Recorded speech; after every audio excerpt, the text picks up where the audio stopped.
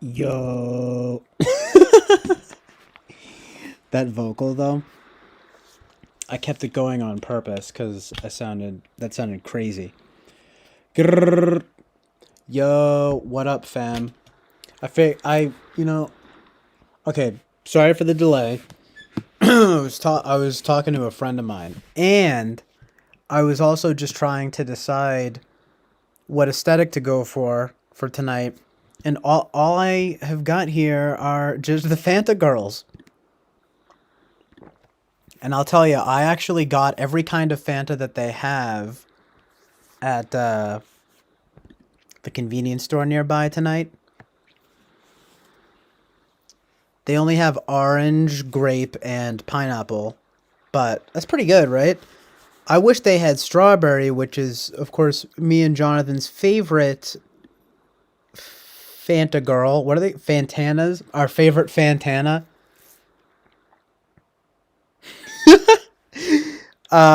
Yeah, and I was just trying. I was just getting other pictures done, and I was just like, bro, I nothing else fits. It's so we're at the beach right now with the Fantanas. Okay, I'm gonna put on my shades. Right, this is a vibe. Um, oh boy, I gotta stretch out here. What's happening, gang? Thanks for being here.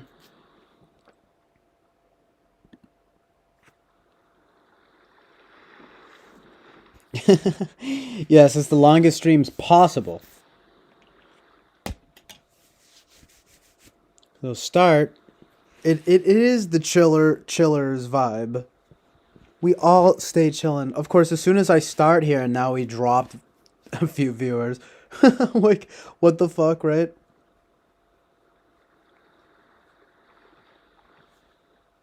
The birth of the Fantana arc. It's true. You just emerged with a Fanta can, and I realized two things, right? That Fanta is easily one of my favorite sodas, and I think it was two things concurrently, right? Oh wow, Fanta is an amazing drink. And then of course realizing, oh my god, they have the Fantanas, the Fanta girls, and that is the like most chill island oasis of truth and reality thing that I can think of. See, they're dancing. Fanta, Fanta, do you want a Fanta, Fanta? That's the best picture I can find. That's my favorite one at least. Um,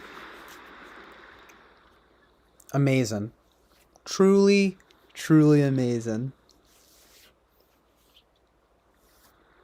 Um, I'm gonna have to get my Fantas soon. Hoping to get a sponsorship. Mm. Um, yeah, I'm not really. I used to love soda. I drink soda all the time, and nowadays it's gotten to the point where soda is like a dessert. Like I will drink like a Fanta over like 3 days. No, I'm just kidding, but like I have stretched it out though a lot. I think because after a while, and funny enough, I think Jonathan mentioned this too. Soda is just so sweet. Uh I think after a while when you stop having it maybe or something like that, that it becomes like weird. It's weird when you have it. Like I mean, when I was a kid growing up, like I would drink Mountain Dew and like energy drinks all the time. Um Nowadays I'm like barely getting through a Fanta, let alone a Mountain Dew or an energy drink or something, cuz they're so fucking not only sugary but caffeinated.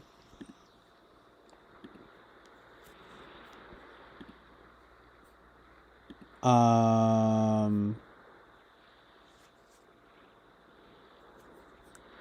I just shaved. I just shaved yesterday. Pretty good. I got a good amount. Uh oh. Banned. I ban all comments on the beard. On the beard. Capri Sun is pretty chill island. I think I am part of the Fanta brand. I don't. Oh yeah, no, I don't have my colors going. I think that's the problem right now. I think that's the vibe that you guys are not understanding because I don't have the colors going here. Oh, but no, we are on the beach. Live in Santa Monica, California.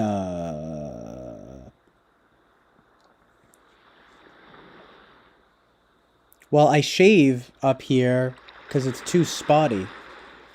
I don't like the ass. You've asked me this before, I think, Boba Fett. I'm not fucking able to, I guess, kind of. I mean, it grows, but it's not good enough to keep, it seems. So I tend to shave most of it off.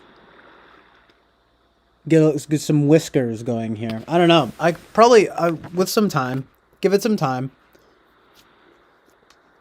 But I'd rather have no mustache than a spotty mustache. In fact, I don't really want a mustache. I mean, what I want would be a full, I don't mind like a beard. It just doesn't seem to come in a lot over here, and I'll just fucking over here. OMG, I love what to ask. I love that question too about what type. What type I think I am. Oh boy. That's funny though if you're able to intuit that I have actually grown to really dislike that conversation. That's funny.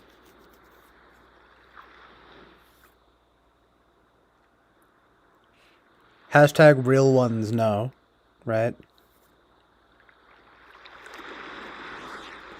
I think it's just because like it gets old after a while, you know?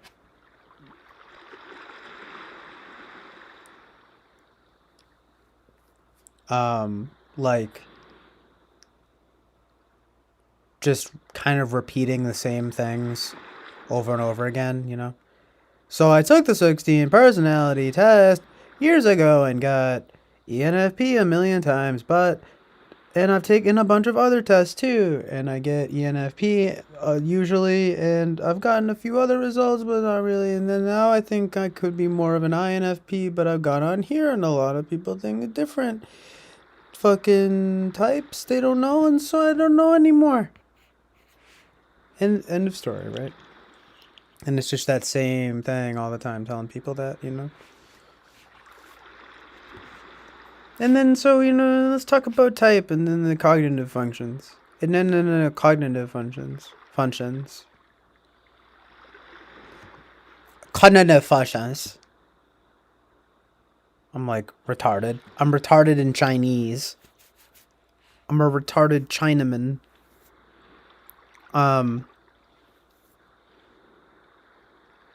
Yeah, though it is pretty funny. I mean, like, I actually had a really funny dream last night involving Eric. Um, yeah, but thanks, Fly Guy. I tend to think Delta Quadra, and I tend to think that the Delta Quadra is pretty cool too. Just in its own way. I mean, I remember reading about it, right, and just being like, oh yeah, Delta Quadra, like yes. Sort of the generally kind of introverted person who likes their clubs and kind of being I don't know, a little bit aloof, but at the same time outward reaching. I don't know. A little bit ambiverted. I related to that, and plus the picture of them is all kind of like a bunch of like fucking hipsters, I guess, which I don't like that term, but you know, I could sort of relate. It's just like a guy wearing a turtleneck, one guy with glasses. I'm just like, nice. That's the pretentious crew. No, I'm just kidding, but right, I'm just kind of like the gang's all here, right? Although it is quite a dichotomy there between fucking the NFP and the STJ. Aloof and outward reaching. I don't know if you're being sarcastic, but I feel like that's true, right? Yeah, like a mountain goat, I guess. It is kind of like that, though. And I could relate to that, you know? It's kind of like, it's kind of like, yo, what's up? I'm trying to like be with you guys, but also like not be here. And I'm gonna leave soon. You know what I mean? It's like, I mean, I'm sure everyone can kind of relate to that in some way. So fuck you, right? Fuck type. It's all a bunch of bullshit. No, but that is really funny though about the Eric thing. Oh, right. So that reminds me of my dream. I had a dream that I would that I called that I called into the it makes sense. It's not it's like it all makes sense cuz it's just like things from my life. My dreams are like that, by the way. Very kind of NESI if I'm being honest with you. I think, right? I mean, I don't know, but it kind of seems like that because it's very rare that I have a dream where I'm like, "Whoa, where did that come from?" Like I can kind of always like it always kind of makes sense, you know? So anyway, like I called in to the Jesse Lee Peterson show and I feel like all of you guys who are like regularly here are not going to be surprised by the stream, right? It's like I called in to the Jesse Lee Peterson show, and for some reason I was talking on it, and it was really weird because it was almost like I was half asleep because I was in my bed, and it was almost like I was kind of like at least high or something. It was weird because I was kind of like I wound up talking to this guy. It was supposed to be this guy Bill Lockwood, who like JLP has had on before, and I don't even know what he does, but he was supposed to be that guy. And I remember not, I don't know why. Anyway, the point of the dream essentially was me calling in and talking to Bill Lockwood, and I didn't know anything about the guy, but I said something like, "Oh yeah, well like you seem like a pretty normal guy, and like we need more of that." And he was just like, "Yeah, like that's my fucking vibe or whatever." He was just kind of like, "Yeah, I kind of just consider myself like a normal uh working class guy or something." I don't know if he said working class, but he said like normal guy, and I was like, "Oh yeah, well like we need more of that." So like good. But I had really nothing to say. But then it turned out, and funny enough, for whatever reason in my mind, Fly Guy, you were there too. It was like the chat had I went to go look at like what people were saying about cuz plus I knew it was weird cuz I was like half asleep and like I didn't know what the fuck. Like I was just talking to this guy who I didn't really know anything about. So I was going to look at the chat to like see what people were saying about me, right? Because that's always something on JLP that it's very easy to tell. It's like someone calls in, right? I mean, you're gonna look at the chat and see what people are saying about you, for better or worse, I suppose, right? And ultimately, I went to the chat, and suddenly the accounts like talking with famous people and Fly Guy were there, okay, and it was like you guys being like, wow, I can't believe like CJ is here, like so bad, right? And the thing and is so specific, right? Eric said like talking with the talking with famous people account said something like I don't remember the exact words, but it basically said something like, I now totally think you're an ENFP because you have third slot TE. What the Jesse Lee Peterson voice? What the? Isn't that kind of true and funny though?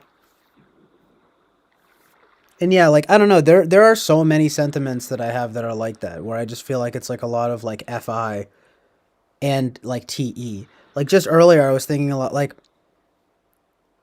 I don't know. It's weird. Like I don't think it's good to be utilitarian per se, but um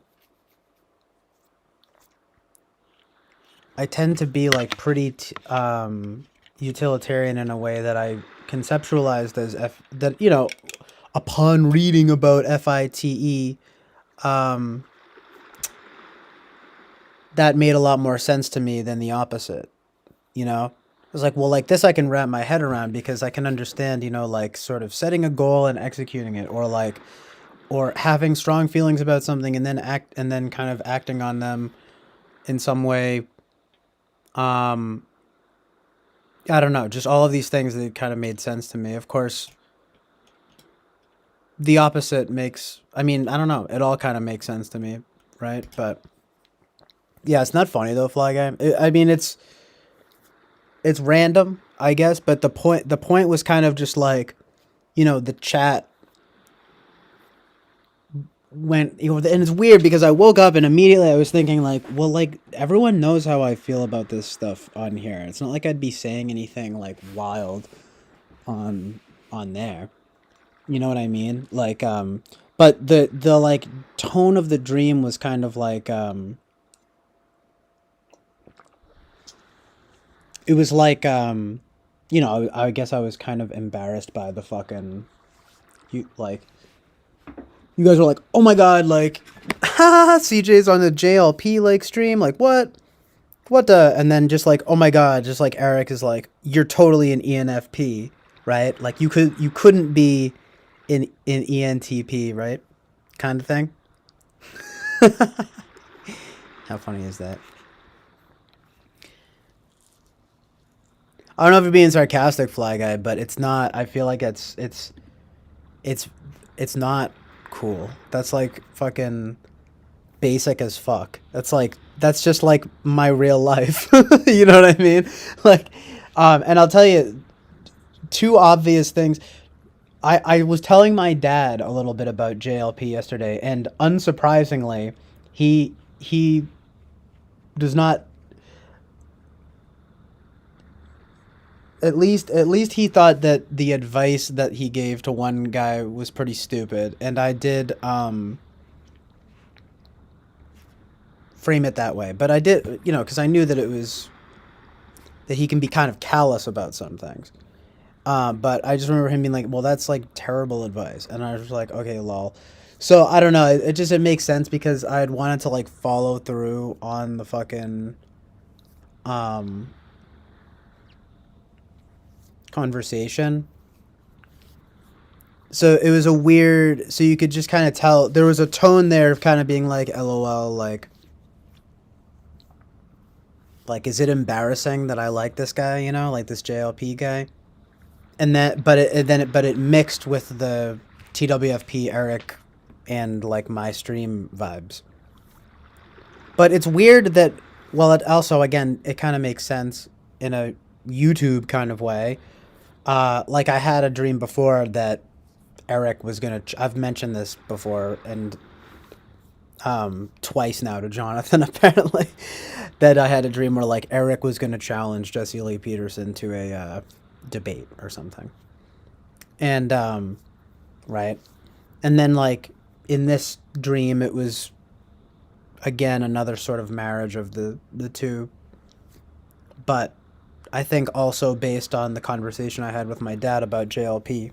I don't know, it's just so I can always like I tend to be able to like logically explain my dreams in that way. It's kind of like not exciting if you know what I mean. But I mean, I also have dreams that are very all over the place.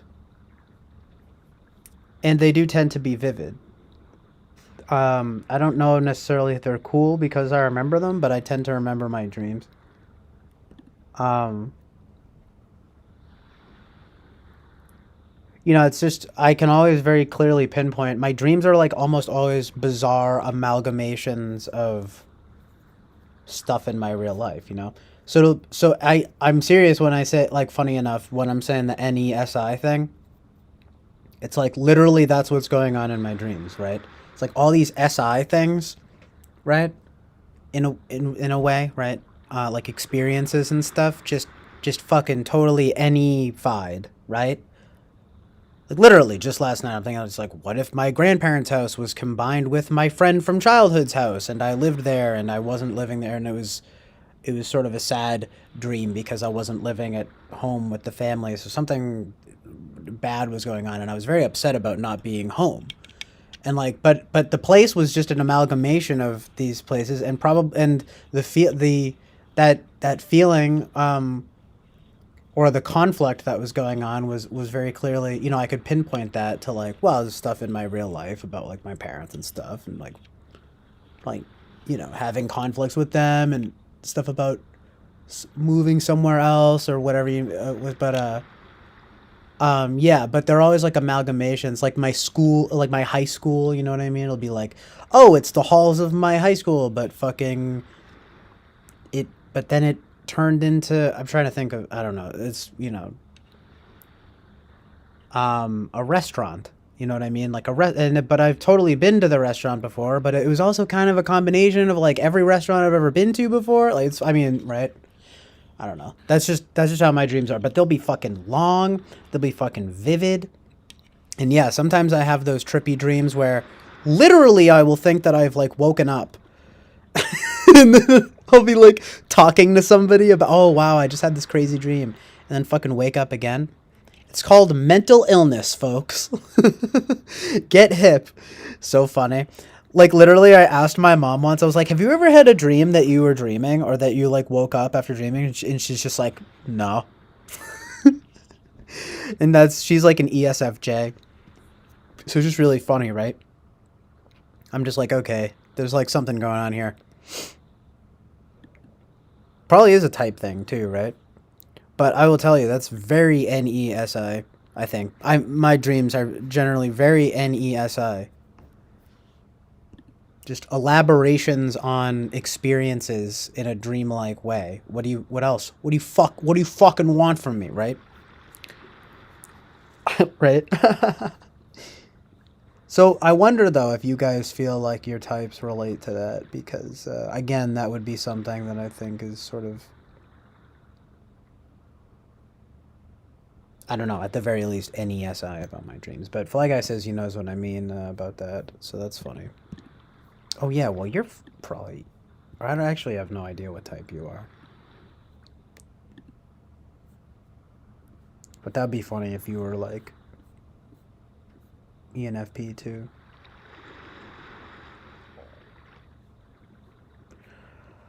Again, no, I don't know for sure what type I am at this point. I just have a good idea of it. I have a good idea of it, but I don't commit as much as I used to, especially because I feel like the way this shit works, by the way, right, is very intuitive. Like, unfortunately, it all comes down to a lot of stereotypes too, right? I mean, of course, some of you guys, I mean, most of you guys know more about it than the average person. However, you know, you say ENFP, for example, and people think of certain characteristics immediately. And I don't necessarily, and they can be characteristics that, in some cases, understandably, right, that I don't really even want to be associated with, right? Or I would rather not have people be framing it in that way if they don't have to, I guess. I don't know. But it's a helpful language. You know what I mean? That's how I tend to think of it, as like it's just a helpful language. You know what I mean? But anyway, I'm reading the chat here. I'm just the chick in your dreams was ripped. I don't think. What? How would you feel about? I don't know if. I'm definitely not into like muscly girls. Sorry, not sorry. You know what I mean? I feel like we talked about that, John. I don't know. I feel like you, and I think I'm like throwing you under the bus here. I think you agreed with me.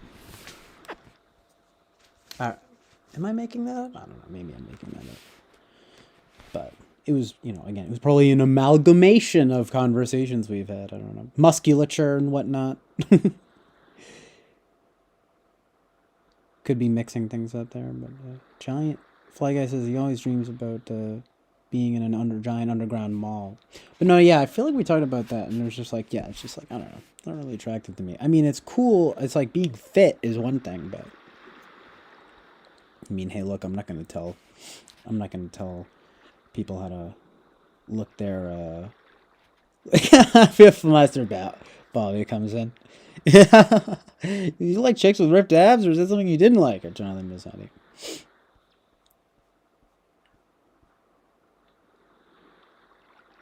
Um, it's funny because you would think yeah, that's basically what I was saying. I mean, it's like being fit is one thing, but like being like muscular is like not attractive to me. In a girl, but it is attractive to me with guys. No, I'm just kidding. But it's it is kind of it's like I hate to be like that, but it is a girl thing. I don't know. I'm sorry. I think it's just it's probably kind of a masculine it's kind of a masculine thing, and I don't know. But again, like being fit, being in shape, that's kind of another thing. I'm talking about being muscular, you know. It's just sort of like, and hey, look, if you're into that, I'm not judging. I mean, I'm judging a little bit, but I'm not judging. No, I'm just kidding. But you know what I mean. It's just not my thing. You know what I mean? Have you dreamt you got to the Oasis? Dude, that's the goal, right? That will be my favorite dream.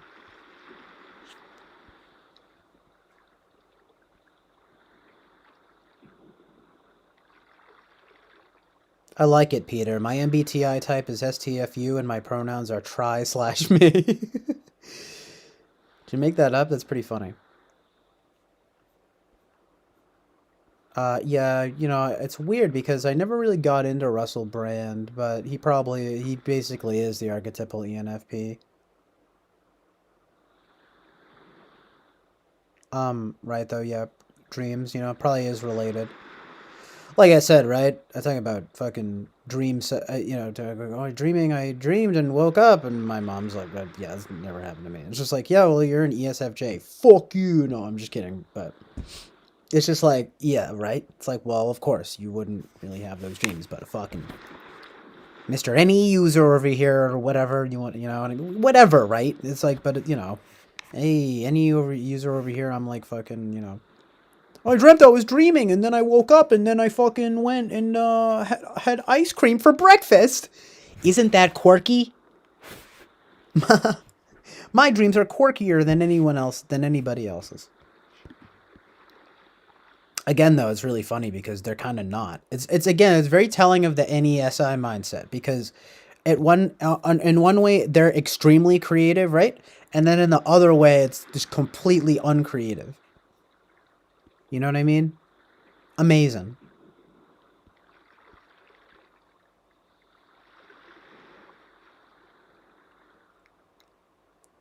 Chris Chapin asks, I don't know if it was to me or just kind of to the chat or but whatever. Are your dreams based on totally normal everyday things like going to the store or being at home?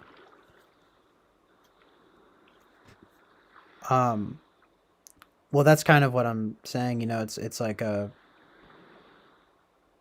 basically there's almost always really NE-fied versions of SI experiences.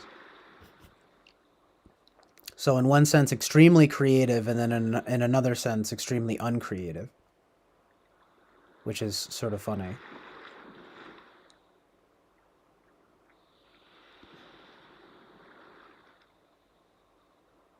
In other words, yes, it's like I mean, it's always going to be stuff based on real life. What else can dreams be though, right? I mean, essentially, unless you have like the odd like rare vision or something, right?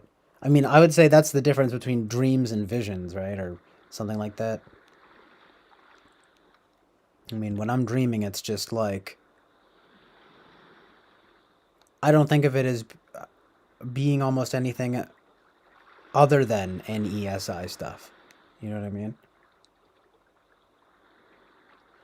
Just like, what would this be like with if it was just an amalgamation of everything I know, right? Like literally, that's what my dreams are. Right? Yes, better pronouns be fuck/you. A high tea woman. Anyway, oh yeah, the muscle conversation.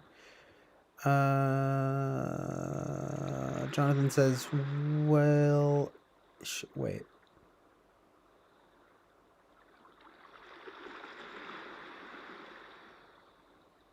Yeah, though, exactly, Boba Fett. It's kind of just like, yeah, like anything. If you're saying I'm in anything, like, be careful, right? You assign yourself almost any label, you know what I mean? And if you do, and if you are going to assign that label to yourself, then you better mean what you say. You know what I mean? Um, Jonathan Basanti says, well, she wasn't like a muscle chick. She was just incredibly toned and flexible. Like, I was bending her like 90 degrees effortlessly. Well, yeah, I mean, like, that's different. And he says, and she could keep up with the whole dance. Really got into it. Amazing dancing. Sort of beautiful. Peter says, if someone tries to frame TI in a manner that you'd prefer they didn't, then let them say it and respond with enough TI contradicting their claim, essentially poning them. I mean, right, though? Because that's the one thing I'm not so sure about is, like, TI being objective logic. You know what I mean? It's like, I don't know. But I also don't know if I know enough to dispute it either. Effectively, at least. I mean... But, I mean... it makes sense to me as being the system behind something, you know? The logical system behind something. To which I say, okay, I don't, and I historically and to this day have never, I don't want to say I've never cared about it, but I've always been more oriented towards the result than the process, you know? Which it's that, and that's not always a good thing, you know? Because, like, it's also, that I guess that could be one of the things that makes me very impatient.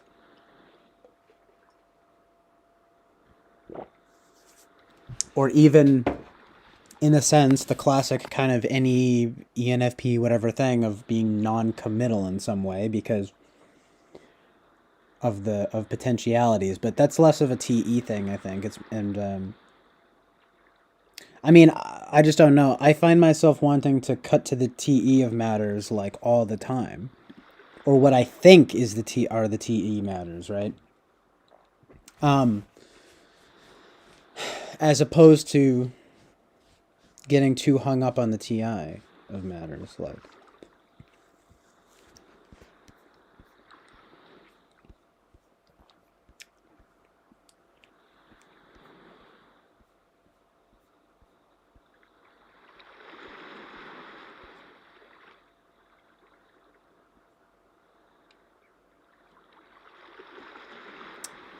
Jonathan says, certainly had a feminine build, wouldn't call her a muscle chick, just really damn toned.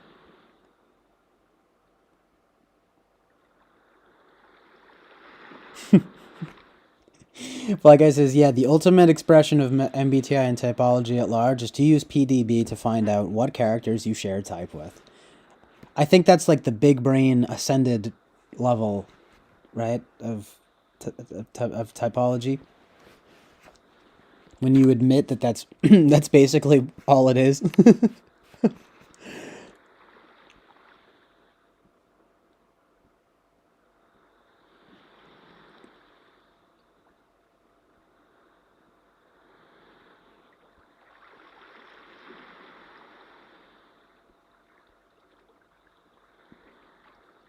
Anyway, it's interesting though because it's like I think that Eric, for example, probably is an ENTP, and I kind of actually find it like flattering and good that he thinks that I could be an ENTP, but um, even as indicated in my dream, right? I was almost feel I it's this sense that I have that I am way too FITE to be the true archetypal ENTP. However, if I can toot my own horn here, I am way more consistent and objective than most ENFPs, right? That's just the amazing truth and reality of the situation. However,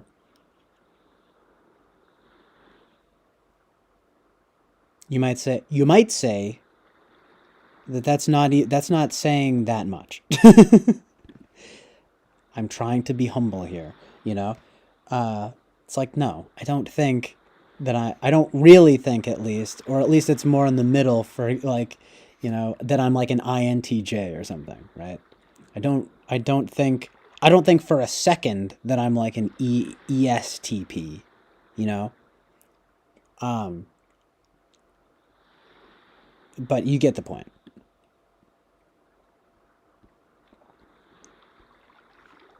Um,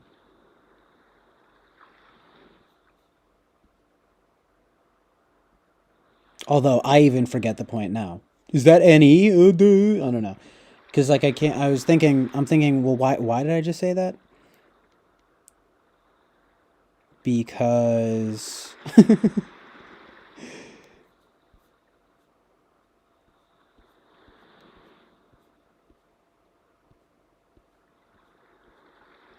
don't know, something about just being realistic about it, about type.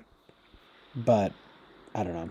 Whatever, I forget now, of course. But I had a specific reason for, because I don't like getting into I'm not trying to get into the whole thing of like I think that I'm the list, going down the list and everything. It was because I said something about, oh right, how just basically I'm way more smart and objective than most ENFPs. um, but that's not necessarily saying much, and I'm saying don't get it twisted. I don't think that I'm necessarily an INTJ, and I certainly don't think that I'm an ESTP, right? So I think I'm being fairly humble and, again, objective about my own type, okay? Okay? Right. But yeah, man, there's so many, you know, stereotypes that come with these things that, especially with the ENFP and especially in this community, I've noticed with TWFP and so forth, because of the TI, what I like to call TI, quote unquote, TI supremacy, is that, yeah, almost don't want to be an ENFP, and I almost don't want to be an INFP either, but at least that is more objective and also speaks to how I access TI. And again, in a way, speaks much more to my lack of SE. But this just kind of it kind of just throws the whole thing into question for me, though, when I start to go outside of, like, for example, like my top four, like with the NFs, because I don't know, anything else just winds up feeling pedantic. Like going into the weeds of it and entertaining like the 12 other types just feels a little bit ridiculous. You know what I mean?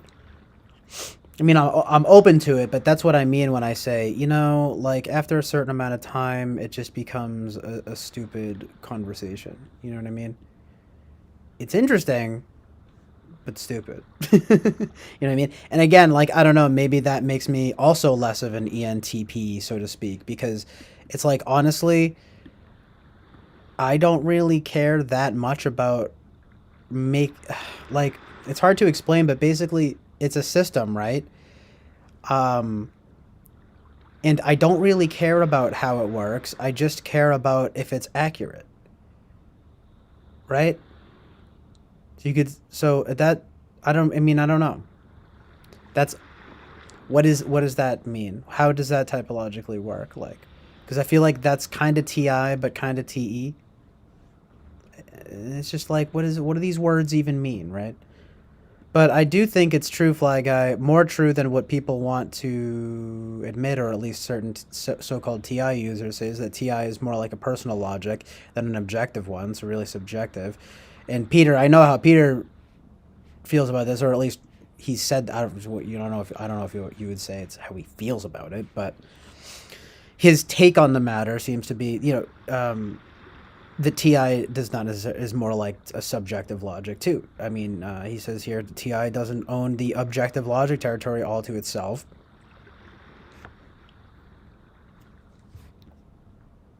But yeah, you're right. I mean, socionics like fucking changes it up all the time.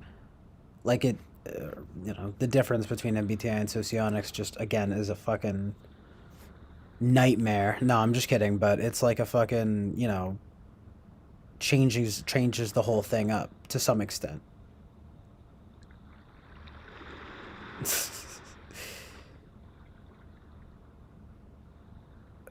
What? Like I goes, some inconsistent and subjective ENFPs? Huh. That's funny though. I don't know. Are you kidding? I feel like a lot of them are like that. But yeah, right though, Jonathan. And then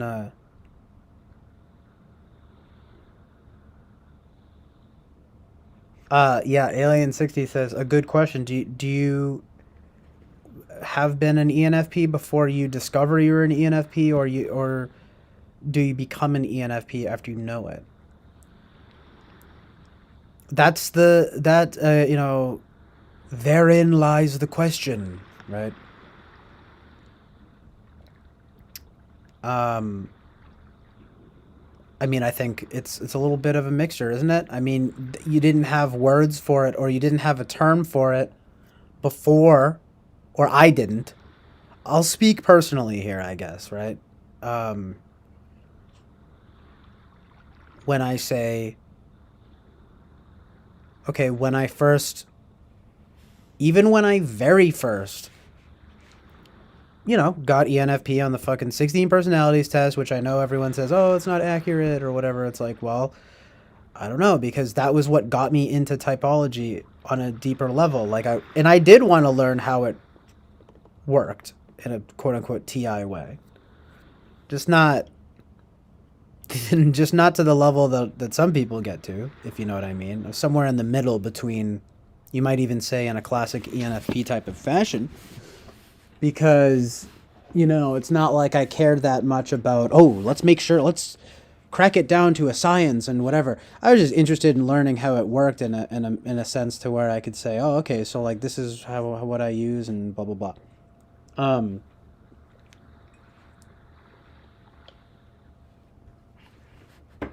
it's kind of like with astrology. Like, I only really am interested in the stuff that affects me. You know what I mean? No, I'm not trying to be like selfish about it. It's just like with these systems, right? I mean, it's like it's all just like, people don't want to say this, I guess, but it's a lot of it is just kind of like self-help stuff. And it's just kind of like,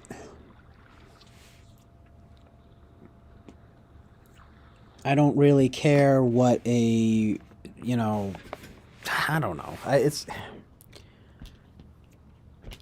not it's not necessarily always true that I don't care if it doesn't like have to do with me, but in some sense it's kind of true, and it might even be better that way if I'm going to commit to that, right? If I'm to commit to that argument, what I would say is maybe it's better that way because you don't want to play God too much, right? You start, you're typing everybody. It's fun, it's cool, but it's just like when you like systemize it like that, I don't really know if that's always very good. That's kind of a whole other conversation, but I mean, Fly Guy says it's not words that come to the top of my mind in my experience with the type. The affect reminds me of ENFP too. Talking about Mia too. Well, I mean, okay, fair enough. TI bias, TI is overrated. Sorry, I'm a little behind here.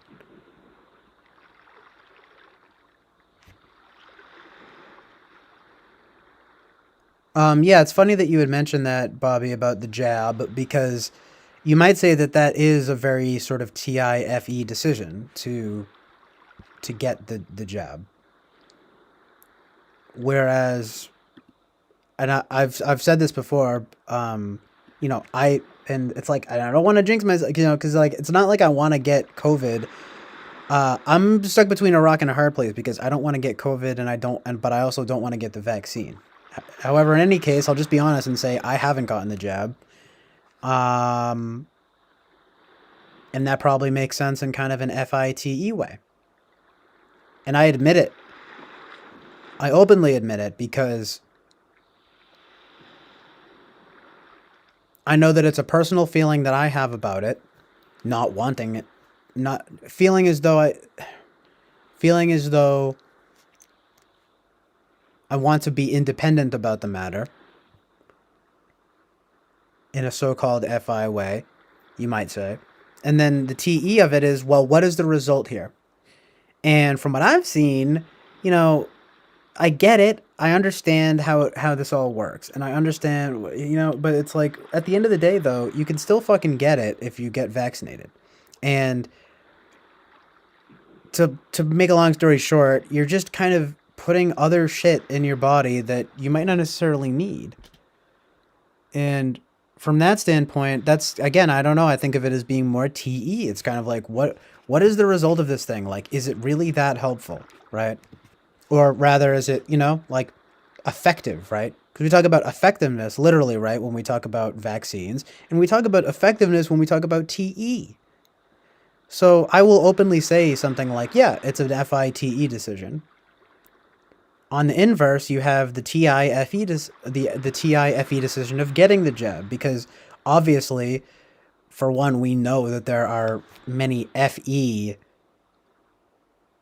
benefits to getting the vaccine, right? I mean, too many to even name. But however, and the TI of it, I mean, it depends on how you want to define whether TE or TI deal with empirics, right? But you might say that the TI is, in some way, the quote-unquote science of it, right? And you know how they say, follow the science, right? All these vaccine shills. I'm just kidding, but, you know. I mean, they're not wrong in that regard. Like, but again, you've got TE,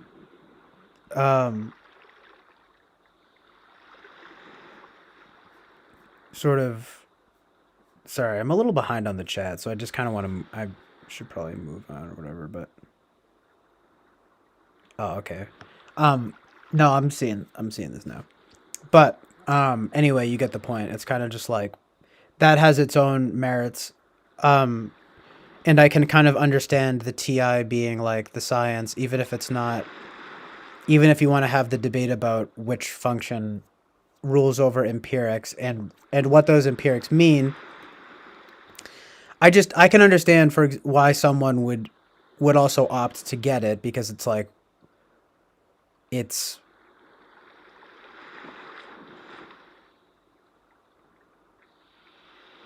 it's kind of hard to explain, but it's sort of like it's not logical. It's kind of like I'll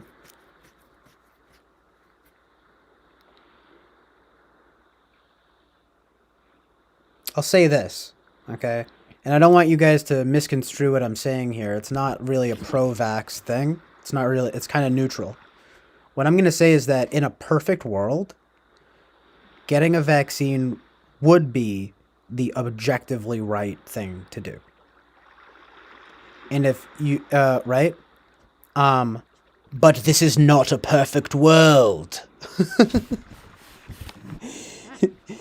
And it's all been a response. We're talking about human beings trying to organize a response to chaos in an effective, I mean, in an essentially quite a chaotic way, trying to get a vaccine out as soon as possible. And there being tons of misfires with this kind of thing, tons of side effects and things like that. However, you know, from a medical perspective, from a kind of rational perspective,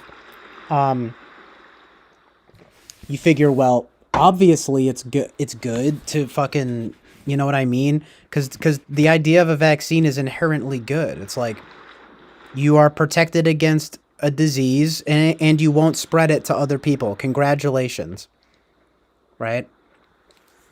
But again, that's it's not guaranteed. It's not really guaranteed, is it? Is it now? Right? Anyway, it makes sense to me how a TIFE user. I mean, yeah, basically how why that might occur. I would honestly bet that a lot more people who refuse the vaccine than take it are TEFI users. You know what I mean? And I would say if the there are reasons for either or. But I bet it's more FITE users that don't get it. Because it's just where your priorities lie. You know what I mean?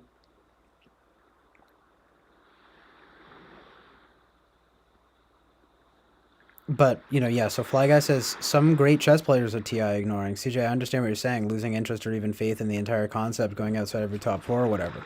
Right? Because it's like, why? Entertaining someone's wild suggestion for yourself can do more harm than good. That too. Um,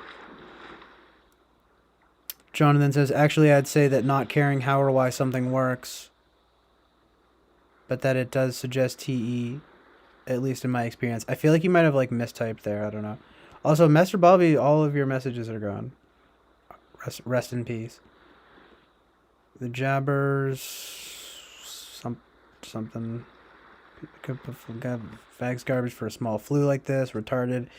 I mean, that's the other thing too. It's like, literally, like, my sister got COVID once before she was vaccinated and once after she was vaccinated. And the time she got it, the last time, was worse than the first time. And by worse, I mean basically she had a slightly worse headache. And I'm not downplaying it, but it was literally like she had just kind of a bad cold both times. And mind you, the time after she was vaccinated was worse.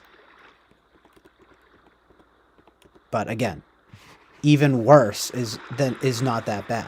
Now, I understand, it's like she's young, I'm on the younger side. We are all basically here, most of us are pretty much all of us are on the younger side here. And it's like, yeah, if you're a senior citizen or whatever, right? It's like, and you might die because you get COVID, just like how people die from the flu, right? Fucking people die from the flu like a weird amount. And with COVID, it's like it's this new variant, and about right, I'm so scared. Well, anyway, it's a newer thing. We get it, right? It's kind of just like, and it fucking sucks. It did kill a lot of people. But again, that's my point being that it's more of a senior citizen thing.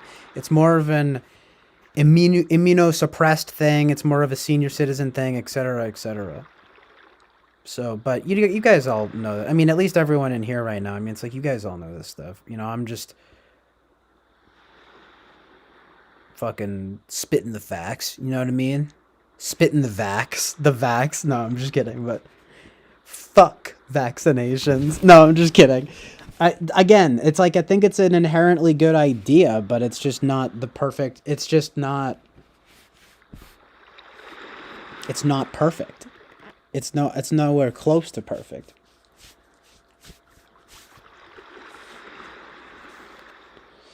Anyway, I just want to like be caught up on the chat here.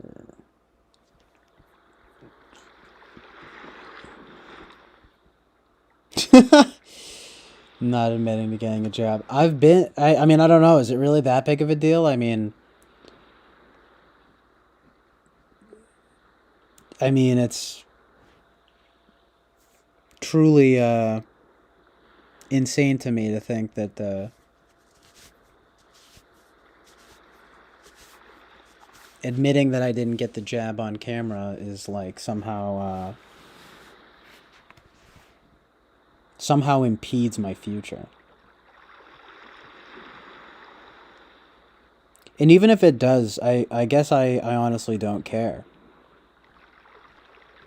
Because I don't think that it's right. And that's where I'll get fucking stubborn about this, okay? I mean, if you guys want to see me get real righteous about it, for the views, I'm just kidding, but, right? If you want to see me get righteous about it, say something like that. I know I know it was probably at least slightly in jest, Fly Guy, but basically, Fly Guy says, yikes, admitting not to getting the jab on camera, say goodbye to your future. Like, the sad thing is that might not be a joke to some degree. I mean, I haven't been very public about this stream, but the thing is that you might not, that might be true in some regards. But what I think is that if that is true, then that's basically evil.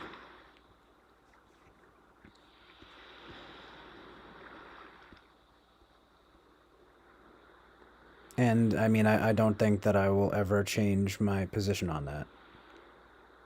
I mean, even Eric, who decided for himself to get the jab, you know, openly admits that he doesn't think it ought to be mandated, or, in other words, made, law to get it, or made whatever that, however you want to explain it. I mean, it's about, essentially it's about free will, like, and autonomy. And, it's like Eric is an advocate of that, even having gotten the jab. And I think a lot of people are sensible in that way. Like, my family have all gotten it and stuff, but they're accepting of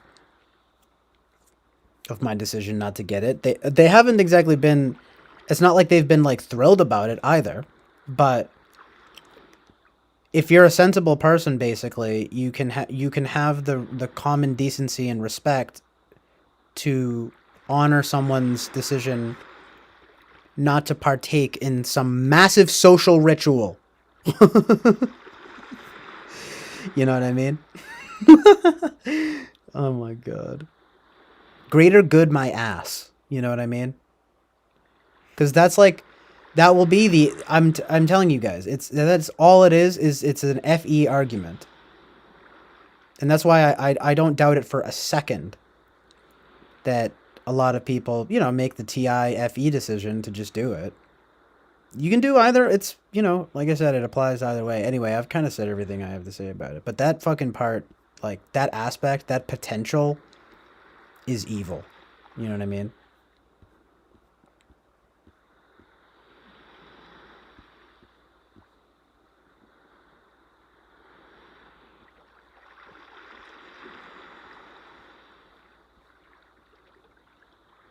Also, okay, true. I didn't even know that.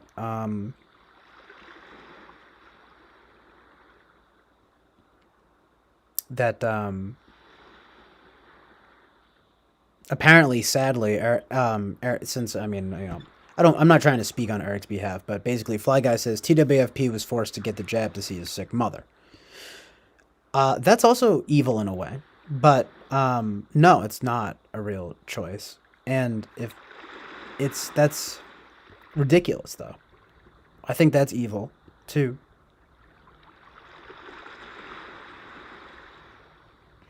I mean, I understand the risk involved, but it's it's certainly evil in a sense to make a person choose between seeing their ill parent and getting the vaccine and seeing your ill parent versus not getting the vaccine and not being able to see your ill parent. I mean, it's fucking sick. It's fucking evil. And that's where I get fired up. I get weirdly fired up about it. I don't think it's that weird, though. I'm surprised more people aren't fired up about it. people, I think what makes me irritated about it is watching everyone pretend like they have to do something. Like, my mom's a nurse, right?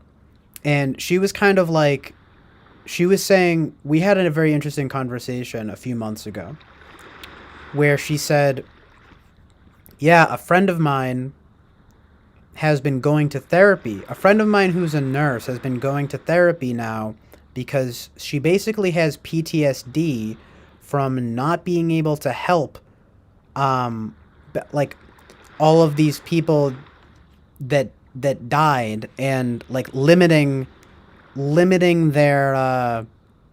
She didn't say it like this again, probably because again she's an ESFJ. It's like, limiting their autonomy. And I told her very harshly because I was just feeling like this way that day. I was like, good, she should be in therapy. Good. Go to therapy and feel bad that you partook in this evil. But then my mom was sort of saying, as not only an ESFJ, but as a nurse, a fellow nurse, right? Saying, well, isn't that like, you know, I mean, I don't remember exactly what she said, but, just kind of like arguing for, it's like we were all figuring this out in real time. And, that's what you have to do. Like, you can't spread the virus. So you had to have people, dying alone, essentially, right? Dying alone in a hospital bed and not seeing their family. And she was like, you could see them on your iPad. And then I was getting like really fired up for some reason. And I was like, I'm sorry. I was like, I'm not trying to like take it out on you, but I'm like, really? I'm like, and she kind of laughed even when I said it because it really is absurd. Like I was saying, like, that's like a devilish trick though. They like give you the fucking iPad, to look at. And you go, I'm sorry, but we can't let you see your child, or I don't know, whatever, right? I can't let you see your parent and or child because you have COVID and you're dying. You're gonna have to die alone in this hospital bed. However, here's an iPad if you want to talk to your family. It's like, fuck you. What are you, the fucking devil? You know what I mean? Here you go. And I'm sorry, I'm not trying to like, but that pisses me off. It's like, you can kind of almost like hear the devil laughing, being like, here's your fucking iPad, you piece of shit. You know what I mean? Because I'm sorry, but we're not allowed. And, if we made an exception for you, there's no exception, right? There's no exception. And, I know this is very like FI of me, but I was just thinking of it from how I would feel if I was dying of COVID and I wasn't allowed to see my family as I fucking die on a hospital bed, and the last thing I see is the ceiling of a hospital.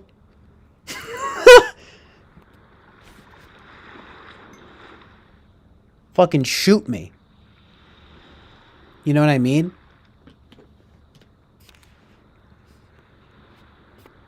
Because reasons, right? I mean, because we didn't want to spread the virus. It's like, it's not fucking Ebola. You know what I mean? I'm pretty sure that's what I said to my mom too. It's like, yeah, I understand how this shit works, but it's not fucking Ebola. Oh shit, Boba Fett says the exact same fucking thing. I didn't even realize you said that, Boba Fett. He says, I still think the global death count is inflated. Just a small cold. This is not the Ebolas or something. And again, influenza kills sick people all the time. It's fucked up. And I did soften myself. I'm like, listen, it's like, I understand. I'm sorry that nurse has to like go through this, it's like, I get it, right? Of course I feel bad for her, but it's just like, part of me wants to just be like, yeah, You know what I mean? Yeah, you go to therapy now because you you you let people die alone. You were part of that process. I'm sorry, but it's kind of like if you were in the army, right? And they killed a bunch of civilians or whatever. You know what I mean? Yeah, exactly. That is some synchronicity, but I didn't I if I did, it was like cursory. But it's weird because I've always had an autistic fixation on Ebola, especially because I fucking hate puke. I've talked about that a lot. And there's just like, I mean, I don't want to get into it, but Ebola is fucking horrible, you know? I remember reading about it when I was young and being like, wow, I think this is the worst disease that you could ever possibly get. Um, it would certainly be my top, that would certainly be in my top five least, top five, you know, least preferable ways to die. You know what I mean? So I always think of Ebola. It's surprisingly not shocking for some reason that I'm not thinking about Ebola, but it's the perfect comparison though, you know? Cuz it's like you're talking about, you know, in a very bad cold that's on par with the flu versus a fucking horrifying disease that literally tears you apart as a person. Like it's like fucked up. You know what I mean?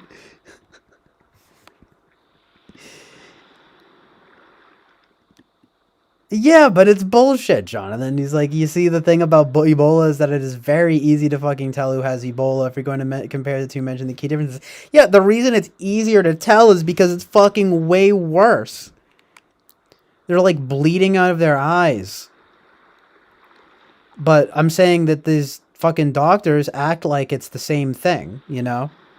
I mean, look, I'm not denying. It's like, yeah, oh no, there were deaths, and it's like, it's, you know, especially in the immunocompromised and the elderly.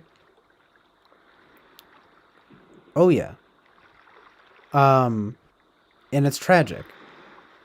Um, but it's absolutely ridiculous to be depriving people of, you know, their last moments on fucking Earth with their families because they have, you know, a bad, I don't know. Well, I guess it would be pretty bad if they're dying, right? I don't know. I'm contradicting myself now. The point still stands. It's an ethical dilemma for sure. And I don't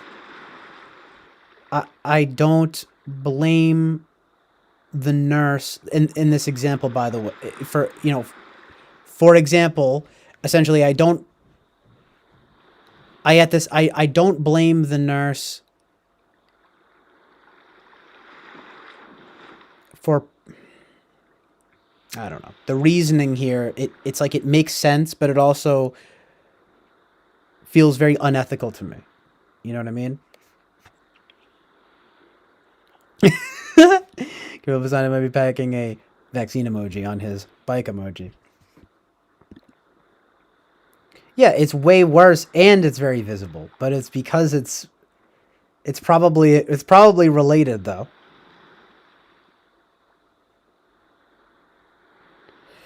I mean, but let's be logically consistent here, right? I mean, if someone really is dying from COVID, then yeah, it's serious as fuck, and maybe it's true that they ought to be isolated. But, you know, the problem here is that one man's COVID is another man's bad cold, or on par with the flu. Um, in other words, it doesn't, like, if you were to I would look personally, I wouldn't be crazy about exposing myself to a dying, um a person dying from COVID, right? But it seems way less ethical to me than than to not be exposing people to Ebola, right? Like like If you're like wasting away and like spraying blood everywhere, like fucking in your like quarantine bubble, yeah, no, I'm sorry, rest in peace. It's horrible, right? Um, it's like, no, we can't have this, and we can't have this outbreak, and it's like, no, you'll fucking die. But if like a person's got COVID and they're dying, well, it might just be because they're 90 years old and they have bad lungs, and me or you could go in there and at least say our goodbyes. Let's say in some, God forbid, some relative gets some old relatives, gets COVID or whatever, and they have to when we were at the peak of this thing, right? Which is when this nurse, by the way, was partaking in this. That's why I don't blame. No, it's not like I am blaming the system, but I don't blame the nurse for going to therapy about it. Feel me? You feel me?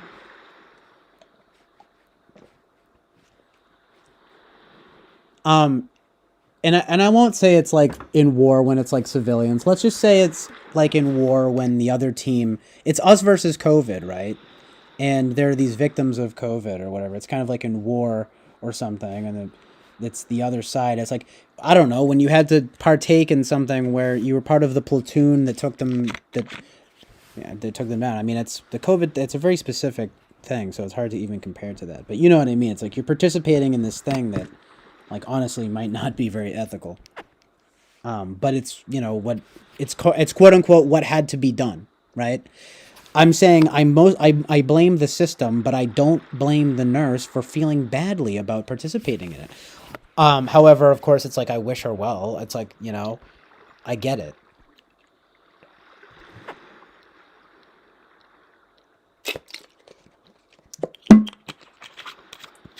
It doesn't surprise me.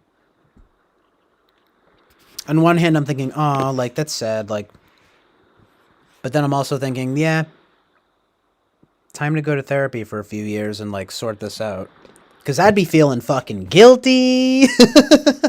No, I'm joking. I'm fucking around. It's obviously easy for me to say like outside of the situation, especially at the peak, like I said, of the, infection rates. And yeah, people were fucking dying. Like, I mean, yeah, sure. Okay. Maybe the numbers were inflated a little bit or something, but the point still stands, right?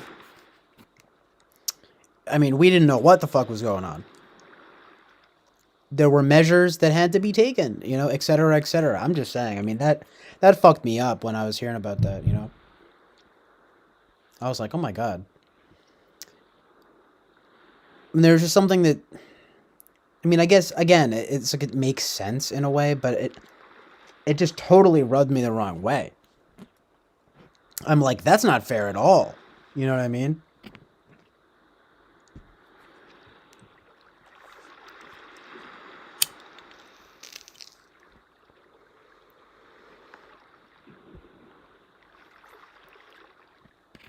Reaction to the situation sounds really disjointed.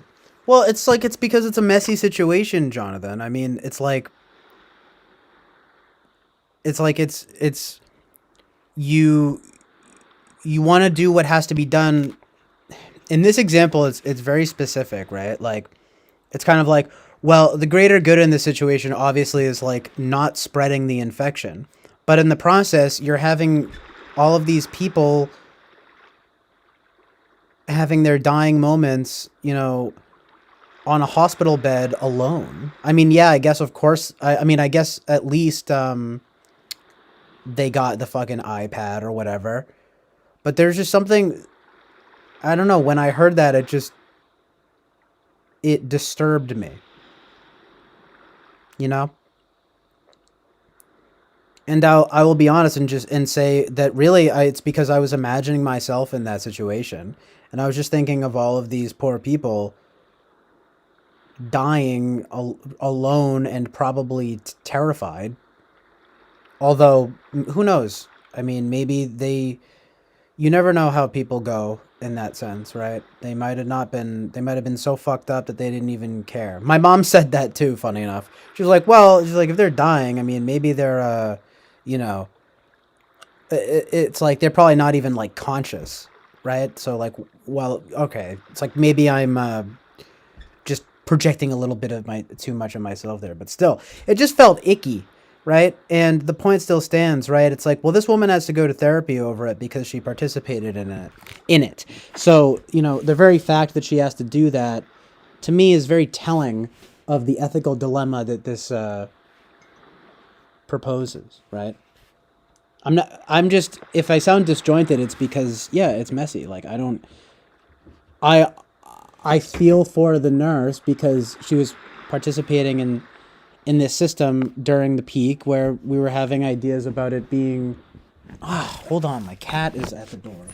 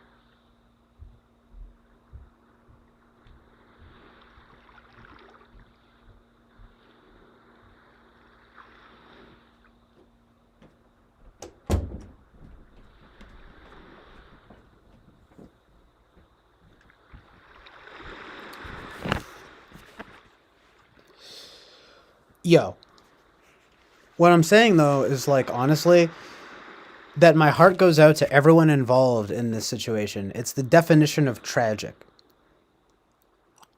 Um, but I would probably need to go to therapy too, you know, if I were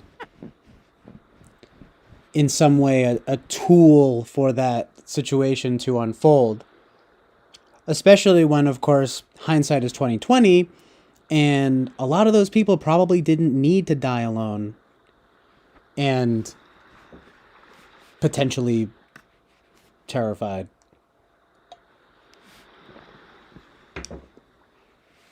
Dude, I'd be fucking pissed. Do you know what I mean? I would probably, not to sound like a fucking martyr or something, but I mean, I would probably die trying to, escape the fucking bubble they put me in. You know what I mean? To see my family. Like, I don't know. Jeez. It's fucking crazy.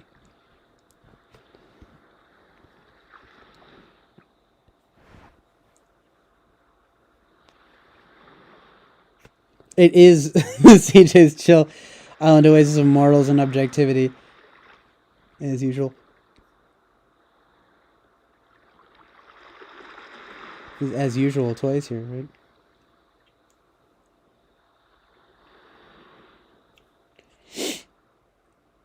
You're talking to me about at least that.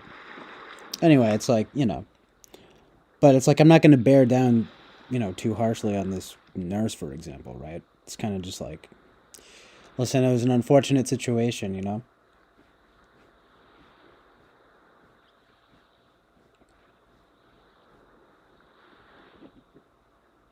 I mean, honestly, there are.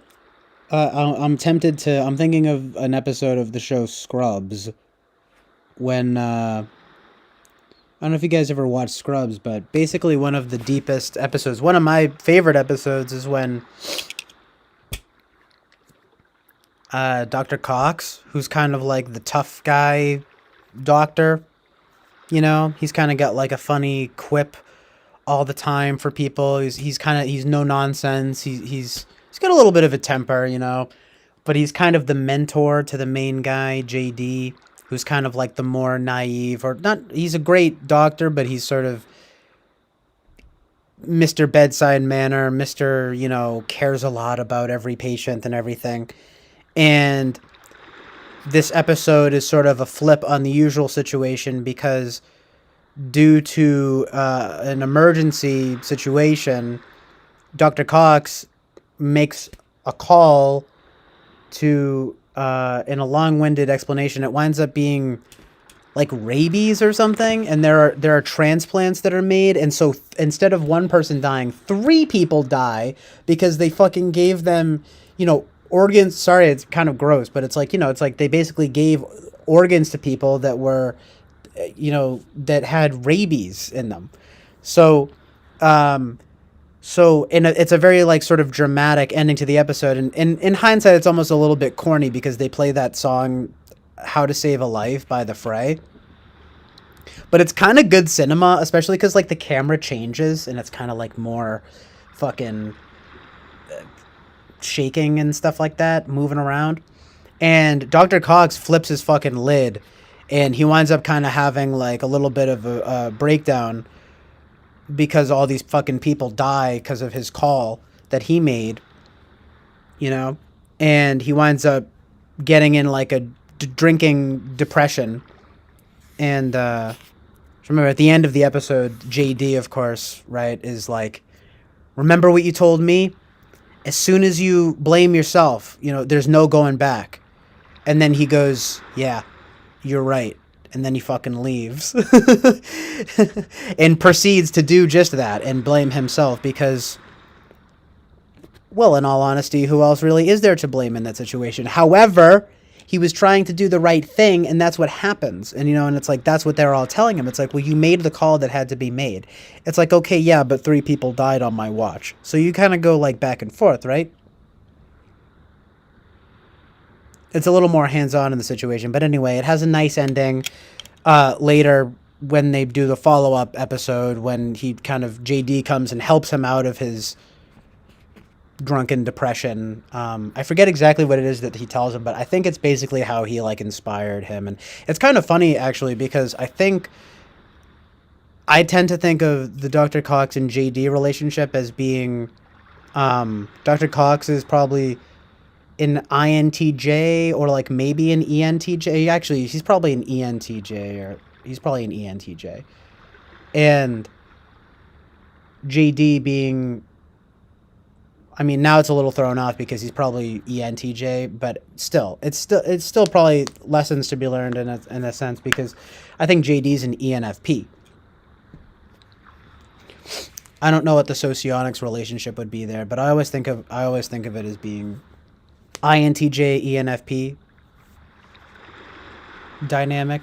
And then but in this case he probably is ENTJ because he goes off all the time, which doesn't make necessarily someone, in other words, he likes to TE too much. And he has fun with it too. He likes, it's TE and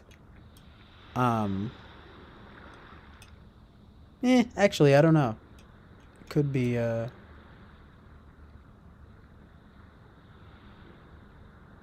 no, yeah, I don't know. It's probably something like that. Anyway, you get the point. So, I mean, that's a great comparison, honestly, even though it's a much more dramatic and hands-on comparison.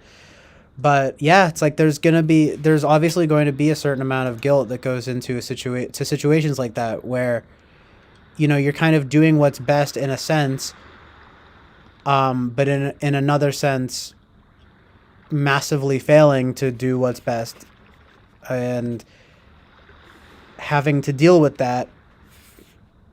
Well,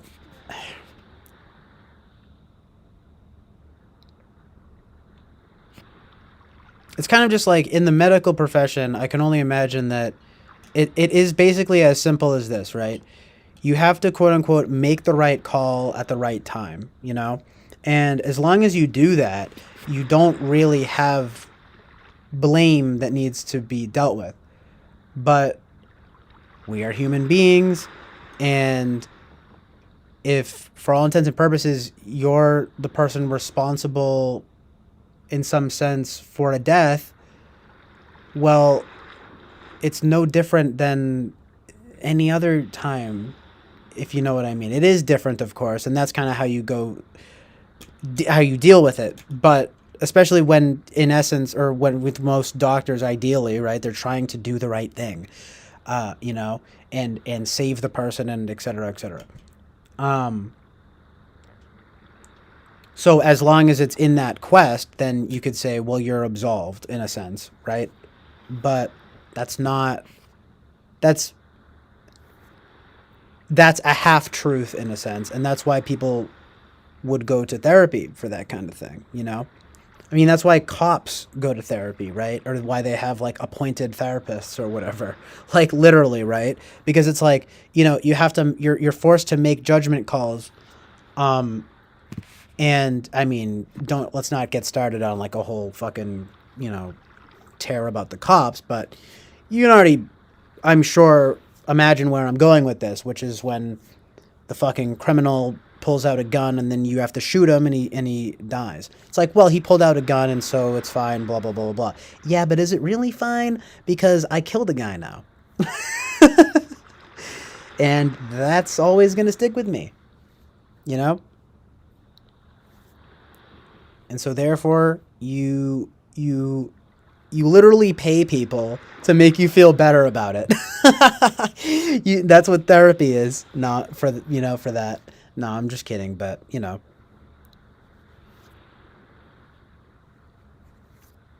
Um, oh yeah, and I mean, people want to like hate on cops, right? But it's really no different than being a soldier at war. In fact, it might even be more ethical in a sense to, for example, shoot the criminal shooting at you rather than just shoot the fucking other side, other team. I mean, you can tell yourself, "Oh, it's fine because they were on the other,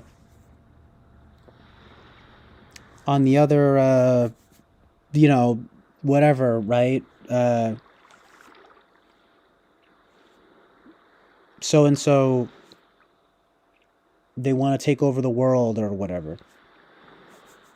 And it's just like, yeah, but is that like what was really going on, or is this just my country against yours, and it's totally fucking arbitrary? But in the case of the cop and the criminal, I mean, you kind of. I'm not saying cops are fucking great, but it's just like. Um, it's like you've got one guy robbing a store at gunpoint, and then you've got the guy that's stopping the guy, you know, from, you know, who's, you know, robbing the store at gunpoint. And if the robber shoots at you and you shoot back, well, it might not be as bad as when and I don't, and no offense to anybody, by the way, it's just sort of like, but in the army, unfortunately, it's a lot more arbitrary. Um, Now in the medical field, that's just an entirely different discussion, right? Because at its ideal best, the doctor's job is to save your life, um, etc.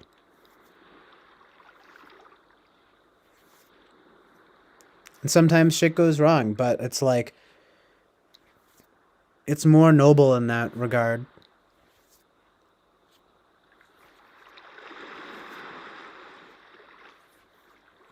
I mean,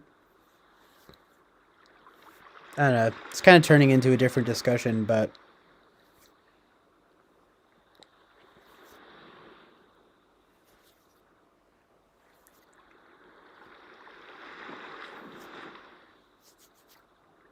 like I don't know. I don't even know if I want to go there about cops.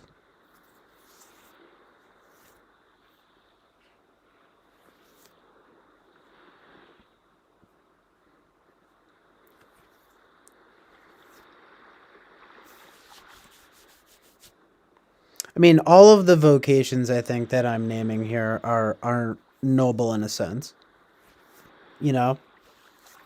Um,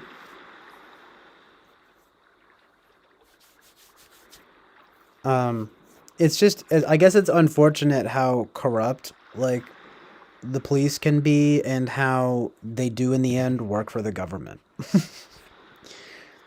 It's like, and it's an abuse of power thing in a way. It's pretty simple, but it's unfortunate that that's a field where the abuse of power is like incredibly prevalent. But I just want to say, the how it's interesting that it's the kind of thing that, again, it's like in a perfect world, I guess you could say, right? It's like objectively good, you know? I mean, think about it.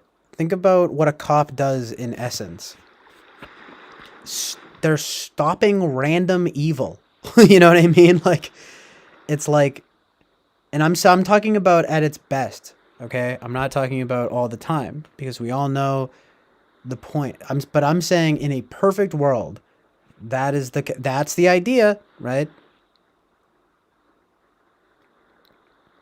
And I'm saying in a way, it's kind of the best. It's kind of the best thing.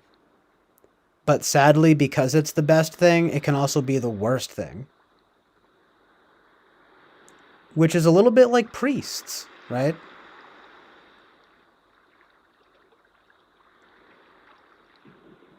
There's a hierarchy in here somewhere, is what I'm saying, right? No, but you know how that goes, right? It's like on one hand, you have the most noble aspiration possible of good with the perverse underbelly, sadly, of evil. You know what I mean? And in all of these cases, I think it comes down to abuse of power, doesn't it? Amazing. But perhaps especially with cops and priests and doctors. The army is unique in the sense that there isn't much room for abuse of power there. I don't know. I mean, I guess and there isn't, right? But I mean, 'cause you get rankings and everything, but seems to be a lot more room for that kind of thing. A lot more room for corruption in the other three vocations.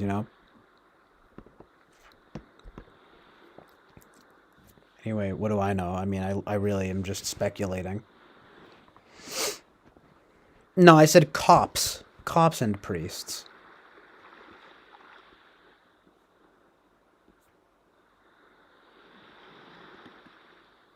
I guess my thesis here, honestly, if I want to just be like hashtag intellectual about it, is that the more noble the vocation is, the more, or maybe, I don't know, maybe this isn't the claim that I want to like fully commit to, but it's something like the more noble a vocation is, the more perverse its underbelly is. I think it kind of works out like that, doesn't it?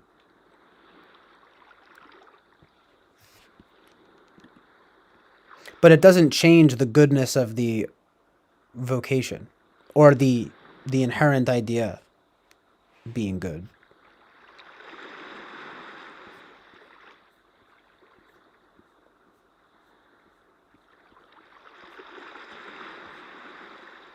Jonathan says the really devastating thing can be when it becomes increasingly clear over time that there wasn't a good choice to make, CJ.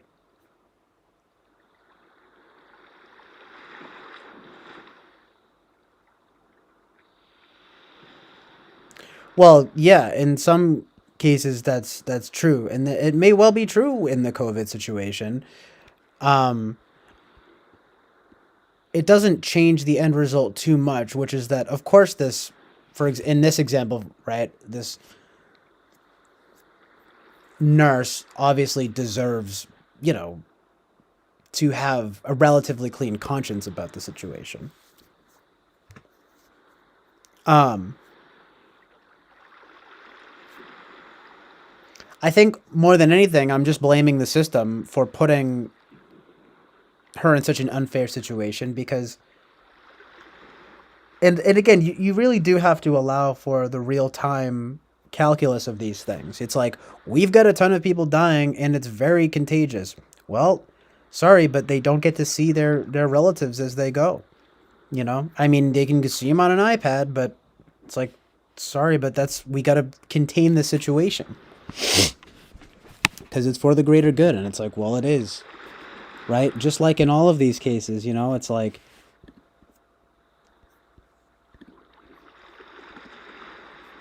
with the army, for example, right? Like, hey, listen, at the end of the day, at least you're defending your country.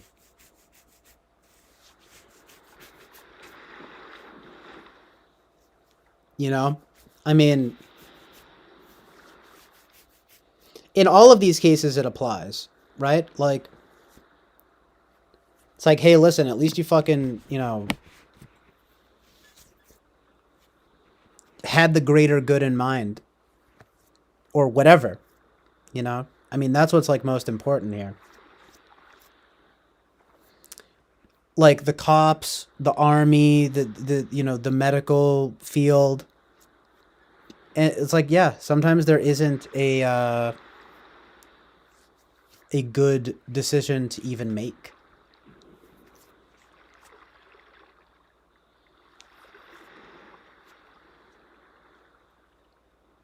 If you know what I mean.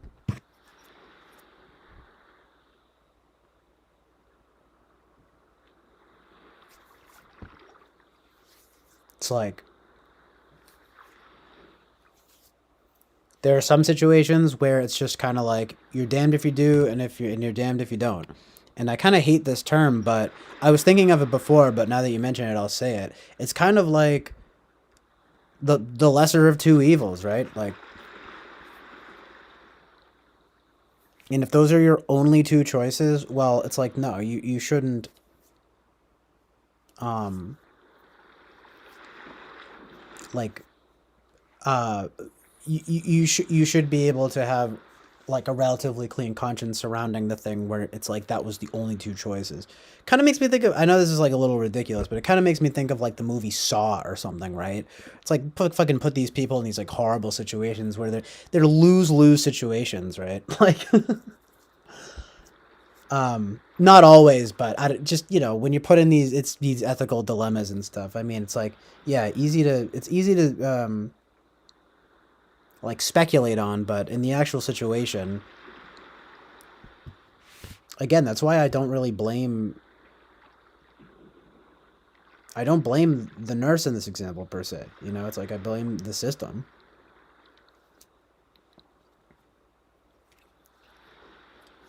Yeah, it's the lesser of two evils. I mean, it's like I'm tempted to. I'm thinking of that. You guys know that thing about where it's like, you know, you fucking route the train. There's a train coming, right? And there's like one track that has one person on it, and then there's one track that has 100 people on it.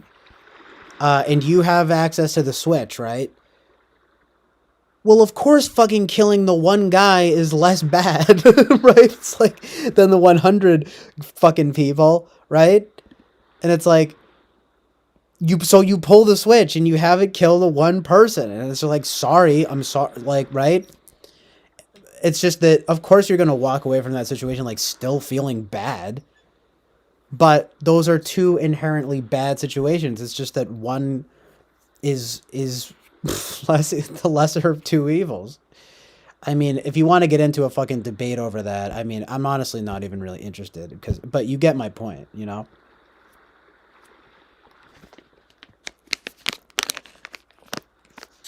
I'm just saying if you wanted to make the case that like somehow the one person is worse, I mean, no.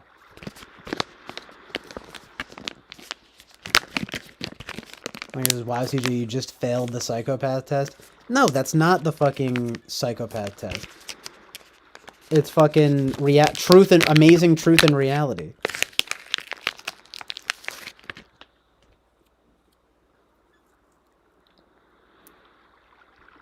Like, in fact, that's the psychopathic answer would be not pulling this one. Oh, right, that's right. The whole thing of how are you a bystander or a murderer? Okay, you're right.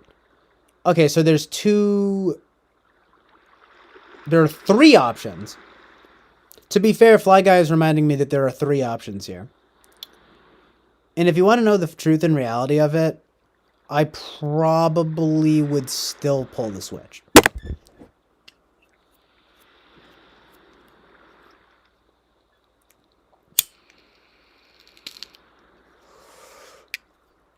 Fuck all that noise. I mean, it's like, I get it. I don't know though. Would you guys really just not do anything?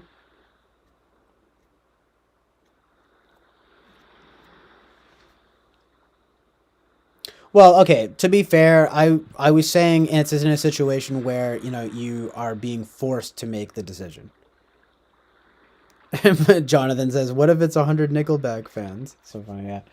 Right. Hey, listen, I don't even hate Nickelback that much. It's funny, but Master Bobby poses a good point, saying it's a trick question. Just blow up the train before it comes close. Anyway, you get my point. I was saying it's like the lesser of two evils to kill the one person, but the full experiment here is the idea that you can also choose to do nothing. Right? Isn't it like there's one person on one track, there's 100 people on another track? Is it that the train can go either way? Someone's gonna fucking die, right? Okay, so that's something that we need to remember here. So maybe I wouldn't pull the switch. And I'm not just saying that to not seem like a psychopath, but it's just kind of, I know, right, though, Fly Guy? Exactly. It's like hard to imagine what I would do now that I know what the answers represent. I know, I've seen that, I've seen this before, like the psychopath test, I know, right? Um,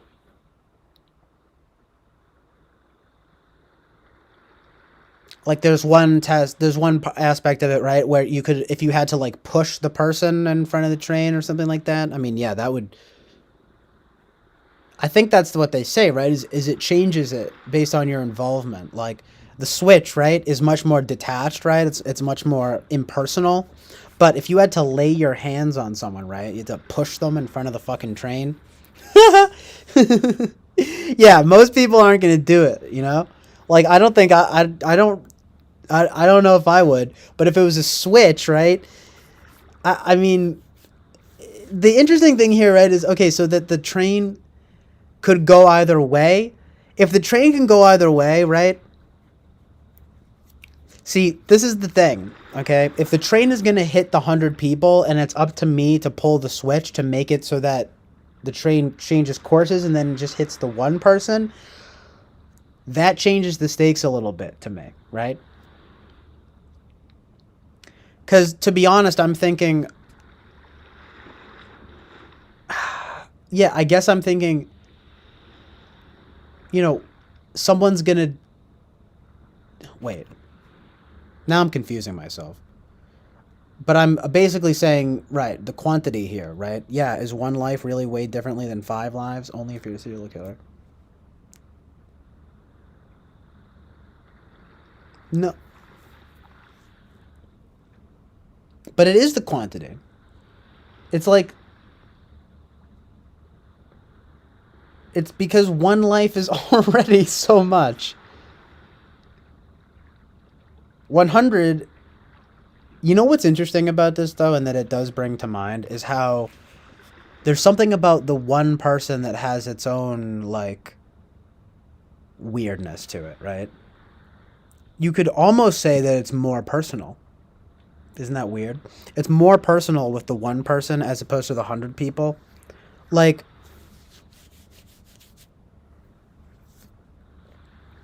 there's something less personal about the large numbers, you know what I mean?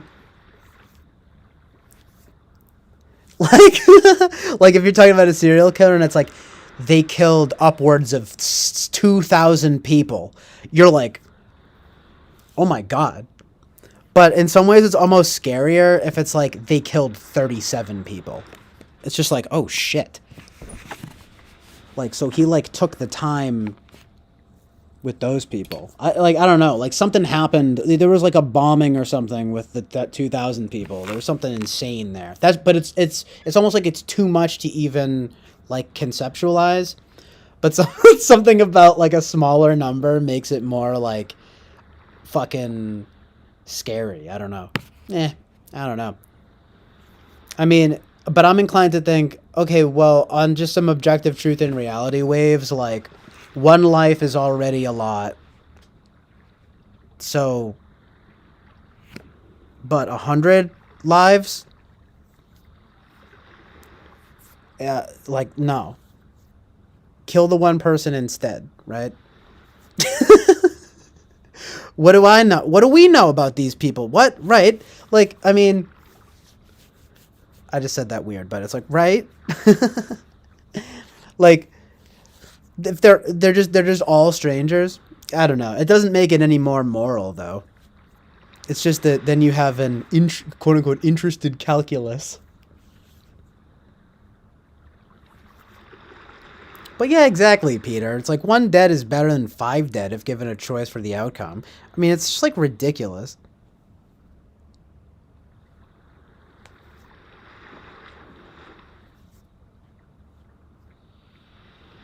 No, it's objectively fucking worse to kill 5 people rather than just one. This is hilarious. This is a hilarious conversation, though. I don't know. I don't buy that, you know? It's like, well, I mean, what makes the one person less serious than I'm not, no. You know what I mean?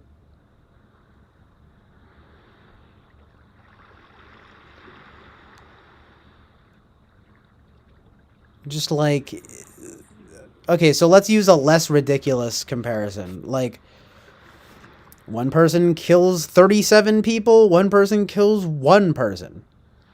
I mean, which is worse? The guy who killed 37 people. You know, it's like, plus we're not even explaining the terms here, right? Like if we're just going like black and white like that, you don't know what that one person is. What happened? Could have been self-defense. It could have been fucking anything, you know? But with the 37 people, it's like, nah, that shit ain't no accident. That's like that joke of when they say like, you know, he shot him 10 times in self-defense, right? Like, yeah, exactly. Not, right? It's like, you know, it was self-defense. I had to shoot him in the head and the chest and the back and the stomach just to be sure. He's dead. In before Fly Guy's like, well, you do have to check if they're dead. She was like, okay, fuck you. You know? But no, none of these things, there are really no right answers here. It's just, if you have to be a strict, again, almost back to this TEFI thing, it's like, what's the end result here? Like, you know? And yeah, I mean, especially... I mean, see, here's what's really interesting, though, right? Is like, what if the one person is like your sweet old grandma or something like that, and the 100 people are just like 100 strangers? Now that's a fucking predicament, right?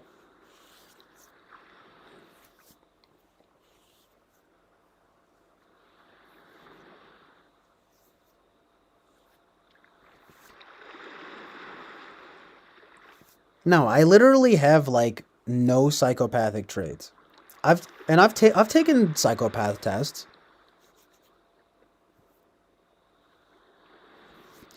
Type nines, though, it is true. Like, well, nines are the type to, and I heard this from a type nine himself. Nines are can be kind of scary. Nines are the types of people who not only do they bury their anger and explode, but they um they're the types of people who might, you know, kind of like go on a killing spree and then like weirdly detach from the the situation. Do you know what I mean? They'd be like the sleepwalking murderers or something like that, which is fucking scary. Fuck that. I mean, you know, that doesn't happen, but I can imagine though, or that it when it happens with people, it's the kind of people who like maybe they have like split identities or um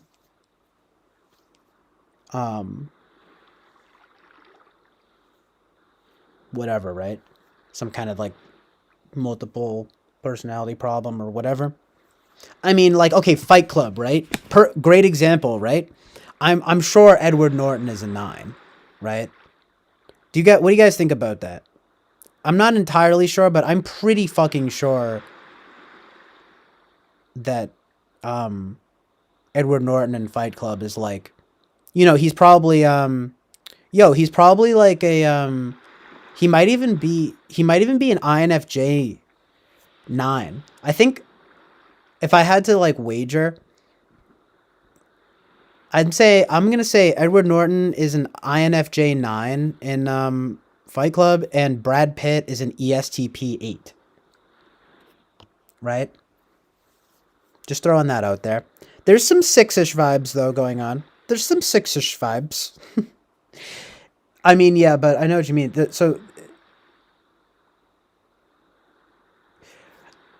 uh, it's like no, though. I mean, I view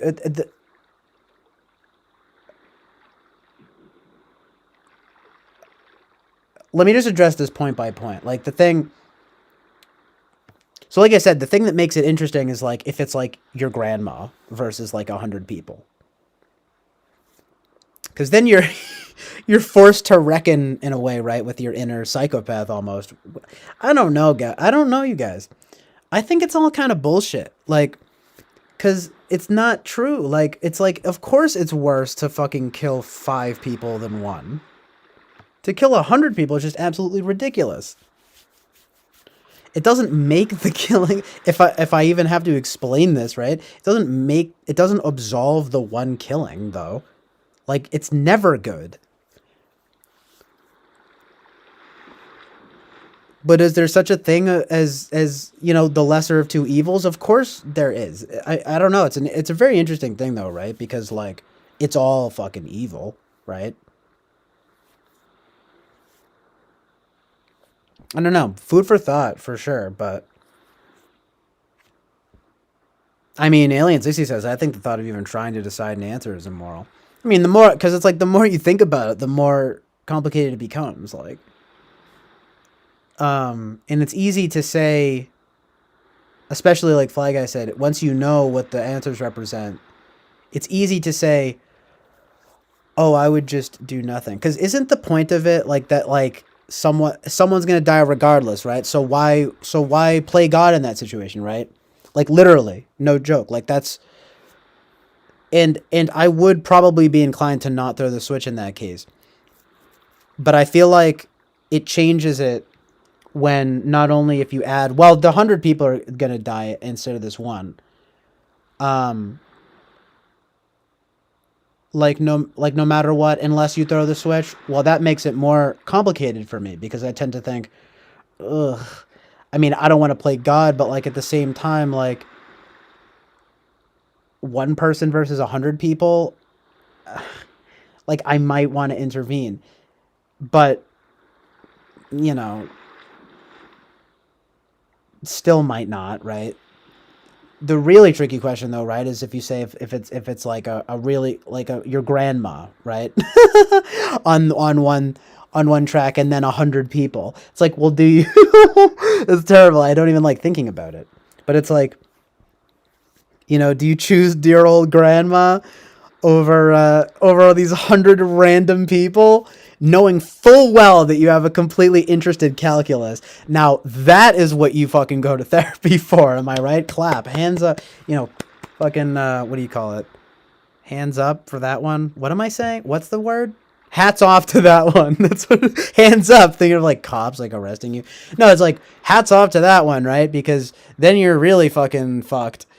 Um, I mean, I honestly don't know what I'd do there. What if they told you that the train was headed for her too? Like, fuck me. I actually don't know.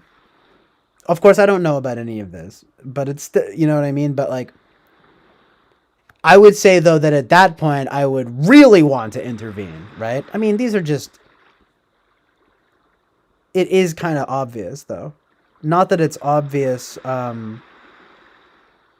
Like um like you said, Flag, if the answer to the question was obvious and simple, it wouldn't be a question. It's not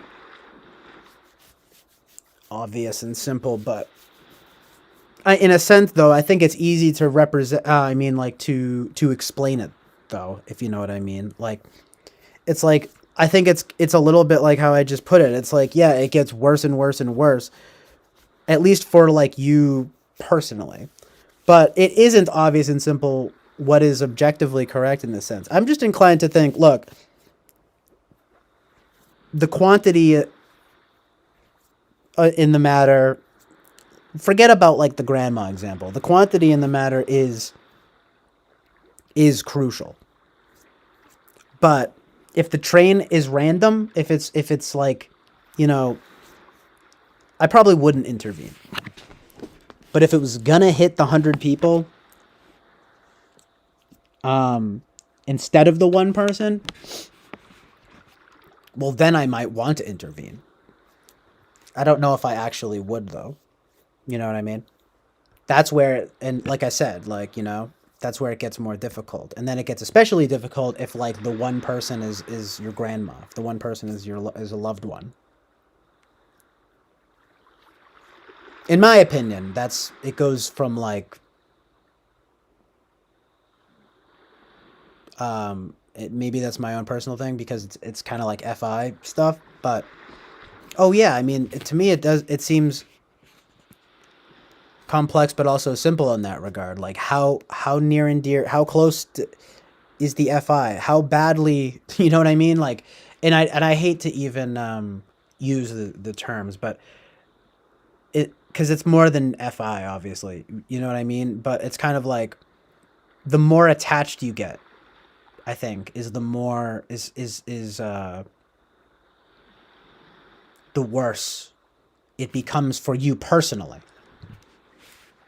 I don't know if it makes it more objectively evil, but I certainly know that I would pretty confidently say, right, that the more subjectively difficult or the decision becomes, the more fucking no, sorry, the more personal that the issue gets, right, the more difficult it becomes, right? Because I can't help it to think of like what people will say to you when you kill grandma over the 100 people, right? They'll say this. They'll say, "You did the right thing. You did the right thing killing grandma for these 100 people." And I'll be like, "Thanks, I guess, but I'm in therapy forever, and that was my grandmother. Fuck you. I don't even care about." You know what I mean? It's like I don't even fucking. I didn't care about any of those people. But yeah, I guess you're right. Like, I guess it's the greater good. I'm pretty sad about it though. My family's pretty sad. We're all pretty broken up about it. We're all pretty broken up about it. Those 100 people, dude. I don't even know what the fuck they're doing. I found out later that one of them was a fucking Satanist, fucking rapist. You know. I found out later that one of those 100 people that I saved instead of grandma was a Satanist rapist. Yeah, I guess it was for the rape. For the rape. I'm just kidding, but I guess it was for the greater good. It's very complicated.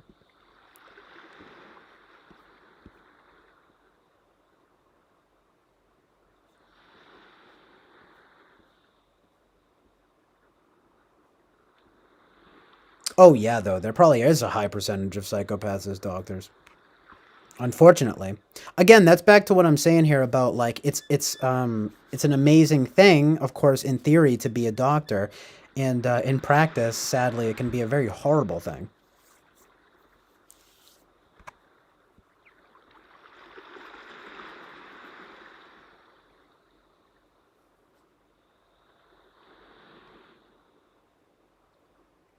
Right, though, about the types. Yeah, it could be ENTP, ISFJ. Okay, be a contrarian, but yeah, I could see that too for sure. Actually, you know what? Fuck you, because you're right. It's easier to say. Actually, though, Tyler does have weird NI tendencies, like ESTP NI tendencies, but I tend to think of, fucking him as similar to like the Joker. You know what I mean? So yeah, you could be right about that. Either way, there's like pretty similar types we got there, and then yeah, 8 wing 7, 9 wing 1 exactly. But yeah, you don't understand the test if you see people as objects, if you depersonalize them. If you view them as hunks of flesh, you can weigh against each other. It's a pointer of psychopathy. Unless they're evil to be. I mean, that's true, Jonathan. But yeah, exactly. Psychopath doctors. Um, that's crazy though. The Alien 60, the neurologist. There's a neurologist that did a scan to his brain to find out that he's a psychopath. Well, basically he is, or whatever, was, and or is psychopath. But yeah, and it's like I hate these fucking questions. Like, Jonathan says, "Here's a question: you have to choose between your newborn baby and your wife. If you choose neither, they both go. What do you do?" It's like, fucking shoot myself. How about that? Dude, I don't know, right? Like,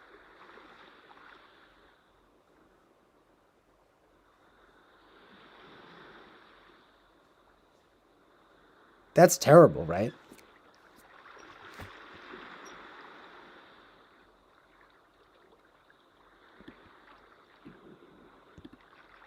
I would probably be like, can you kill me instead? You know what I mean? But then, of course, right, they go, we can kill you. Kill all of you. We'll just kill all of you, right? But you have to choose. You know what I mean? It's like, you're not getting out of this one. Well, I seriously don't know what I'd fucking do.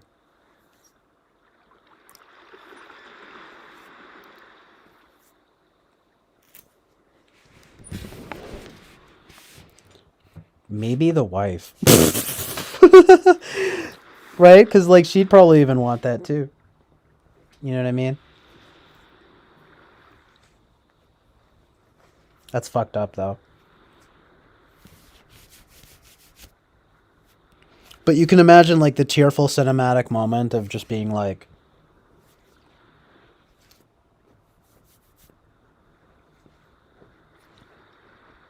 your wife and kind of you, like, sadly deciding to just fucking kill her instead.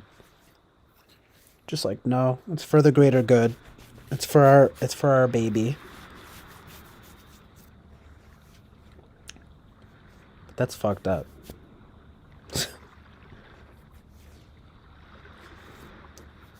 It's just like, if you choose neither, they both go.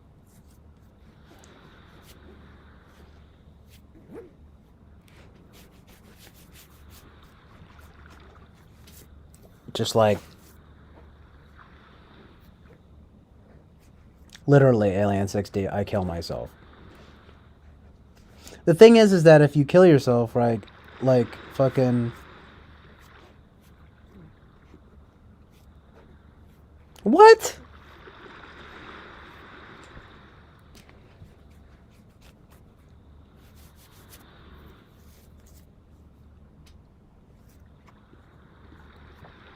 Isn't it, like, more noble to sacrifice for the child? Like, I mean, I guess that's true that you can just, like, make another baby, but jeez, right? That's dark. I mean, but in any case, it's all very. They're such uncomfortable conversations or questions, because I think honestly that it brings out. Speaking of, it's all kind of weirdly related, right? Because I was bringing this up before about like utilitarianism and stuff. Like, it's uncomfortable because you have to like be fucking. If you're actually going to address the questions, you become very like utilitarian in a sense.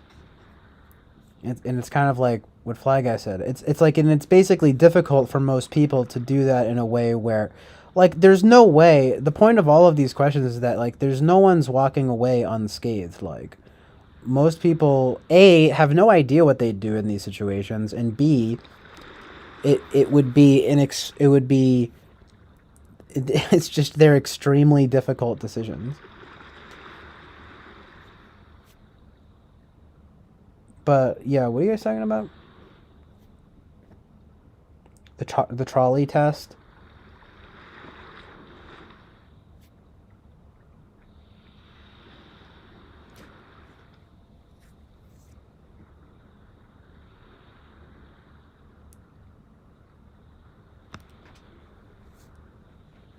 Hmm.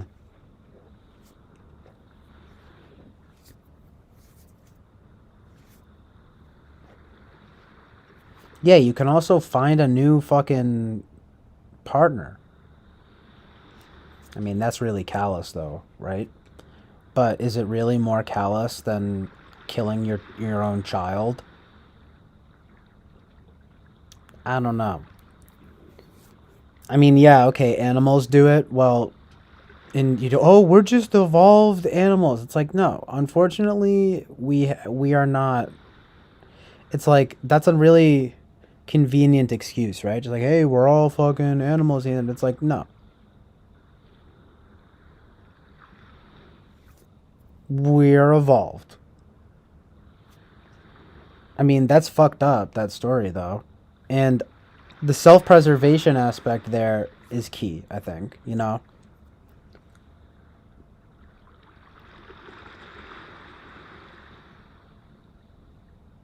But that's all it is. And it's kind of fucking evil. You know what I mean? That's what stuff like Saw and everything, right? Like tests. Like those movies. You know what I mean? I mean, a million movies on this shit. Just kind of like, how far would you go to protect yourself? Well, you might fucking kill your kid, but that's fucked up, you know? And I don't know that it's any better than killing a significant other.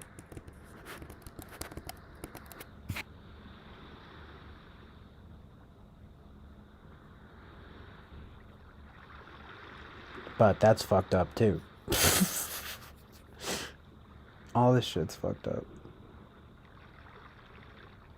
Fuck you guys. How do we even start talking about this bullshit? I mean, they're just, thought experiments. They don't really.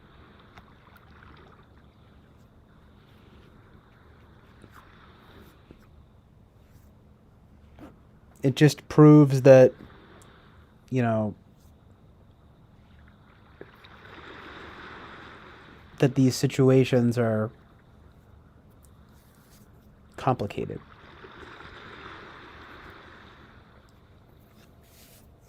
And that really, no one knows what they do in these situations.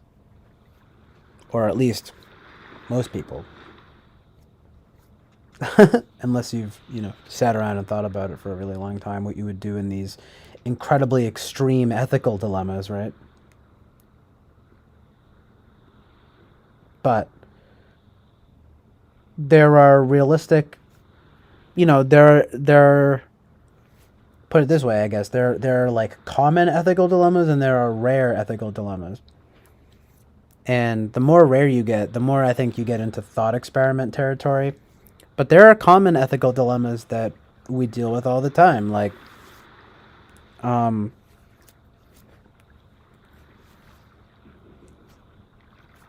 I mean, obviously, I'm trying to think of like a good one. Like,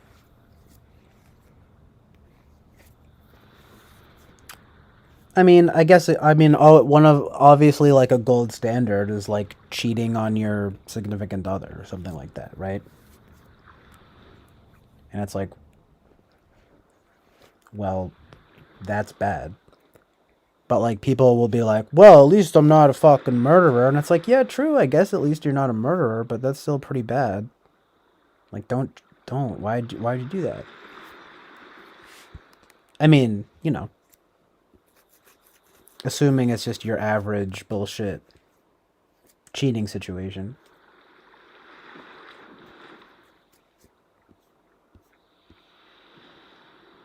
Nice though. Jack's 9.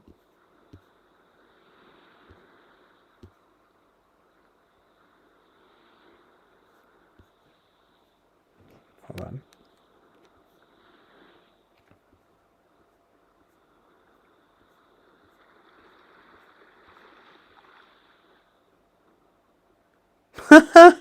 Jonathan says, if you ask to be killed, they torture your wife and baby first. That's horrible. Talk about being forced to make the utilitarian decision. I just, I would, whatever, everything I just said still stands. I just fucking want to get caught up with the chat here.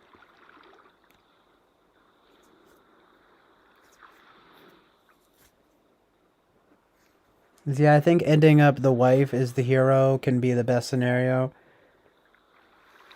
What the fuck? Recreation had to do the fuck are you on Mars? I don't know who you're talking to there, but I mean, I'm just thinking like, I'm just thinking like, right? Like, she can be the hero in the situation, like.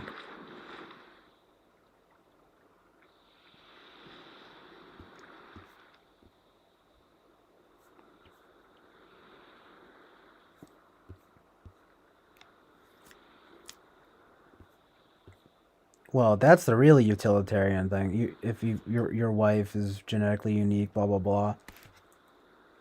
I mean, yeah, but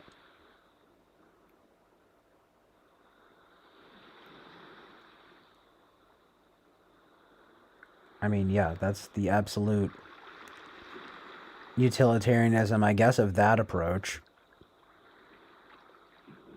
It just feels so much more detestable to me. Whereas, Master Bobby says you could also just find another woman. And that's basically what I'm saying. So it's like it's this unique bundle of genetics, and you can't replace that genetics with that. Yeah, I mean, but you're presupposing that like you found the perfect wife or something like that. I mean, I don't know, man. It's tricky though. I mean, it's like okay, let's assume your wife. I mean, you're in love with this woman, right? I mean, it's like it's not an easy decision to fucking kill the wife or fucking kill the wife over the child. But it's like my God, right? I don't know. But I suppose this would be the argument for the other way around. Yeah. Something about the baby is just so tragic, though, right? I mean, it's kind of like you. I mean, but to have say in that, and like, I mean, my God, right?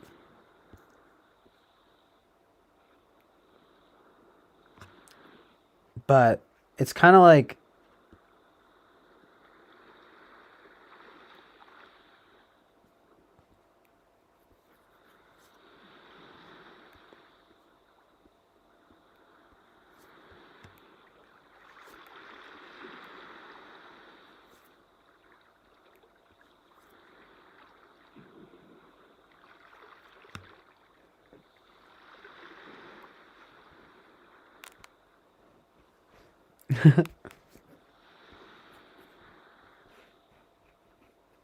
Okay, peace, Master Bobby.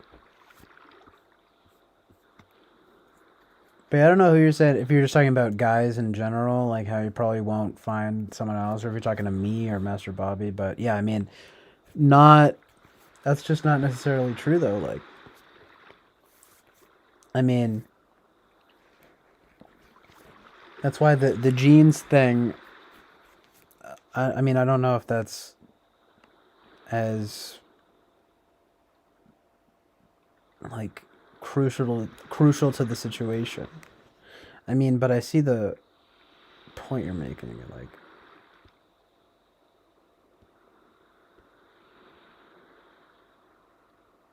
Peter says a train was going down the tracks and began to snowball into children like an anamorph.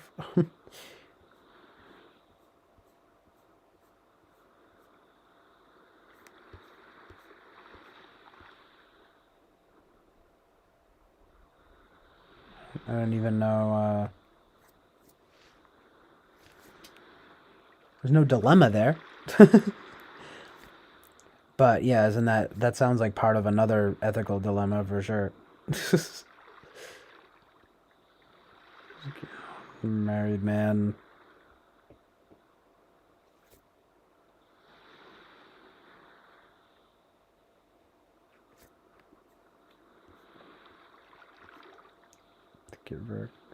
Oh yeah, but anyway, peace out, Master Bobby. Um, yeah, Jonathan says, "Law CJ, it's just a matter of making the question a no easy way to weasel up by being like, well, I just commit suicide." Her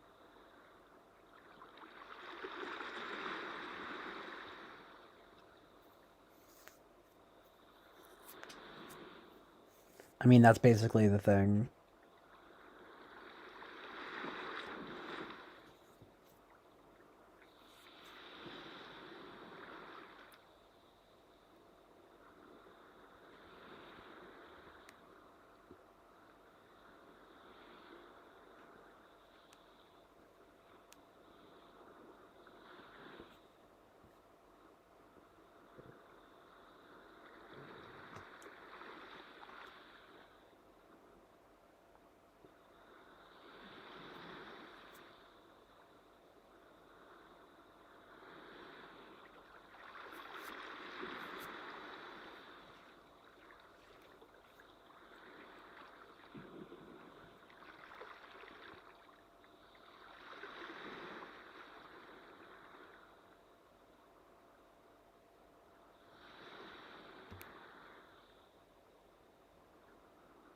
When you're burning alive, you have no chance to be a martyr or a hero or something. Your mind will be clear and you'll sacrifice your child for yourself, let alone your spouse.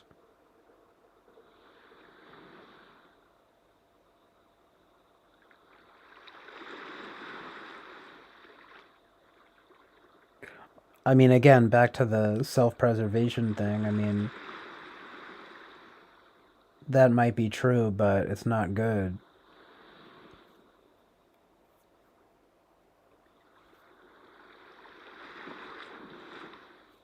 I mean, yeah, sure, maybe if you're burning alive too, right? I mean, literally one of the worst ways to die possible.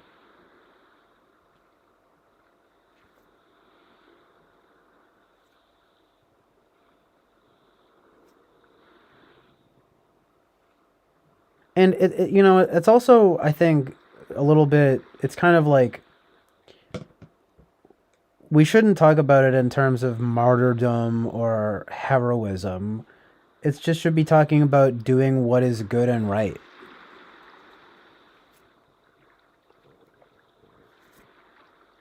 Um, Although it's not like in the wife and kid scenario that it's very obvious what is good and right here. It's just that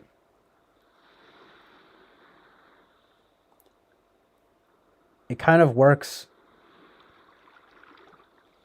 the inverse as what you're saying in terms of what is good. Like,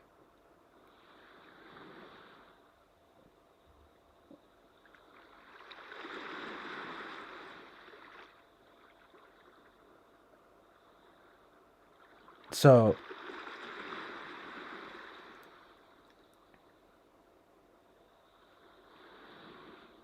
so if I had to rank them, this would be the three top worst, top three, in order. Wait, what is it? Basically, the least bad scenario is obviously you kill yourself and fucking that's it. Let's say you get shot in the head, okay? So let's just like make it simple here and be like, no, like you, your wife, and your kid are being held hostage, and you have to choose either, you get shot in the head or one of you needs to get shot in the head. It's like, well, obviously, like, take me, right? Bang, bang. End of story. Wife and kids survive happily ever after. Maybe not happily ever after, but life goes on for them. Whatever, right? That's like the least bad scenario. The second worst scenario, obviously, is, or well, I don't know. I guess I would say the second worst scenario is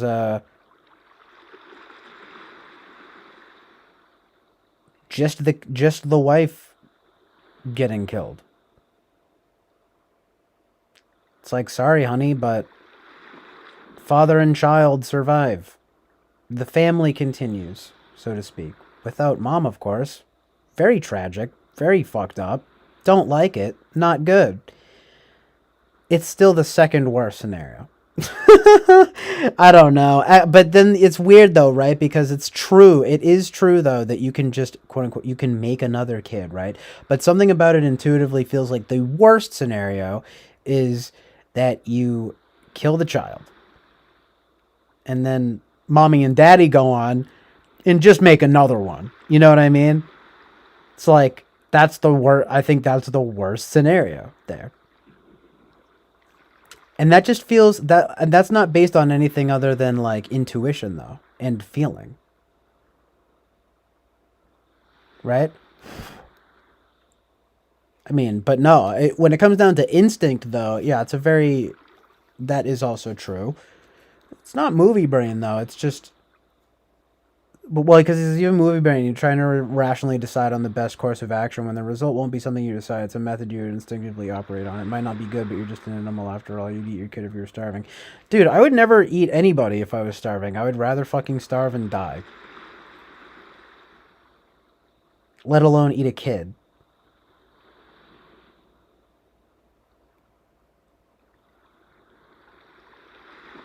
I swear to God that I'd rather starve to death than eat someone. Especially a kid, and especially my own kid. I mean, that's just objective fact, truth, and reality.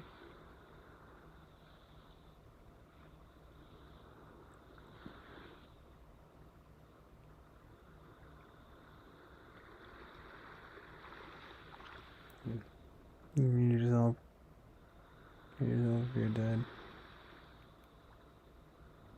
Oh, the kid being look at the parent.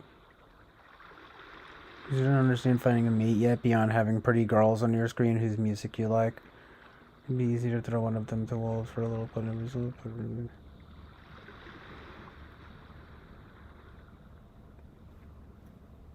Okay, Fly Guy, well, it's like, that's not, you know, relevant, really. I mean, you sound like a fucking 13-year-old edgelord.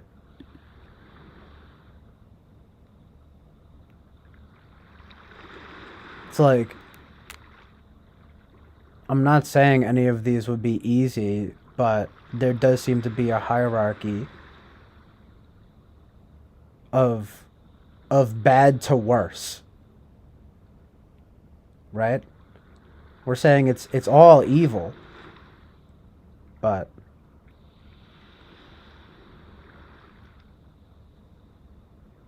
no, it's not a waifu.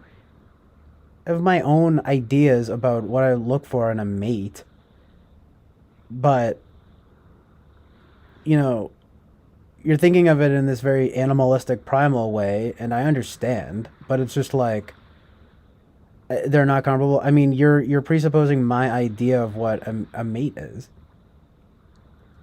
We're talking about what's good and right here.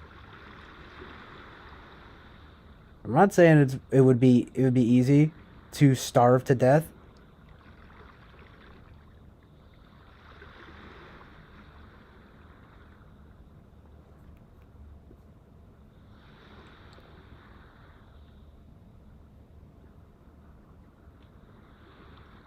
That's self-preservation gone evil when you decide to eat your kid rather than starve.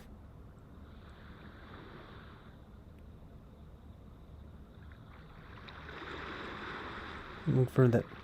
Really, I don't look for mates. I've surrendered in that race.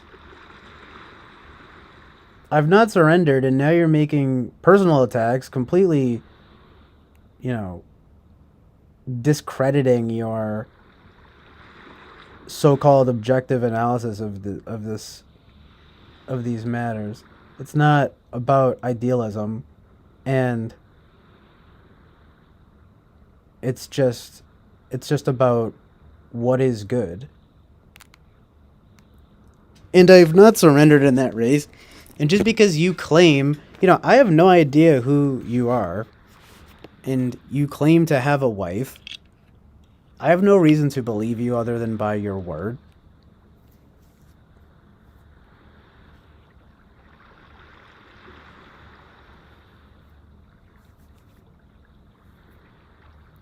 I mean, it's an attack because it's not.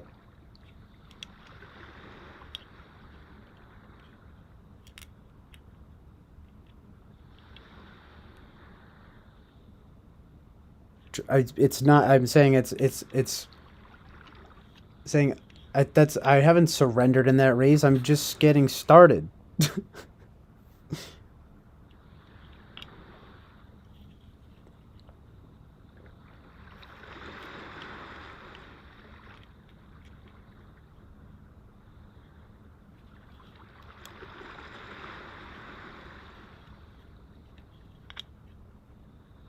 It's also never really been a race.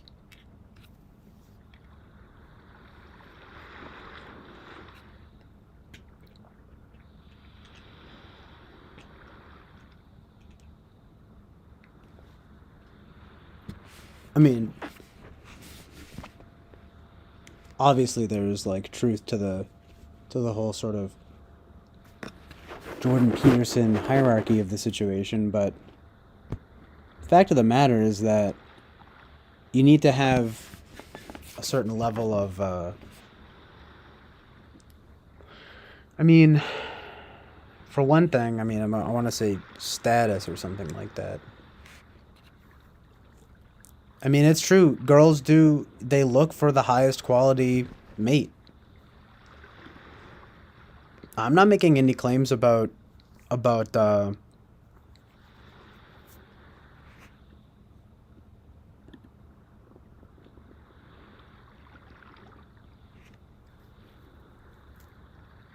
myself in this situation and the mating process.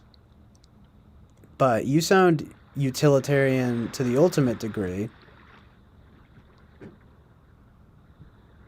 A woman can't even reproduce beyond a certain age.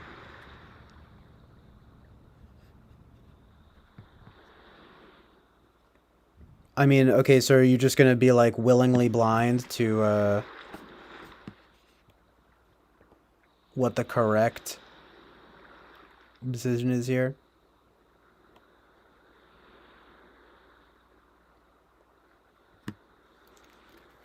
I mean, it's just that you're the one that's going in about my personal like mating approach.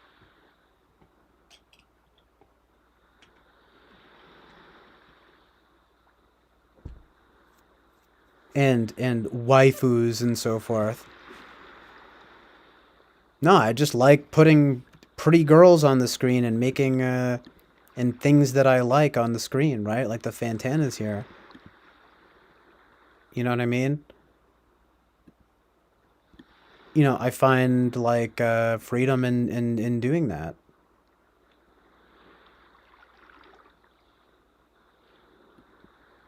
So I mean, if it comes off like a waifu thing, it's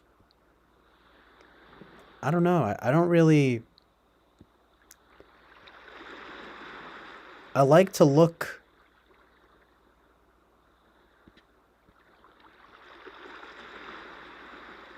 I like to say and do these things because it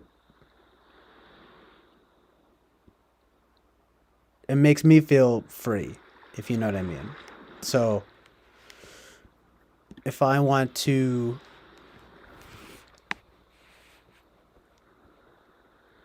well, and because I think the things are good or something like that.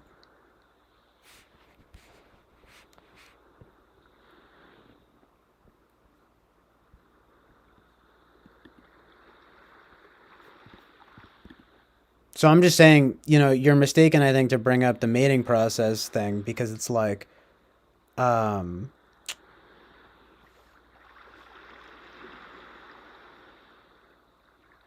if your proof of that is that I objectify girls in some sense or something, right? Like by putting up, poster girls and stuff like that on my stream. Well, that's just an aesthetic decision that I feel free in doing because, for one thing, I think,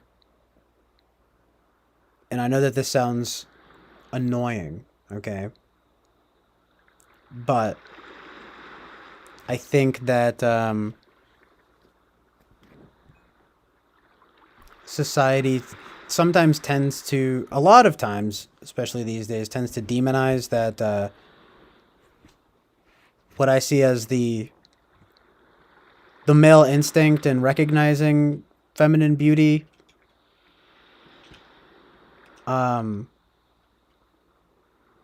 it's kind of a complicated thing, and I don't really, I don't. It's not like I have like some fully formed philosophy on it, but I guess it just makes me feel free in some way to say, for example, on this stream or whatever, or to put girls up on this stream or whatever, and just be like, yes, this girl is beautiful and I like her music and so forth, right? And um, I mean, I don't know. I don't really waifu-fy them. It's just fun to,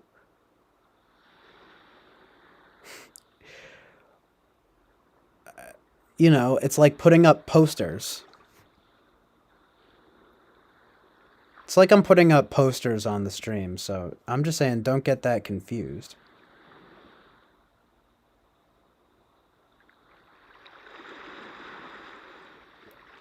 Yeah, but you're saying it's worse. There's a different being. I would say saying that I've surrendered in the mating race is way worse than saying you're an edge lord. I mean, an edge lord is not that big of a fucking deal, you know.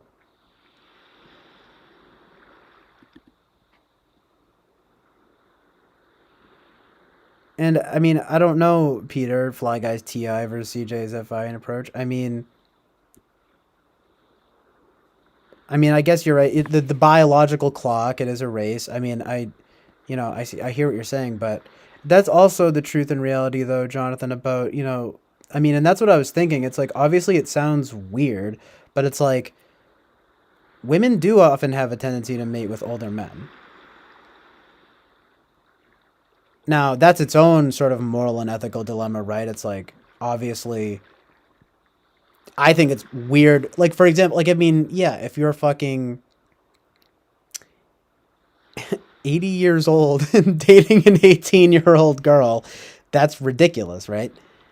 Um but look at the situation with like Hugh Hefner and stuff. And look at how much status plays into this stuff. You know what I'm saying? Like there's a reason that that stuff happens and it's very real, you know? Um and it's because of basically hypergamy, right? And it's with women, they mate up, you know. um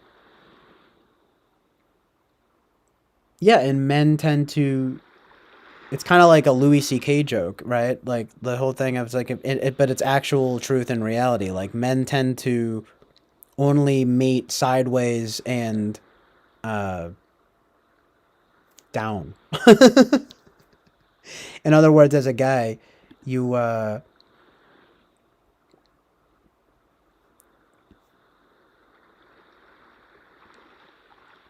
have less of an option there. So what you were saying before is kind of correct there. Dude, no, I think you said this before. You said that before. You were already getting into this. You were like, I said you sound like an edgelord because you said because you don't understand finding a mate yet beyond having pretty girls on your screen whose music you like, which is just like it's just like such an oversimplification. It's an example of like your like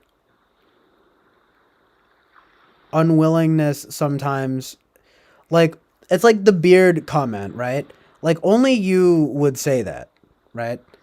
But of course, and it's like, and I'm not mad. I'm really not. But it's like when earlier, right? And I was literally laughing, and you're very funny, Fly Guy, and I really do laugh, even if you're fucking taking a shot at me or something. But it's like you do take pot shots like that, like where it's like, it's like, haha, like my beard is on my neck, right? And I guess that's part of my how I've given up in the race, in mating, right? And it's just like, fuck you. Like it's like you just sound like a dick. It's like I got what you were saying when day one you came in and said the thing about the beard, and I get what you're saying now about not understanding finding a mate beyond having pretty girls on your screen whose music you like. Uh, it's very easy to tell, like the pot shots that you're making. So of course I'm gonna say you sound like an edgelord because you're the one talking about almost like eugenics. You're talking about like choosing a mate and eugenics and like we're fucking robots. I mean, you're talking about humanity, but you're the one who kind of sounds robotic in the situation.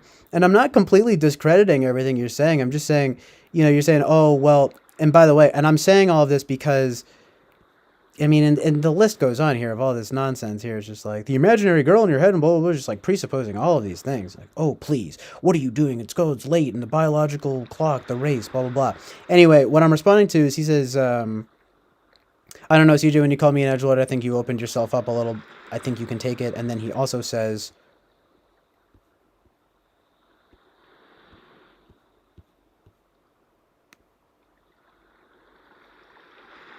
if you go below the belt, CJ, you open yourself up, can't take the heat, get out of the kitchen.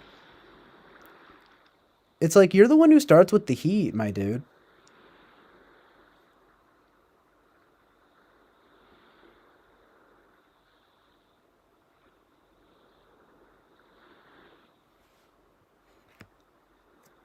I said you were bragging.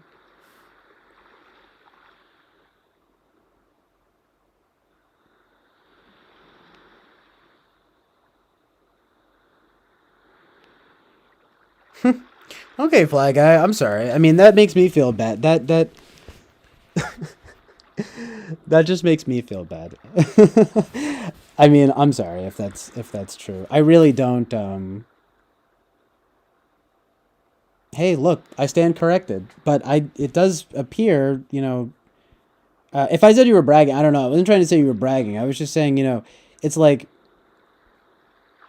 the thing of like the self-preservation thing, right? I get it. I'm just saying it's like obviously it goes extreme into like an evil territory. I mean, there ought to be at least aims here. Maybe I do sound idealistic, right? But I mean, it's like, but if you feel bad about that, well, then how do you expect to like not?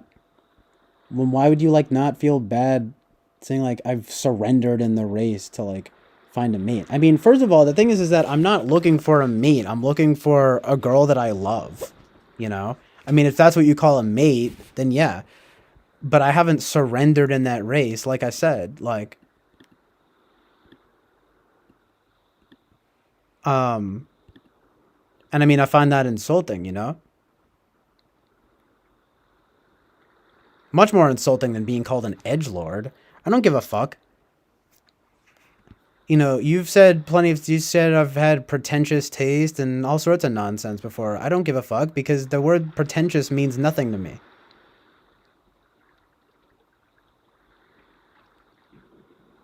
But I mean, below the belt, I mean, literally below the belt, right? It's like talking about my sex life or something. Plus, it's like, what do you know? I mean, I'm pretty open about my situation. I would say that that's sort of below the belt, and it assumes intent there, where like I don't know. But anyway, Fly Guy does say CJ, I never made fun of your beard. I always liked it, and I always felt bad that you'd freak out. Well, first of all, Jonathan says, Fly Guy, you'd have a tendency to get slapped and then stab in response, which, I mean, I can't really comment on the. I mean, I don't think I slapped you first and then you stabbed. I felt like I was getting the tone very much from the beginning. However, Fly Guy does see here. I could be a little bit on my part too. Fly Guy says, CJ, I never made fun of your beard. I always liked it, and I always felt bad that you'd freak out when I mentioned it. First of all, I don't freak out when you mention it. It's one time. It would happen like one time. So, and I never freaked out. Okay. But he does say, I always felt bad that you'd freak out when I mention it, and actually kind of feel terrible. You're connecting those two things now. Animals do mate selection. Call it what you want.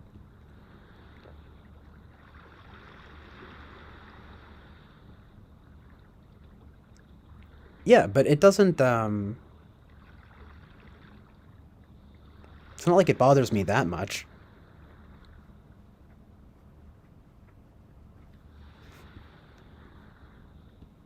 I mean, but you know,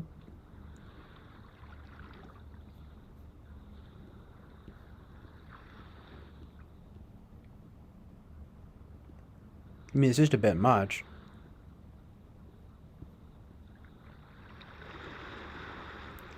It's like, what do you know about mating? You've surrendered in the mating race. Like, what the fuck? First of all, when did I ever say that? Right?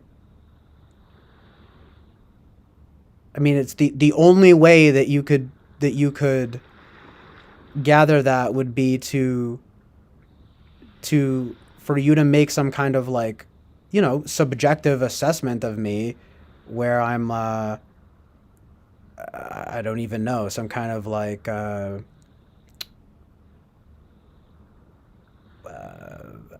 impotent invalid or something, you know what I mean? Like or whatever that means, right? Like surrendering in the mating race. I mean, whether that be, I mean, because you could choose any list of weapon words, right? Incel or MGTOW or fucking invalid, like fucking impotent invalid, right? I mean, pick your poison, but I mean, come on, distancing yourself. Like, well, I really wasn't trying to dig on you when I said that, CJ. It was just my observation, right? And you observed like a negative assessment. I mean, of course, I wouldn't say it would be an amazing thing to be going out and constantly having pointless sex. That's not good at all either, but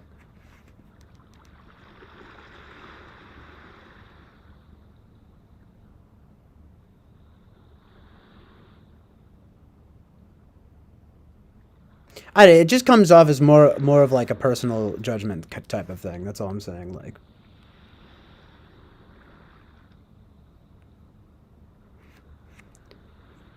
and I kind of feel like if it's gonna be anyone in the chat, like it's probably gonna be you, Fly Guy, who's gonna be like, well, what do you know about that fucking thing? You're a fucking loser. I mean, I'm sorry, but like, you'd probably be the most likely to say some shit like that. You basically do and have, but it probably is an 8 thing.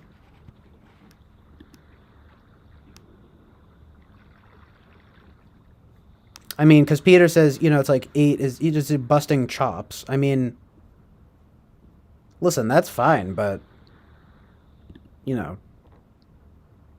like character assessment stuff. I mean, it's like, bruh, like I called you an edge lord. I didn't say you were. I mean, I guess to be fair, it's not like you said. It's not like you said. You are incapable of finding a maid or something like that. But I mean, it's kind of just like you've surrendered in that race. It's like I know what you're saying. I'm not fucking dumb. And I'm just saying, okay, fine, maybe the beard thing, you know what I mean? And it's silly, right? But I mean, I'm like, fucking, it's really nothing to me. The beard thing doesn't mean anything to me. But like, any other, these comments and things, they really don't. Um, I'm just saying that they are like, it is at the very least a busting chops a little bit, but I welcome it. You know, I mean, it's like, and plus, it does challenge me in some way to be better and to like analyze my own subjectivity in matters. You know, and it's like there needs to be that element, you know, for the truth and reality to emerge. I just didn't really appreciate the sort of personal kind of value judgment there or whatever. Although, to be fair, I don't know if exactly you put value on it, so to speak, but I mean, it sounds like you do, though. I mean, it sounds like mating is very like important to you. I mean, but again, though, I'm not saying it's not important, but still, you know, it's like I would much rather frame it as trying to find the girl that I love, right? I don't know, maybe that sounds idealistic too.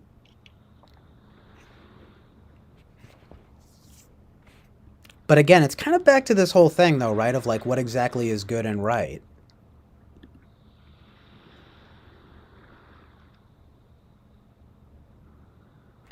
Like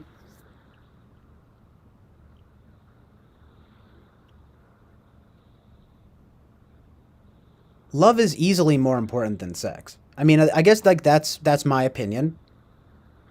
We could debate about that, you know.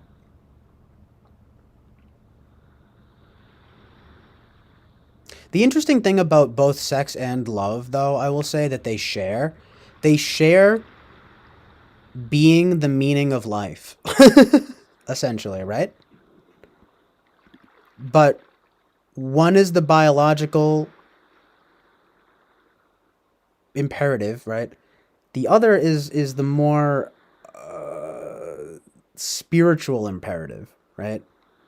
Sex is you know, sex being more biological, love being more spiritual.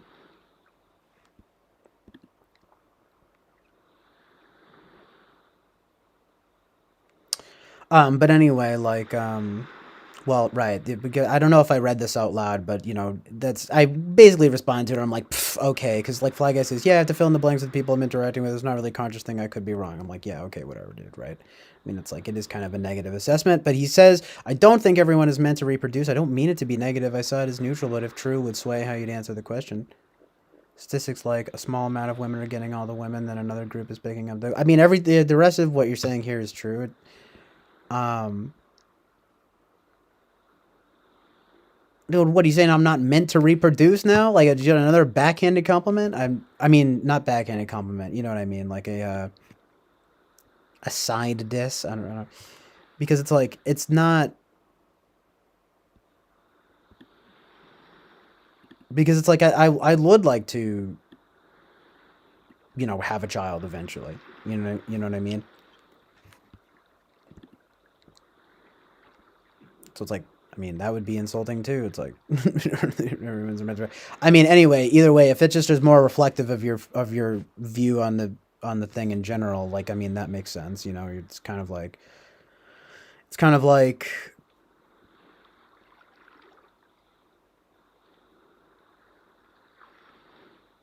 it's like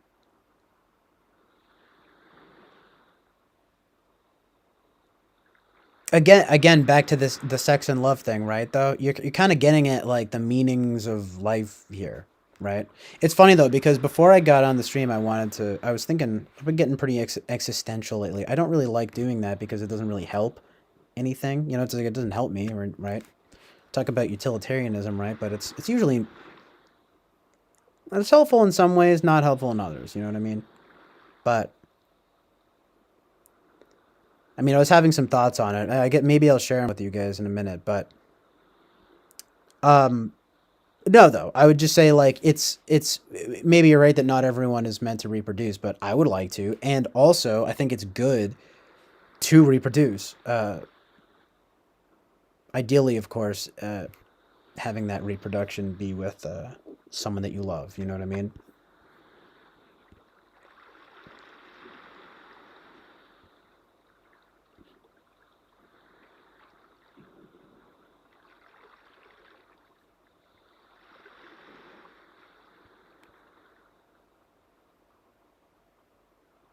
Trello. Right though, and it doesn't leave much room for the rest. Yeah, everything you're saying here is true though. Here, sorry, I meant to say everything you're saying here is true though.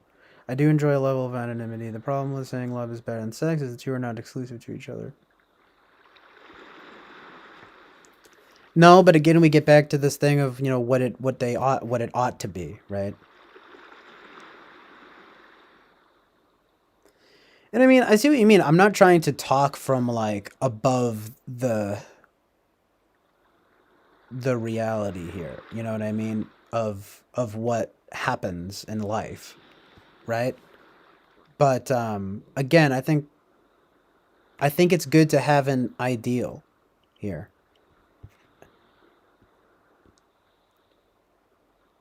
Be a biological imperative law.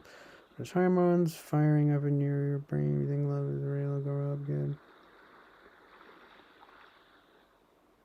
Yeah, I don't know if you're talking to me, Alien 60, but or quoting. You sound like that sounds like something out of right out of Rick and Morty.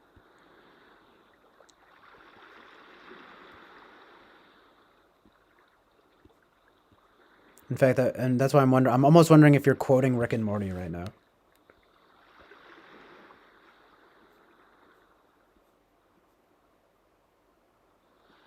But yeah, Fly Guy says, I believe if it's your goal, CJ, you can make it happen. I just didn't think it was your goal. I didn't imagine you were actively taking steps towards that goal. It's like, well, no, not really, not very much. So, right? It's not like I'm like out and about in the real world all the time. Like I'm not, you know, meeting tons of girls and like doing all of that. Um, it's like, but of course I'd like to. Of course I, have that as a goal.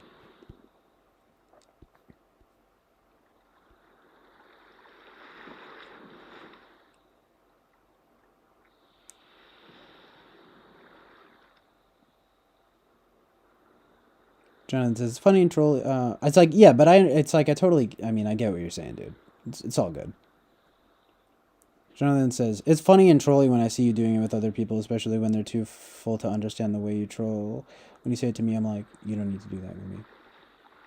Dull, not full.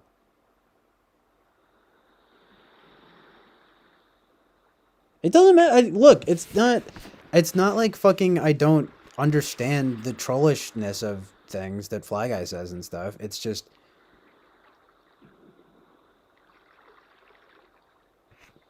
I mean, and I don't, and I really do think that Fly Guy is really funny, even if I'm the one getting trolled a bit. I'm not kidding. Like, it's just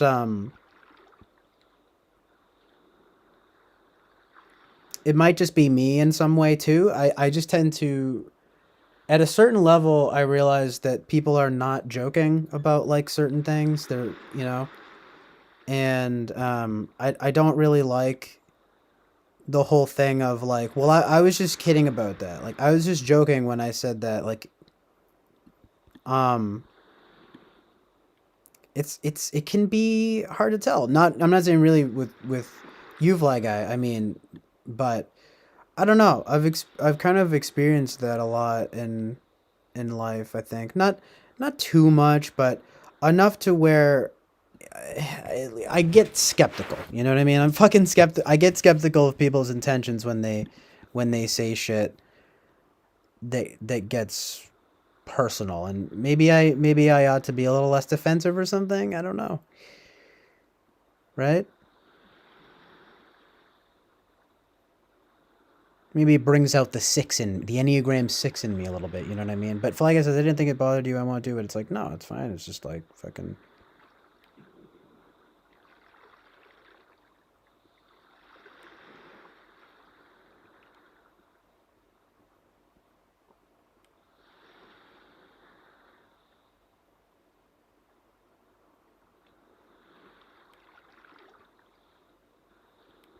He was just rolling with something flag. I mean, something, blah, blah, blah. Who? Bobby Brown? I almost said Michael Smith. That's funny. Bobby Brown, something that he said. Alien 60's like, no, I'm not quote Rick and Morty. Okay, fine. I don't know if you were talking to me, but that's why I was just giving you a little bit of a hard time too. But to be fair though, it does sound like something straight out of Rick and Morty. No offense at all, really. It's just hey, look, I liked the first season of that show. I think the best thing that they did on there was the interdimensional cable stuff because especially the first one because I think that format was genius. That was the first episode I saw and that was the my first and favorite episode of Rick and Morty was easily you know the first interdimensional cable episode. It was just a perfect idea to have that. It's just I love the improvisation of it. You know what I mean? And it's unique in a sense. Like I don't know if I've really ever seen that executed in animation. Actually, I will say it actually reminds me a little bit of like the Ricky Gervais show. That's a big part of why I really love the Ricky Gervais show because they would do this animation to what they're saying on like a podcast style thing. And sometimes a lot of the stuff would be really random, and so they would have to make the animation work in that sense. If you know what I mean, you kind of it's easier. It's obviously easier and a lot funnier to just watch, and you're like, oh, I see how they're kind of working with the animation as it goes, like, and that's like part of the humor, right? But it can make for really funny stuff, and like in the Rick and Morty interdimensional cable episodes, especially the first one, they're working with these voice actors, improvise. I think it's just mostly like Justin Roiland, right? Um, Improvising and stuttering and stuff like that. And so like the animation will like match that and they compound with each other to make something very fun, kind of unique and very funny.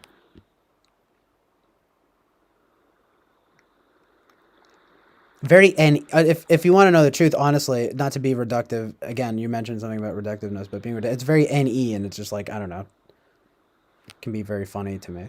I guess. I guess I just like that approach.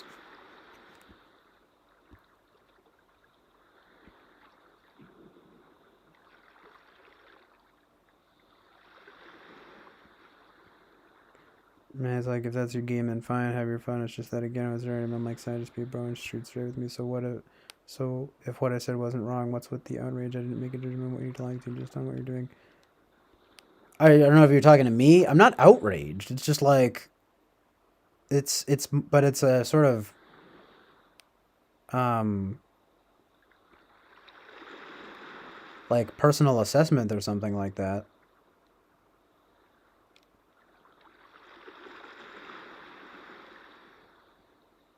It's like it's not like I talk about.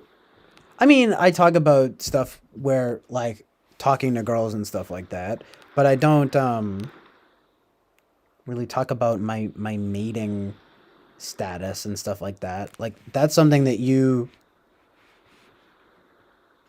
gather on your own, and it's not like I'm gonna hold you to task on it too much. But it's just sort of like yeah, it's a sort of personal assessment, one that I haven't made. I never said verbatim, I surrendered in the mating race. Why the fuck would I say that? Because not only is it not true, but that's bad. Like, so for like you to say that, I mean, it's like, yeah, it comes off bad. Like, it's negative. Like,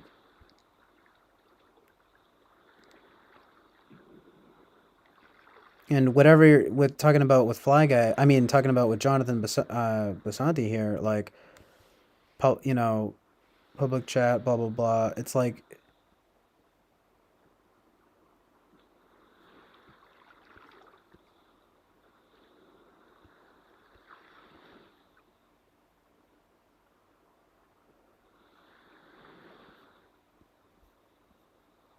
because I don't know if that's what you're talking about with the outrage. I don't know, but I mean, either way, I think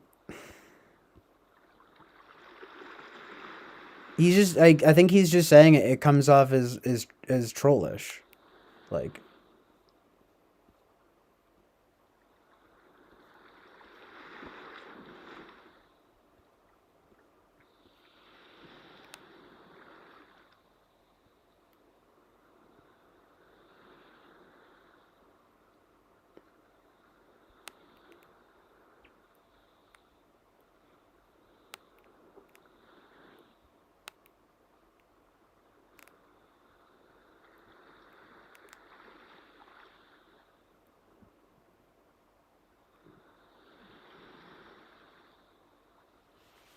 They can't help the impression I get, but I guess I'm wrong to have shared it. I failed to make the connection between your own personal experience with women, flavoring how you would understand survival and mate selection.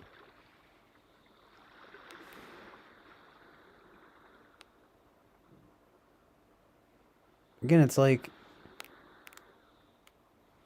sarcasm. Like, I don't know. I mean, maybe you just have to like work on how you frame things a little bit, like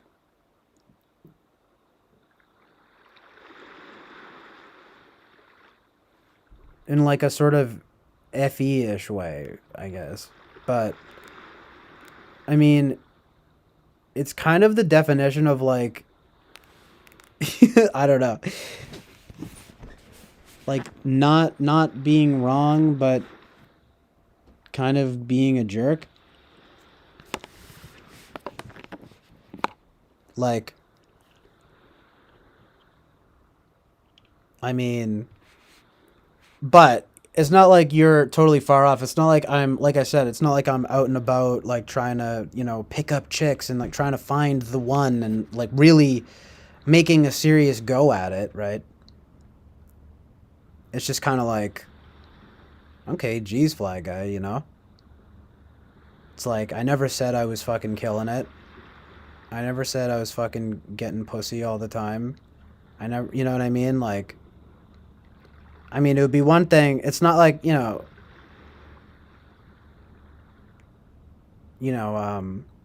I mean, for example, the other night, I was like, oh, I matched with this girl on Tinder. She's really hot and whatever. It's like, I'm still talking to her and stuff. But it's like, yeah, I don't really match with that many people anyway. And plus, these fucking apps are stupid anyway and probably bad. Although you have to like work with the means of communication of the times. But of course, it probably is best to just go out there in the real world and try to find a girl that way. You probably get better results in that sense. Sounds very te, but no, seriously, I think it's probably how to do it. I and in that regard, it's like, no, I'm not making much fucking effort there. Surely.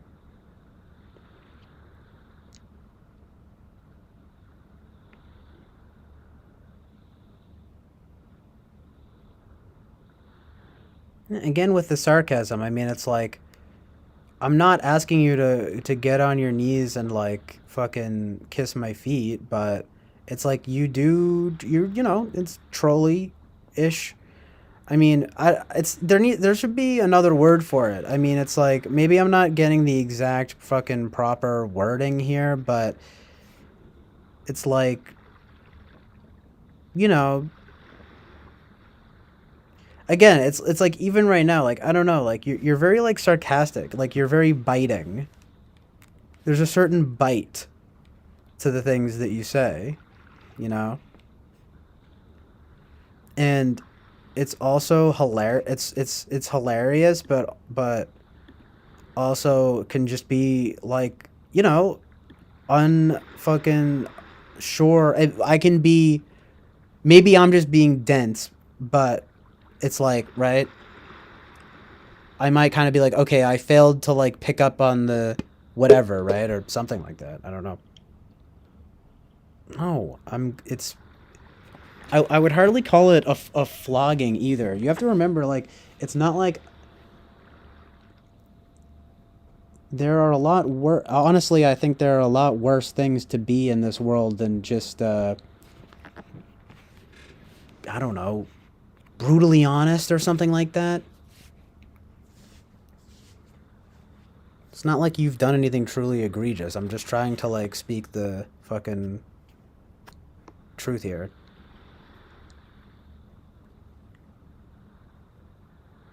And, admit my subjectivity in the process. And defeats the point of an unbearable flogging. Yeah, we don't have to keep talking about it, though. It's nonsense to keep talking about.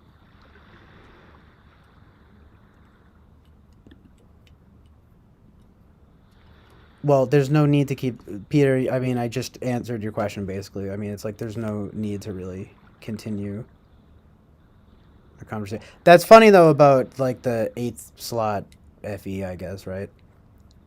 Um, yeah, no, I'm not looking for. We don't. I think we we ought to just move on anyway. It's not really necessary to keep talking about it. I think everything's sort of been covered. The intended takeaway is just assessing objective truth and reality here. And I mean, I think both me and Fly Guy sorted it out. I mean, if you know what I mean, like.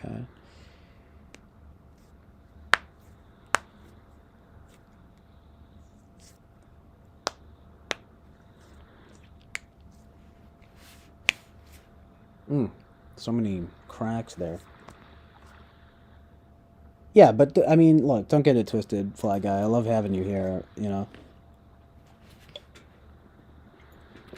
That's never the question. And plus, well,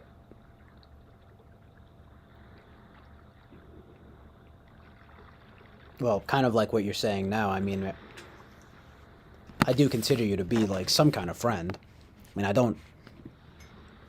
I guess you could say I don't really know who you are, but of course, something, some kind of acquaintance. So, you know, it's never about that, if you know what I mean. Like all types of folks, you know what I mean, get into quarrels.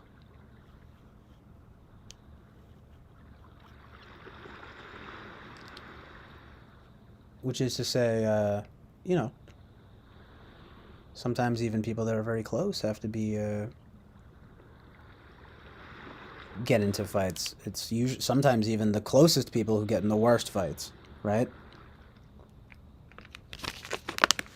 You always hurt the ones you love. No, yeah, but I mean, seriously though, there is amazing truth and reality in that because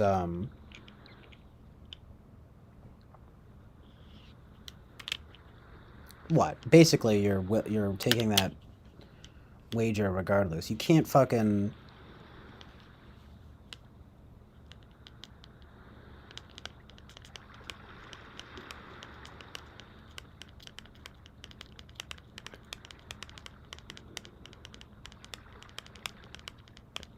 I mean, and without just dwelling on the topic, and I will literally stop now. But yeah, I am pretty typical Enneagram 9 about these kind of things, I guess, and I do indeed dwell on things probably too much. Um, Going into some kind of like sixist territory or something, but like the truth and reality of it though really is some kind of three integration of just being of like going forward and achieving goals. You know what I mean? It's like um conflict, right? Like like avoiding conflict, right, doesn't necessarily make you a good person. That's what I want to say. You know? I think that the problem that I can be guilty of, not saying I'm not a good person, obviously. I think in general I'm a pretty good person, but or at least I try to be a pretty good person, but well, man, I don't want to get caught in the brambles here. I have a tendency to do that too. The point here is that there's nothing necessarily good about simply avoiding conflict in the way that a 9 does and in the way that I can sometimes do. Because as I found, and I'm not picking on you, Fly Guy, and this really is just a tangent from like what I'm talking about here. It's like what I found though is that like conflict will find you regardless. You know what I mean? And I think that's the fundamental mistake that 9s make. And I know it's silly to kind of like I don't like to overly use the language or right as I'm doing because but here I go again, right? And I'm referencing the 9 and thinking, well, it is sort of like part of that general theme where it's kind of like you know conflict's going to find you one way or another. So you might as well just fucking deal with it. It's usually not even that bad. right? Like, usually you can, well, now maybe not always, but usually there's a way to diplomatically to solve situations. I mean, if you know what I mean, like, in other words, the big boogeyman of quote unquote conflict that the Enneagram 9 makes it out to be is like really not that big a deal at all in a sense, and is responsible in many ways for actually prompting positive change, right? Not only positive change, but productive and positive change. I mean, it's like you have to deal with conflict, and it actually makes you stronger. You know what I mean?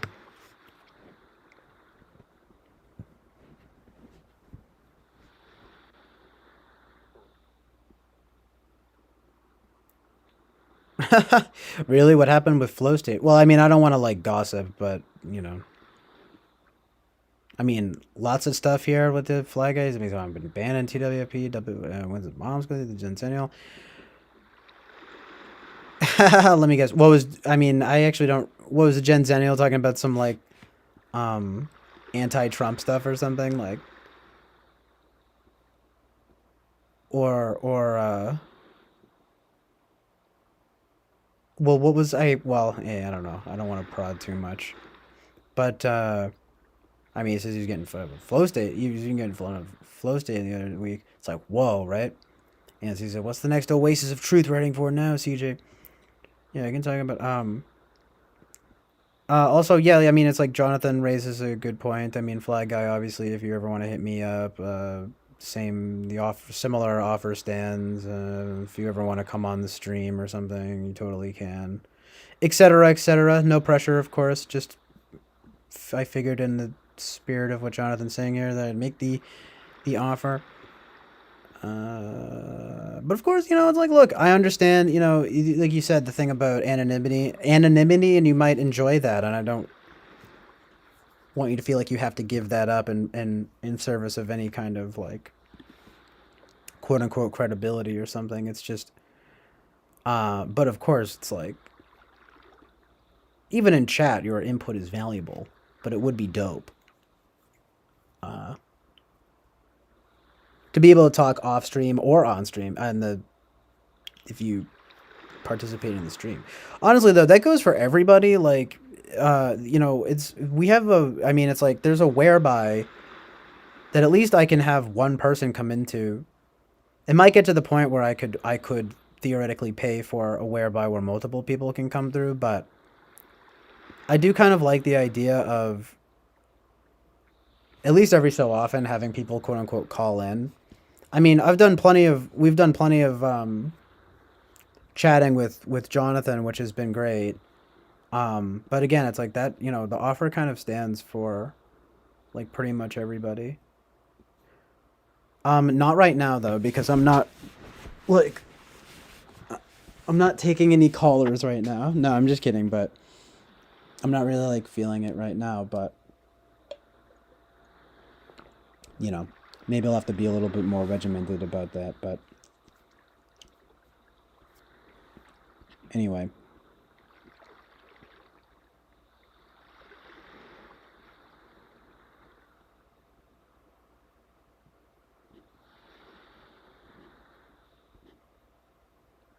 But yeah, it's like Boba Fett's nines are what, the peacemaker archetype, right? Yeah, the thing about that is that it's the quote that I always think of is peace at any price, right? Which is not necessarily a good thing. Like a nine's which is sort of segues nicely into what Peter's saying here, which is a nine's virtue is getting their rear in gear, learning that they're only delaying the inevitable, right? And a nine's vice, I think it's sloth. Yeah, he says that. Yeah. But you were calling him ISTJ? That's funny as fuck. It's like, I don't understand why people get. I mean, I get it if it's meant in a certain slant, but it's like the type thing, right? Getting so bothered about being like called a different type. Like, come on. You know what I mean? It's silly. I mean, it's like I get it, but in essence, right? It's kind of silly. Like, Peter says, I find it funny that The type 9 is told to get angry, do it more often, and embrace it when engaging it. As in inertia with the progression of their life, yeah. Right? It's like, ouch. I mean, amazing truth and reality, though. You know, it's like, even just like for myself to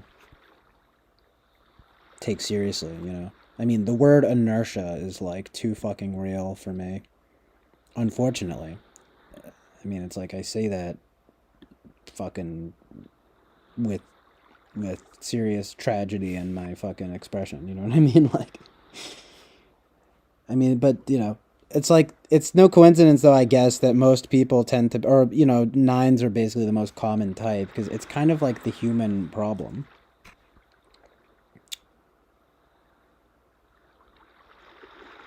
You know what I mean? Like the archetypal person kind of thing is something like I think it seems to me like that's the 963 triangle. You know what I mean? Like most people like function within that so-called triangle that is the center of the enneagram, and it's a little bit like I'm tempted to almost say it's a little bit like the hero's journey or something like that. You know what I mean? But I don't want to get too lofty about it. I mean, because I don't. But that seems to be the case a little bit. But um, right though, he's like peace at the price of peace. Well, like yeah, right. I mean, that's kind of what I'm saying here too. Is that it's like conflict's gonna find you no matter what. Like it's kind of an illusion. Like I was actually thinking about that earlier. Like peace is the ideal state, right? But like essentially our situation as in humanity is not peaceful. And so you're forced to act. That's why the 9 is the closest one to 10, which is perfection, which is I mean, I don't want to be blasphemous here, but as you might say it's God. And that's no, I'm not necessarily saying nines are closest to God necessarily, but it's like it's the striving towards perfection though that actually leads to not doing anything, right? And at its best, that's basically Zen. Like that's basically peace, which is close to perfection, which is close to God. But it falls short nonetheless, right? Because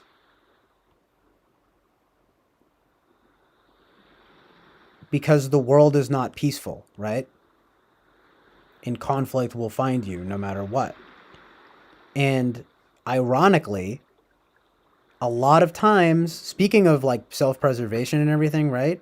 Like a lot of times, what is a 9 really doing, right?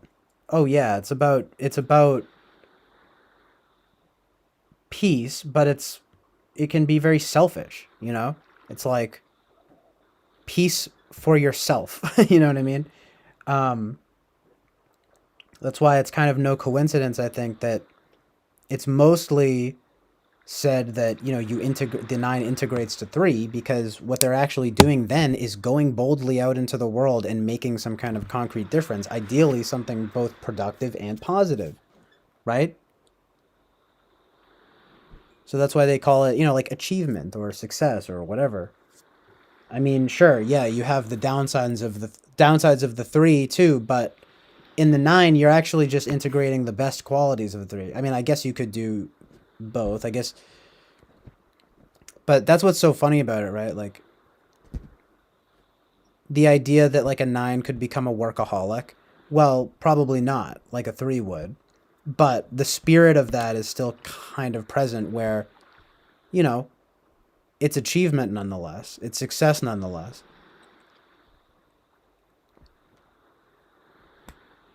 Like kind of back to funny enough, like what Fly Guy was saying, like the participation, whatever you want to call it, of the part, kind of like the participation in the race, the competitive side of human nature, which is not necessarily good, but is there nonetheless. I mean, I don't know. I feel like it's not the best framing, but it's a reality of life. There, and it's again, it's kind of the Jordan Peterson thing of the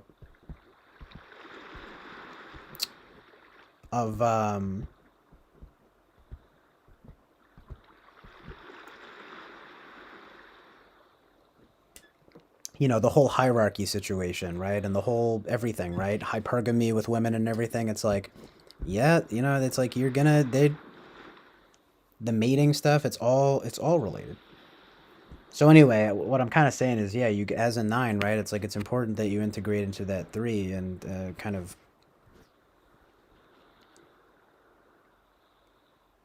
put on like whatever you want to call it, right? Put on the armor of God and go out there and wield your sword and shield, so to speak. You know what I mean? For real, honestly. I mean, I know that sounds deep, but it's true. I think it's good and true to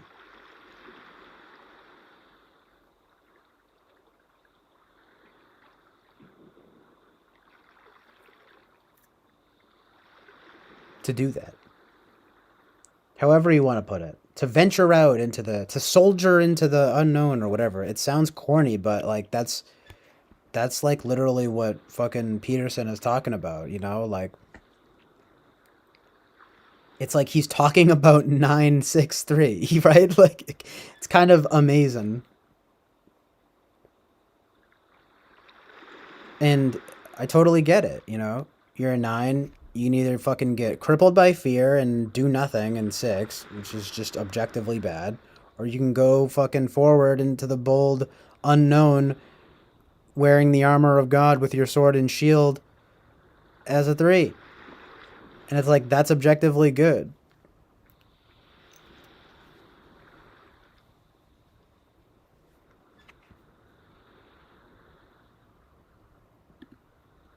I was gonna say, yeah, it's like it's good and true and real. I meant to say it's good, true, and real.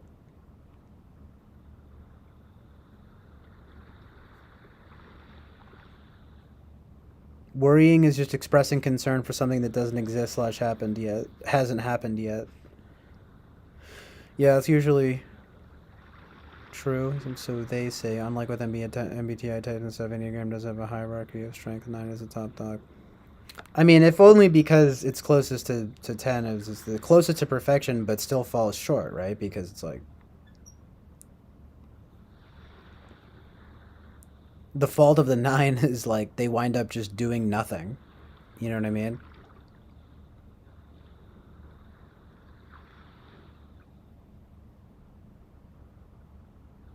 Nothing or everything. I don't know, right? It's very interesting.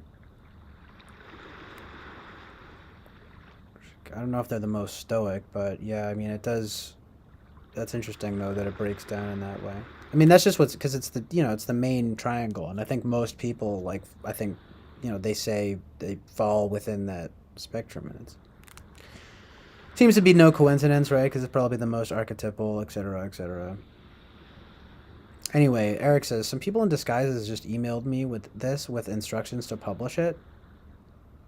I'm hoping maybe someone can identify these people because I have no idea what. Ooh, mating. That's what you said. Get your vag. Actually, what's good to you? Deep into this track these mystery people send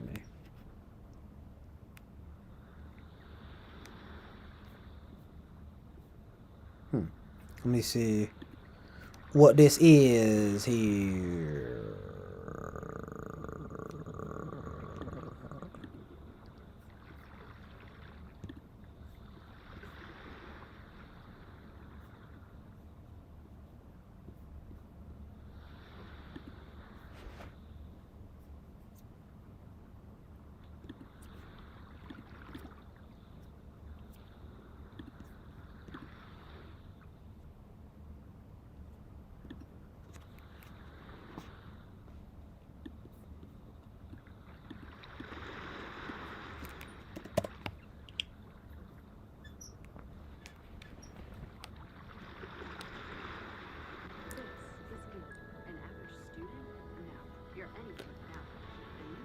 Oh, they sent you your own, like, song?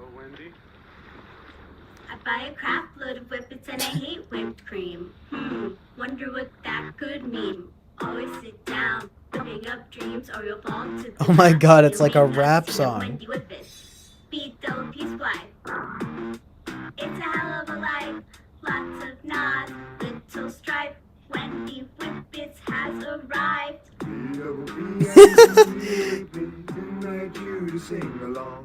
OMG, these anonymous people. With our song like me. Much more you see, like the B I love it. F A C E. I'm a baby pig and my face is poo. My name is Mr. Poop Face. And then there's another thing here.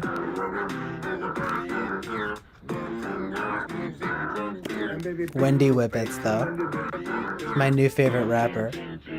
Wendy Whippets and B double P face. To the DY to the space whippets are what go in my face. Why wouldn't they? I What? got to do Super J. No way, I'm Wendy Whippets today. Mrs. Big Poop Face is also okay.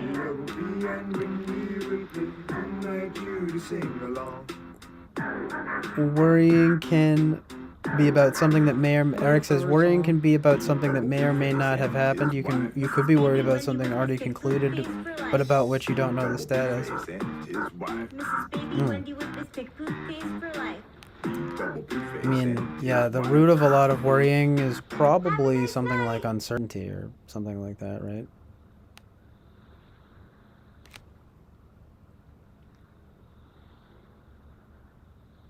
I guess there are a lot of reasons to worry, but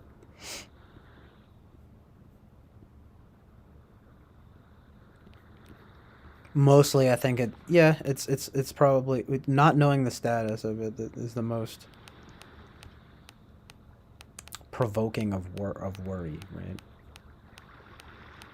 Or you just feel like you don't know it or something like that,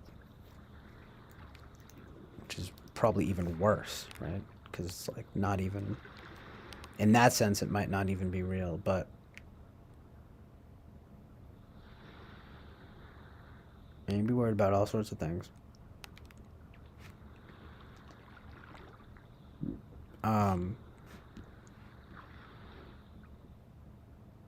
You know, whether they be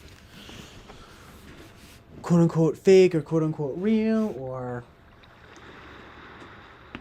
you know, some nice cracks there. Or I don't know.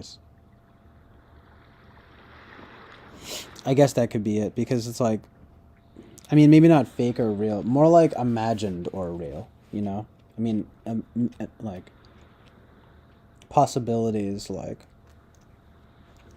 I mean, because that's how I tend to see it in myself mostly, of like, what could go wrong, you know? Like,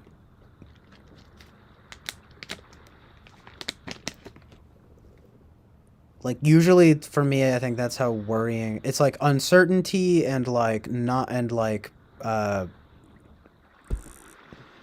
the uncertainty of, and like more specifically probably being like the uncertainty of something being right and good, you know, if you know what I mean. Right, I worry that if my boobs don't grow bigger, boys won't like me. The funny thing is that that's a good example, right? Because it's like, you don't know that. You don't know that it has like any real effect. But there's an assumption there. There's an assumption there that boys like big boobs. And you know, to some extent it's true. We do tend to look for, you know, big breasts. They're a sign. It's actually funny. I was thinking about this for a long time. And we look for big breasts to feed our children. It's a mating selection process. And it's like, well, of course you're going to choose the big-breasted woman. That's just evolution.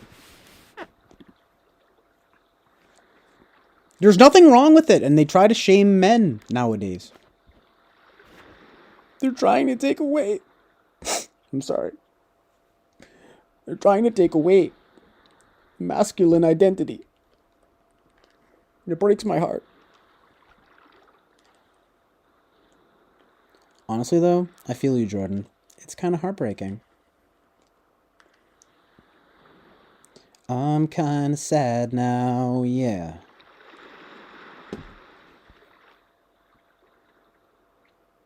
The mating process is just so bloody brutal. It's funny as fuck.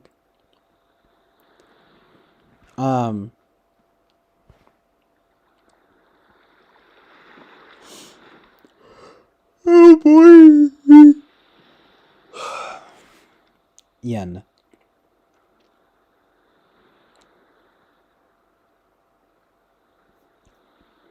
Saggy ones versus small ones.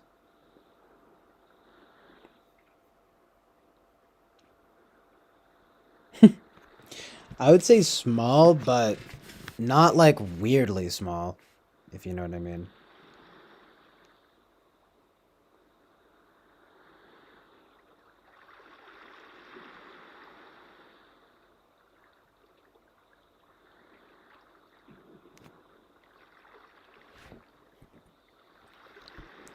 There's also such a thing, though, as weirdly large boobs. You know what I mean?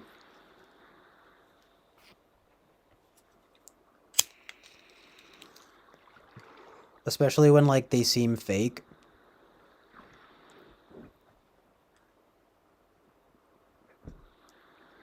It's kind of weird.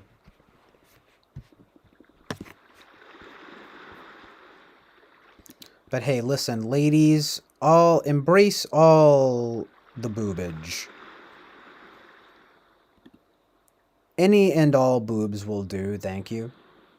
It's like, don't worry. Don't worry about your boobs. It's not really a big deal at all.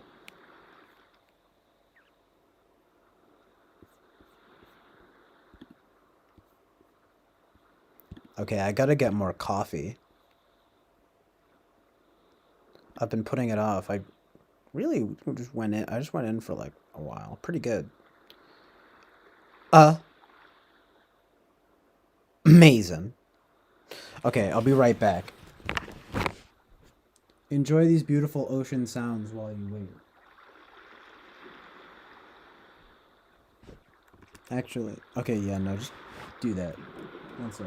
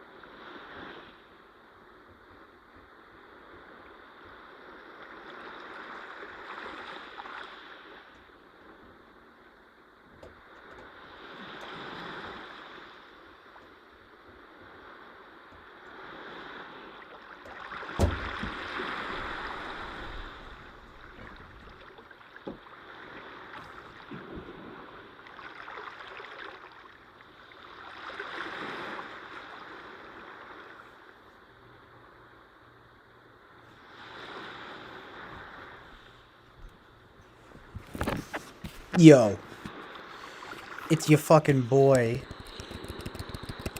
Ugh.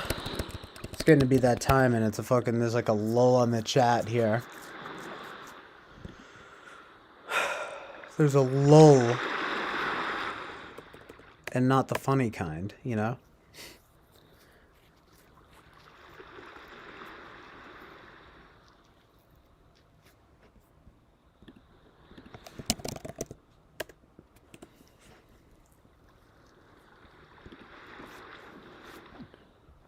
What's going on, though, fam? Are y'all feeling especially truthed in reality tonight? I hope so. This is the Chill Island Oasis of truth and reality, after all. Peace out, Alien 60. Probably after you left like 20 fucking minutes ago. Well, just like a few minutes ago, I guess.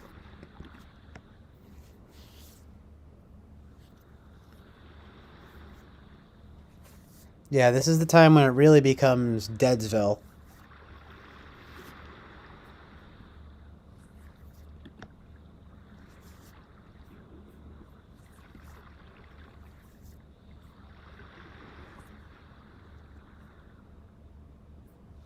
No, I mean, there's 3 viewers. Amazing. Maybe I need to go on Omegle again and spread the link. Although that didn't seem to do anything. See, the problem with that method is that it's like people don't want to show up to the fucking link that they're being spammed with, you know?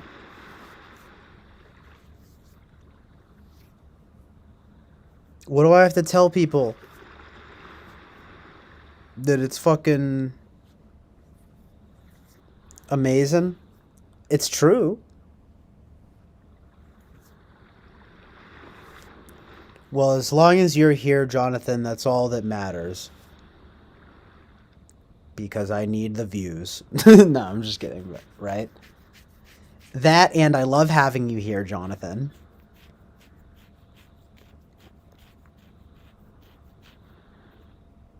You know, it's interesting, though, because I like having as many people here as possible, but you can't really replace the intimate truth and reality, you know, of like just a couple people being here.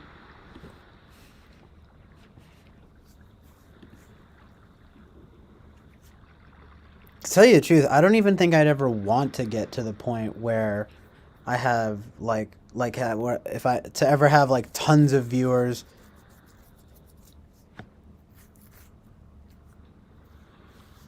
Because I would just be like, where's... It would just be too much.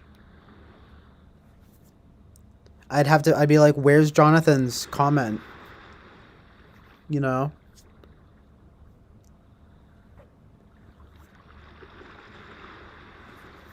Right there.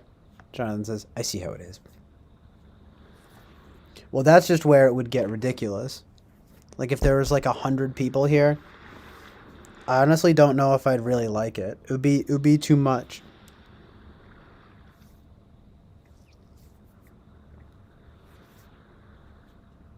It would probably be bad for my development. It would be, like, both really good and really bad. Right? With my America sunglasses on. Hold on, where are they? And I'm just like, thank you, Kelly from Texas. Fucking, that's my fucking babe right there. Oh, fucking Devin says he loves my America sunglasses. Thank you, Devin. Fucking Mystical Maria says that I'm super talented. Love it. Love it. Salute to you guys. Of course, Phantom King 42 says that I'm a fucking retard and need to die. Now I'm pissed off. I'm angry. I'm sad. I'm fucking fucked up over this. You don't tell me what to do, and I'm gonna fuck you up. I'm gonna cut you. Anyway, back to the compliments. Thank you to Melissa talks. I'm just kidding, but thank you to thank you to Jennifer Garner for joining the chat and complimenting me on my good looks. She says, and I quote, "I can't believe you don't fuck more. You look like a fuck machine." Well, that's a really strong and explicit comment from someone that I would not expect, Jennifer Garner, really kind of tarnishing my wholesome image of her, but I still appreciate the compliment nonetheless from an excellent actress. Excellent actress. And Tom Cruise is here. Thank you for coming through, my guy, my dude. I just always think of like just like my autism. I just think of like Brad Pitt and Tom Cruise. Just like the names that come into my head. Brad Pitt is here. Because they're just such funny, like, famous names.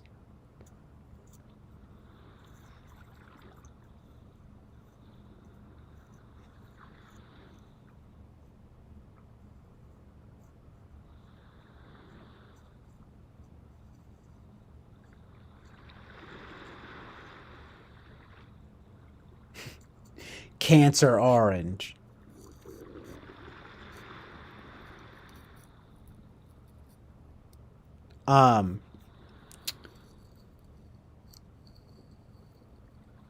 Oh yeah, but then there would also be like some guy being like, fuck you, you don't even know anything about anything. From Jimmy. Jimmy the Kid, 1, 2, 3, 4. So it would just be a mess, you know? And I'd be getting severe anxiety. I'm just kidding, but it would just, I feel like that would just not only be ridiculous from like an attentional point of view, but also for like the ego and the opposite, right? Just fucking bipolar mania. Just be like, it would sort of be an exercise though in how to like handle, I don't know, it'd just be interesting. But suffice it to say, I don't expect nor do I hope to ever, have that level of viewership on here.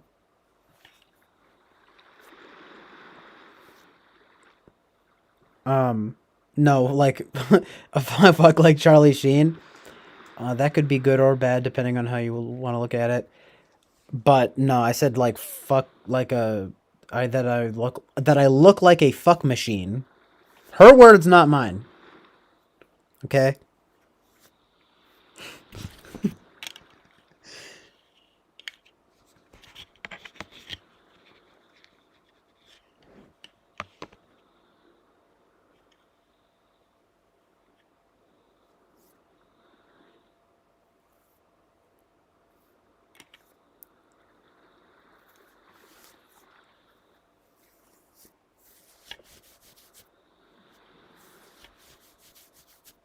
Um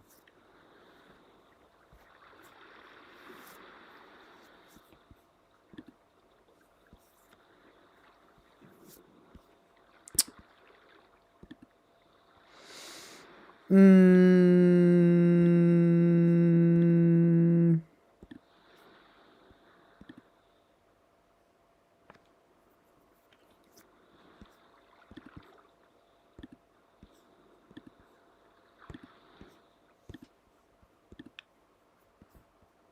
I'm just closing some tabs here.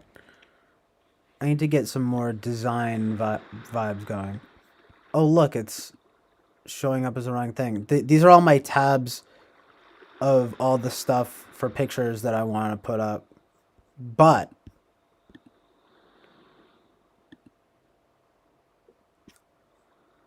I am using it for the perfect beach. But I need to find some new visuals. And I need to open a new window. I need to get the fucking... We gotta get it popping a little bit. Just a little bit. You know what I mean? Don't get, frightened or anything, but we're going to pop off. It's a 6 a.m. popping session. There's going to be ladies twerking.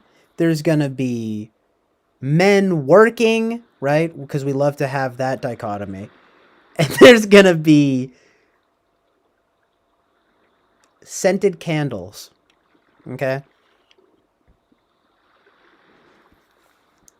But I'll tell you guys, I was having really some laughs going on Chat Roulette and Omegle the other night on the stream.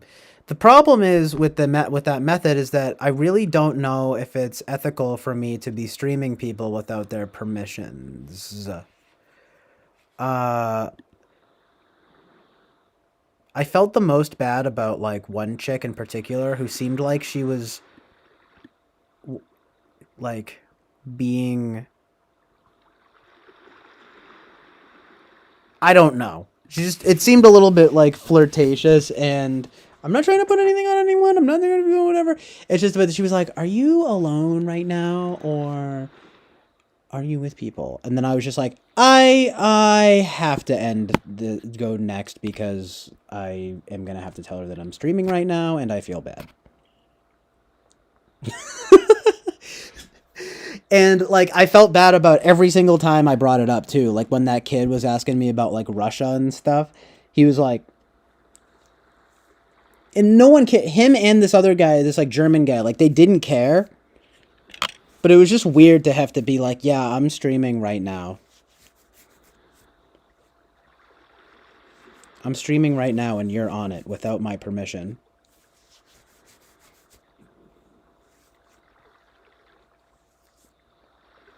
What do you guys think about that?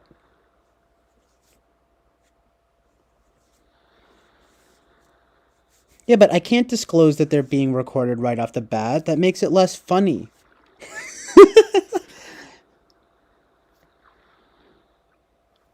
It also makes it less genuine. But is that how people do it I mean, because aren't there like tons of videos online of people doing that? Like going on and being silly and then... You know what I mean?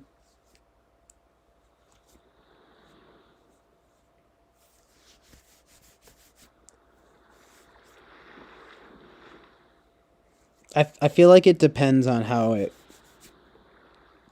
develops. It's probably best, though, to do it right off the bat. I just feel like, doesn't that kind of like... I don't know, it's annoying to have to do. I would almost rather just like not do it at all. You know?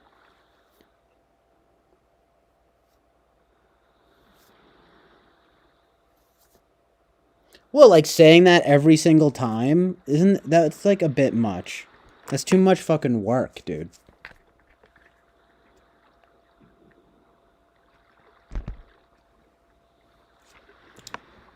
Well, in any case, maybe I just won't do it.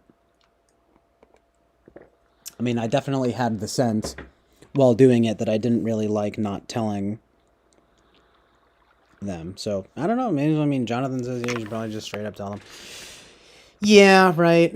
I mean, if that's something that would be a good gimmick or something going forward that could be, like, funny to do, it's probably best to... Maybe I could figure out some way of... I think you can broadcast the OBS chat, right? And so I could have it be like, it's going, and then they could ascertain from it that I'm streaming, but then I will explain it to them. You know what I mean?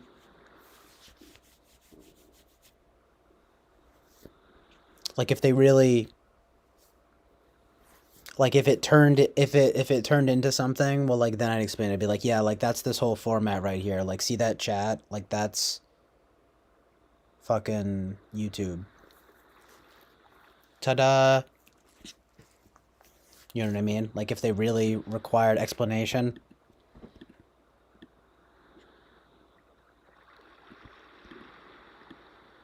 I totally agree that it's best to just let people know, because I definitely like got that feeling. But I just feel like to do it every single time is like a lot of work, and it's like it might hinder the genuine nature of it. But I don't know. I guess that's kind of bad, isn't it? Like, I don't want to just like be fooling people in any way. Well, if they don't, I'm saying if they didn't understand from the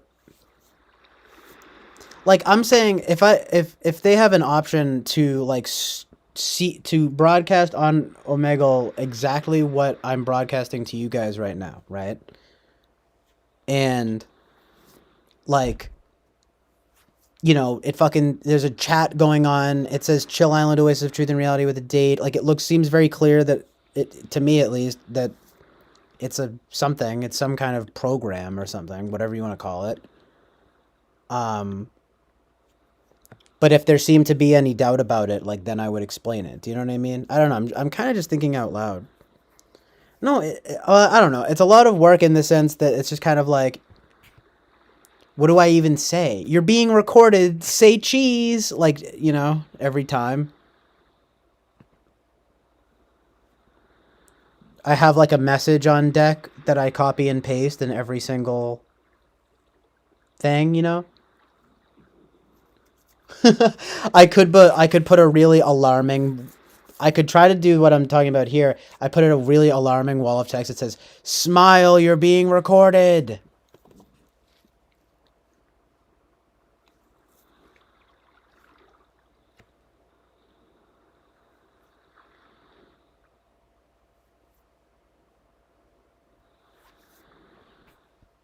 Funny enough, though, that I mean, I wonder if like let me see if there's a way to link the two.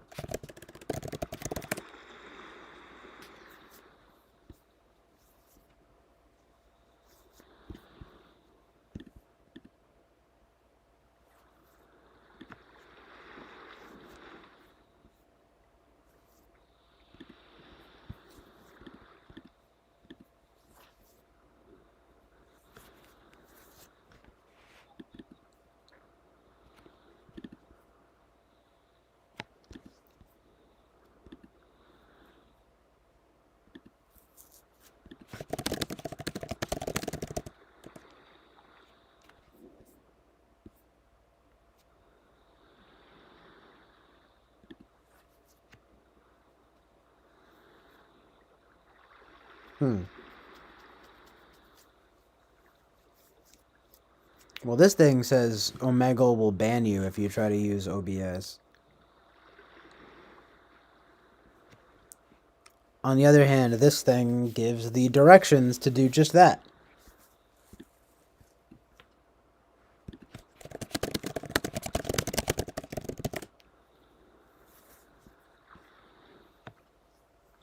Probably, you might have to like do like a whole thing.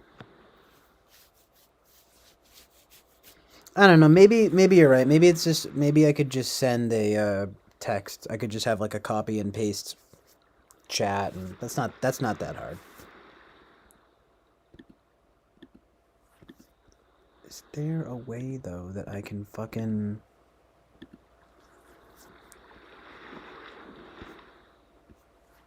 sync it up though? That would be amazing.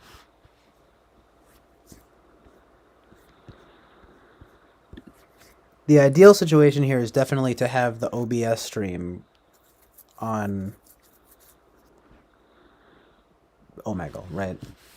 So that way I don't really have to explain it, and I can just say like, "Sup, you're on the Chill Island Oasis of Truth and Reality," right? That could be what I do. I'm trying to fucking find how to. I think you have to like download a whole fucking thing.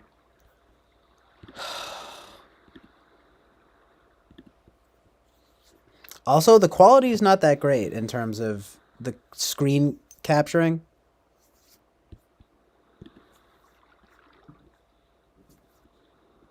Virtual cam? Oh, maybe that's it. Start virtual camera? Huh.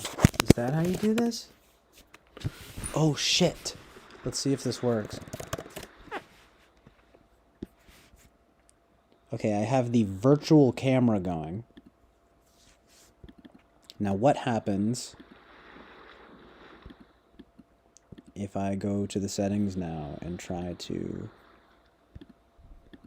no, it doesn't seem to do that.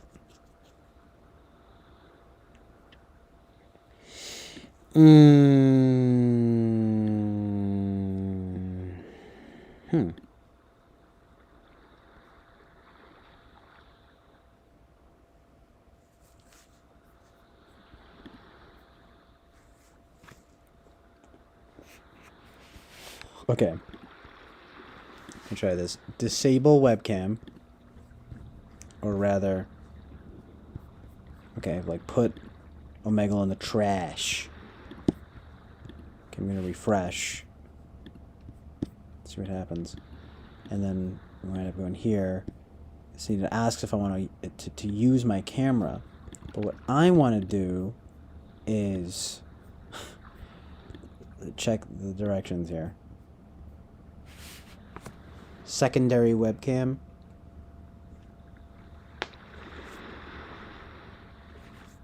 No.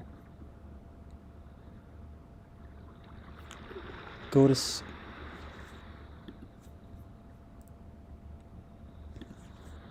Go to secondary... Go to OBS. Use secondary webcam as main.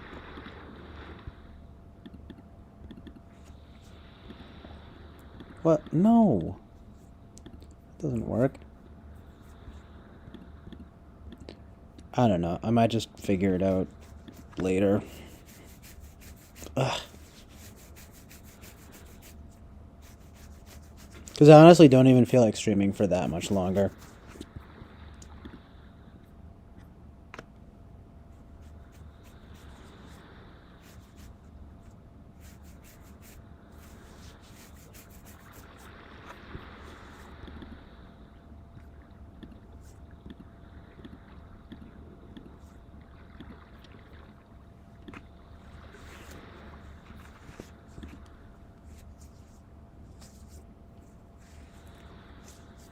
Like, it doesn't... I don't have a fucking... secondary webcam option.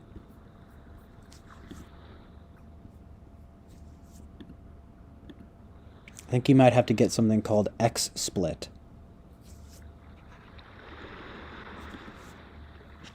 If you're willing to live with a watermark.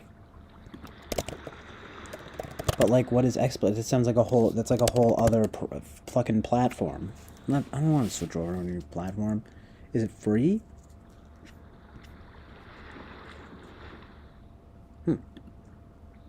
I guess it is free.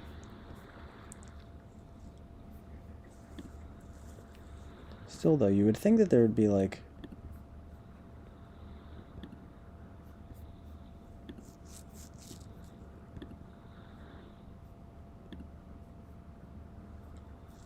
easier way of doing this. It's just annoying because a few people are saying the virtual camera.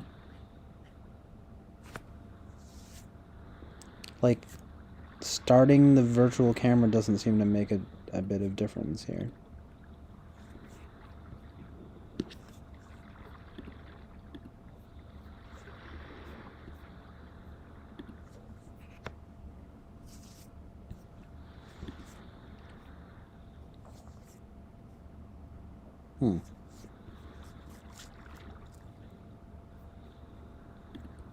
Why are people saying that virtual camera, like, makes it work?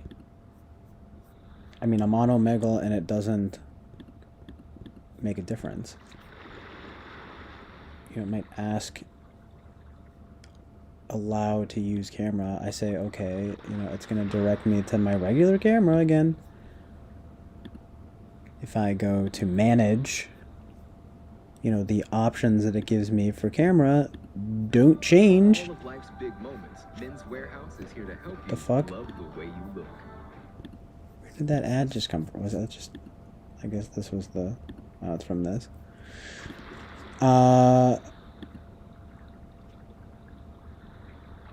share your screen with one of the...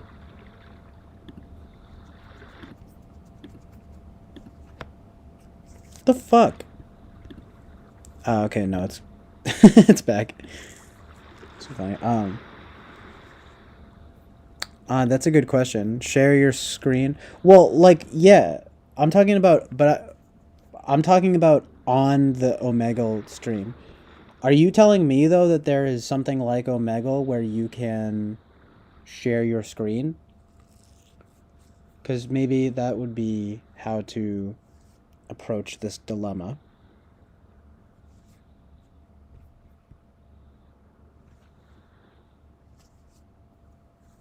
Or something is free, you're the product because it virtually works. Haha. Good one.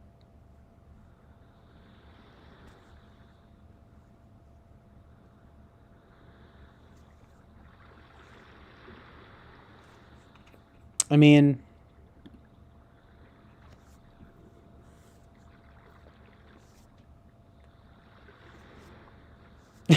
I feel like it could be funny though in and of itself to just be like, "Sup, you're on the Chill Island Oasis of Truth and Reality," and people are just like, "What?"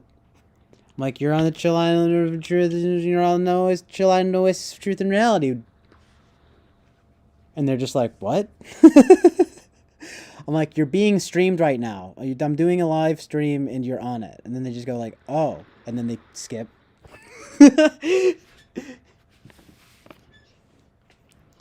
It would just be ideal. I'll look into it, but it would be great if I could get a fucking if I could stream the OBS chat, you know, if I could stream OBS through the fucking Omegle, you know? Cuz it's a gold mine, right? Like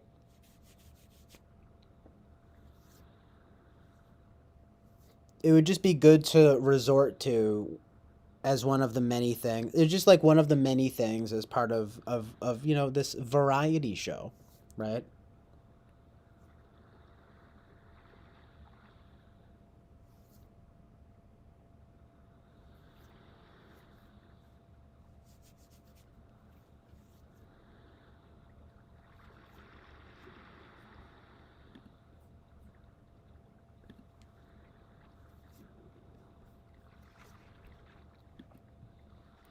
But yeah, I think, you know,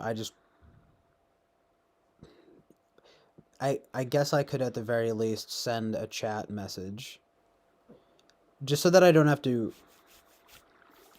verbally explain it every time. So this would fucking be ideal if I could just stream OBS. Fuck you. Why can't I get everything that I just want immediately?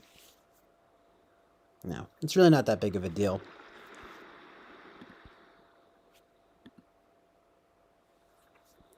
Maybe it's maybe it's just cheap laughs in the end. It just seems like fun. Ja feel.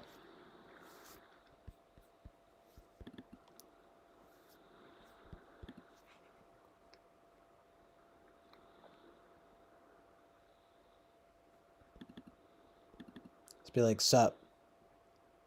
It's your boy. I don't know, like I kind of want to like go on it right now. Cuz I don't really have much else in store, you know what I mean here? It's like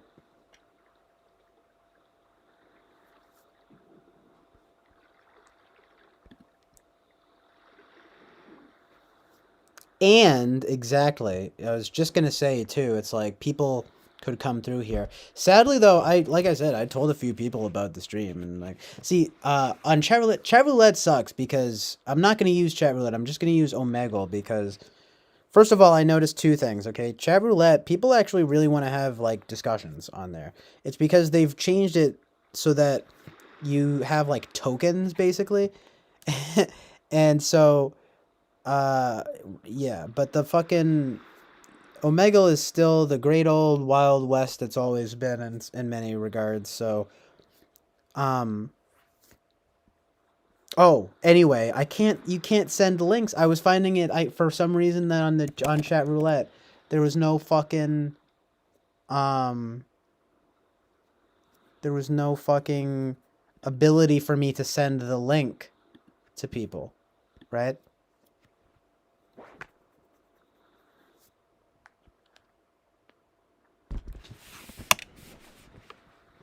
Yeah, I think what I'm going to do is I'm going to make like a little thing here that says, you know, is that scary though? Just like you are being streamed. It seems alarming. I'm still gonna put it though, right? Just so that I can feel okay about doing it, kinda. You are being streamed on the Chill Island Oasis and it's gonna be in all caps. On the Chill Island Oasis of truth and reality. And then a link to the stream.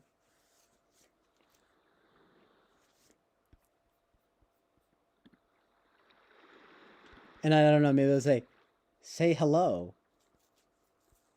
Maybe that's actually creepy though, right?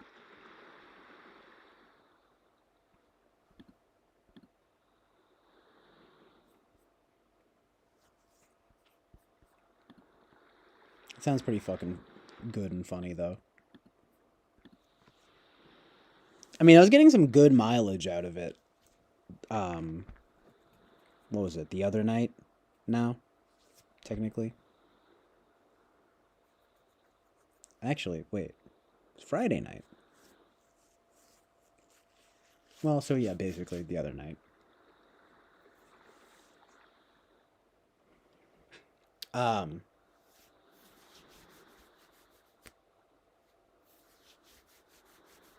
No, yeah, it would be the other night. Anyway.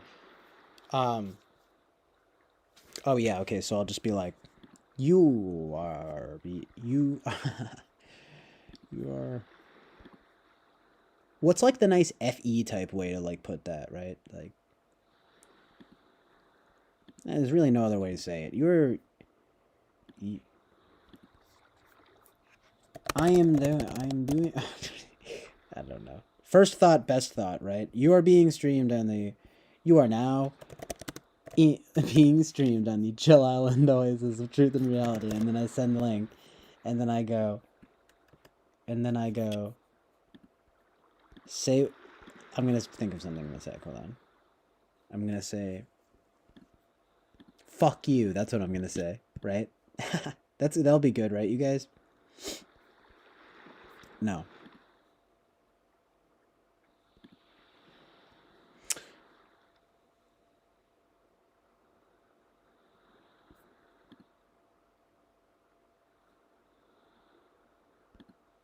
Okay, yeah.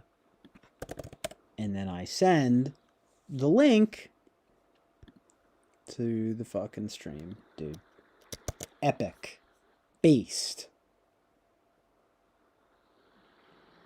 Nice, Winston's mom. I'm glad you appreciate that. I do tend to be a firm believer in the motto of first thought, best thought, although it is true that many, ideas, so to speak, require refinement. Okay? I'm aware of that, but I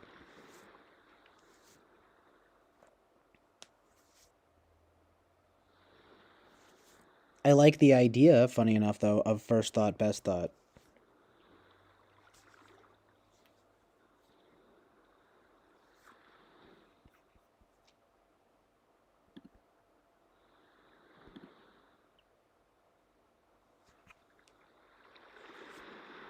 I mean, I think there's validity in it.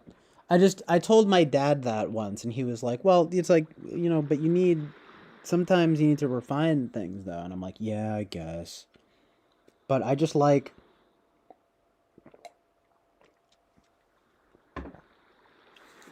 I find it freeing and more authentic, right? To go by a more to go by more of a first thought, best thought maxim, if you want to call it that, right?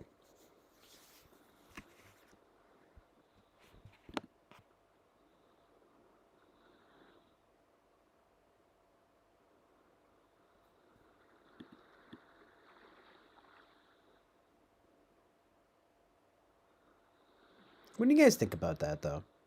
You know? I mean, I think honestly, it's probably just the truth lies in the middle, as it does with most things, right? But I guess some ideas require refinement over time, but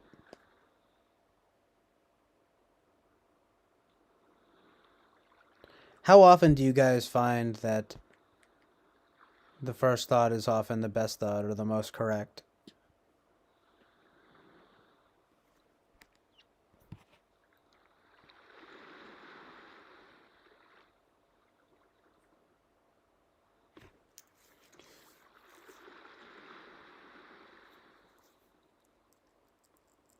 I would say for me it's about 50-50.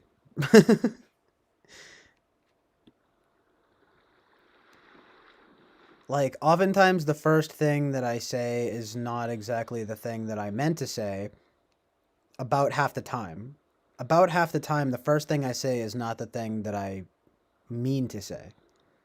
But then the other half of the time, the first thing I say is exactly what I mean to say, right? Isn't that so often the case, right?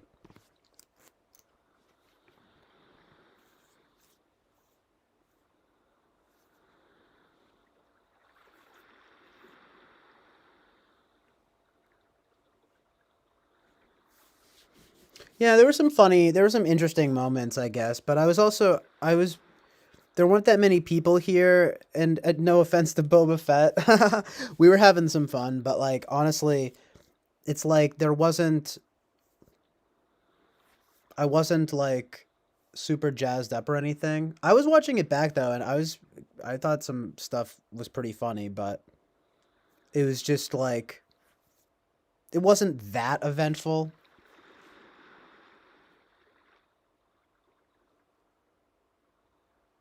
And I don't know, Boba Fett was giving me the feeling that it might have been going on for too long or something. Also, what was up with the what? How I'm not the NEing too much stream, which I saw you mentioned at the very beginning, but then the rest of the stream was like I skimmed through it and there was like nothing else about it. I could see what you mean, but this is after all like super freeform, freeform jazz. They call me the freeform jazz of YouTube, like way overstating it, right? Just like, okay, no one said that. You said that, CJ. You said that. Way hyping yourself up. Calm down, my brother.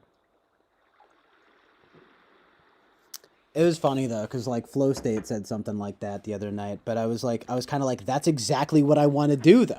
He was like, lol, this stream is all over the place. Like, you know, one time you're watching a movie, and then another time, or one time it's movie night, and then the next time you're playing a guitar concert for everyone. And then he said like something else, and I was like, nice, that's exactly what I want to do.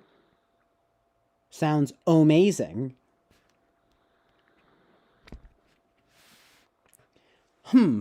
Sounds kind of like perfection to me. No, the thing is, it's not perfection when it turns into long lulls. That's why I have to be going forward, right? Hey, I'm only like 2 months in here, guys, right? Going forward, I'm gonna have to be a lot more discerning, especially with the marathon streaming, you know? I mean,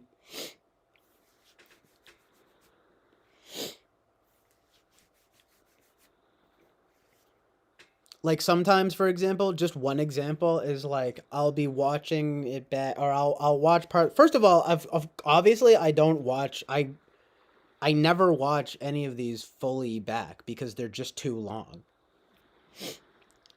You know what I mean? And then finally, like sometimes I'll watch. I'll just be basically thinking like, wow, this was a really good bit here. I wish it wasn't 7 hours into the stream, so now especially no one will see it, right? Like not many people were seeing it already, but now they definitely won't.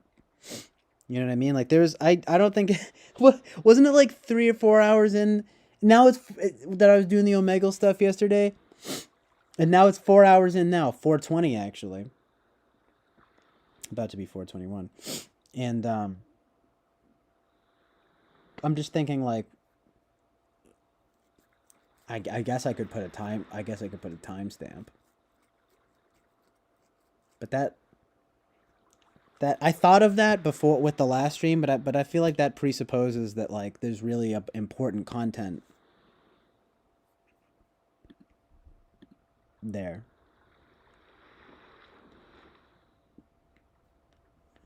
If you know what I mean. Like I'm just like skip to, you know, 4 hours and 22 minutes to see the Omegle goodness. And it's like I'm just fucking around. You know what I mean?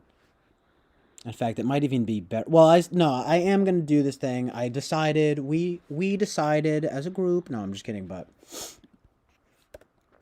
I'm gonna squash any potential ethical concerns here by having my default message that I send. If I can't stream OBS on Omegle, then I will at least have a fucking message here that says you are now being streamed on the Chill Island Oasis of Truth and Reality, and then I send the link, and then I'm gonna say, like. Say what's something that I should have them say? I'll say Chill Island, because oh my god, you guys, it was totally making me fucking die laughing when people would say stuff about the island. You know what I mean? About like foreign people being like, Chill Island Oasis of Truth and Reality. I'm like, fuck yes. And there was like one girl, she's probably like from the Philippines or something, and she was just like, Chill Island? I was like, oh my god, yes. Haha, okay.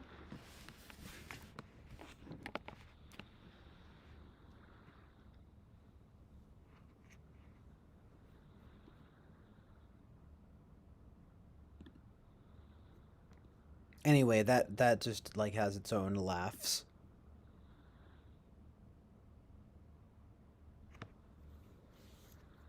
I guess that can be the gimmick though too, right? Because it's like it's kind of a conversation starter.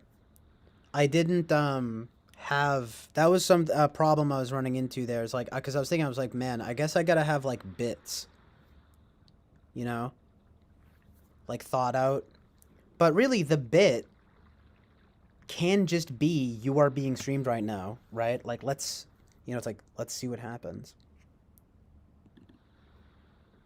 Again, it's the authenticity. We want the free form authenticity.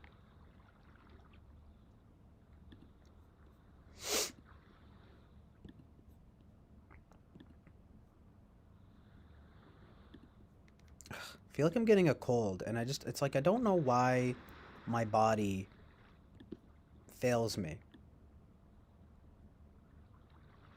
Why? Like, why do I feel like I'm getting a cold?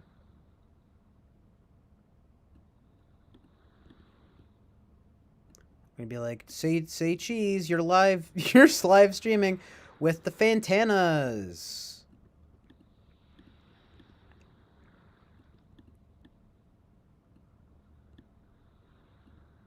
I don't know. I think it's a good bit.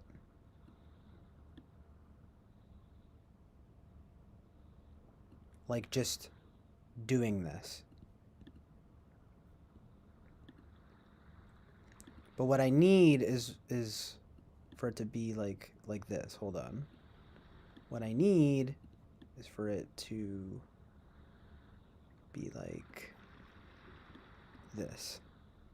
Yes. Something like that.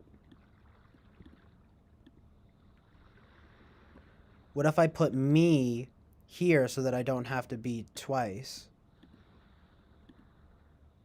Right? Or maybe I could... Yeah. It's not perfect. It's not bad, though. That looks kind of good. It's a little... Do I have to change the fucking... Oh, wait, no. You know what I can do? No, I can't do that, actually. Fuck me.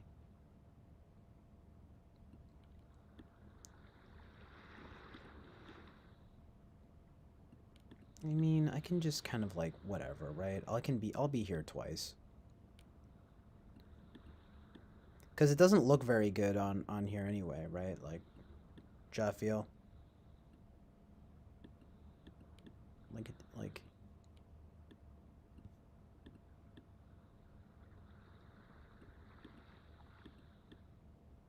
I do need the ocean right there just a little bit.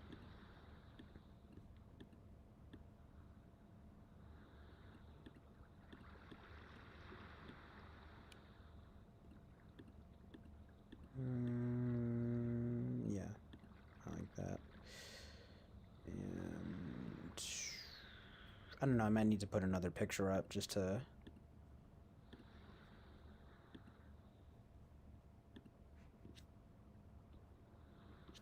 get a nice fill in that space there. This picture of Debbie Harry. How about that? No, it's a little too... Wait. No, that... Wait for it. Nah, I need... The proportions need to be correct. Feel me?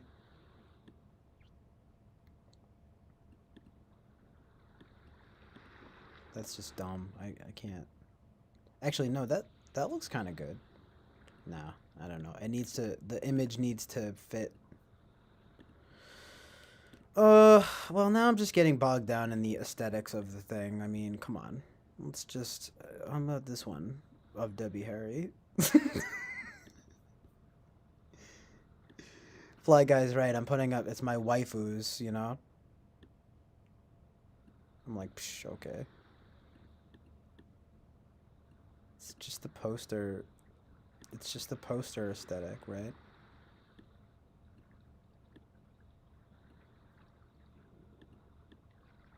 Why is it... Hold on, it's giving me bullshit here. Okay.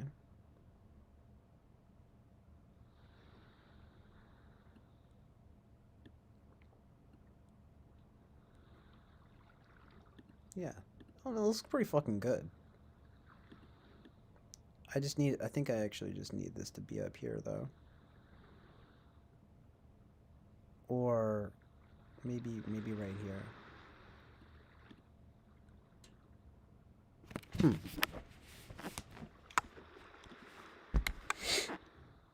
don't know, I'm a little undecided on the where to put the text here, but whatever. I mean, I think it looks best like here.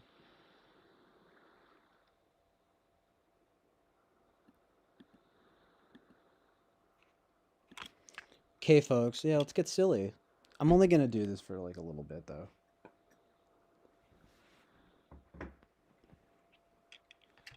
It's also almost 7 a.m. Like, what?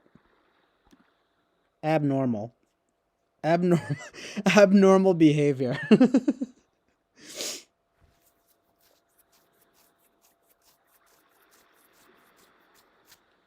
um, it's just fun though. I just be like fucking dumb, you know, on here, like on the on Omegle, that is.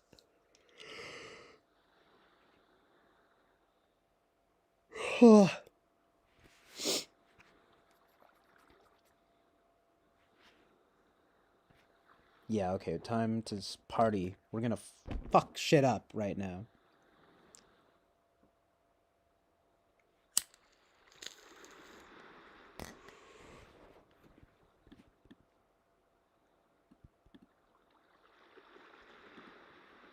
I'm only going to do this a little bit, Shades of High School. No, it's just that I think the Omegle bit kind of lasted a little too long the other day. Like, I mean, yeah, the other night. So I'm gonna just try to like once I run out of fuel here, like I'm just gonna stop and go back to the regular streaming. But it's really an endless. The thing I think it's very NE, honestly, like just the format here, because you just get so much to work with. It's just an endless stream of everyone from all over the world. What the fuck? Like, let's just see. What's going on? What's going on, you guys?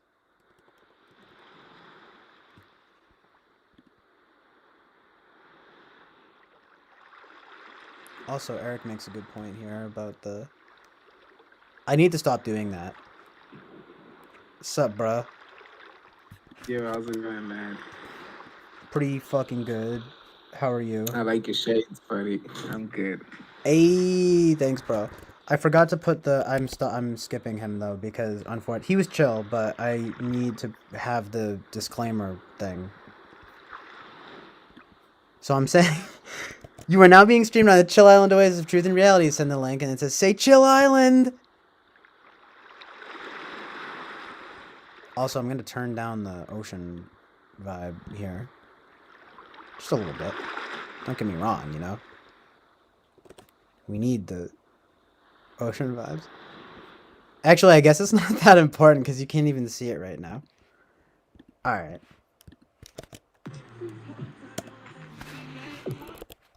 I feel like this message is too alarming.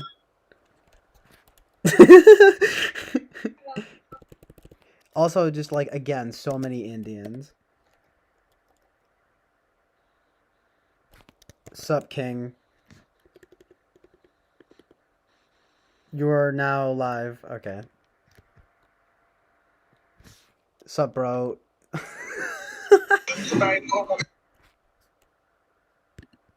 fucking a waste of time. I just want to get more and more unhinged. I want to get known. This is what's going to get me viral, right? Is like the Omegle content. Oh my god. You're. Okay. If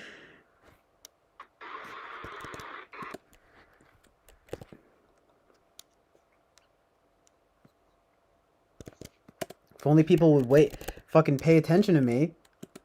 Hello. Hello. I don't know. It's fun. It gives me a laugh, to be honest. I'll stop if you guys are not laughing, though. What do you do? Hi. Hi.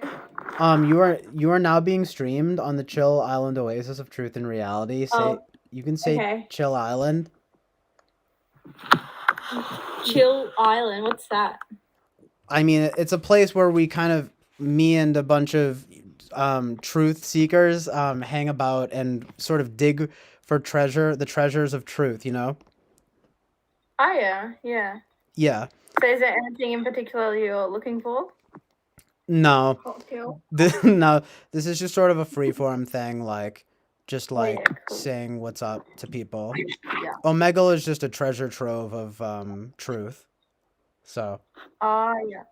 Anyway, yeah, and then that's my thing, is my disclaimer here, because I was doing this the other night, and I was feeling a little bit uncomfortable with like streaming people without their permission, you know. So it's like, yeah, that makes sense. Yeah. So I have this little disclaimer here that's like, you are now being streamed. Yeah, that makes it very obvious. Yeah. Well, you understand truth and reality, so I appreciate it. Yeah, all good. All right, bye. Bye. This is so goofy. Like, hey, bro. Hey, DJ. You are now live. Say what's up to the world, man. Okay.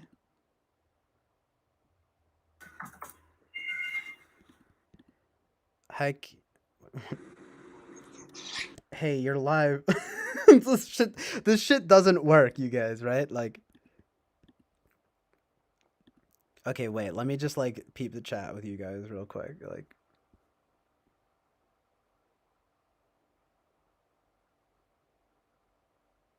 Oh, I didn't notice. No, I didn't notice that innuendo. I was thinking more of. See, actually, though, Winston's mom. I was thinking of like more like drugs, like not sex. You know, just like being extreme or whatever. But you're right. That's cute. Isn't that so wholesome of me? I didn't go to the sexual place, right? I'm such a good person. No, I'm just kidding. But the thing of only put it in just a little. I thought it was. I'm only gonna. You know what I mean? Like I'm only gonna do a little bit. You know what I mean, or something. I don't know. So I was thinking of a different type of. Not so much better, right? I wasn't thinking of sex. I was thinking of drugs. So bad. They both kind of apply, though, right? Of course, put it in is pretty intense. Is that really what you said? Because I didn't. Yeah, I don't know. Whatever.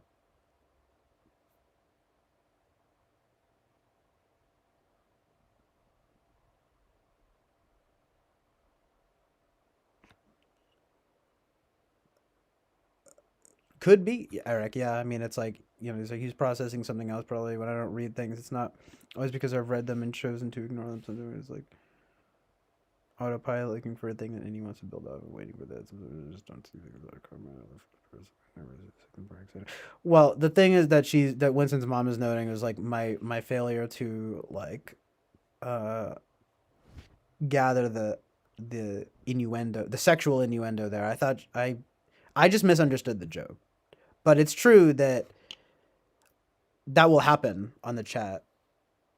I try not to be like too selective, but yeah, there will be like a thing that catches my attention, right? Sometimes, and like I'll just be like, "Ooh, new thing. Gonna go on that." We're working with that now. But I have to be good with that, to be like evenly distribute the attention. You know what I mean? But he's like, with the chat, necessarily defaulting to Freudian slipper puns or humor.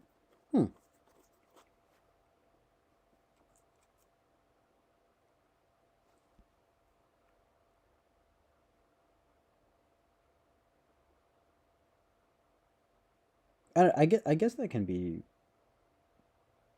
true. It does. Wow, amazing truth, and both are based in a year at large. Um, yeah, I don't know. I guess I try not to be crude unless I have to, or unless I feel like it's really necessary or something. I don't know.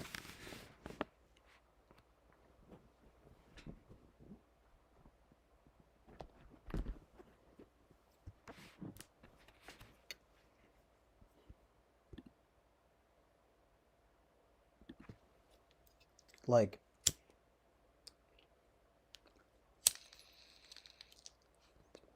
I don't know. That is kind of true, but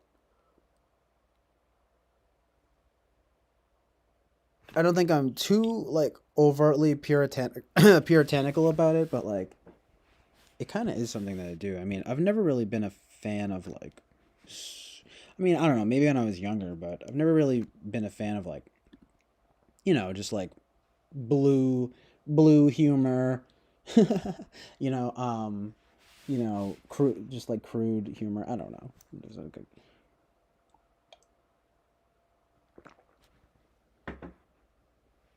I don't know what can I say. I mean, it's just not. I like this Omega window shopping. It's like walking down a long hall and opening doors. He opens one door and look a guy with a fedora smoking a cigar. Another door has tweens giggling. Fascinating. Well, exactly, Winston's mom. I mean, I think it's like an interesting experiment. That's literally what it is. But I'm trying to be goofy with it. Like, let's get goofy. I'm trying to get like silly with it. This isn't about serious conversations. Had you would mean that. I don't want to talk to that guy.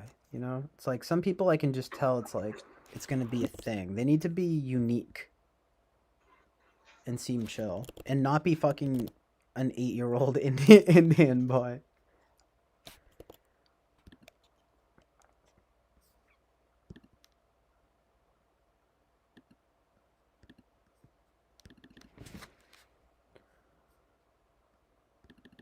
The thing is, you have to open the doors to truth and reality, and then that's where the goodness comes from, right? Sup, bro?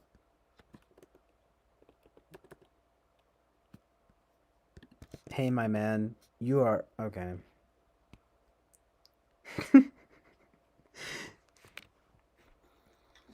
Hey, my dude is fucking swagged out. What's up? You're on the chill island. Okay. Damn it, I thought he was gonna stay. Thought he was gonna stay and chill a while. Hey.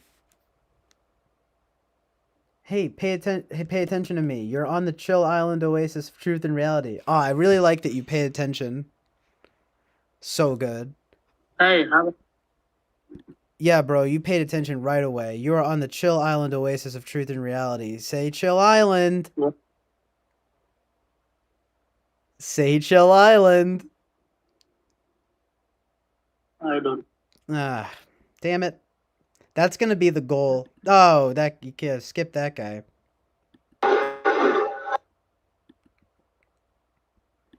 Yo, that guy paid attention. Hey, what's up?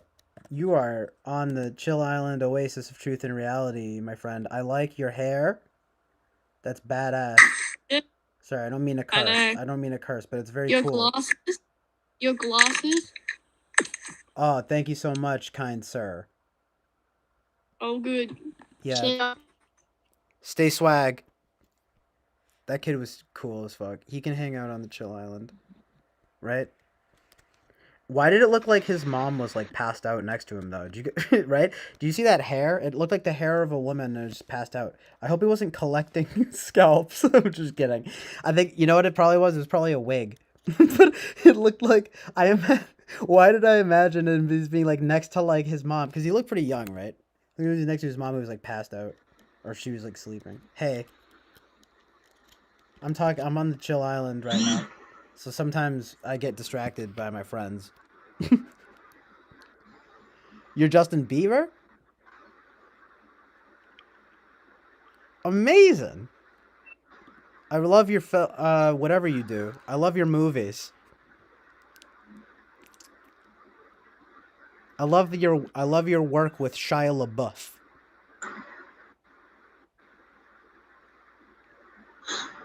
Crying laughing emoji. That's what I like to see. I'm here to spread joy and reality. So I appreciate the vibes. Stay blessed, my dude. Cause like Justin Bieber, he's kind of based. Pretty sure he's a Christian guy. Hello, bro. Hey, what's good, brother? You are now live on the Chill Island. Hello, bro. Hey, man. How are you doing?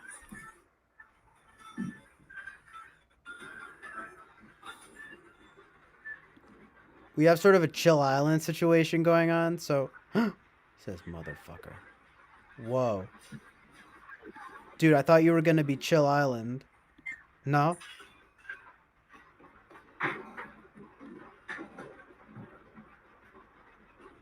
Fuck.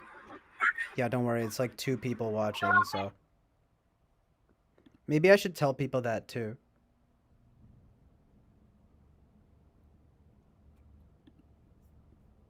Right? So that it's not too intimidating. Be like, you know, there's 4 people watching right now.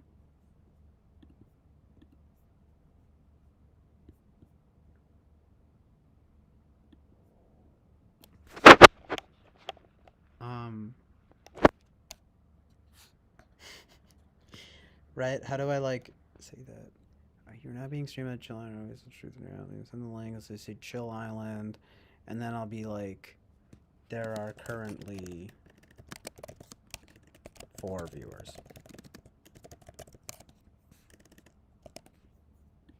And you know, I'll adjust it, give or take, but I'm sure I'm not gonna suddenly look and be like, oh my god, there's 100 viewers, right? It's probably gonna stay about the same throughout. So I'm gonna make that the message that I send now. Seems like a really long message though. Again, kind of takes the fun out of it. Like shit. I ain't gonna read all that. Hey man. There's the Chill Island Oasis of Truth and Reality going on right now. You could say Chill Island. Okay. It's fucking stupid.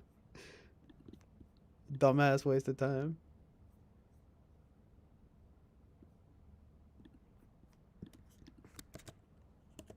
That's just gonna be my thing though. I'm just gonna say that to everybody. Hey, what's up? It's Chill Island OS. You know what? I'm gonna make it really fucking simple and make the message like really short. I'm gonna say we are live. We are live on the Chill Island Oasis of Truth and Reality, and send the link. And I'm not gonna say Chill Island. I'm gonna tell people that, and then it's gonna just say there are currently 4 viewers, 5 viewers. Hey Christine, thanks for being here. I'm just doing this for like a little bit, just because it's fun and funny.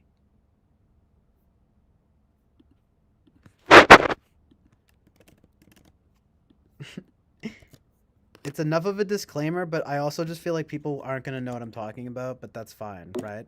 It's a happy middle ground. Oh man, you are so cute. What's up, bro? I like your hair. It's fucking thank you. badass. Like your glass too. Yeah, thanks, bro. You're on the Can Chill I show you Island. something? What? Can I show you something? Are you ready to watch that? I mean, not if it's sexual. We are now live streaming on the Chill Island Oasis Okay. of Truth and Reality. Okay, no problem. This is so funny. Yeah, I'm doing a stream right now. Say Chill Island. Okay, no problem. Okay. That was fucking weird, right? Oh my god. The fuck was that? Was that a gay Indian? Ah, it was a chick.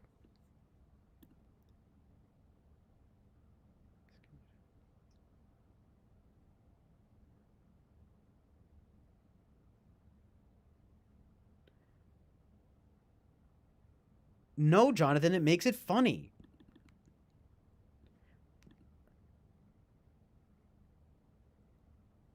But that's true. I know, it ruins it. It fucking ruins it. Honestly. I'm not saying anything.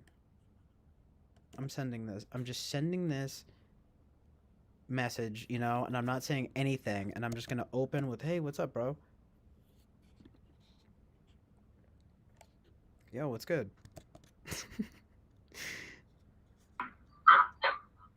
And it's not gonna be it's like right? With the foreign people, because they have no idea what I'm talking about.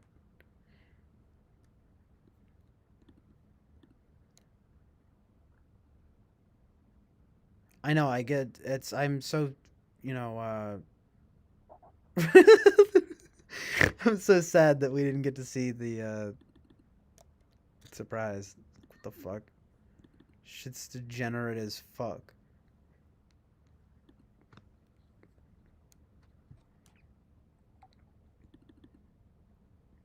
And again, it's just Down going Yo, bro. So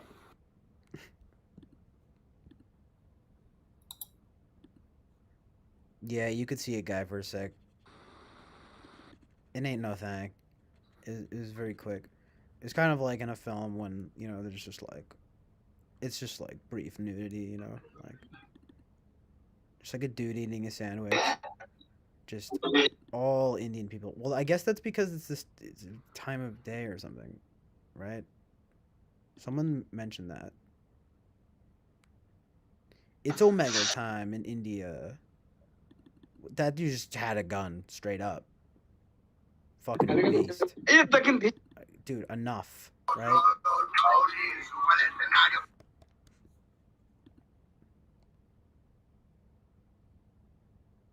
That posh guy with the scarf from a few ago. Oh shit, it's the devil. The devil is here.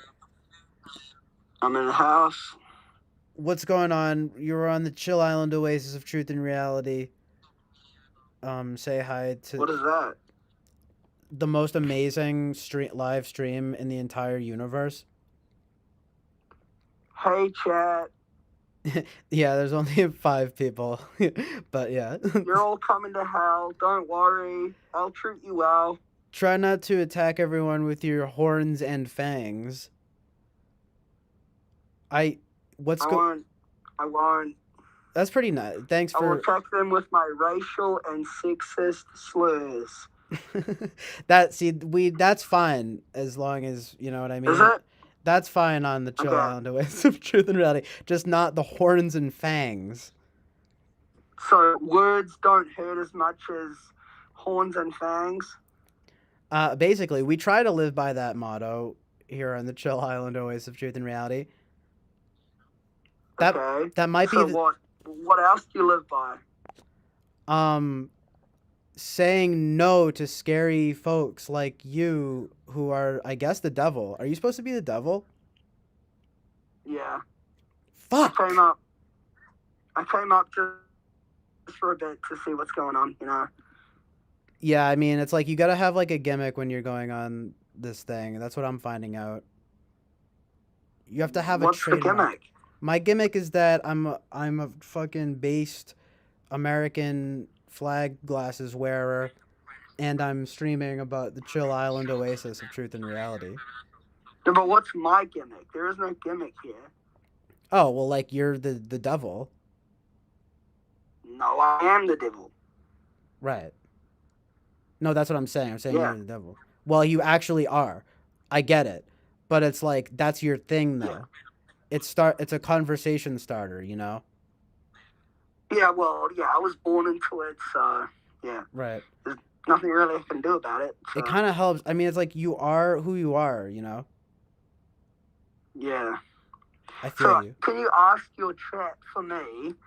Are they into you know, orgies such as straight, gay, you know, any type of orgies? It's a little bit like an orgy on the, Sodomy. it's a little bit like an orgy without sex. It's more of an intellectual orgy, melding of the minds, if you will. But No, I meant like penetration type of orgy. oh no, well, What not do that they I'm say? aware, not that I'm aware of. If it's happening, it's happening you gotta behind closed doors. Ask them, say to them, hey chat, what do you guys think of orgies? Are you guys having Okay. orgies? I'm asking the chat right now if they are you guys having orgies that I don't know about? No, Is I this say, true? what do you think about orgies? But what do you think about orgies too? What are they saying? Well, it's sort of there's only a few people here, so Are they shy? Are they are they lurkers? nah, it's a pretty tight knit group. It's a fucking chill island orgy. So what are they Chris- saying? Well, Christine says, "Tell him we invite him to our island orgy."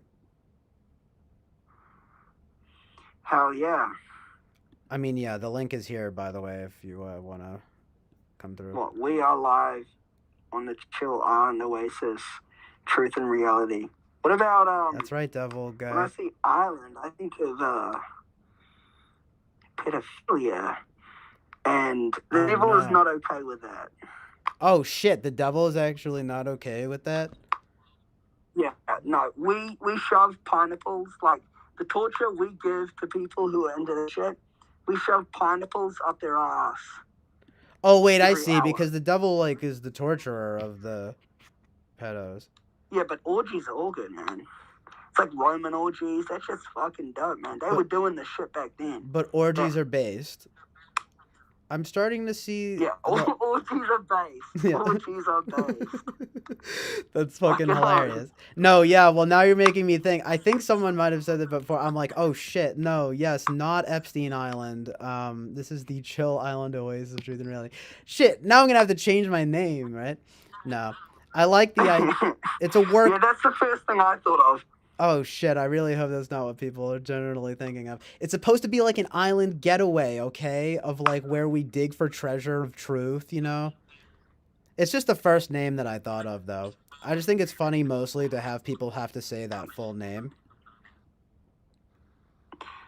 Okay. You know what I mean? You know what else it makes me think of? The second thing it makes me think of is that crypto island shit. Crypto? Island, you know. Like the no, yeah, thing, but there's a that thing with a crypto island? Yeah. I'm just saying That's what else it makes me think of. I've never Are heard you of getting that. scammed here? Right? No, that's what I've never heard of that though. Crypto Island. It sounds scary. Crypto. The crypto word. I don't know. What does the devil think about cryptocurrency?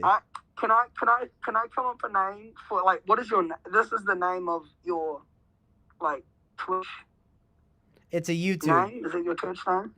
It's like it's a Name? YouTube. Is that shit. really your name? Huh? That's really long. Yeah. That's really long for your name. Well, I like it. I think Can it's I funny. come up with a name?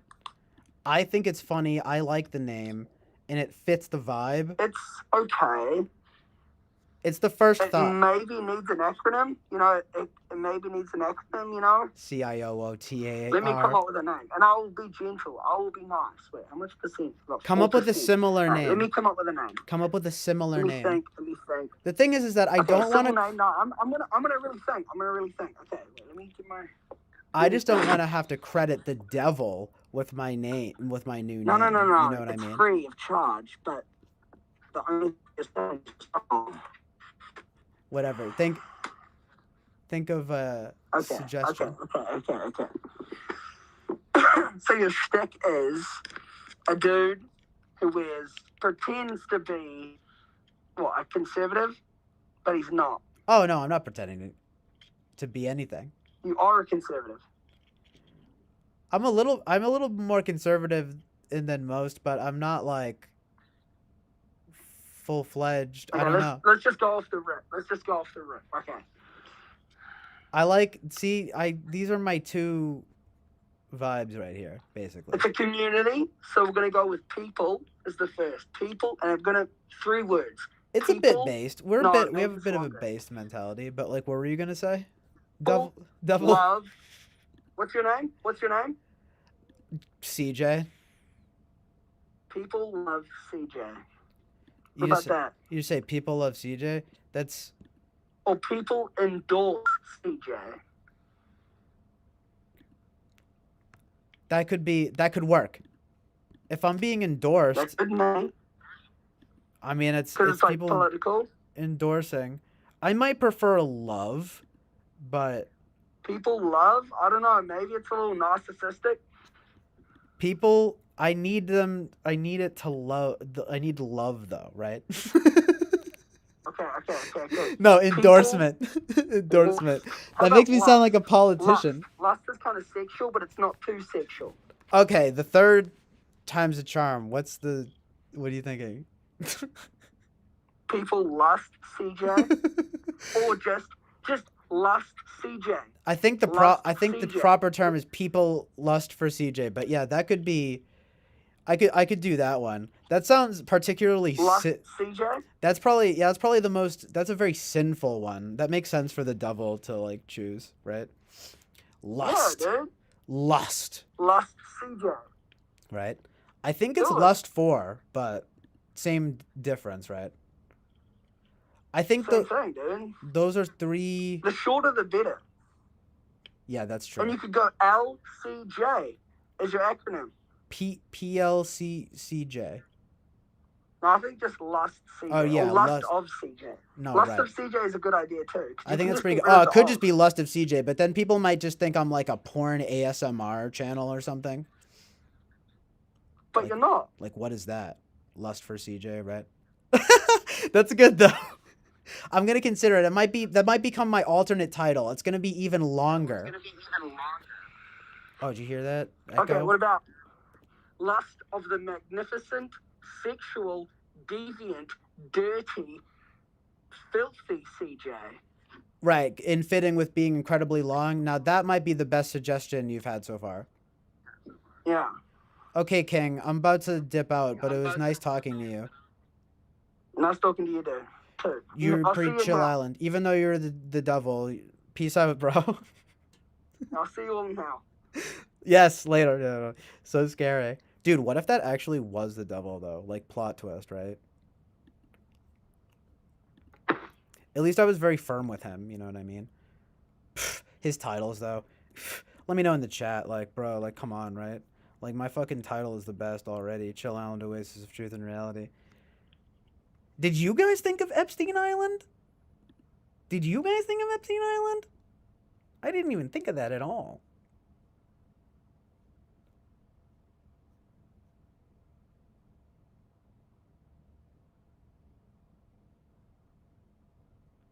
I know, Devil Guy is like.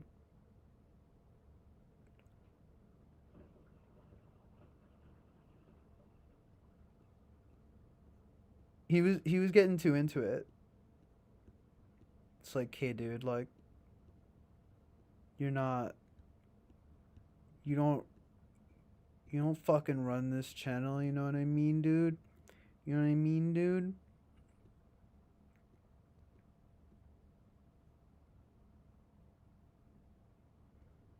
Injecting this stream with sinful ideas of lust.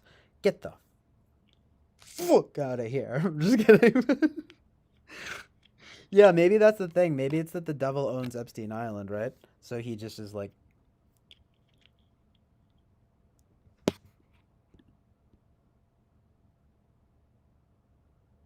He's like, fucking.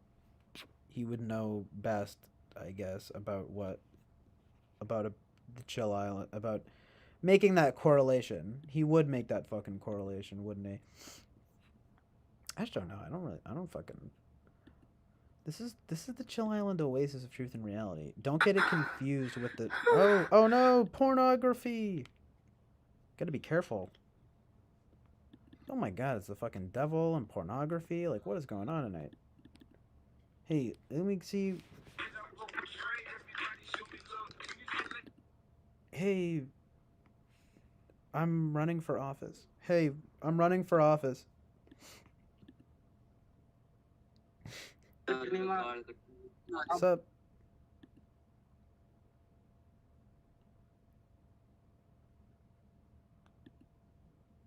I know, but it's like, I'm sure people, not to dwell on this, but it's like, bro, I'm sure most people are not thinking of fucking Epstein Island when I put my name is fucking Chill Island Oasis. Like, bruh, what, that shit fucking invented islands? Like, fuck no. Islands are supposed to be tropical getaways of goodness, not evil, right? Gets like so fucking mad. Fuck you, right? Nah, it's just annoying because I didn't even think of that. Fucking devil, right? The devil just spoke. I'm like telling some. I was gonna tell that guy. The devil just spoke to me on Omegle. No, dude, I'm gonna write a blues song. I'm gonna write I'm gonna write like, you know, the devil went down to Georgia. I'm gonna write the devil went on Omegle. Nice purple vibe. Thank you. Hello? You're welcome. I think that I ran into you already, like the other night. Or is this another purple room person? Maybe it's just another purple room person. Yeah. Yes. Another purple room. Yeah. Well, anyway, good purple room. Peace out. I swear it was like 2 kids too, and it feel like those was like 2 little girls. Like, get off of here! Don't be on here. I'm telling you, it's like it's a fucking jungle out here on Omegle. You know. Sometimes it's like a jungle. Sometimes, but fucking. Sometimes I wonder how I keep from going under.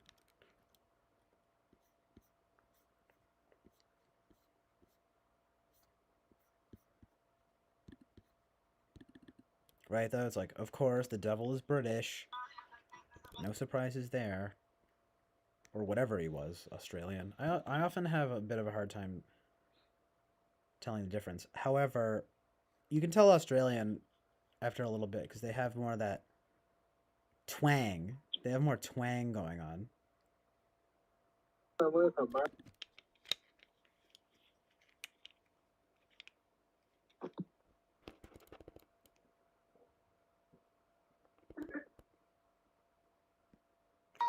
Also, I'm not trying to, you know, pretend to be a conservative or necessarily be a quote unquote conservative. I just like my America glasses and I like to be based. So what is that? If that means I'm conservative, I guess that means I'm conservative. In all seriousness, no, right? It's like, my goodness.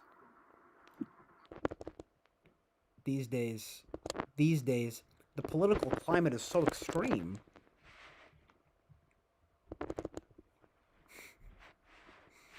I think honestly, to be fair, it was just because I said the based thing and like, fucking people, man. They have this affiliation with. It's so sad, really, right? When you consider that, again, for the millionth time, based is a term invented by, a black outsider rapper named Lil B, and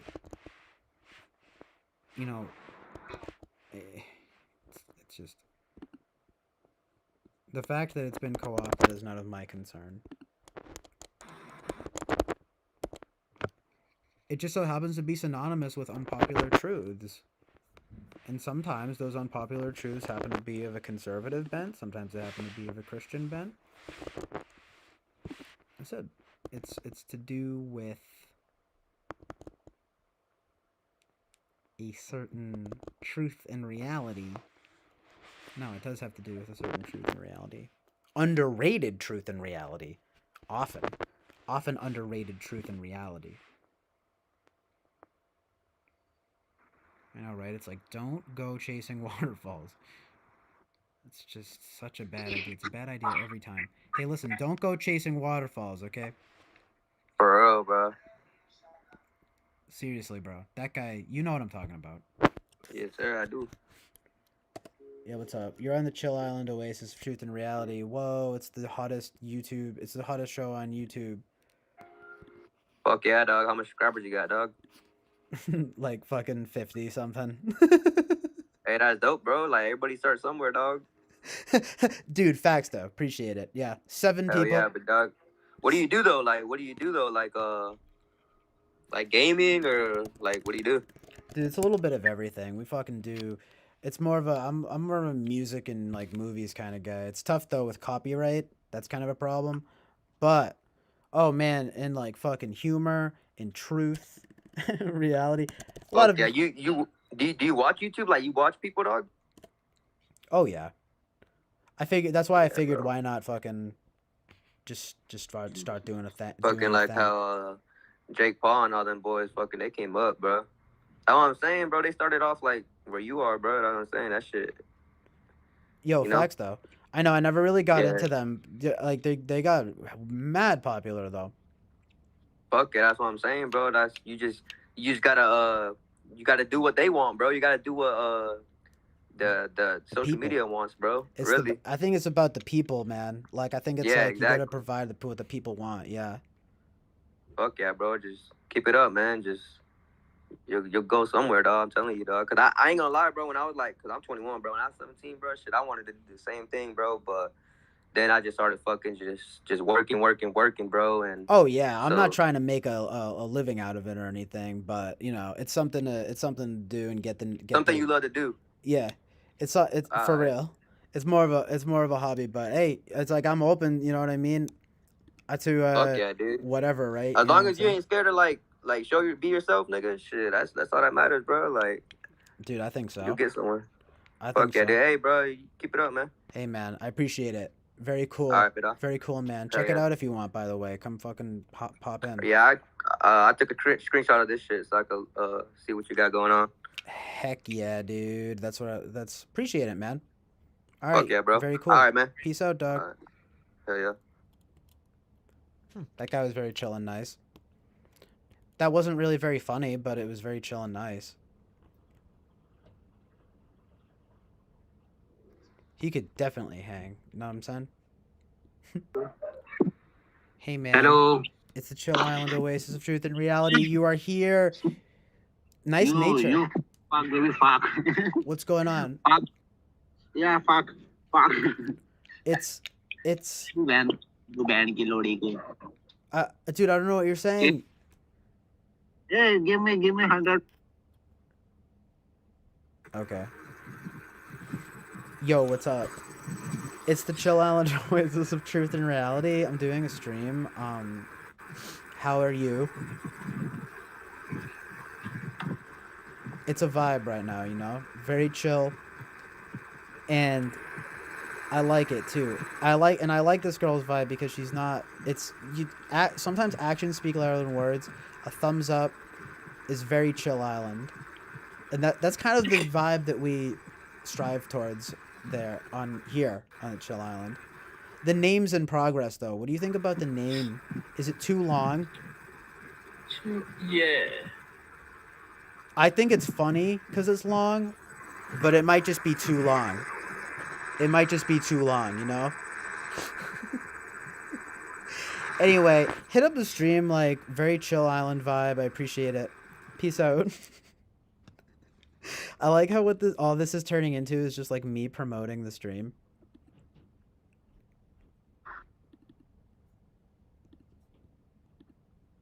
People are hoodwinking me into having genuine conversations with them. Do you know what I mean?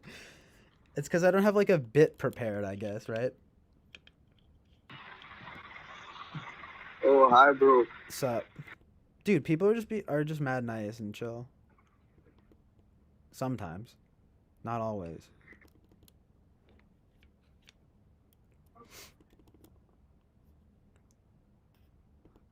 That fellow before, though, was a fantastic friend, right? That last girl was pretty chill. Yo, what up? The mat, what's we're on the live. We're chilling right now on the chill island oasis of truth and reality.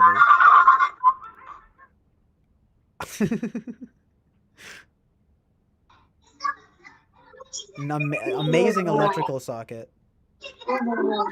Yo, what's good,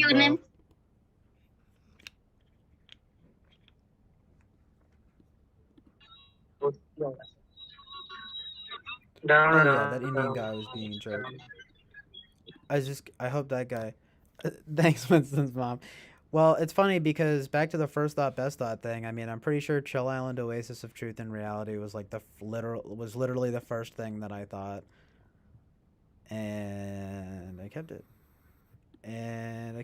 Talking about my child to the Chill Island Oasis of Truth and Reality. I'm streaming right now. How's it hanging? You have a headset. You look like you could be a streamer too. No. What's your favorite color? Purple. Nice. That's a pretty good choice. I just saw a person on here with a purple room. I've been seeing a lot of people with purple rooms. Purple is a great fucking color. Combination of red and blue, you can't go wrong. It's the two best colors combined. I just keep talking, even though she's gone. She left, by the way, first. Don't link me your Instagram. I'm linking my YouTube. Don't link. I'm about to start yelling. Okay, wait though. I have to update the views. How many people are here? Yes, 6 people. Yeah, but thank you, Winston's mom. Thank you. Exactly. It's the best name. I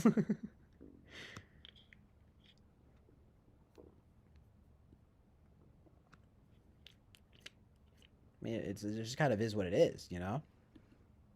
That is what this is. Sup, boy?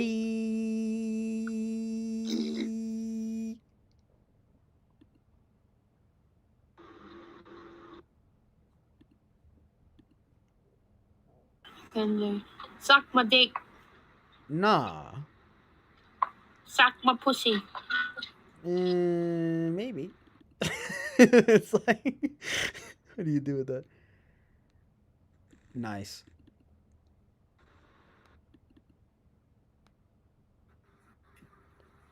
My You look man. like you just vibing. What? You be vibing. Oh, it truly is very much a vibe tonight, and you are live on the Chill Island Oasis of Truth and Reality right now. What is going on? I'm so dead inside. What do I just? Yo, I feel you, my man, and that's why I'm streaming right now, cause it's the dead inside Chill Island. Palooza. How about that? We're Sorry. getting alive though, right? We're getting lively right now. Yeah, You feel me, man? definitely, man. We're getting lively. Anyway, check out my fucking stream here if you want, because, you know, you're here. Yeah. Yeah, man, I'll do it. Yo, You seem appreciate like a real chill dude. I was just going to say the same thing about you, Yeah. my brother. You seem very chill. Hey. Hey, that's right, Yeah. compadre. Hey. Fuck yeah, man. All right, bro, take it easy. Fucking hit this up if you want, man. Peace out. That guy was a friend. I hope he's okay. I don't know if he was serious about that Dead Inside comment, but yo, I'm like, hey, bro, I feel you. Yo, I know what it do, man. We getting alive. I know what it do. What it do, what it do. It's the Chill Island Oasis of truth and reality. Okay, she's gone. She laughed, though. You made her laugh. I mean, I am pretty funny. This shit is pretty fucking hilarious.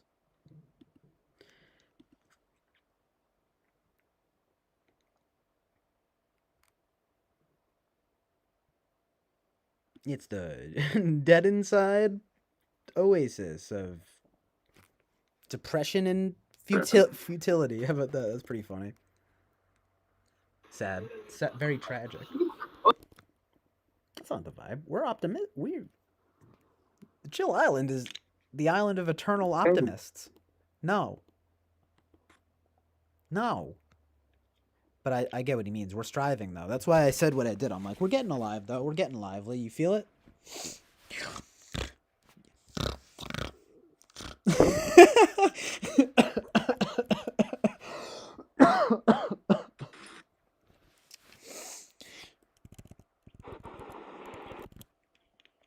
Yeah. No, don't do that.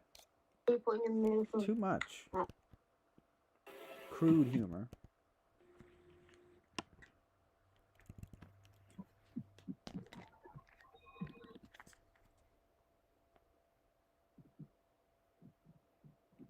Chill Island. Truth City. You know, that was actually a name. To be fair, I think I came up with it when I had a few friends. We were sort of trying to do a podcast at the place that I was working at. It's the community access station, and it was the local community access station, and they had, you know, stuff set up, and it was specifically a one friend of mine that really wanted to do a sort of podcast, because they had a great setup there. But I'm pretty sure it was my idea. I started doing this thing where I'd say he liked it, and Truth City. Oh, nice! I just got a subscriber, and it's probably Oh, I think it might be that last guy. I mean, the guy before last. But the what was I talking about? Oh yeah, the name was Truth City. So maybe I should just change the name to this, Truth City. Because I would be like Truth City, man, like population 5, you know what I mean? You know, if someone says something true. Another purple room. What's going on? You guys, is there a TikTok trend going on? What? Is there a TikTok trend going on of having purple rooms? This is blue, mate. Fucking same thing. You know, someone else said that to me. I don't need the attitude. We are now live on the Chill Island Oasis of Truth and Reality, where we are chill. Understand? Sorry. It's alright. I like it, though. I like the blue. Wait, so can people see us and hear us? Yeah, it's just a few people, though. It's like 5 people. Hi. Say hi. It's 6 people. Oh, and now there's a guy here from Omegle. A person is coming through. It's working. The marketing, you know? No, I don't know. It's the marketing campaign. We're on the campaign trail right now. I'm running for president. See my glasses? I'll vote you. Yeah, I'll vote you. Thank you. Yo, you guys are mad chill. Come through to the stream if you want. Peace out. Yo, that is funny though, because I said like it's purple to the girls the other night, and then they were like, it's blue. And I'm like, fuck you. Just kidding, but. Oh, yo, so what's up, Lammy boy?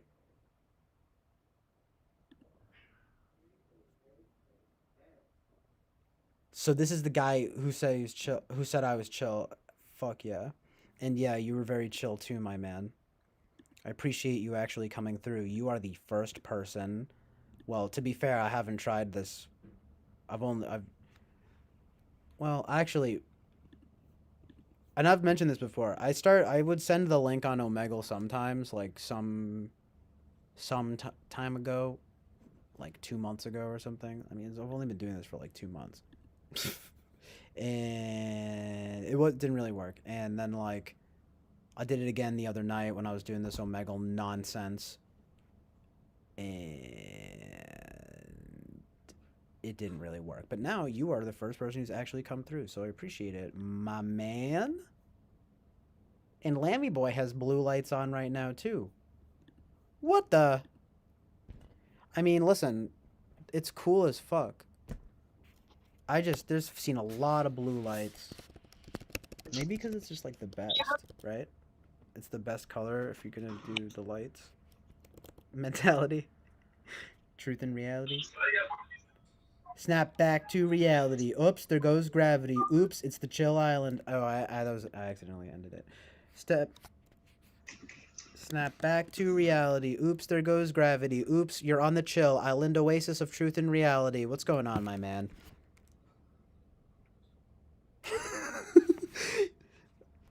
I hope that wasn't taking advantage of him because he says he has Asperger's syndrome, and to ask him anything. Well, what I asked him was, what did I ask? What's up, man? That's a question. Something tells me he might not have wanted to come on stream, though. I hope I wasn't too aggressive with him. Nice. That's pretty good.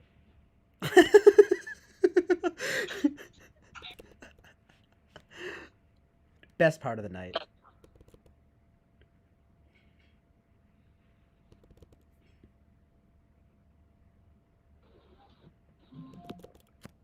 Wait, hold on.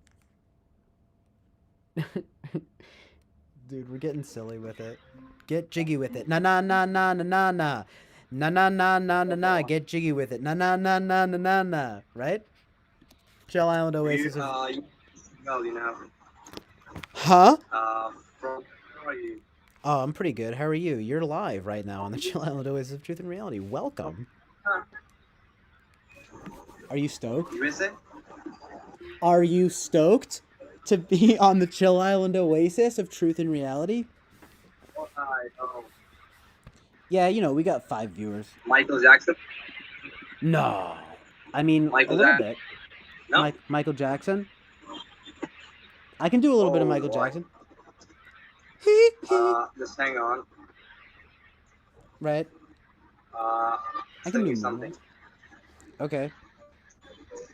I'm excited. Insta ID? Yeah. I mean, yeah, you can hit me up at 30 Century Man, or well, hold on. Let me. I think that's my thing. Yeah, no, it's at 30 Century Man. Check it out, bro. You can hit me with a follow if you want. I'll follow back. Hashtag I follow back. Right? I'll follow you.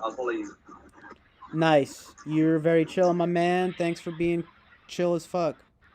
Peace out. Nice.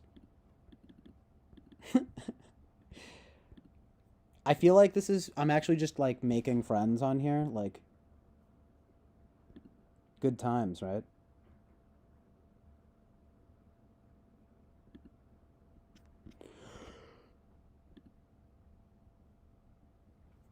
Gotta update the viewers. I mean, you know, 6.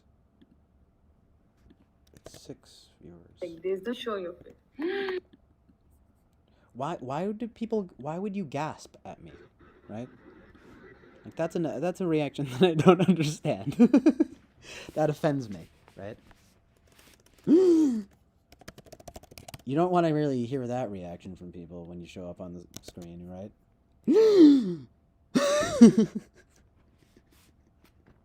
Maybe it's the American glasses. Sadly, in this day and age, people think I'm a terrorist. Oh my god, he loves America. He must be a fucking terrorist. American terrorist, Parrot in the barracks, and Ferris Bueller with a fetish for sedatives, right? Hey, I'm on sedatives right now. Hey, nice arm. Okay. I'm going full unhinged mode right now. I'm gonna stop soon, I think, and I'm just gonna be fully unhinged now. What's up, Chill Islander, number 562? We have a really scary Guantanamo type system going on, but you know, that's like, what's good, man? You're alive. We're alive right now on the Chill Island Oasis of Truth and Reality. There's a few people watching. It's a very humble, modest type of stream. You're pretty chill. I like your shirt. Thank Oh, he was gonna say thank you. Damn it. See?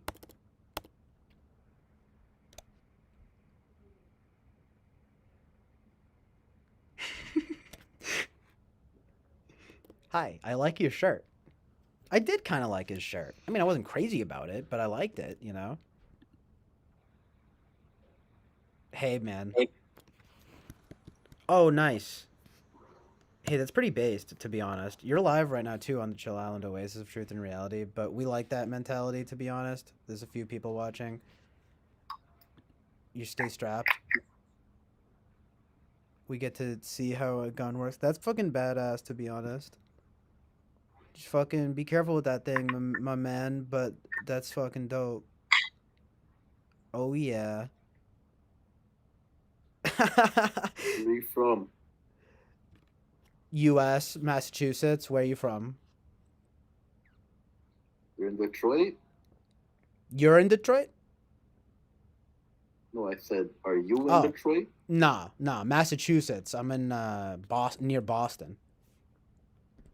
Oh shit, I'm so high. I was mixing up Massachusetts. Where's Detroit? Michigan. Yeah, Michigan. Yeah, that's what I thought. I'm from Toronto. Well, close to Toronto. Oh, Canada. Nice. I'm trying to go to Canada. What's it like? Is it good? Nice. Dude, nice. It's probably better than fucking Boston. Yeah, it might be. Wow, really? Hey, whoa. Maybe I'm gonna have to replace these glasses with Canadian Leaf glasses. Maybe we can do both. Like these. Do a collaboration. Yeah, that's true. You got some pretty badass shades going on too. Respect. These are Cartiers. These are $4,000 shades. Oh shit. Well, these are probably like a nice probably $10. So, you know what I mean? It's pretty, pretty good. It's okay, man. Humble. What do you think about my little baby, though? Your child right there? I mean, it's beautiful. It's beautiful. What gender is it? What gender? Yeah, is it male or female? Bro, it's a female, man. It would be kind of gay if it was a male. Yeah, exactly. Like, what's going on? I like finger fucking her. like this. Yeah, exactly. That's beautiful. What are the viewers thinking about it? Huh, viewers? What do you think? Yeah, it's pretty provocative. It's pretty controversial. What is anyone? What are you guys feeling here about this gun? This gun. That reminded me that's from what's that movie with Will Ferrell? It gets the people pretty provocative. Oh yeah, literally Blades of Glory, yeah. Blades of Glory. Yeah, that's where you're getting that from, right? It's pretty controversial. It gets the people going. Yeah, no, yeah, I didn't think of that, but you're right, and they do that in the Kanye and Jay-Z song, right? Like so good. Yeah. You see, look how your subconscious works. Like you don't even know where you're getting that shit from. Yeah. But there you go. Provocative, controversial.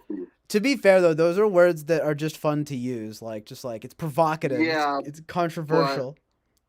But let's be honest, we wouldn't be using it probably as much without that fucking shout out in that Kanye and Jay-Z track. That's true, to be And honest. That's true. Like, I mean, and I saw that movie. It was weird when I was like younger. I think for my fucking birthday, I saw that movie in theaters. if you don't mind, how old are you? I just turned 26. How old are you? Okay, so you're 96. That's right. Yeah, I'm so I was 95. Oh, nice. Nice. Yeah, Only a year different. Nice. Yeah, bro. So like yeah, I was we got. dude, no, yeah, so I was like What are you 12 years saying? old. I saw that movie for like my like 12th birthday or something with like friends. Yeah, like I'm pretty sure I watched it like right around when it came out. I can't remember.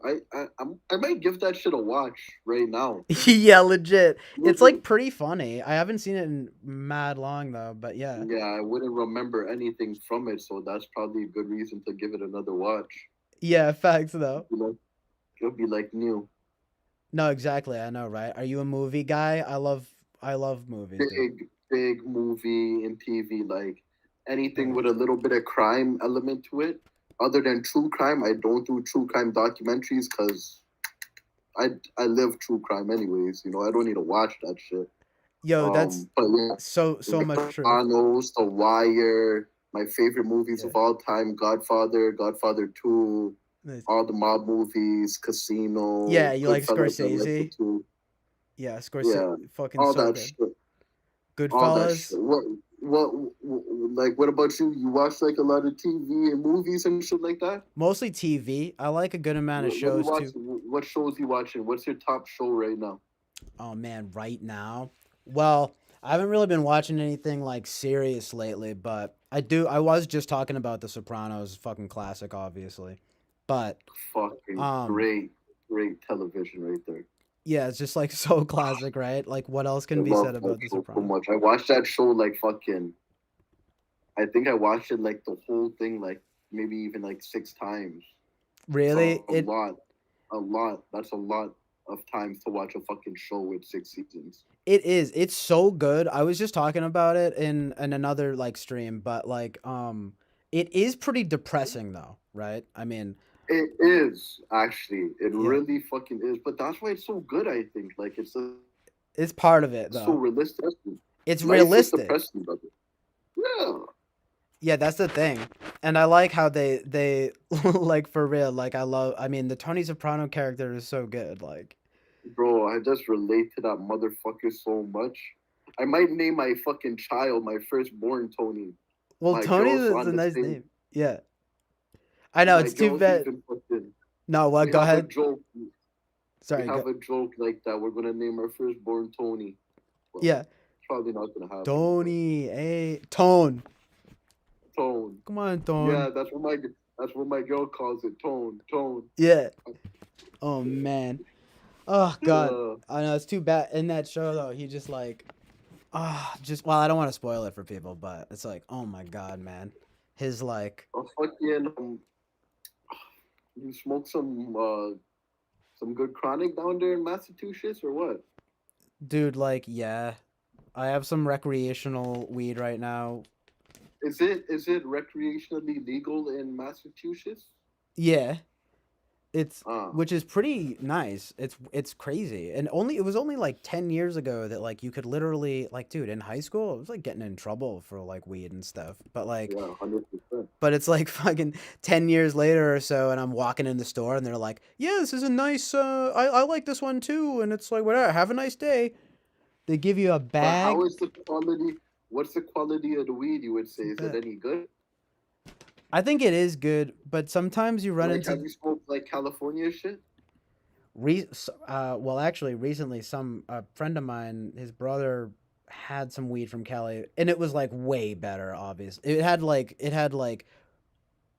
what do you call it? Like why am I not Trichomes all on it. not even yeah, but like it was like it was like the All golden the stuff. colors of the rainbow. It was like but it had like rosin on it, I think you call it. Like not resin, but like Oh, it's rosin. sticky. It was Like sticky. It yeah. wasn't dry. It was sticky. Yeah, but it had like it was almost like dabs were on it too. It was and it was Oh, pretty so it good. was like moon rock.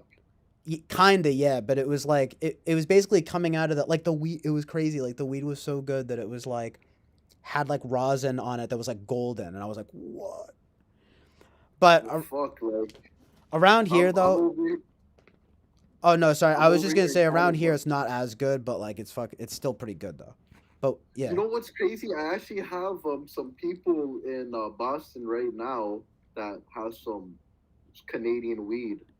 Um, Yeah, Canada's been maybe I tap you in with them.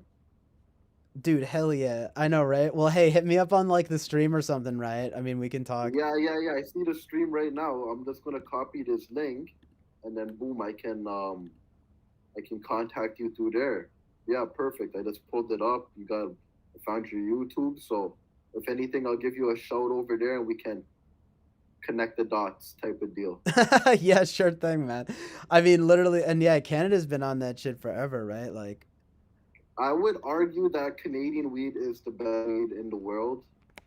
really? I have never been to California, but my friend, my plug, has been to Cali numerous times. And he says every time he goes, he's just waiting to get back to Canada so he can actually get high type deal. That's crazy. Because Canadian weed is just so much stronger.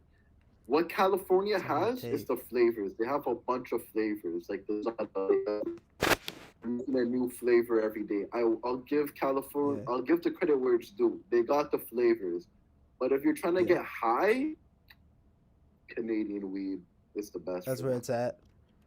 Is it not as many choices though? In Canada? Oh, there's a lot of choices. There's a lot, but that's cool. That's pretty good. Gas. You know what it is? You know what I mean by that? They like the gas. Over here, we like the gas. Yeah, the gas. They call it that. Yeah, one weed that tastes decent. Yeah, we are heavy gas over here. No, yeah, fuck yeah. We I had love. like a little. We had like a little phase of Zaza, like a 1-2 year. Like Zaza was the new.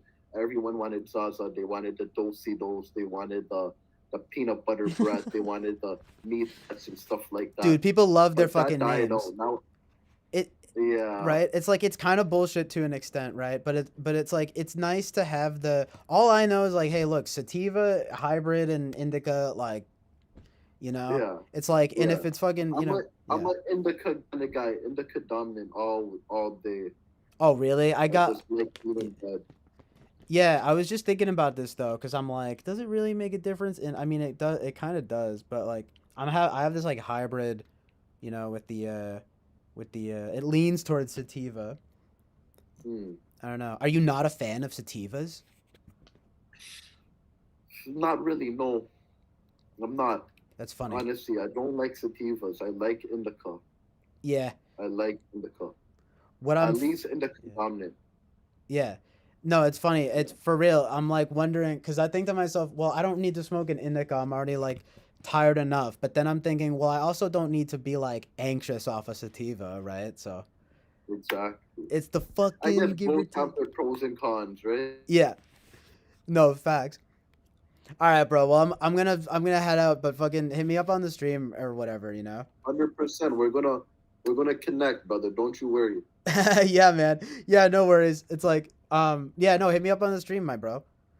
I will. I got it right here. Don't you worry. I have it open in another tab. So.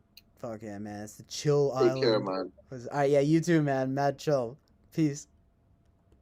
Take it easy.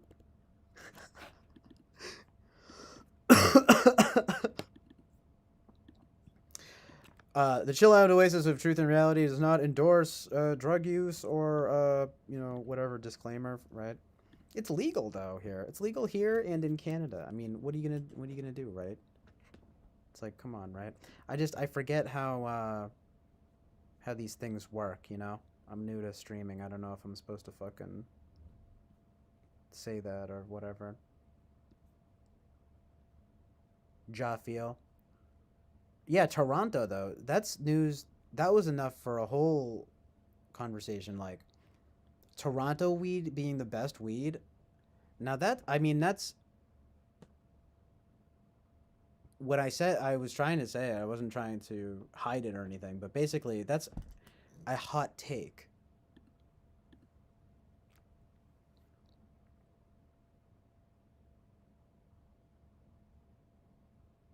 It's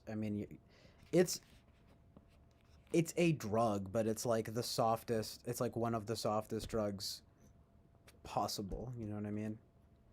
Listen, I just don't know how these things work. Like, the thing that's so crazy about weed these days is that like it's different. The legal status of it is so different everywhere. You know what I mean? Like, you know what I mean? Like, I don't know.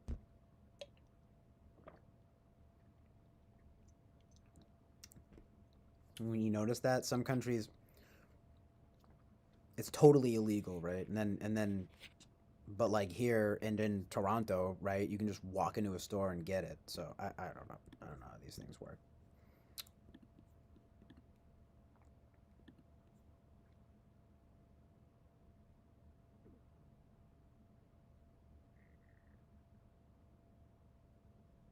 Yeah, the gun thing too. That was pretty epic. It's you know what's weird too, by the way, is that okay? So there was another guy, and no, coffee is. I was just thinking the same thing. Coffee's a drug, or again, but it's like it's more benign.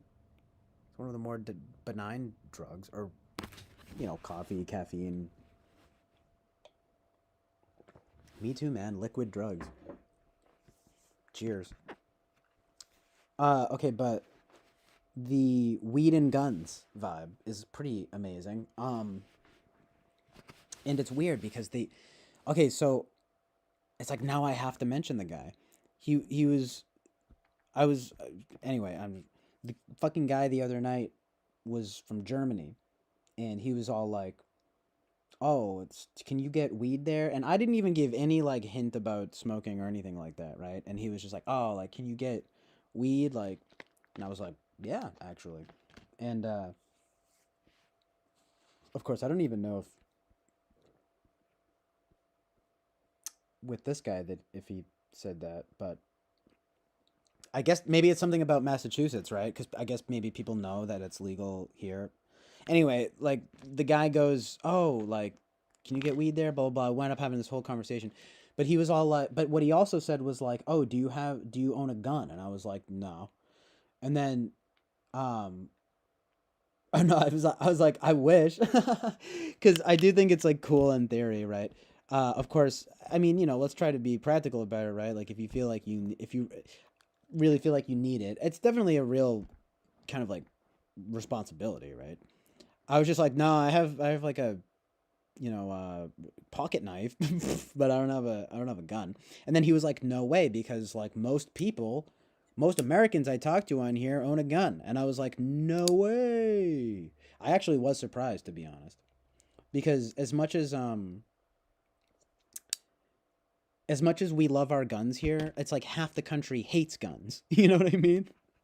Like, people want to talk all day about how much America is so crazy with their guns, and then it's just like, yeah, half of them are crazy about them, and half of them are crazy about them in one way, and no, half the people are crazy about loving guns, and half the people are crazy about hating guns. Right? There's like no middle ground here. I mean, there kind of is. To be honest, if I want to just have a little bit of New England supremacy here, a little bit, no, but you know what I mean. Um, I would say that I feel like ideas about I might be totally wrong about this, and of course, knock on wood, but I feel like they have a better we have a decent situation with guns. It's like, it's mostly for hunting, self-defense and stuff, especially in Maine, I feel like, right? When it comes down to the purpose and utility of it, like but when you get into different areas, when you get into the more I'm sure, right, especially like suburban areas. Like I'm in a more suburban area, okay? Like so yeah, there's like a hunting play range nearby, but um I mean, people are still pretty, kind of sensitive about guns, and you know what I mean, or whatever, right? It's like gun violence. It's of course, which is ironic because again, it's like knock on wood, but we aren't experiencing serious gun violence, and but these are the same people who care so much about it. I don't know. I don't want to get too into it, but it is funny how that works, right? Kind of ironic. Um in any case, though, all of this, that German guy and this guy, the weed and guns thing brings me back to thinking of there's often a meme about it, right? About the libertarian right being like pro weed and pro guns. And when I think about it, I mean, I feel like I wouldn't go as far as to call myself pro. I don't. It's like what does that even mean, right? Like, but I'm pro reality, right? Because it's kind of like guns. Yeah, they require responsibility. Well, yeah, so does weed, but it's not up to the state, right, to like be dictating that responsibility, in my opinion, right? And it kind of comes down to personal choice. But thing about libertarianism, and I don't want to get too hung up on this because I really don't care. I'm just kidding, but I really don't know enough to speak on it too eloquently. You know, is kind of like libertarianism, especially on the libertarian right, tends to. Uh, I mean, I might say like overestimate the capacity of people to make good decisions, if you know what I mean. Of course, again though, I mean it's like I don't think it should be up to the state. But anyway, it just made me think of that. Like, it's funny how like weed and guns have that they're best friends, right? I don't know, not really, but you know what I mean. Like, anyway, in a sense though, I am pro weed and pro gun in the sense of personal responsibility and free will, if you want to call it that. But boring political stuff, right? That I don't even know about enough to speak on, like eloquently enough. You know what I mean?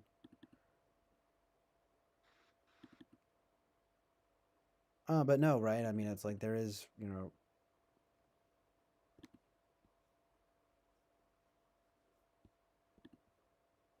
there's responsibility involved there for sure. That's the key word here, I think. It's just, again, I don't think it's best to have a state enforced situation. It's like, right, by gun, by gun, they fucking, take away guns. It's like, what? What the? How would that work with weed, though? They're smoking weed and taking away weed. Not so much. The guns thing is true, though, right? Only we're allowed to have guns, right? Or whatever. It's like, nah, fuck you. But do I think every last person should have a gun? Like, no. Do I think, on that note, do I think every last person should, smoke weed constantly? No. All of these things require responsibility and moderation. And I'm not just saying that like for the stream or anything. Like, that is genuinely what I think.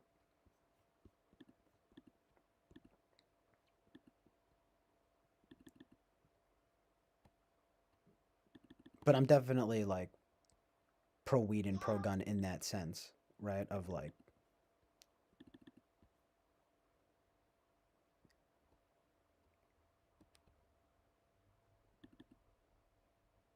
oh shit, a Boba Fett person.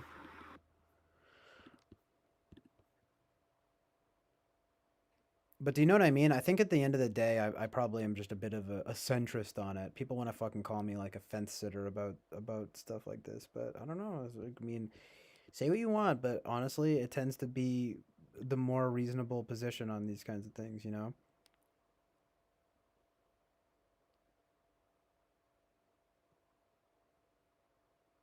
But if you're going by libertarian, I mean, if you're going by like political spectrum, though, I'm definitely much more libertarian. You know what I mean?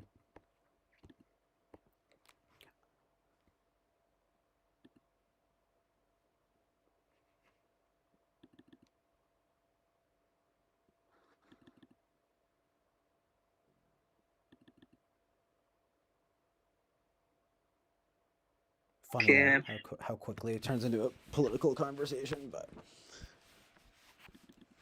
no, it's true though. The weed and guns thing. I mean, it's pretty like based though. You know what I mean? Kind of is.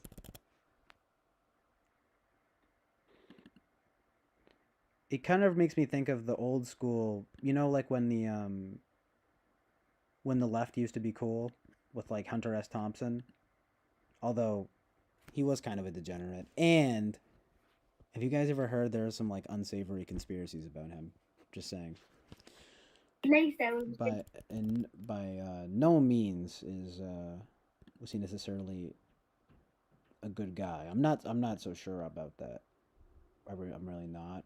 But it's a certain brand of Americana that I appreciate.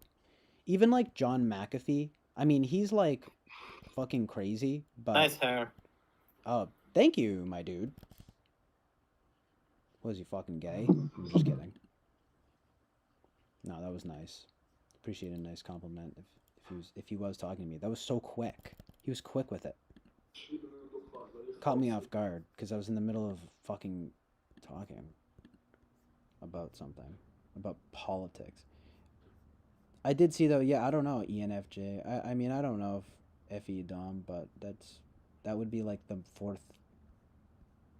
That would be one of the more likely types for me, I think.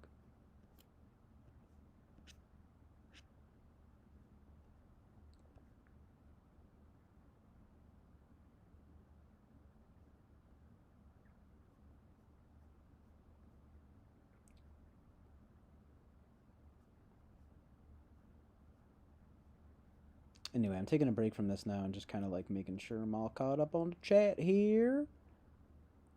I gotta stay with my peoples, know what I mean, fam? Thanks for being here, though, Lammy boy. Appreciate it. Why? Why skip Fett? I don't know. I was distracted. I was getting too real about politics. Guys, remind me to not fucking talk about politics in any real sense. No, I don't know.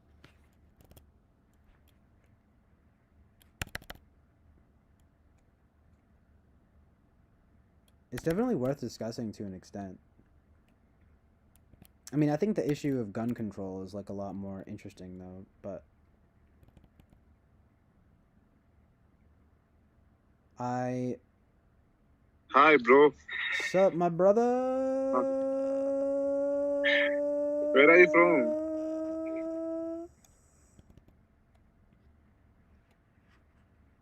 Yo.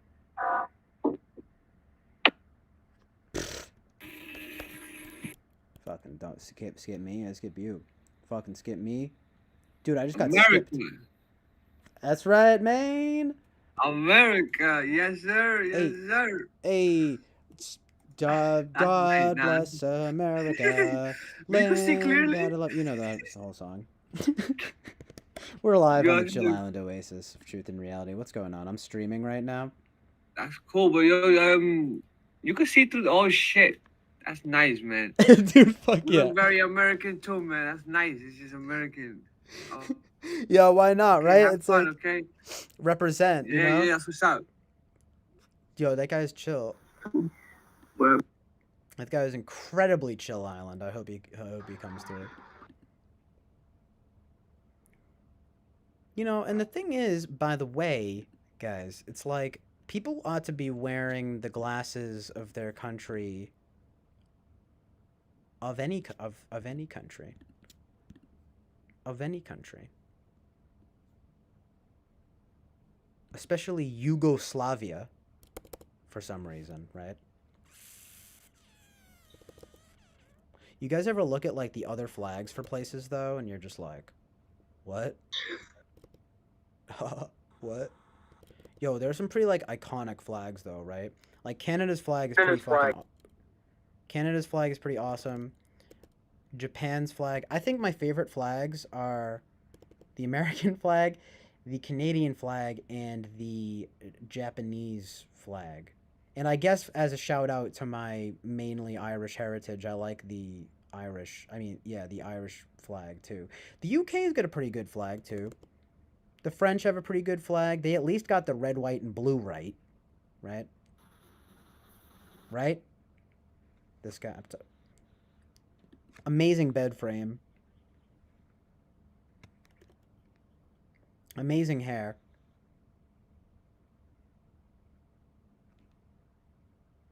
Mad chill.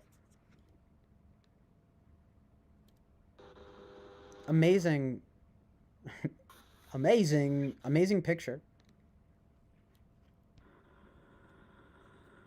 Amazing. Uh, Um, nice goggles. yeah, you could call them goggles. They're the type of goggles. I don't know what to say to that. I don't know what to say to that. Skip.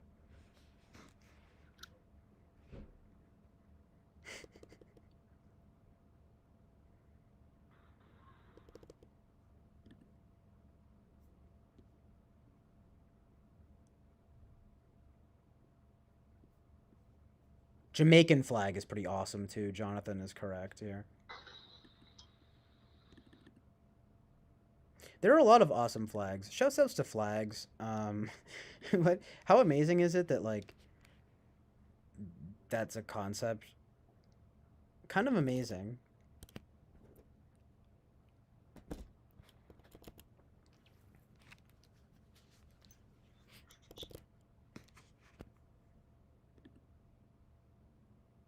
I have one request for you, says Stranger. Okay.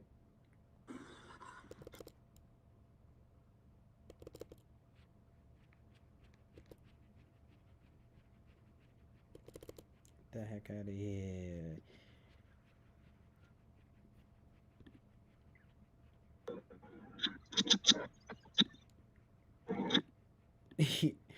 Lemmy Boy is speaking facts and reality about the Australian flag. Like, all of those flags are just copying other flags.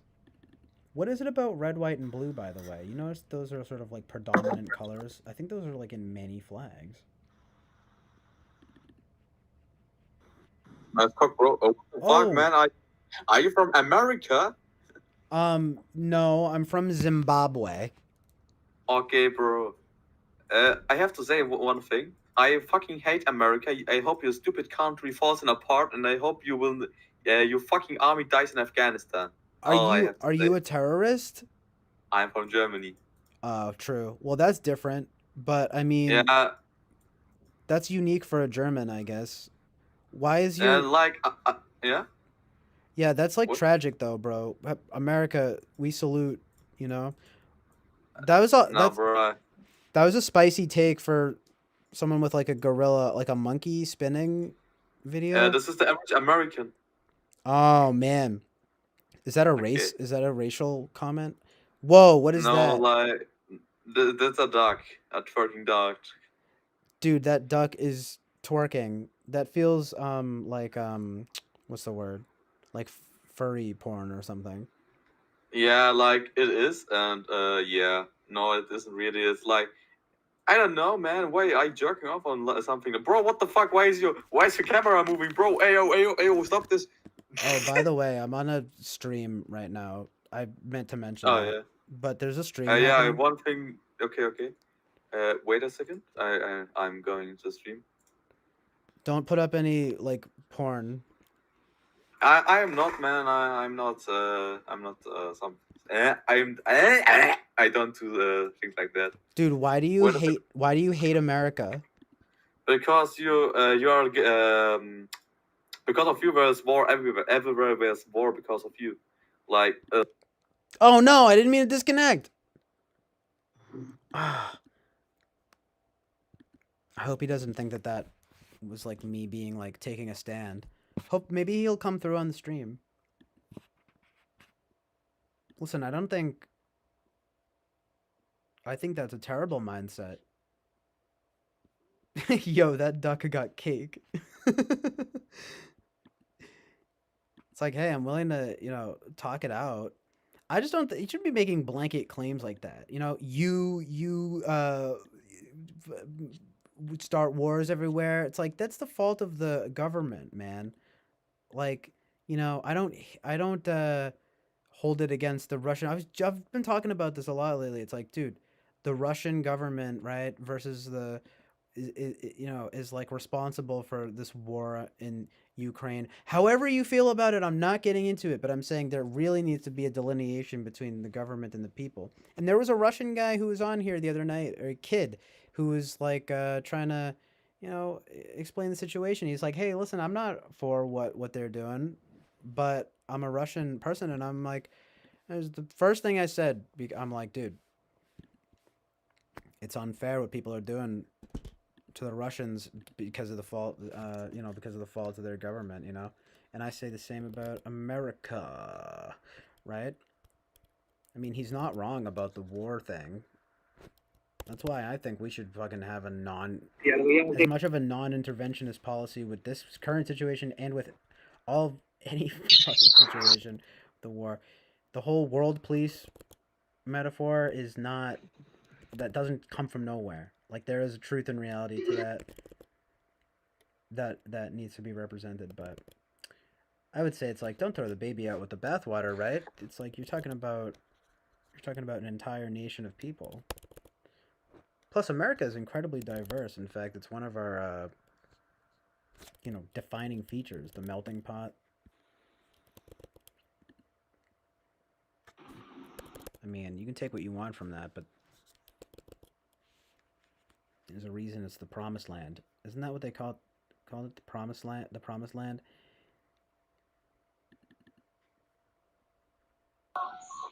There's a reason why all y'all trying to be like us. Know what I'm saying? Listen, I'll put it this way. America is a great example of what to be and what not to be. It's very existential in that way. Very Hamlet.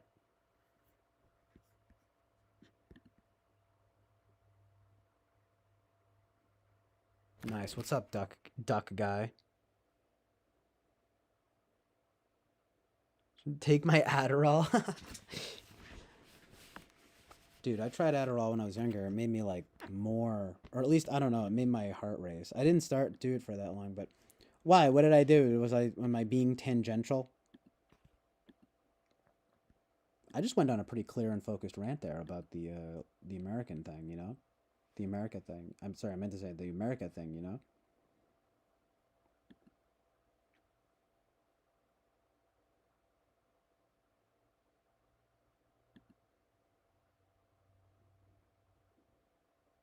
Jonathan says, "A, he legitimately skipped you accidentally." Oh yeah, and he said, "I know." Oh, okay, yeah, I know. I did. I actually wanted to hear. Thanks, Jonathan. No, it's for real. Like I was, like, I don't know if you just heard my rant too, but like I did want to know what you were saying, and I accidentally clicked fucking next.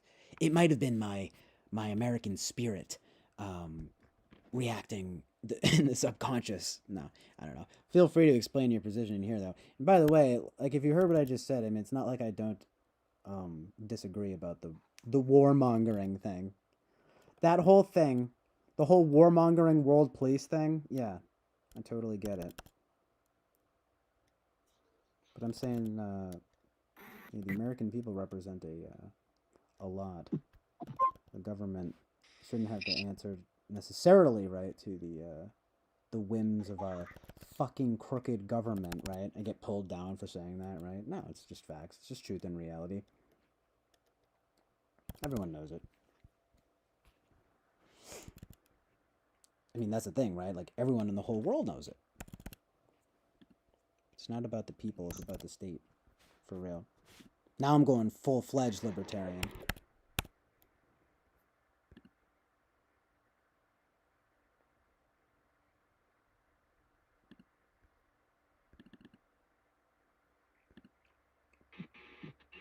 Yeah, Gen Zennial's speaking truth about, like, the military-industrial complex being just running amok. And, you know, to be fair, that seems to be a problem with all of the world, with like with the top 3 like world superpowers, right? Get the U.S., Russia, and China. And they're all out of control in their own ways, in their own special, unique ways. The U.S., at least we stand for freedom. At least we're fucking freedom fighters. And some might debate the legitimacy of that freedom. Well, again, they don't call it the promised land for nothing. In before, freedom isn't free. etc., etc. Well, I like the revolutionary spirit of 1776. Fuck you. You know? And I've got nothing against the British, honestly. But America is punk as fuck and based, and I like it. I like the pro-American spirit.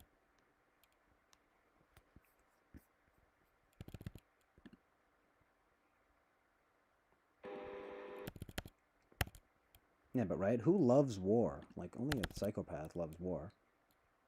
Hello. Today. I don't know. This is getting kind of boring with this. Oh my. Uh-oh. Uh-oh. Someone's got an accent. What the fuck is? Hey, look, I thought they were gonna say, they're like, oh my god, what is going on? Are they was that me? Did I overly assume? Did I just make fun of a little girl? It seemed like she was gonna say something rude. You know, I don't know what anyone's gonna say on here. This thing is unpredictable. This is giving me anxiety. I hope she wasn't mad. Now I feel bad. Like, I'm like making fun of a 10-year-old girl's accent. Hey, look, I just want to beat her to a punch. Beat her to the punch. In fact, wasn't I just talking about the Brits? And I said I liked them too. Hey, look, I've got an accent. We've all got accents. I don't give a fuck. I'm just fucking in it for the truth and reality. Tell me though, guys, didn't it seem like she was about to be like, oh my god, like, you're so ugly or something? Hey, look, I'm sorry. I'm traumatized by the other night. I had, like, some girl, like, from the streets being like, yo, you mad ugly, and, like, some other, like, I hope that girl didn't think I was just saying that to her. And then, like, 2 black guys making fun of me, saying I was mad ugly and saying I was white. They were making fun of me for being white, guys. I fucking experienced oppression the other night, and you don't hear me complaining about it until now, except right after it happened, and then later, and then right now, and then again later. It's like I'm gonna talk about it more later. But yeah, you know, other than that, you don't hear me complaining about it. I liked it. I actually have like a fetish for that. Right? Is that how you own the libs? Am I owning the libs correctly? You guys are gonna have to tell me. I don't know. I'm like a blind man in a sea of crocodiles. You know what I mean? You know what I mean by that. I'm walking in the dark, in the dusk, in the swamp, in the Louisiana swamp, with my truth and reality gun. I got my truth and reality gun. How about you? You strapped up? Yeah, that guy knew what I was talking about. This guy knows what I'm talking about. I can just open with that, right? And just be like, well, this guy knows what I'm talking about. This girl knows what I'm talking about. These girls know what I'm talking about. This is like fucking stupid ass fucking like porn ads. Get the Niori. Maybe you can go Niori. Wow. That was amazing.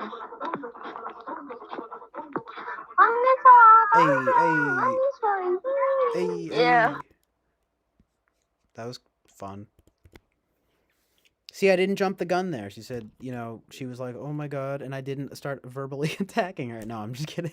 Right? I didn't verbally attack the girl. I just made fun of her accent a little bit. Whatever, it was funny. The people like it mean, right? We are just mean meanies here on Chill Island, Oasis of Truth and Reality. It's actually the opposite. I know, they were adorable. I'm kind of sad, like, I feel bad for my young British girl friends, not girlfriends, but girl friends. There's a difference. I learned that very young. Did you guys ever have that when you're like, no, she's not a girlfriend, she's a girlfriend? And I bet girls would say that too. You know, it's like, Because back in my day, which was, 20 years ago, it's like not even that long ago, we made a delineation between male and female friends. We took we took the biological imperative into consideration, even at an oddly young age. Although, isn't that problematic?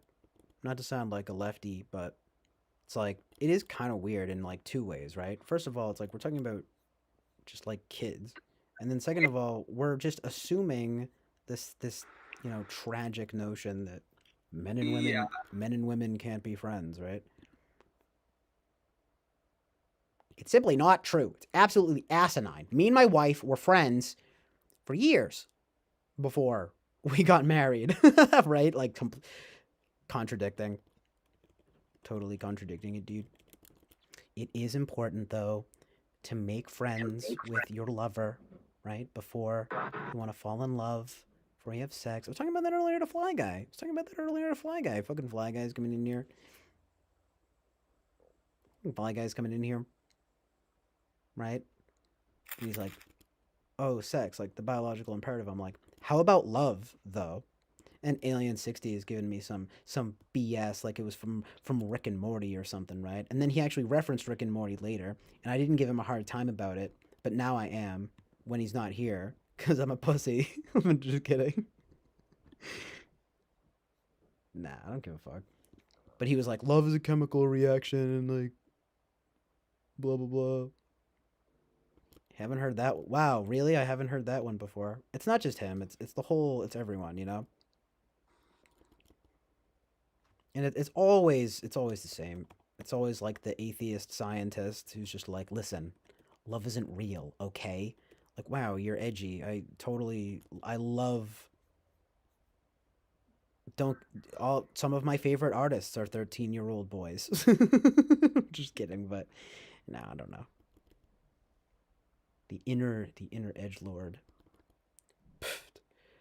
I experienced that when I was very young. I know people who maybe not the chemical reaction thing, but I don't know, just people like that. It was very cringy, fucking emo. I don't want to hear it. Okay, I mean, like, look, I understand being sad, but you don't have to fucking infect everyone with your sadness. You know what I mean? Love isn't real. Only hate. Why? Just because you have it bad? I get it, but that doesn't make you right. That's sort of a different thing, though, right? Than the chemical reaction thing.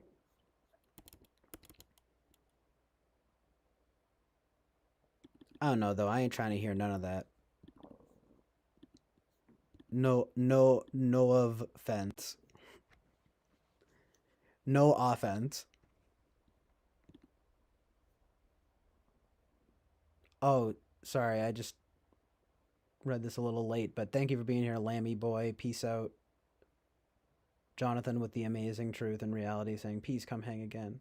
He says, oh, I definitely will. Yeah, boy. Literally. Yeah, Lammy boy. Epic. And indeed, Winston's mom with about the typology and stuff. I mean, it's sort of it's an interest of the group for sure.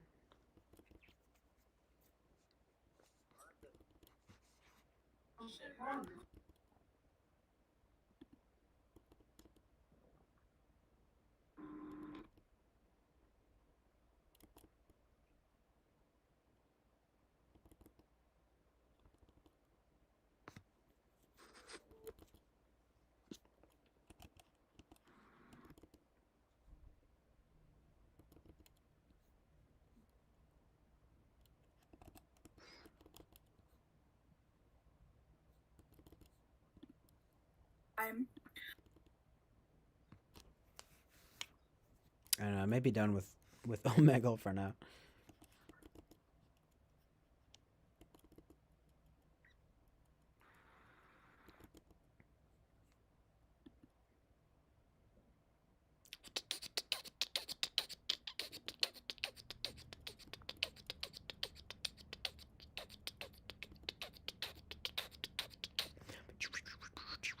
What?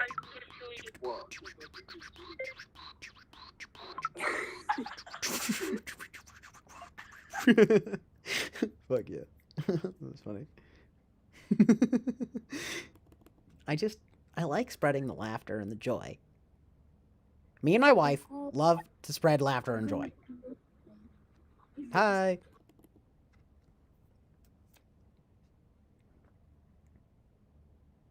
The kids in town say I'm just like Santa Claus. Imagine Ben Shapiro like saying that ever in a million years. in his voice, so good. So good and true and real and based.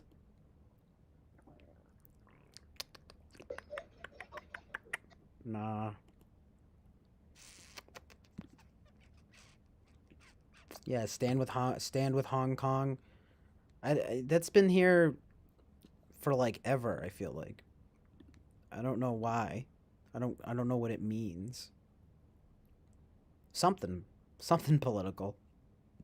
Something political.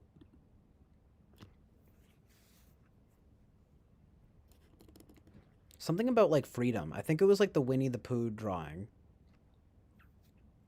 Or when they said that the Chinese dictator looked like Winnie the Pooh and like they got mad, I guess. Amazingly communistic.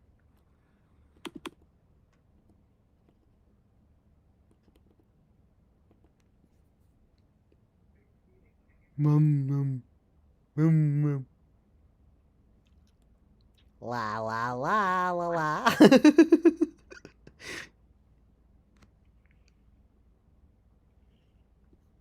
Yo, that shit was mad. It has some political leanings. Symbolism. Cryptic symbolism.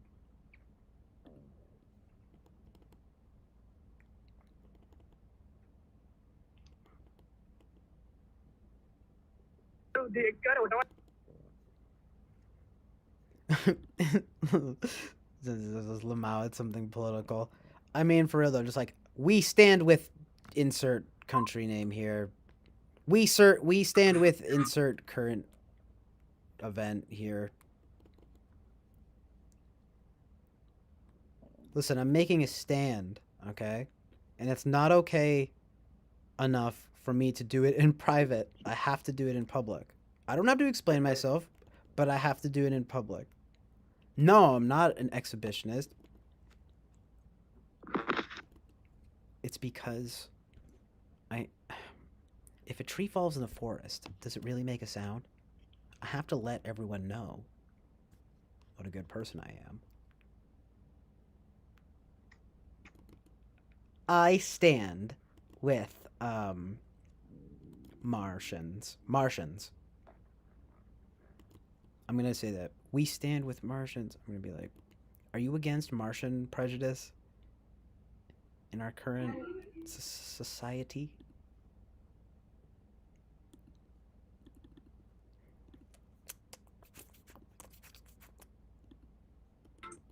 Yeah, well, kind of losing steam here.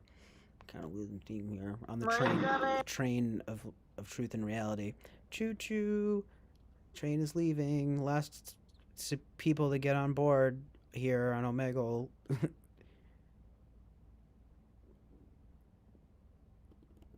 I can't work with that. You know, you say hi. Someone just says hi. I mean, what? It's a black screen. You say hi. Say hi. Don't say hi to me. Don't say fucking hi to me. Give me something to work with. Be a cowboy or something. You know, like fucking yeehaw. No one on here is unique enough. Is the problem. No, I'm just kidding. There have been a few characters. The devil was here. That shit was fucking scary, though. That's not what I want, really, you know? I don't want the devil here.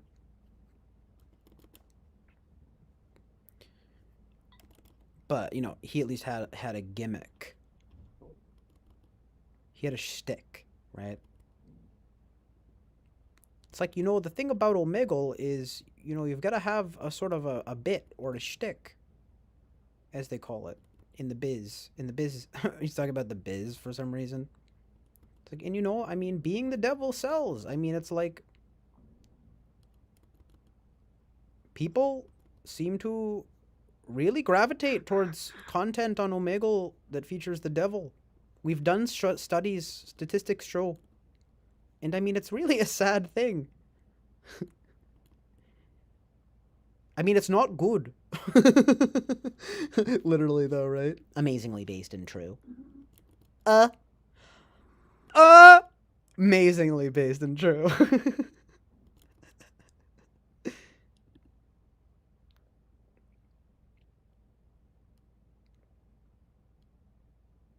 Hello. Hello there. What's the mean? I don't know what they said. I don't trust that whole vibe of like it's just my curtains. You know what I mean? It's like there's something's going on. Someone's about to pull out their dick, or there's about to be a fucking murder. You start flashing porn up on the screen. There's gonna be someone fucking dead. I don't trust like that. It's from Eric Andre.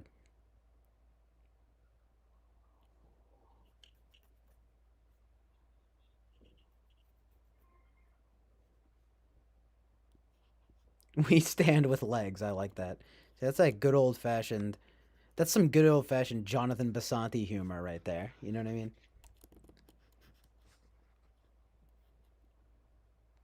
I don't know what it is. It just gives me Jonathan Basanti vibes. You know what I mean?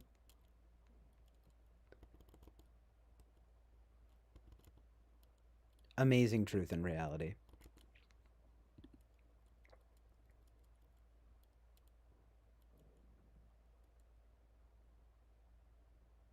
You know, don't.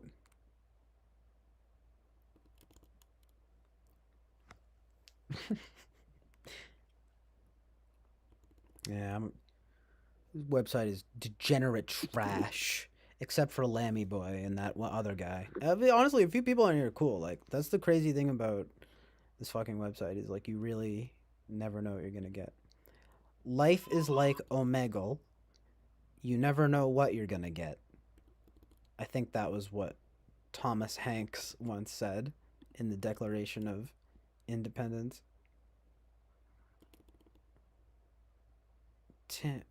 Tim Hanks. Timothy Hanks. Definitely one of my top 10 favorite musicians. Like, legitimately, why is there, like, a 4-year-old child, you know? Like, get off of here. Same with that kid. Get the hell out of here. You don't want to be seeing none of this. Yeah. It's inappropriate. Rated R for brief nudity in language. Yeah, you know, brief nudity in language. Yeah. Rated PG for mild language and a scene of smoking. I love when ratings get niche like that. Get niche, motherfucker, get niche.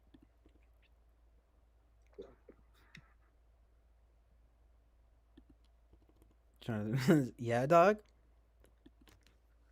To square up? Square up? No, yeah, I think you have a bit of like a punny sensibility, at least in the chat. It's the kind of thing that, like, I think Eric zoned in on once, where he was like, "Oh yeah, well, it's like it almost makes you think of like ENTP humor." It's the kind of humor that feels like well constructed, that feels like classic in some sense. You know what I mean? And it's very distinctly Jonathan Basanti. Chef's kiss. Mwah. 100, 100, 100, 100. Right, though? Serenade some random people with random singing. I know, that was kind of briefly occurring to me just now when I did that. I'm like, you know, oh yeah. I know, right? Like, just, oh, it's a man with a hood. I get, that's how you go viral, right? This guy's chilling. Oh yeah.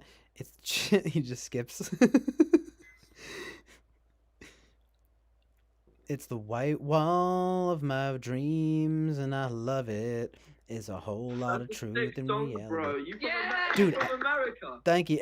That's right, my friends. You're from America? Yeah! We're from Britain. Hey, we declared independence from you guys. I'm mad. It's so cool, isn't it? Yeah, there's still a problem. Like 300 years later, I guess. Nah, I'm just kidding. We squashed that beef. Yeah. Dude, we squashed that beef. We fucking good. Yeah. How's it hanging? What team are you? Ukraine or Russia? Ooh, I don't know. A team? I'm trying to do a team. But we're live on the Chill Island Oasis of Truth and Reality. I mean, I don't think it's cool for Russia to wage war, but I don't know that much about it. Yeah, you can't really say anything if you don't know much about it, to be fair. Yeah, literally. I mean, this stuff has been going back a long ways. No joke, though. I don't know. Yeah. But anyway, this Well, is... it was nice talking to you. I don't feel like having that. Wait, is that all anyone can fucking talk about? I mean, I get it, okay? Like, we get it. I'm just kidding. I'm not trying to be too flip about it. But I'm not approaching that with humor. Why does everyone want me to get serious? I'm trying to have fun on here. Amazing painting. Stop.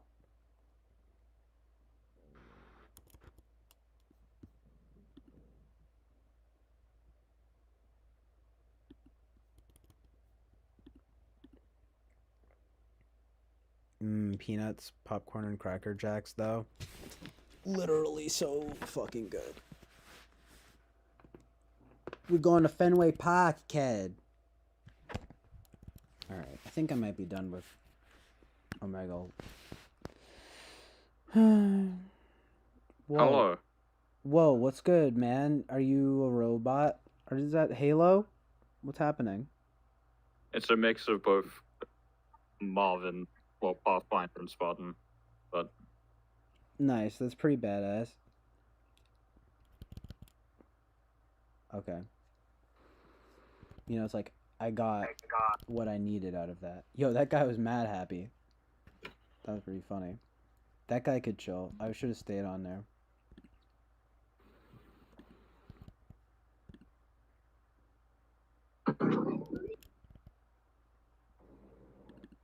Did I say clever, though, Jonathan? Because I did mean to say that. I think I said well-constructed and, like, classic. But that was also a word that came to mind. It was, like, clever. It's the kind of thing I'll be like, very clever, Jonathan.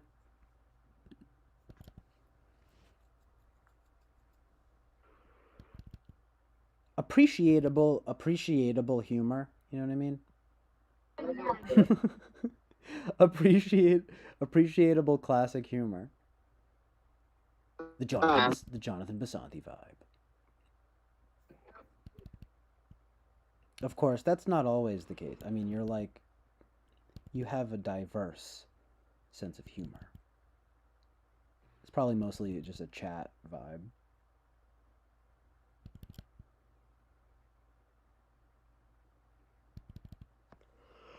Oh, goodness gracious. Oh, jeez.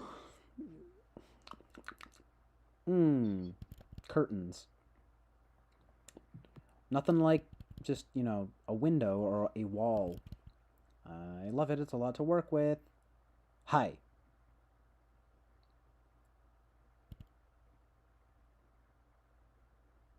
This guy says, come. Okay, right? Good stuff. Love it here, right? Love Omegle. Fantastic. Hey, cool kid. Oh, that's right. We were cool, and it's the amazing purple space rum. Yeah, do you like my light? Yeah, it's super cool. Are those stars? That's like some space vibes. Yeah, they are, dude. I'm doing a stream right now, and there are like 6 people watching. Check it out. It's pretty awesome. That's pretty cool. Yeah, your room is amazing and adding to the vibe. Thanks, G. Thank Hey, yeah, check it out. Hey. You know, it's like Hi guys. I don't know what to say, but it's like whatever, right? That was a cool purple space room, though. Another with this like the purple room vibe. What's going on? There's a trend happening. I guarantee it. I'm gonna Google it in a second. And then there's other people that are like, it's actually blue. That happened to me twice. I'm like, okay. Fucking same thing, dude. You wouldn't have purple without fucking red and blue, dude. Red, white, and blue, dude. 3 best colors. See my shades? That means fucking one thing only. America. I'm kind of tired of that being like the conversation piece, though. I think I'm gonna switch over to my more nuanced shades that could mean anything, right? I could be a criminal. I could be or just a really cool guy, or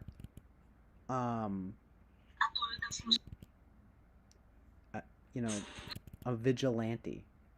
I could be a hero. I could be your hero, baby. You can take my breath away, or something like that. Or no, it's I can be your hero. Did I say that right? I can be your hero, baby. Not that guy, though. He's about to fucking whip out his fucking cock. I'm just kidding. There's a thing about Omegle, dude. You gotta be fucking careful on here. Amazing flower. Amazing painting.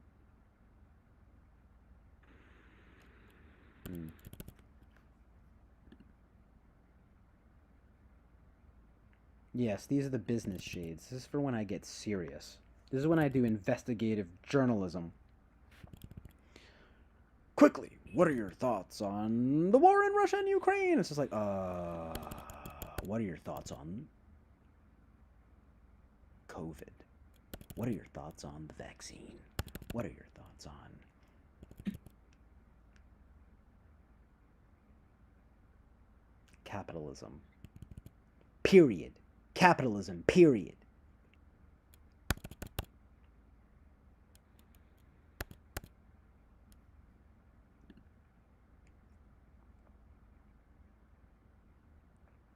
Eric coming back like however long later and being like, apparently you guys forgot, but I'm going to bed. Amazing bedtime.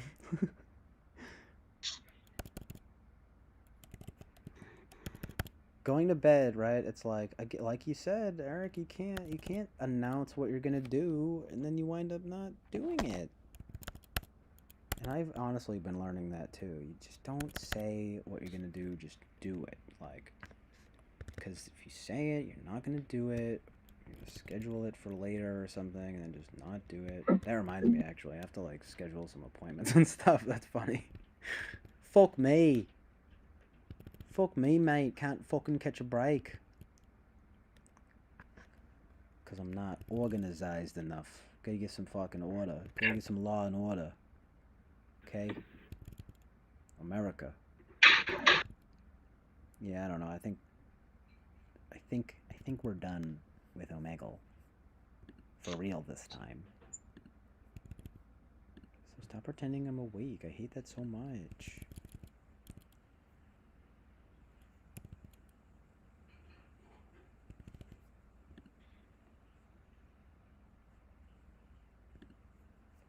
It's true. Christina's right. We drew eyes on your face. We drew eyes on your closed eyes, so now it looks like you have eyes when they're closed. It's kind of scary. Kind of frightening, not gonna lie. It's like that bit, though, in that movie Strange Wilderness that's, like, really dumb and bad, but, like, that bit was pretty funny. Like, Justin Long, the eyes drawn on his eyelids. It's like, I drew these so I could look like I'm awake when I'm asleep. Literally me, so relatable. I should wear... I have to come up with like a whole outfit to just show up on here with. And then disarm people with heavily political questions, right? Did you vote for Obama? Online. You know, while I'm in like a fucking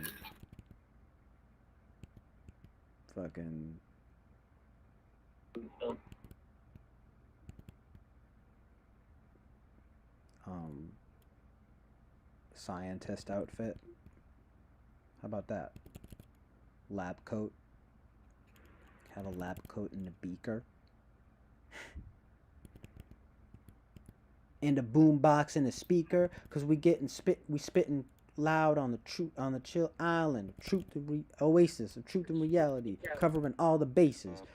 Oh no, get the hell out of here. We got all the different faces on Omegle, the rebel, the rhythm, the rebel. It's like from something, right? Bass and the treble. No! I'm gonna get fucking pulled down because there's too many fucking pornographic type things on here. It's unbelievable. How dare... I expected better from Omegle. I expected better. Okay? Some things never change. You know? It's just the wild west of the internet. Oh boy. Oh boy. Oy vey. La la la la la la la. I'm Jack Nicholson. I'm Jack Nicholson. Skipped right away.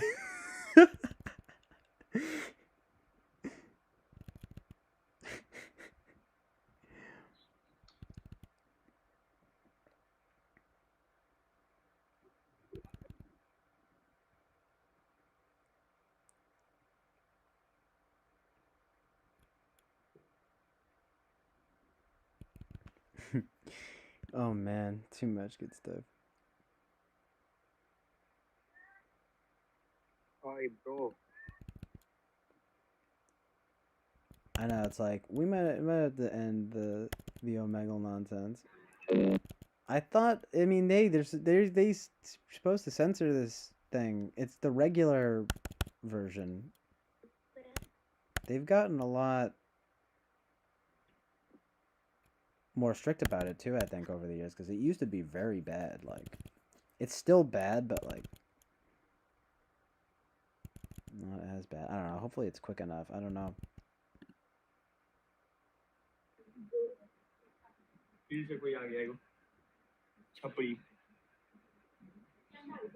to be careful. I know, it's like, if I'm not getting in trouble for copyright, I'm getting in trouble for like fucking Omegle, fucking people showing their dicks. It's like, what else can I do on here? How dare they make me rely entirely on my own merit to provide a good stream without the stuff to work with like that? It's so funny, right? I might be done with it. Yo, that guy looked like an old-timey author, like Orson Welles type vibes, but like a little different.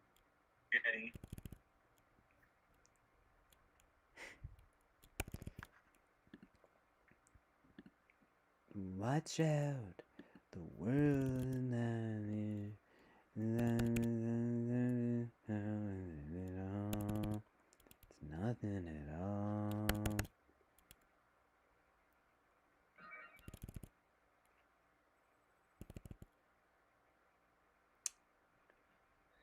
Hello, scary black hooded man.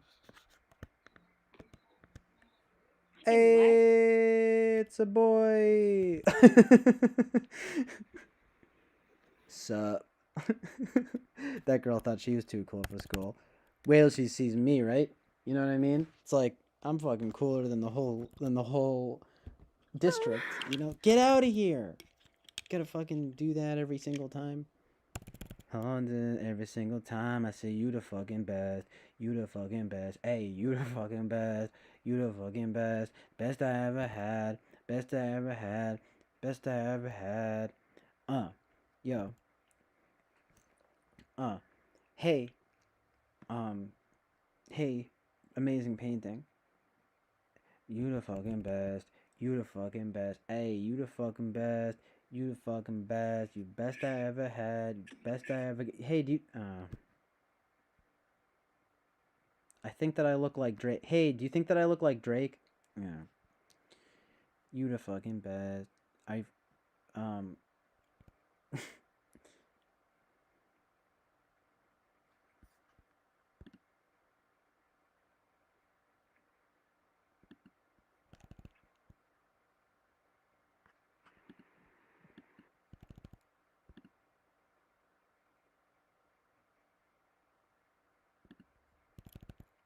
Well, what happens if you say penis, Gen Zennial? Like, you can't send it in this chat.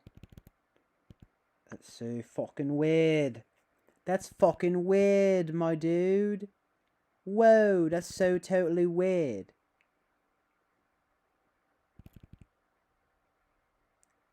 That's wicked weird, kid.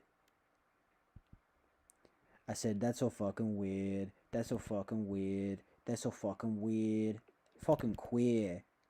Not okay to say that anymore. Very Boston, though.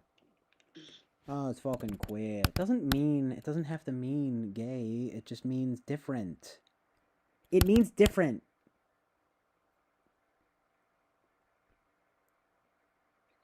Queer. Didn't mean to say that to them. But, la la la la la la.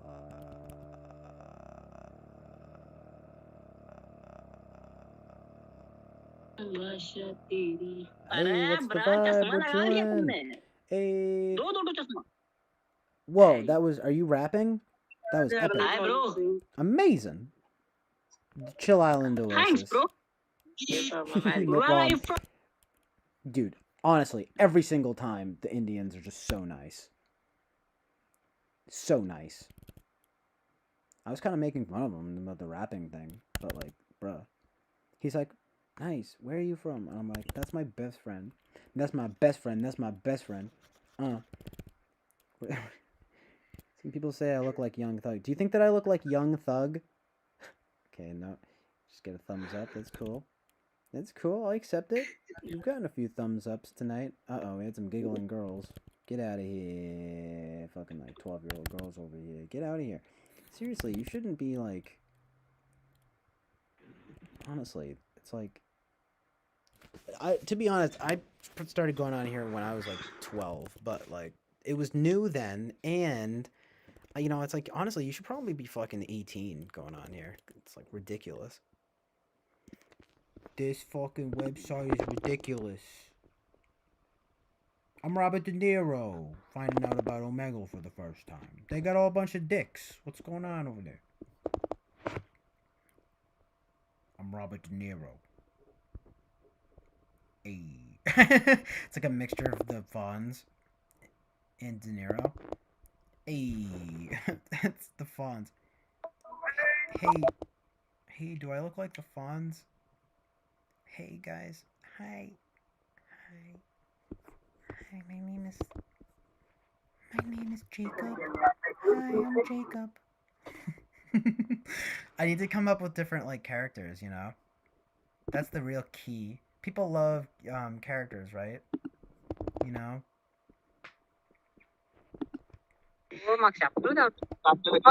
Too many Indians. I you know? Get out of here.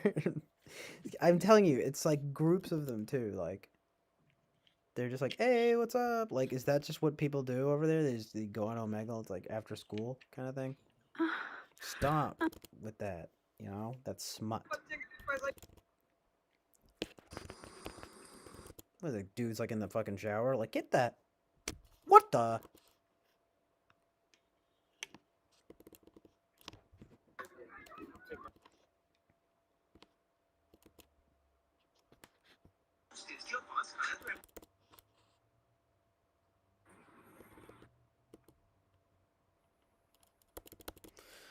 Ah! I'm falling down the stairs. Ah!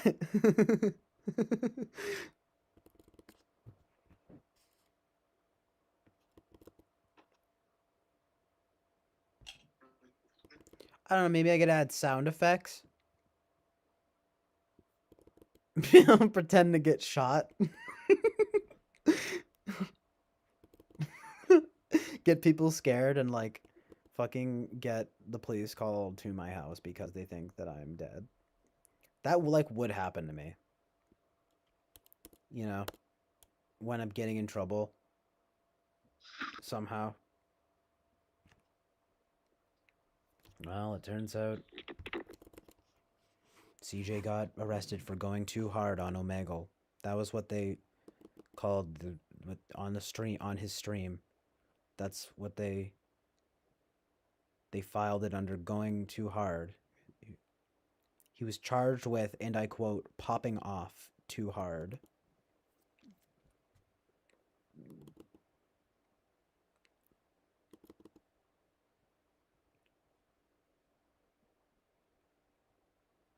For quote unquote, what I meant to say is, he was charged with, and I quote, popping off too hard on Omegle and YouTube.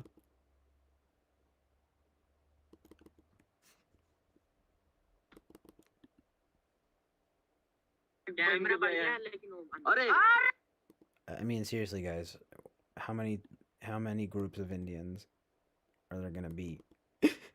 It's scary. It's scary to me. I don't like foreign people. Yikes. That's gonna be a major yikes from me, dog. Yo, I'm sorry, but that's gonna be a no from me, dog. Randy Jackson is so relatable in that fashion. You know, on American Idol, he's like, yeah, like, bro, like, honestly, it's not for me, dog. Like, that just, like, wasn't for me. I'm not gonna tear you down, but I'm also not gonna give you love for no reason. You know? I'm the chill guy, and I have to give you the truth and reality. Like, nah, it's gonna be a no from me, dog. Like, I'm sorry. You're not going to Hollywood. I will I kindly refuse your stardom. Not accepted. Rejected, but nicely, dog.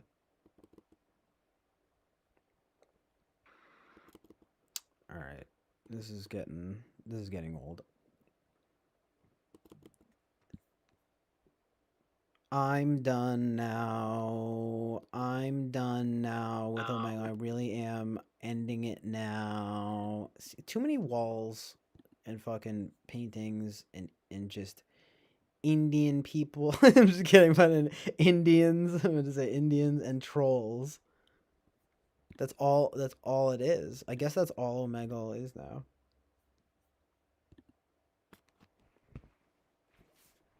The thing is I don't really want to talk to anyone. I want to be funny, do some funny stuff, and like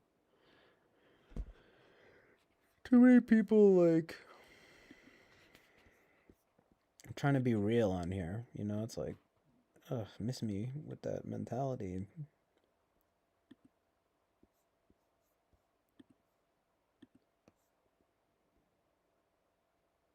I don't know. I guess I'm just kind of over it. Like, it just seems like more than I remember. Like, I guess I don't know. Like, no one's really there to like joke around. There's like not many people that seem like they're there to joke around. There seems to be like there are at least like 3 or 4 distinct Omegle users, and yeah, they run the gamut, but like the ones that are down for some like jokey fun are like weirdly like rarer than I thought. You know what I mean?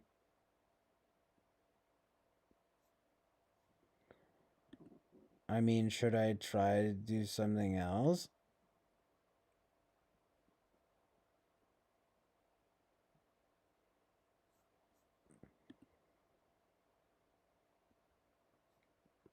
What do you mean, Gen Zennial?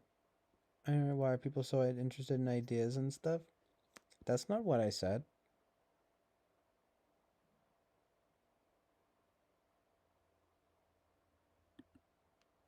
That's not what I said. It's just like I go on here to like fuck around, and then it's just like a very dead serious like 12-year-old Russian boy being like, "Yes, I am very sad about the current situation, and I don't agree with the government. May I ask you for a suggestion on can I on my English?"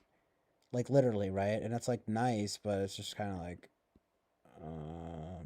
okay, this is too serious. Like, I mean, I don't know.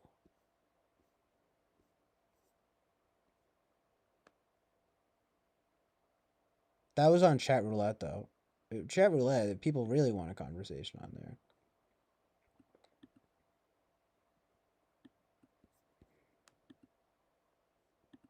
I mean, is that funny? Like, is that? Hey, listen, I'm down for whatever the people are feeling. You know, I mean, it's that's definitely interesting. I'm not saying it's not like interesting and like you know, good I guess in its own way. It's just sort of like, no, this is Omegle. Like, we're here to be goofy and fucking silly, right?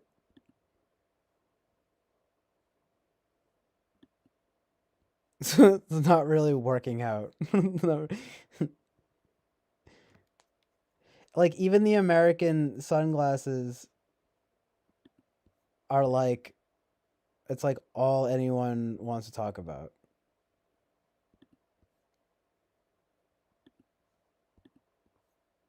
It's just my fucking vibe. No, seriously, everyone is just so fucking serious. Oh my god, are you a nationalist? Like, fuck you. I hate America. Or just like, I love America. Like, well, okay, true. I guess I'm asking for it.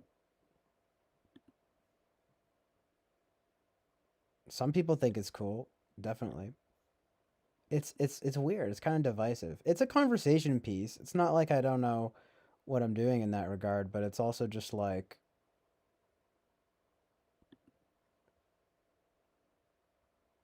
I'm trying to have some goofy fun.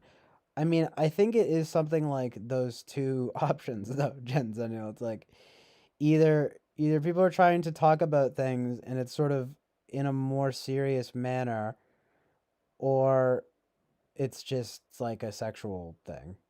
Like that's kind of if you wanted to really narrow it down, like that's like the two genres of people on Omegle. Like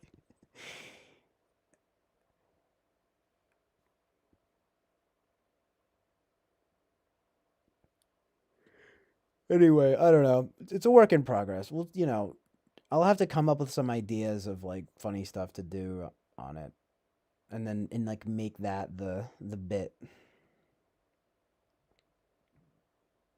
and just see how people react to like to bits.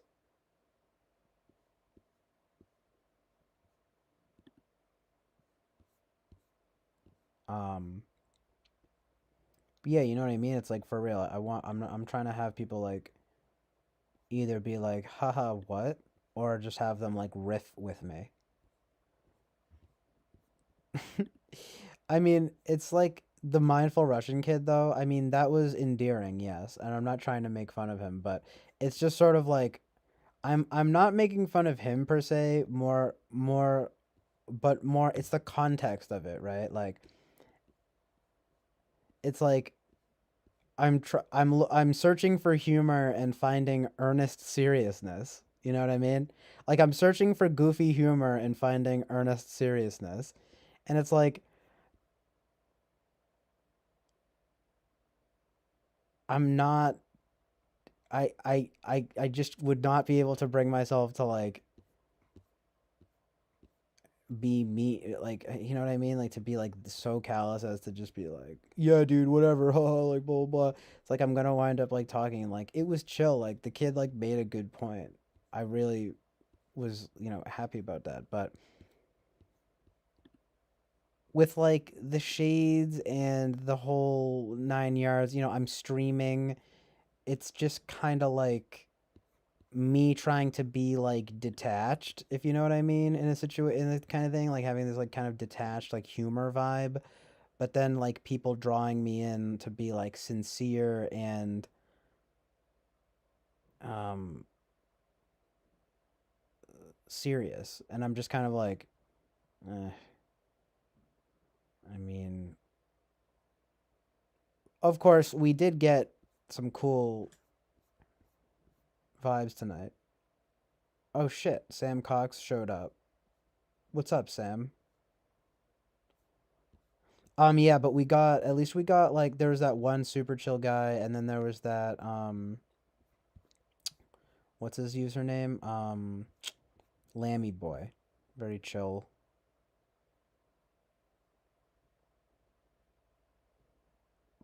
Right, and Dix, of course. And Dix.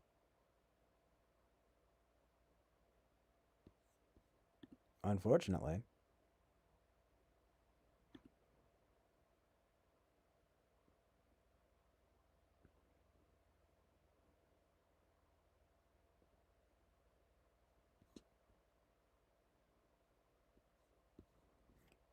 Anyway, I don't know. Isn't that kind of funny? Like, no pun intended. Like, a lot of times, what you're witnessing, like, for these last two streams, are like, it's me trying to be kind of, like, funny and weird, and then just, like, having people be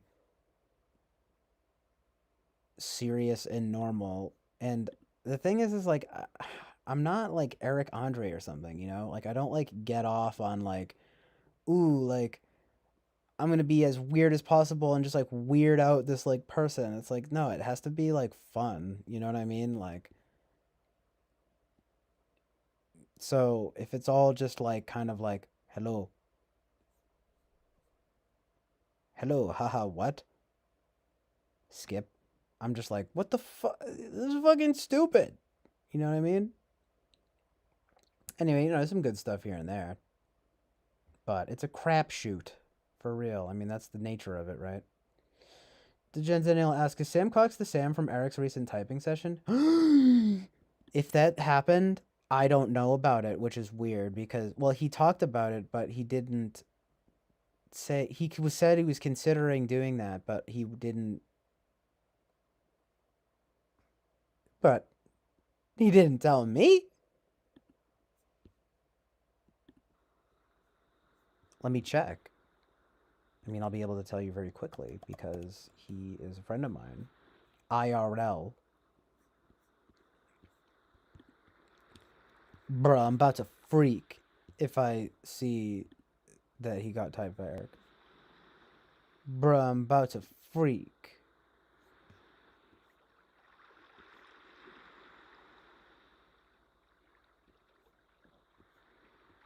Bruh, I'm about to freak.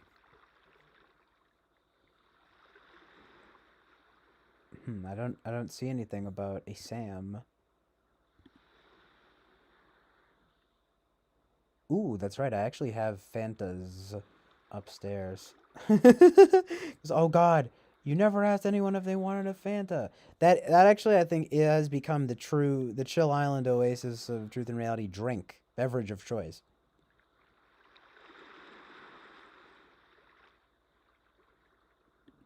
Yeah, I would like think though that he would tell me if he got typed, but I just like I don't even see anything here about a Sam. Oh, I see. Sam. Yes, I see this. No, that is decidedly not Sam Cox. Amazing.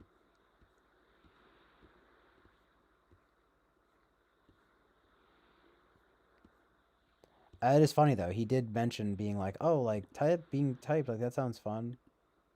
And I was like, "Fuck yeah, dude! That would be so funny and like that would be so just funny to see that clashing of or not clashing, but you know, those the melding of those two worlds for me, just from like a personal perspective, right? Just like a friend that like someone I've been friends with since high school, just like finding the TWFP Eric realm and like being typed by him and coming here, I'm just like, what the amazing.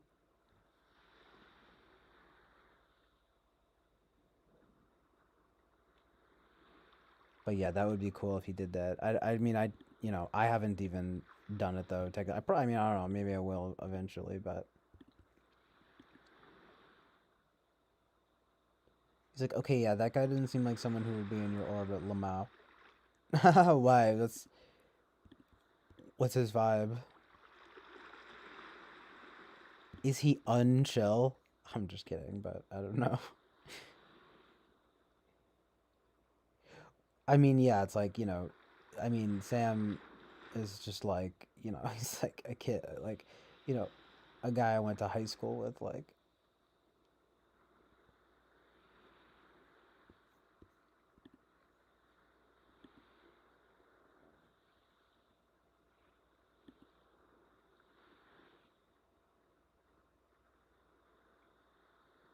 just like, so no, that's not him. Oh, that's funny though. Ex-con ESTP. Yeah, true.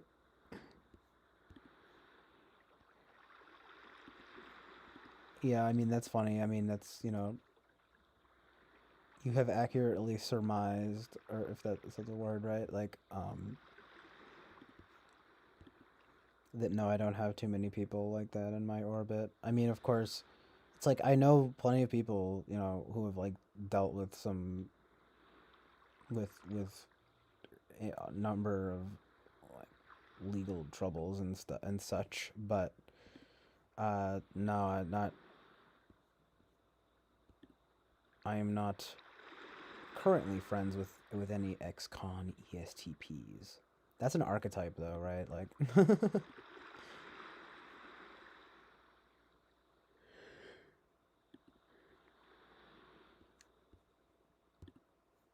not that I have anything against them. I mean, assuming they didn't do some kind of horrific crime, right? But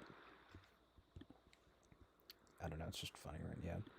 I'm a fucking white bread suburban fucking nerd, so it's like no. I'm just kidding, but right? It's kind of true though. It's a little bit true, but I'm the cool guy version of that, right? Right, guys? Back me up on this. Not the ex-con 50-year-old ESTP plumber.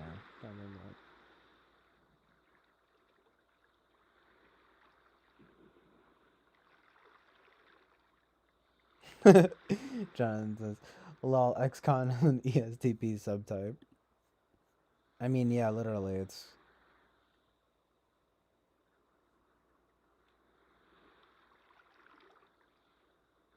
I mean, it's interesting because, like, I mean, my uncle, for example, types ESTP. I don't know if he's really an ESTP, but he probably is. I mean, he's very SE, and to an extent TI, and I can see the FE, and I mean, I don't really see his NI that much, but I don't know. It does definitely make sense, and like, he's a cop, so it's like you might call ESTPs in some sense the cops and robbers type or something like that. Like, can you imagine that though? Isn't that amazing? It's like there might be like literally, as Jensen is so true, JB law. Like that does seem to be like there's something there to that. Like I don't know.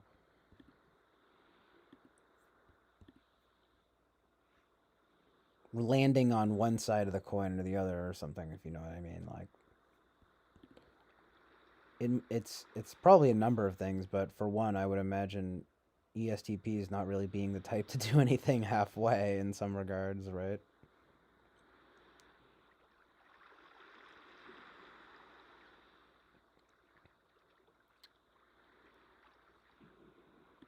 Of course, I don't know. They also sort of seem like the type to have their, even if they're if they're criminals, I feel like they would have like they would be not only like more stealthy, but also more like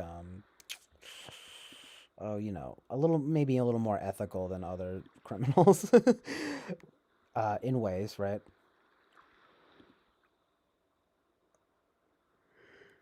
Anyway, I don't know. It's kind of interesting because I do feel like the ESTP can have a we can kind of run the gamut of like where they're gonna like fall in that regard. Like there's like either they're getting in trouble with the law or they are the law. Like you know what I mean? Like I don't know. It's might be true. It's only true of my very limited like subjective experience of ESTPs.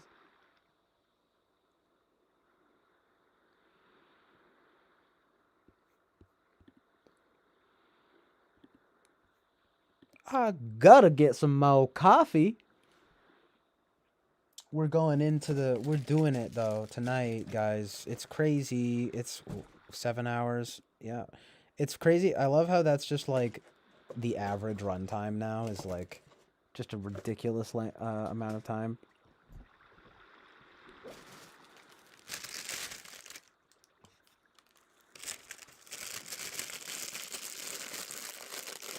Um, that's interesting, Winston's mom, because she says it's funny now that I think about it.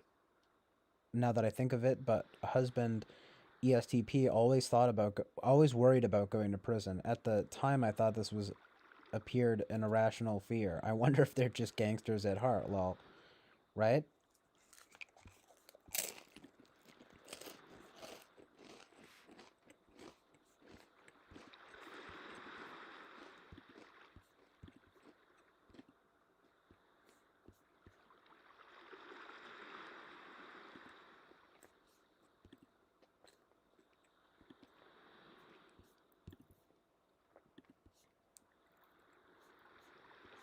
Bow now, new, new, new, new, new, new, new, new, new, new, new, new, new, new.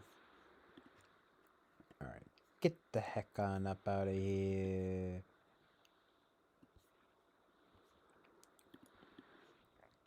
We're bound to chill on an oasis of truth and reality. And this is where we're drinking coffee and no fucking tea. We keep it real, keep it swag and truthful because we're always honest and true. And we're real and based and swagged out. And it's the place for me and you. Oh, it's the place for me and you. See that? I went up 2 octaves, right? Amazing.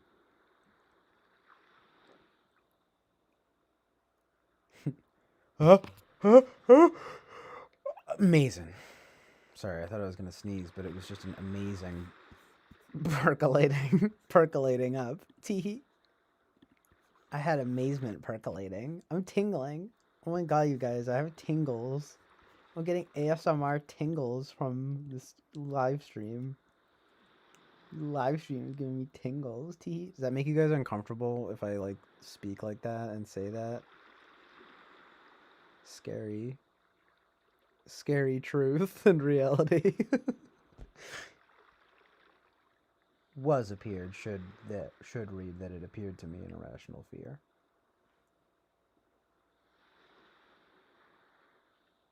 Yeah, word, I get what you mean, Winston's mom. I get what you mean, Winston's mom.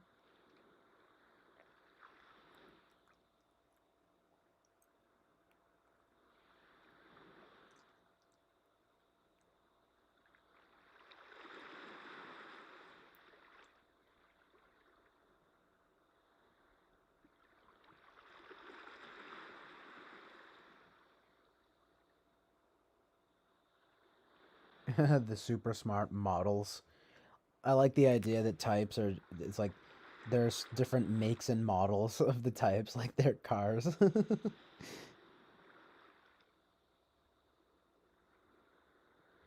Unless you literally meant like, like being a model, because I'm sure a lot of ESTPs are also models in the fashion sense.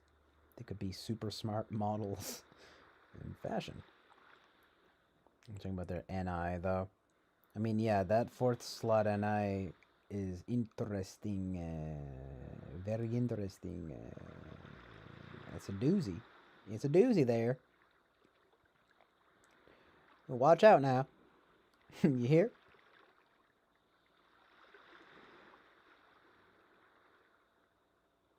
Okay, but real talk. I just have to grab some coffee. I'll be right back.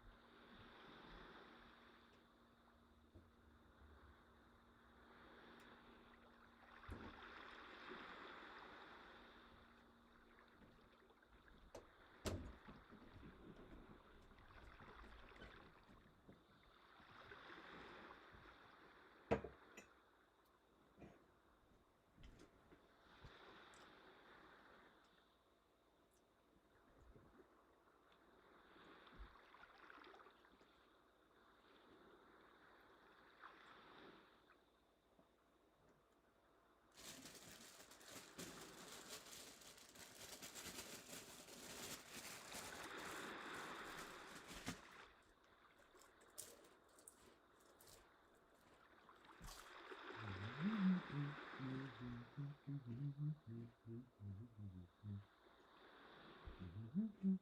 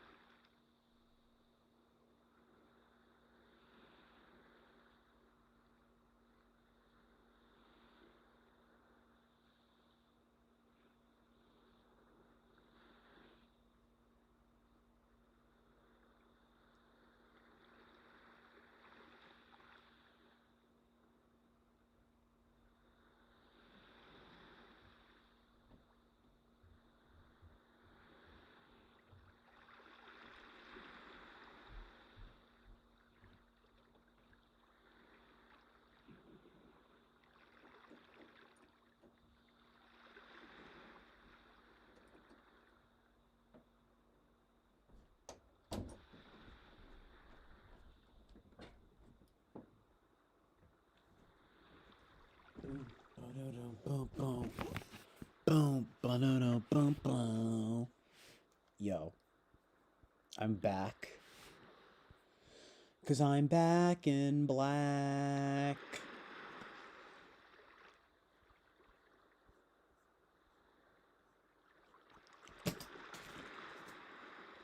Oops.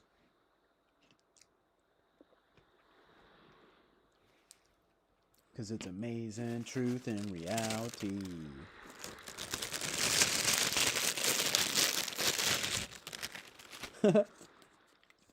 Everyone's saying their own truth and reality about ESTPs.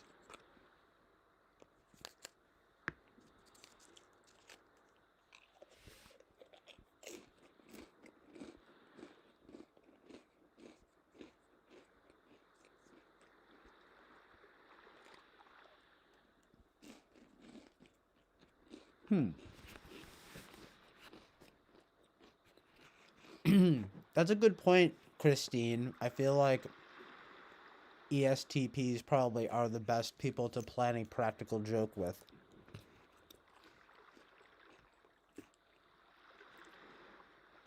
It's like a really good function stack to have for pranking.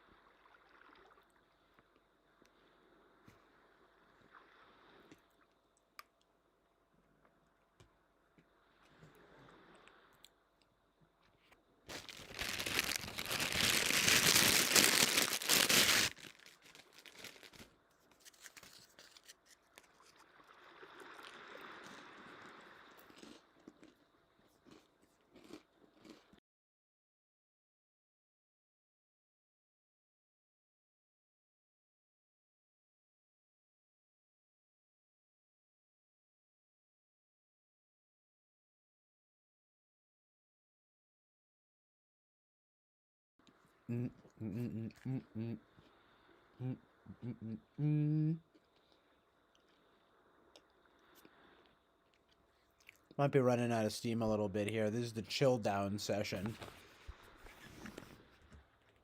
on the Chill Island Oasis of Truth and Reality.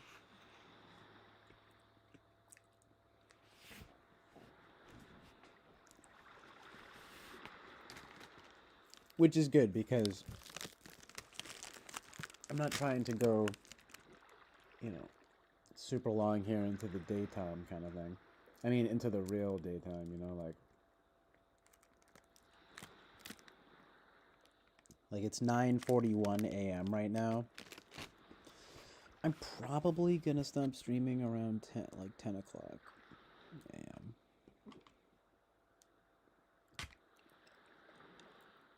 TBH.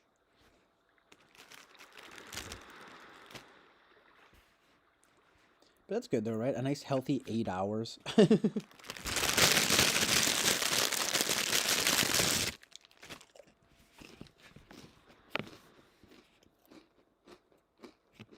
That's a healthy stream right there. It's funny because it says right here, stream is healthy on the stream health. Literally what it's called.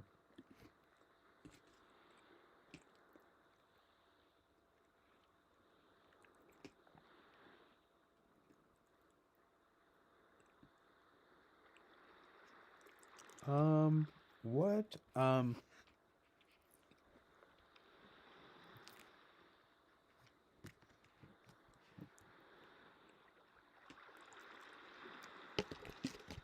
was just thinking a little bit about my relationship with NE.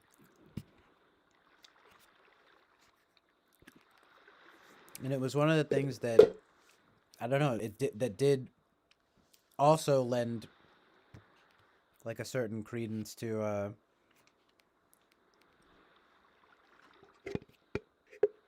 INFP, because in some ways I almost feel like I literally do just that I feel first and then connect the dots or whatever, or create the connections, if you want to call it that or whatever. But I could see either NE or FI being my dominant or tool function. But in other ways, I feel like they could even be NI or FE.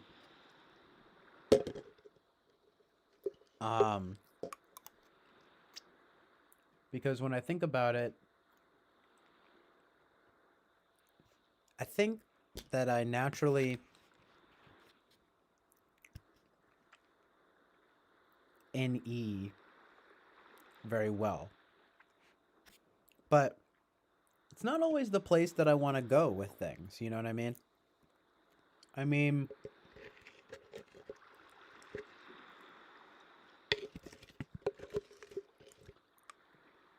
I don't know.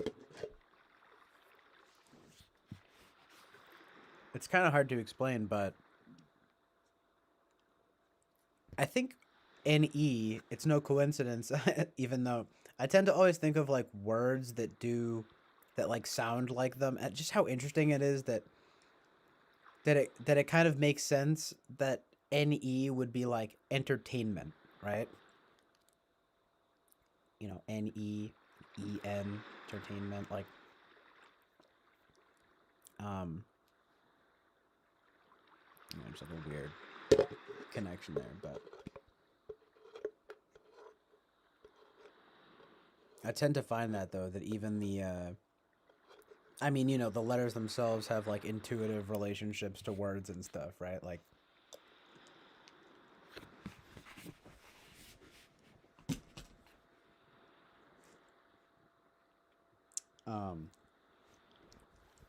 anyway, the point being that like I don't know, I just feel like NE is it's like it's play, it's a lot of it is kind of like metaphysical play, isn't it? Isn't it? So I tend to think like, is that really what I'm doing all the time? But anyway, the Gen Zenil says the unconscious one is first. The one you noticed the one you notice happening is second.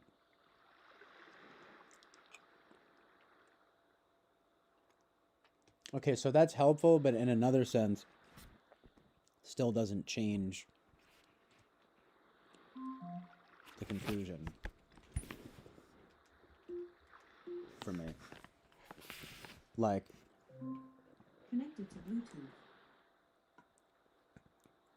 maybe it's just because I know about the functions, right? But I definitely know what I'm doing when I am NEing, you know? Like, a lot of times it really does just naturally happen, but other times I might be defiantly simple or something. You know, I don't know. Like, it's like, I actually have absolutely nothing to say about this, you know? You know, or, and more accurately, like,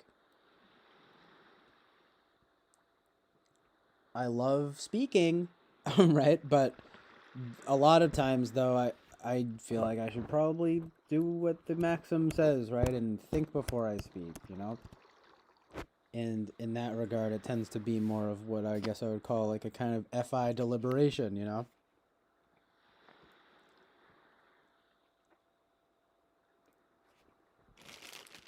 So, like what, Jonathan? CJ, my cat is pregnant and your sunglasses are the father. Somehow true. Is that NE humor? But Gentano says that's why you're NEFI, because you notice the feeling first. It's probably, I think that's probably true though. Yeah.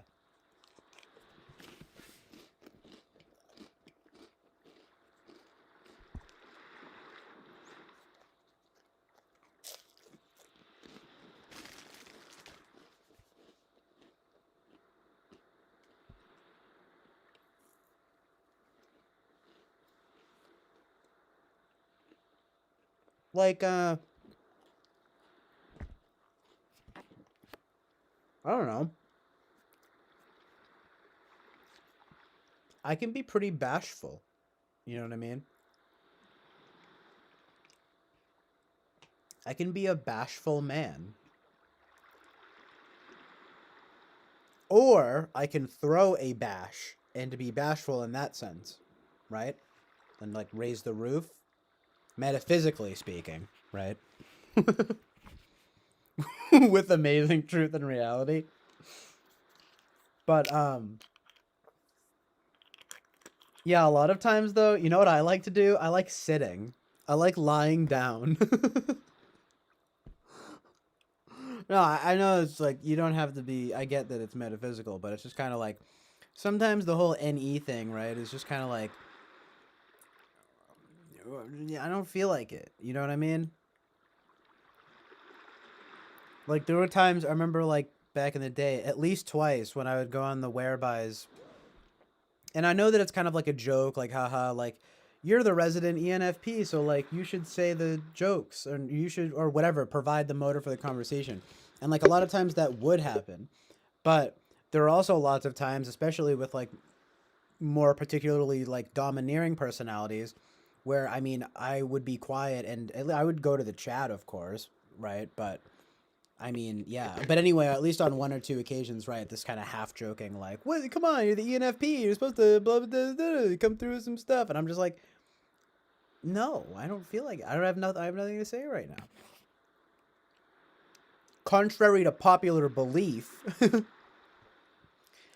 it's like I don't really like just saying any old thing, and I especially don't like there to be any, you know, pressure to be clever or something. And I hate that shit anyway, right? Oh, you be clever and like precious or something. Like I don't fucking feel like it.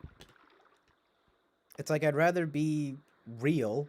I'd rather be authentic about stuff. It's kind of I guess an FI thing. But like it's enough to the point, like I said, where I will genuinely entertain INFP because I tend to feel like yeah, the NE thing is in some sense like a tool, right? And the FI is like who I really am, you know?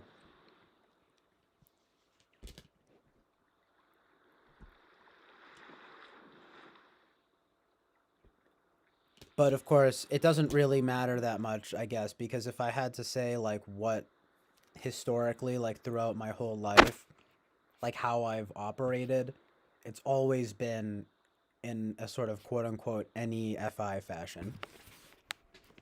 So I'm in the right ballpark, obviously, but it's just like, you know, sometimes I was just thinking to myself before, right? Like, just like with the Omegle thing and everything, like, I don't know, it's just interesting to think about because I'm just thinking, like, well,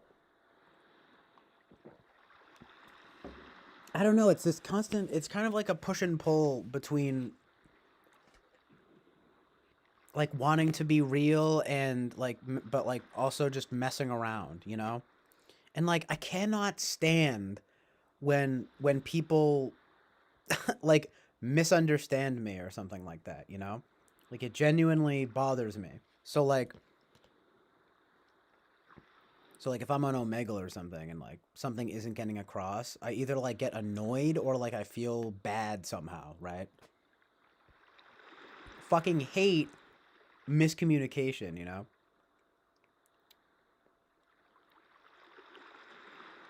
And more specifically, kind of like uncertainty, you might say, which is very not NE. Of course, it's like I guess you could say it's NESI. That's again how I've always conceived of it, but yeah, Gen Zeno says you're probably only bashful though, and you feel like you should nerf yourself. That's you nerfing your NE because you know it's your autopilot.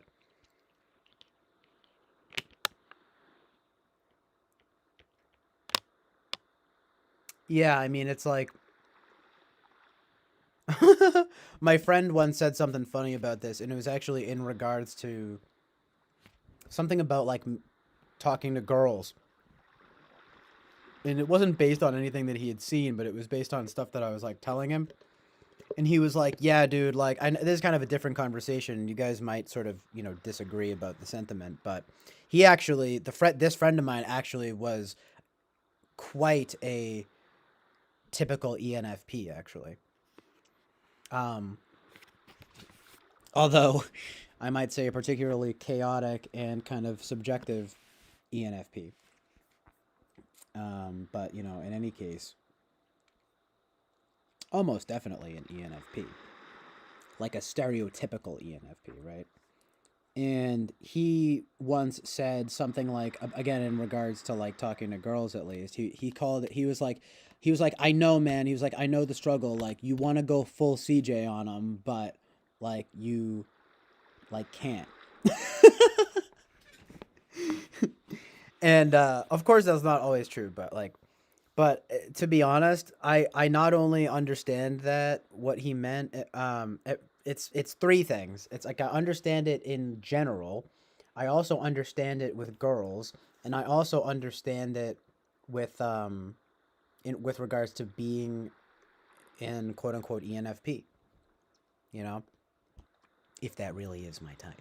You know, it's kind of like, it's kind of like, okay, I don't want to scare people off.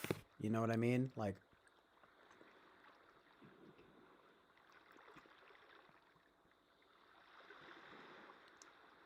it's this thing of like not wanting to appear like aggressively jokey or unserious, and again, just like risking this kind of like miscommunication and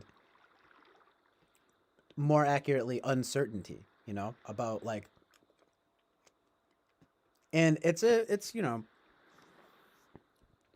it's an ironic push and pull because it's like on one hand I prize something like not caring what people think about me, but on the other hand I care very much about what people think about me. You know what I mean? Like, so um and at best, of course, it's like I don't wish to be hurtful to anyone, right? So if like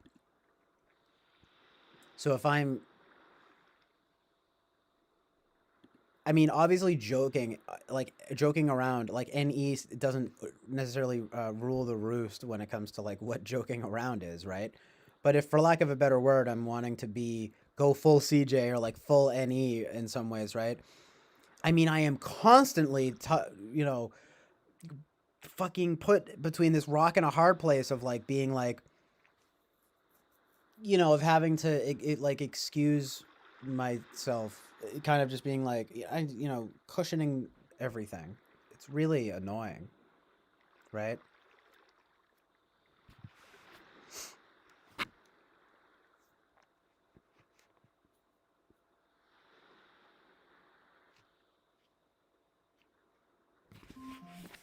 I think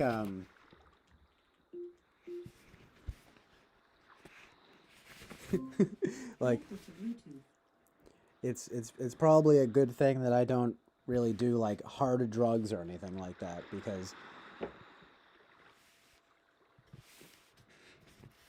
I could probably switch into don't give a fuck mode very easily, but it's only because I'm so fucking painfully self-aware. And I'm saying that knowing that it sounds pretentious, but it's true. You know, I mean, I overthink everything. Oh, I don't know if I should say that because what if they're gonna think this? And oh, I don't know if that's good. Is it, you know, like. But then there's the other part of me is like, dude, who fucking cares? Like, just fucking say whatever you want. And it's like, yeah, but like, I mean, it's like I don't really want to like offend people. I don't want people, you know. I don't want to hurt anybody, but it's like, but I want to be free to say whatever it is that I want. Like, fuck you, right? It's like, it just goes back and forth like that.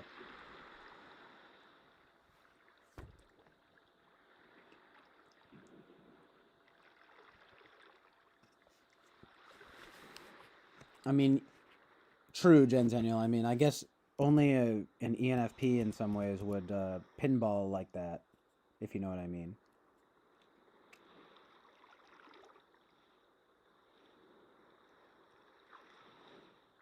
I mean, I'm sure it's something that people, regardless of type, can relate to, but you know, like it's just the inner battle of like,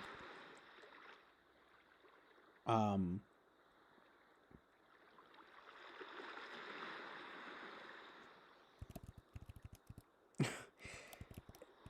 it sounds really trite, but it's like wanting to, I like start crying. But it's like wanting to be as fully open and like bounded as possible, while at the same time being like incredibly constrained, you know, by like a certain like well, in some sense it's like a morality, but it's also more accurately probably ethics or something like social stuff, like just kind of like, you know, it's like, you know, but I probably shouldn't say that because who knows if so and so like has this like belief and they don't want to, they don't like, you know, I don't want to hurt them, and you know, stupid fucking pussy shit. No, I'm just kidding, but it kind of is like, I mean, it's both literally happening at the same time. Yo, they call me a hermaphrodite because I'm a dick and a pussy at the same time. No, I'm just kidding, but like literally, right? It's not that, but it's not that NE is like dickish. It's just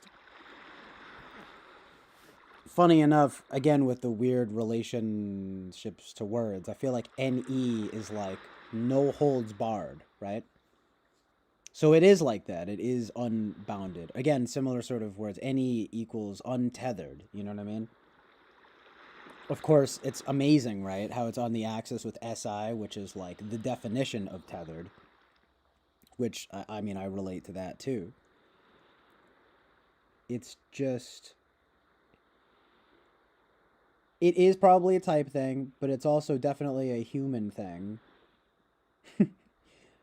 Where you want to be palatable, so to speak, right? Like, I've talked about this before, I mean, and it's probably because of how I was raised. Like, I have very well-groomed FE. But it wasn't always like this, especially when I was a kid, you know?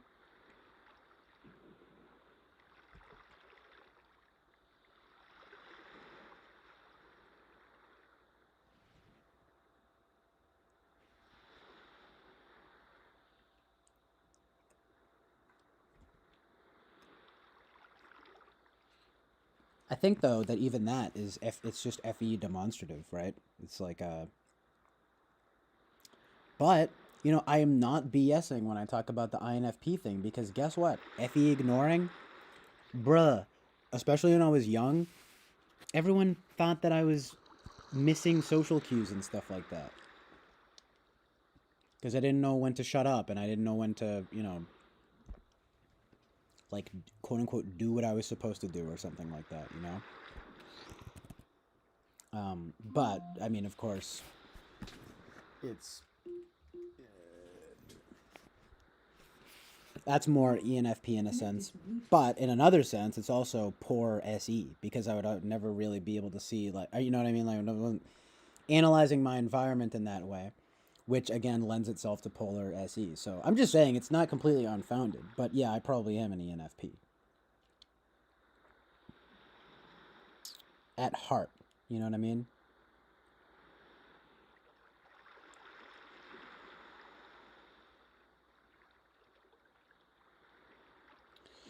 Watch Christine's typing. You need to have that same moment of release and freedom she was given. Yeah, I need to watch the full thing. I skimmed through it a little bit. To be honest, it's not personal. I don't know if I've ever watched a full typing session the full way through. Like, I'm sorry. Like, I just don't know if I have, like...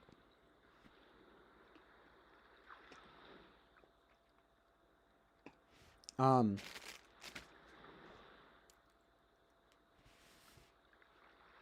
don't know, not for any particular reason, just sort of like, I don't know, I just don't tend to watch them. They just tend to be pretty long.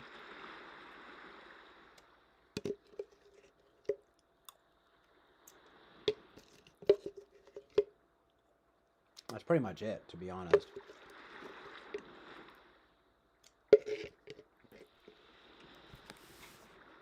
It's really just that they tend to be long.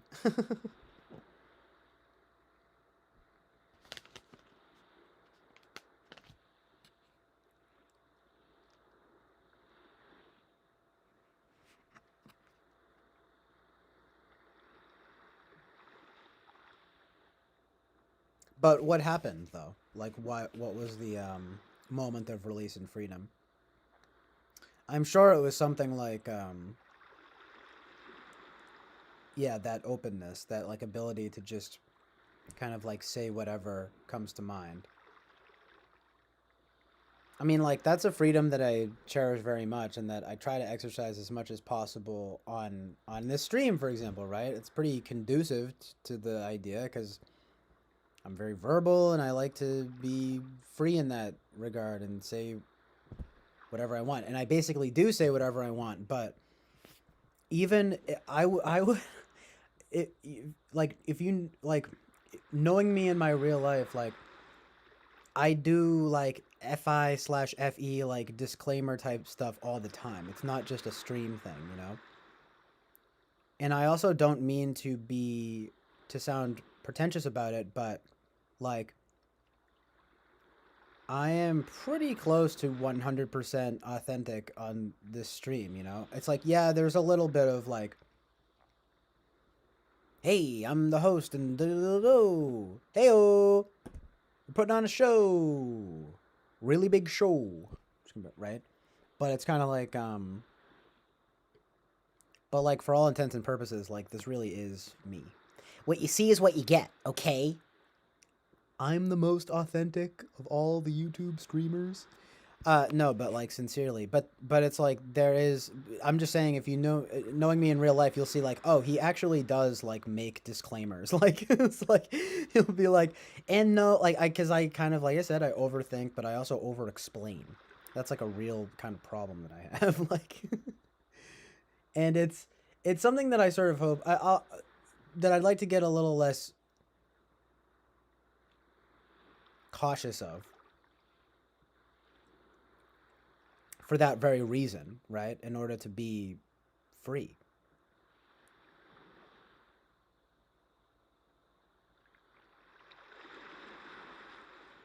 I wonder if there's something about like being an FI user that, like, and I don't mean this as it's not necessarily a good thing, but it's something about like real like actually while simultaneously being somehow super individualistic and even stubborn, right? Like there's also this like ironically deep need to be palatable in some regard, right? You know, like and like for lack of a better explanation, like for people to like me. I mean, like Eric said, or you know what I mean, or not necessarily like me, but to at least not think that I'm a bad person, or um but it's also not just about that. It's also about myself just like not wanting to be a bad person, obviously. Of course, who wants to be, right? I'm just saying it's something like actually caring. Like it's just a weird dichotomy. It's like simultaneously like fuck you, I don't care what you think, but then being like I actually care more than anybody else. You know what I mean? Like literally, that's kind of how I experience it, to be honest.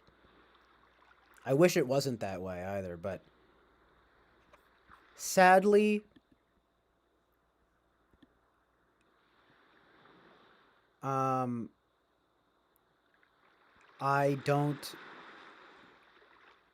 I, again, that's I want to be more confident in that regard, you know. At least with it's like if people say mean words to me and just like letting that roll off my back, right? I think it's just something that takes experience. Like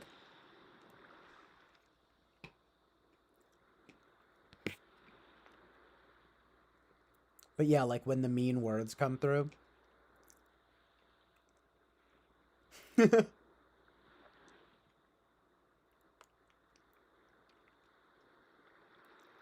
Again, it's a sort of contradictory position and meant in so many ways because like again, like I'm all about like freedom of speech and just kind of like it doesn't matter, right? But like at the same time, like it totally does matter, and like but I also am willing to accept that like that's also a certain projection on my end. It just so happens that society really has gotten a lot more nerfed, so to speak, in that regard. You know what I mean? Like, and so, I mean, but again, that thing of like when you're young and I don't know, maybe that being like your truest self, like, I mean, dude, I didn't care at all.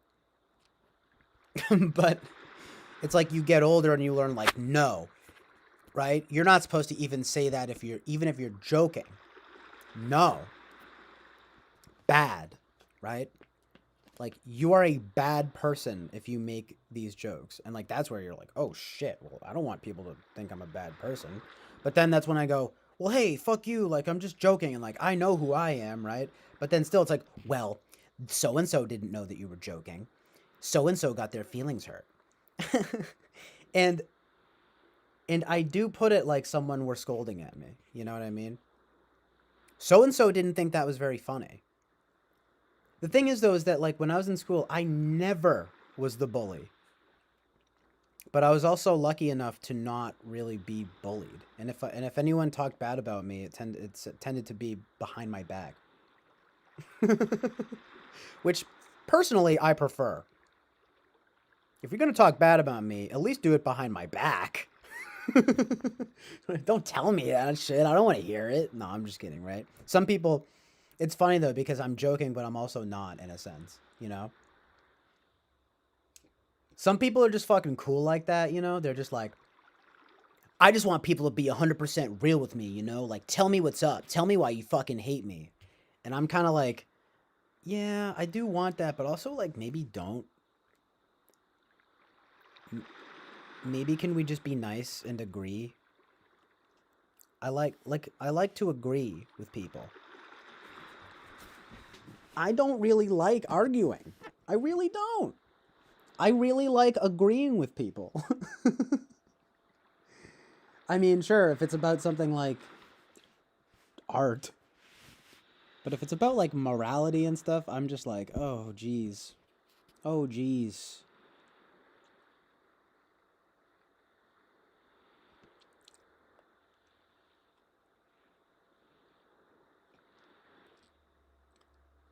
I don't know. It's a lot. Yeah, that is funny though, Lou. You get April snow and you're not even in New England. I know, it's like sunny out here. It's funny.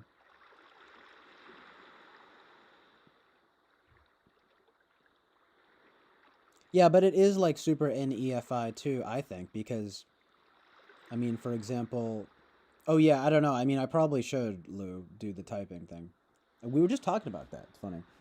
Not me. Well, I was talking about Sam, but then also me, and then you might have been here, and we were just talking about, you know, Christine's typing, and then there's the thing about NE and stuff, like.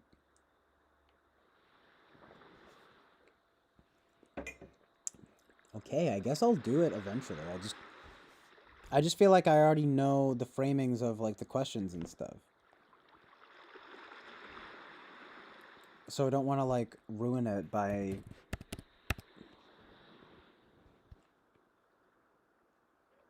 knowing the why he's asking the questions that he's asking. You know what I mean?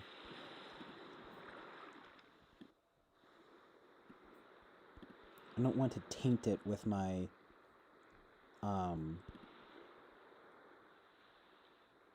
knowledge of how like what the questions correspond to in terms of functions, you know what I mean?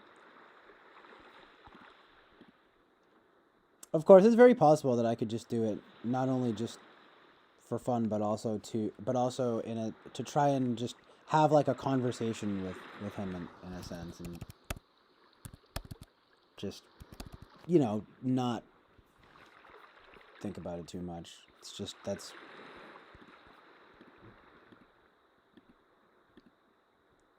can be difficult for me, but it's very possible though. Man, I gotta clear some stuff out though, because it's like telling me like warning. It's the lower. Oh, it's lower. The bit rate is lower than the recommended bit rate. What does that even mean?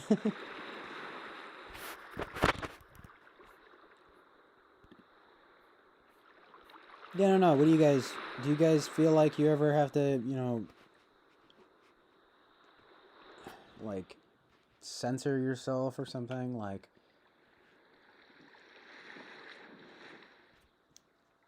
oh, right. It's very NEFI though, because I'll say, well, you know, it's almost like I'm basically willing to joke about something because it hasn't affected me. But to be honest, that's like kind of my wager about a lot of things, you know? It's like everything's a joke, right? Until it happens to you, right? I mean, it's like, yeah, obviously there's a lot to be said about like black humor, dark humor, but it's like funny because I do have to, I don't know, I just try to be cognizant about it because I know that I myself have things where I'm just like, that's not funny. You know what I mean? Like, no.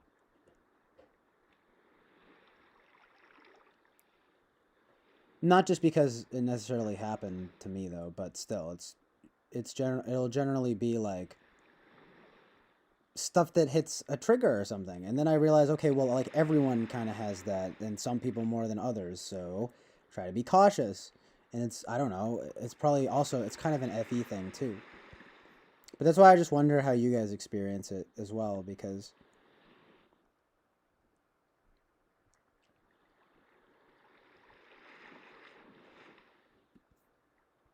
I just feel like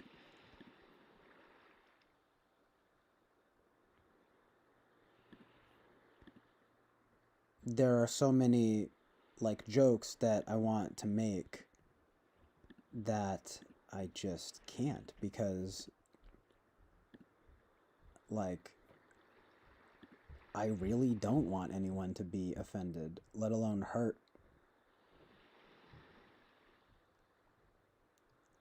You know, that's the other thing. It's like decidedly not ENTP about me. Even though Eric says things about, well, the FE stuff and you want people to like you. It's like, yeah, truth, I get that, but it's more deep and personal than that though for me, like, because like I said, on one hand, I say free speech and we say whatever we want, but then I also say, well, I don't want anyone to feel hurt, right? And then that's just my little like fifis coming out, you know. I'm also even willing to go the whole 9 yards and say that there is a selfish element to it, though. You know, I'm thinking, well, like, but but then that could also be FE. So, like, because you want people to like you or whatever. But I don't know. It's more than that. Like, I mean, it's just, I'm just saying, like, and I'm not just patting myself on the back. It's like I really genuinely don't want to hurt anyone with words. I'm saying I'm not naive enough to think that words are not powerful. Like,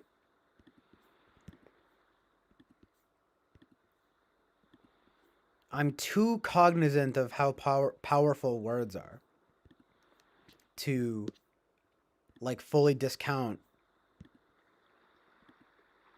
their impact, you know? Like, not to get overly deep here, but I think we can all kind of agree that there are certain things that people say to you in your life that you never forget, right? And like even that alone should tell you something about, sadly, I say sadly because of freedom, right? But sadly, it's the very real impact, you know, of those words. Like, even if they're wrong, like,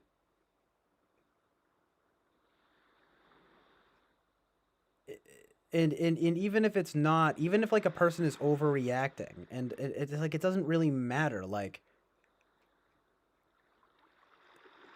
does it? Because first of all, you never know how someone's gonna react if you make some absurd joke, and then that could be offensive, and then you also don't know how seriously that person's gonna take it.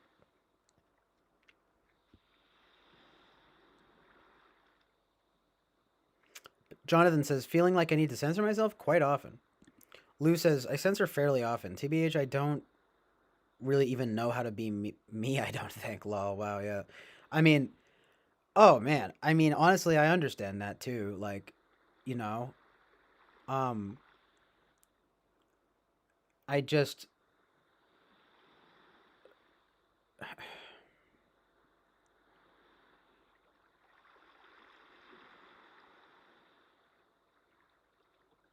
sometimes I just feel like, I'm just getting super deep right now, but sometimes I just feel like the real me is a lot more mean and simple um, than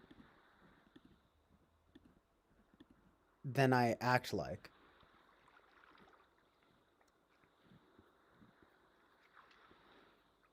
It's because I want to be nice and I want to be open, you know?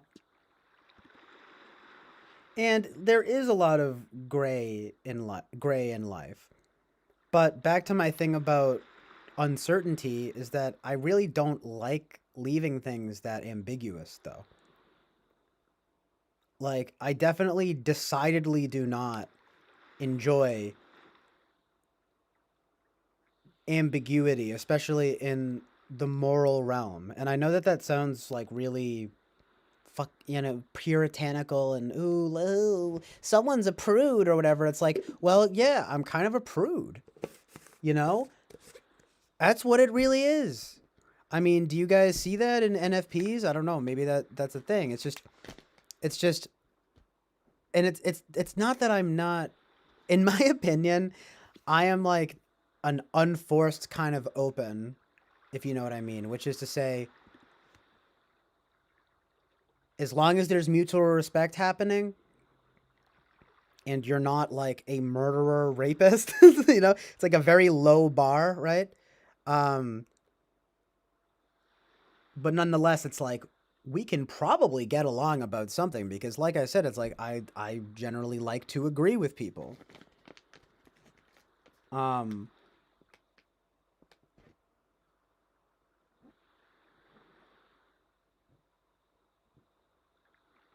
if you know what I mean. Not saying that it's always a good thing though either, because I said this earlier and I stand by it.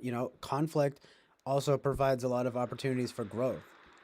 You know, and it's like the nine thing of like, yeah, you can't run from conflict, and furthermore, it's gonna find you regardless. Like that. That's what I've noticed. It's like whether I want to or not, I'm forced into conflicts all the time.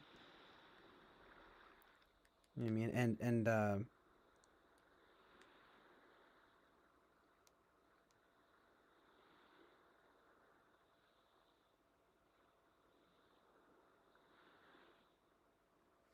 is the word shrewd? I feel like I can have like shrewd judgment. Like a lot more I'm a lot more shrewd than, I mean, yeah, astute. Like it's just kind of like, I don't know.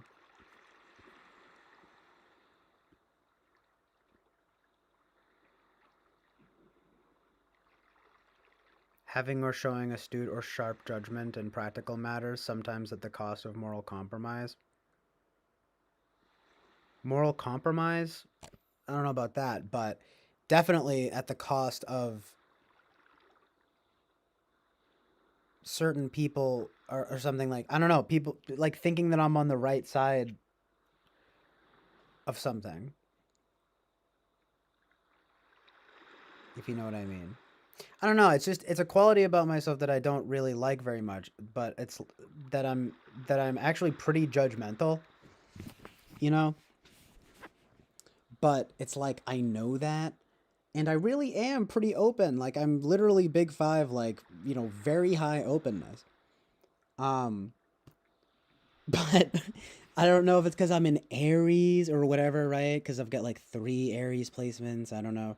But it's like I am very like quick with that shit. But I don't think it's necessarily a good thing. You know what I mean? Jelly bean. So I try to so I know that though, and I try to like curb it, and I'm like, well, let's wait. But sometimes it's actually not even in my best interest to do that. Again, first thought, best thought, right? Like oftentimes I might be right in a first impression. But there are many other times where I'm wrong too. You know what I mean? So it's about, again, like being open. And so I think I am pretty open, but it's a dichotomy. Like, I'm also very prone to being like, I don't know, maybe more judgmental than people think, if you know what I mean. But it can be about all different things. It doesn't necessarily always align with like, I mean, I try to be nuanced, but not at the expense of discernment, right? Which is at like the sort of, this thing about being shrewd. It's kind of like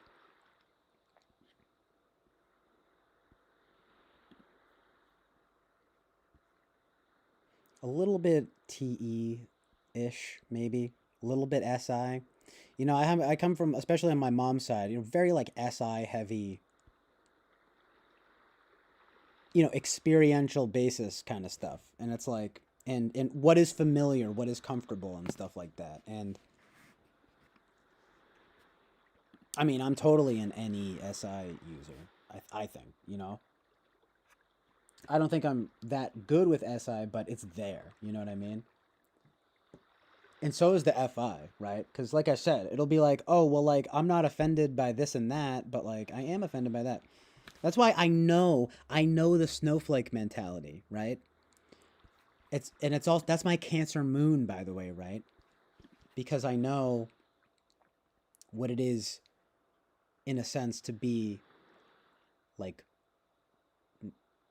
weak in some regard.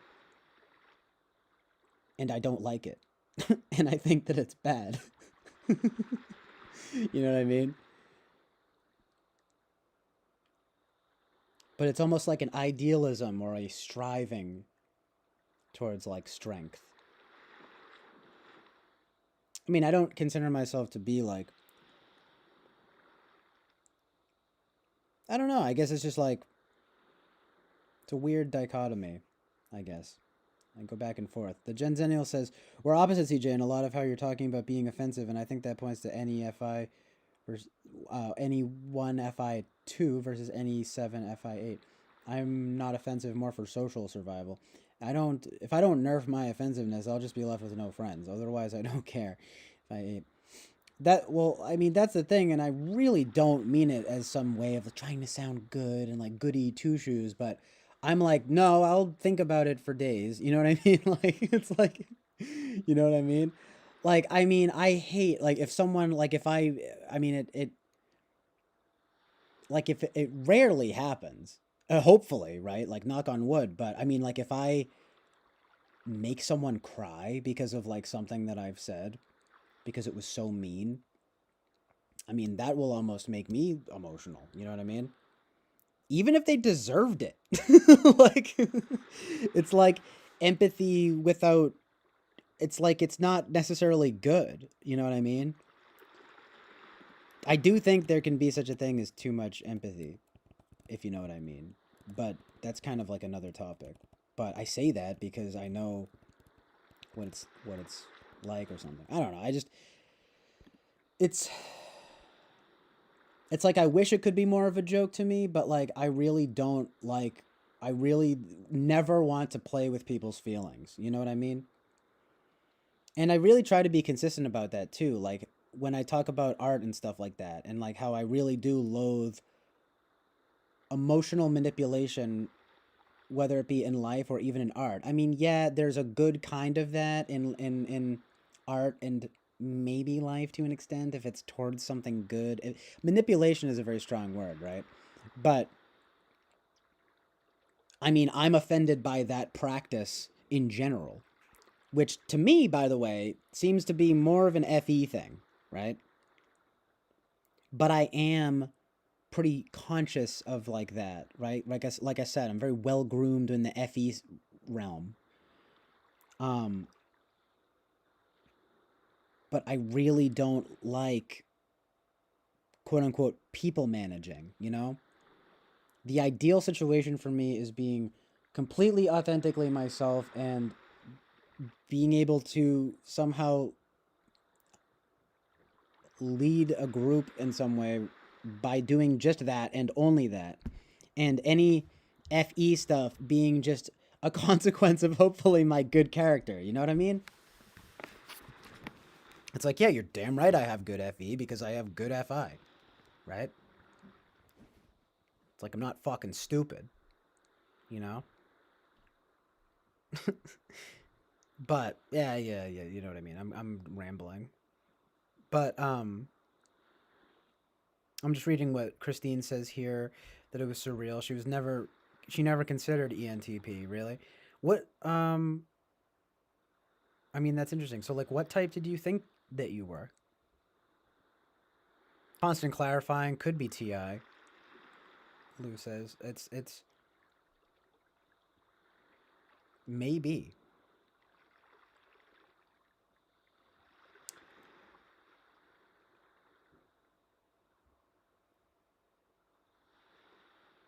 open-endedness. Yeah, see right there you go. It's the archetypes: openness, creativity, NE, and Aries, a fire sign, fire's creative intuition.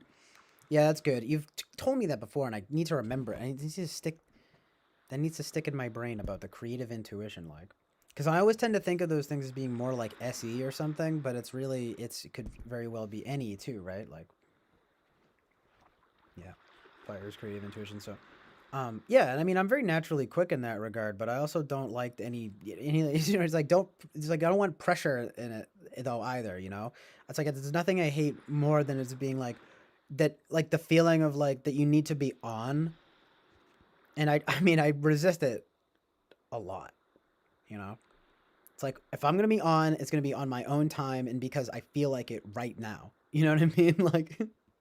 And if I'm on again, like it's all no, I don't think about it this deeply, right? I mean, I try not to, I guess, but like if it's gonna be, it's like if it's gonna be that way, it's gonna be authentic, you know? Like, and I hate that word. That word gets so overused, right? Like authentic. You know, it's like you're talking about like cuisine, like authentic Italian cuisine or something. It's like but like yeah, it's like you know, it needs to be genuine. I mean, I'm not trying to be fake. It's just the irony is though that sometimes, especially if you're an Enneagram 9, I think, right? Like me, it's like you actually do run the risk of being fake in ways because you censor yourself, and it's not. It's a like. Hopefully, right? It's like a more benign kind of fake because it's like, oh, I just don't want to hurt anyone's feelings, but it's also a little bit selfish, isn't it? Because it's like I also just want people to like me. You know what I mean? So I mean, I don't know. I try to be discerning in that regard, but it's a battle in some ways. You know, I go back and forth. Would you say because Jonathan asked a really good question here, asking, would you say you're almost always extremely judgmental but very careful not to come across as such?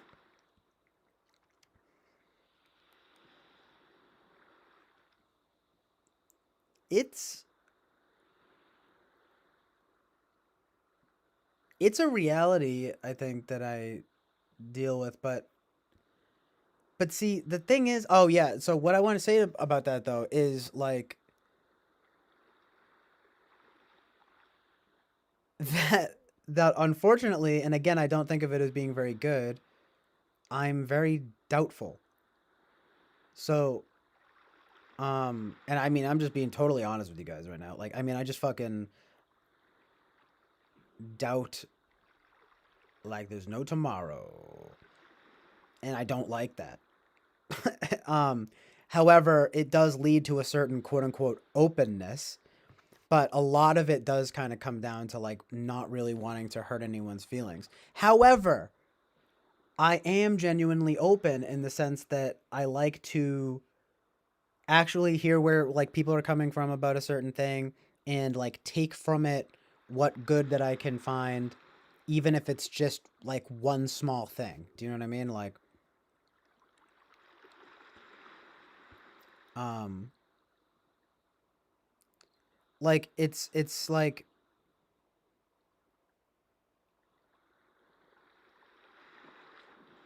people people don't like to think this way, and I almost don't like to think this way, but there's kind of truth and reality in like everything. And like you can find it, like it's there. There's going to be a kernel of truth, and maybe you don't like it, but it might be there. It's and I will always try no matter what it is to see that kernel of truth. I don't even do it. I think I do it without thinking. And sometimes people see that as optimistic, but it's kind of like it's also kind of just NE in a way, if you know what I mean. Because it's also just the willingness to admit, in some sense, right? Like that, well, I really don't know about this thing. Like maybe I do have like shrewd judgments on it, but in reality, like I don't know. Like I said, it's super annoyingly subjective, right? But it's kind of like, well, I never experienced this trauma or something like that, or I don't know anyone that's experienced this trauma. Therefore, to me, in my little bubble world, it doesn't exist. You know what I mean? And like I mean, and I'm telling you, I don't think that's a good like way to be. It's incredibly like biased, but I do think that I can't escape. I don't it's like it's very hard for me to like escape my bias in a way.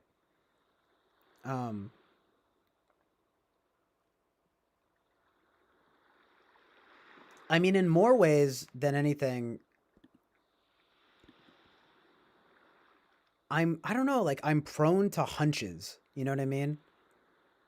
And like trusting my gut about things. I guess it's very like 9. Oh, I mean, well, Jen Zenial makes a good point here. It's like, yeah, I would only care if I heard a feeling of I cared about them a lot, or if I heard a feeling if I cared about them a lot. I mean, that's true. Of course, it's like if I don't really care about them, it makes a difference. If they're not close to me in some way, then it makes a huge difference. But that's just an interested calculus kind of thing, right? Where that's more meaningful, but it sort of doesn't necessarily add up. I'm just reading what Jonathan's saying here. We 100% tools. I mean, are we 100% that CJ is an FE tool? Is any of this sounding familiar to you, Lou?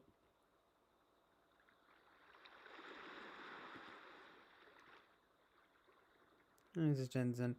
Might as well should be somewhere in 2.6. The thing is, CJ's never really screamed any Dom to me. GB, not really. Aside of breaking up with someone, which I did as gently as possible, I don't think I have ever made someone cry by being mean, even if someone deserved it.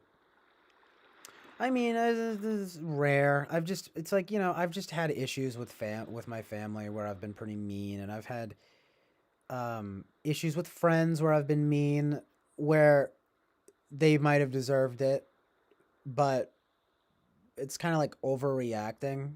I kind of overreact at times, which again is not good. But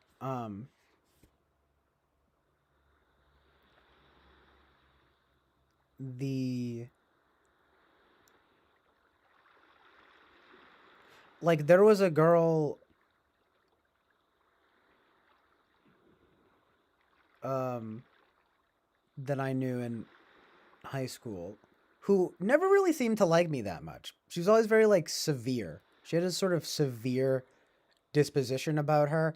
And again, she was kind of one of these people who I just feel like was just decidedly not a fan of my approach. And I think it was also especially something that I dealt with when I was younger, where again, I would just say whatever I wanted and was lucky enough to have people still like me. You know what I mean?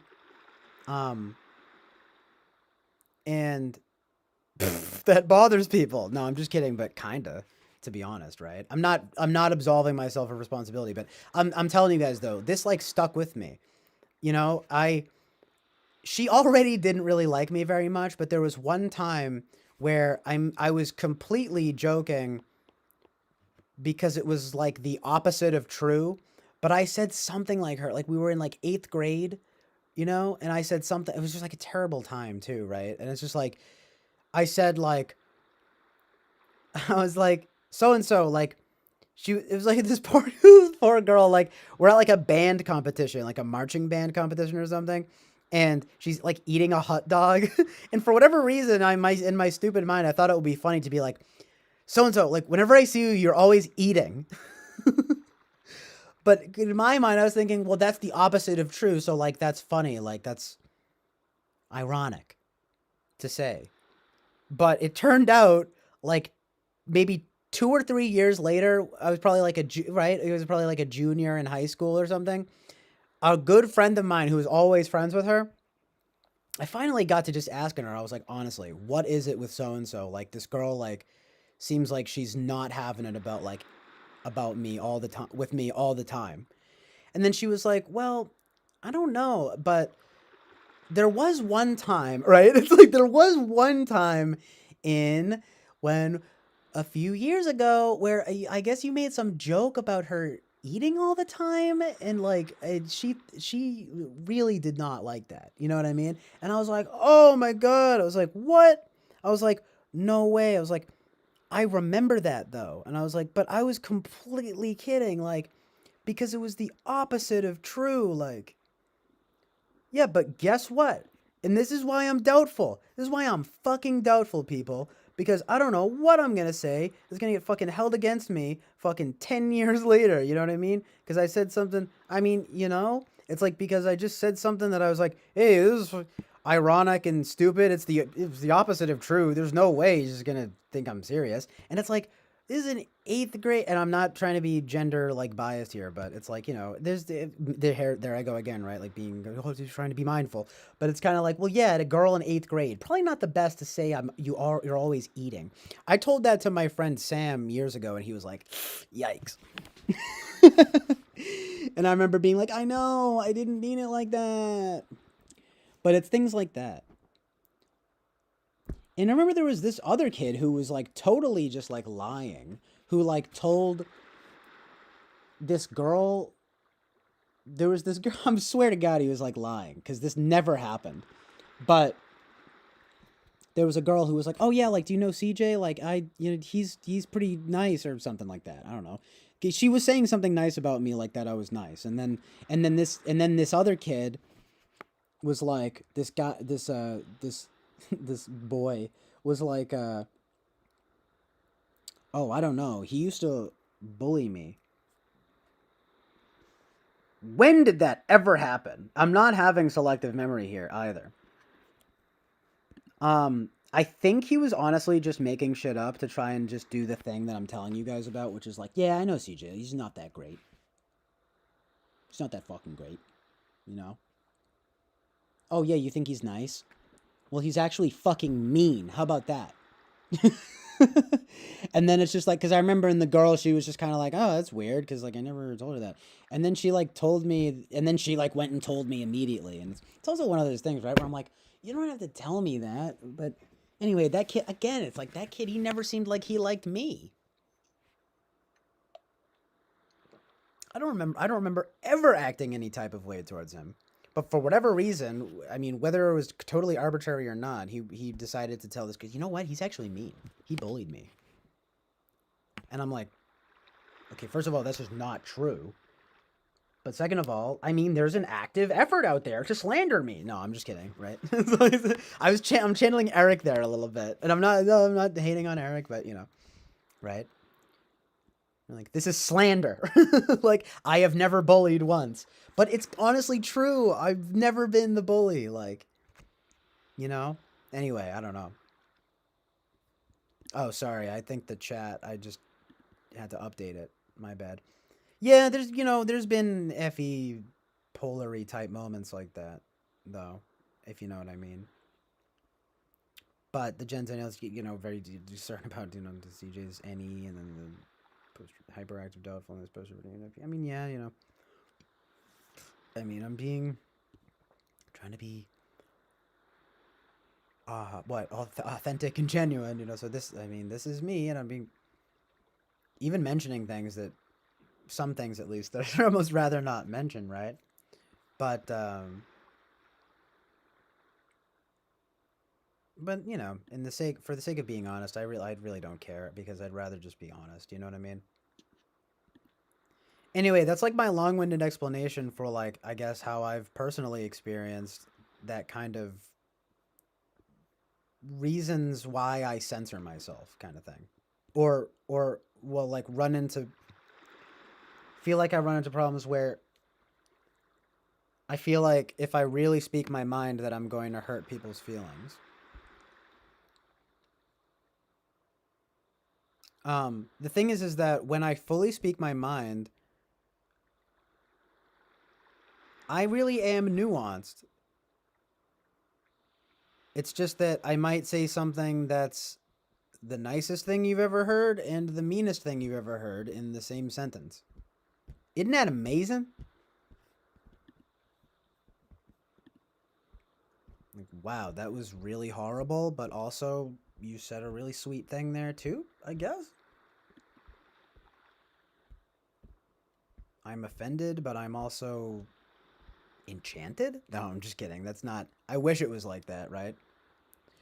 But I'm also playing it up, telling these stories. Everything I'm saying is true, but I also feel like maybe, I don't know, maybe I'm playing it up a little bit. I've never been, like, super controversial or anything like that. You know what I mean? Like, in that regard. Like, and again, very sort of like FE conscious, you know, in that way. It's like Jonathan, you know, but it's like Jonathan's going back and forth here. He's like, I don't know if he's Tool FE or if he's fucking FE Polar. I've experienced it all, I guess. No, I don't know. I again, I figure this is probably it might not be so much of a like type thing as it is just like a person thing. It's like either you care about the impact that your words have or you don't. Like, and I mean, usually if you don't care at all, like there might be something wrong with you. You know what I mean? Like, I mean, I'm not hating on anybody, you know, and there is absolutely something to be. I mean, I praise it above. I mean, prize it above a lot of other things, you know, as individuality and like, you know, freedom of speech and everything. But I mean, it's like, good lord, right? You can't just totally neglect that impact, even if it's like not just for yourself, but for other people, you know.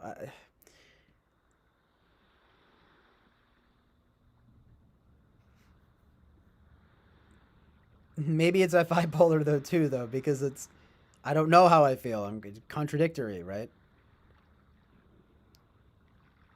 People tend to say that about ENFPs though more than ENTPs. I think it's this idea that ENTPs are like super consistent.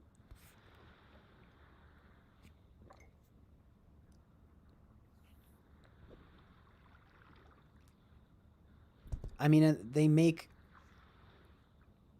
I don't know what it is. If they do it naturally, I find that I have to make an effort in some ways to be consistent. I do try to that's exactly what it is though, Lou. I mean, in a way, I kind of try to TI. I often try to TI the FI actually, kind of. You know, like well, way more so though than I used to. Although it's always kind of been there, but I've always had very serious moral stuff. Like I remember, this is a weird one. Okay, like this is a weird one. I'm getting just embarrassing with it. Of course, it's not that embarrassing because I was like 5 years old. Okay, but I mean maybe this will give you a little insight into my psyche. Okay, when I was like 5 years old, there was a girl in my class, and I like imagined. And also, by the way, this might not be a type thing. It is more of a, again, and I'm not trying to pathologize myself or anything, but kind of an OCD thing where I basically like thought about kissing a girl on the lips, and I felt bad about it, and I felt like I had to confess it to my mom. And I confessed it to her before school one day when I was 5, and I cried about it. Like, I thought about kissing a girl on the lips. And then she was like, what? Like, it's like, you know, CJ, it's not a big deal. Like, what? People have thoughts like that all the time. And I mean, and to this day, it's like thoughts.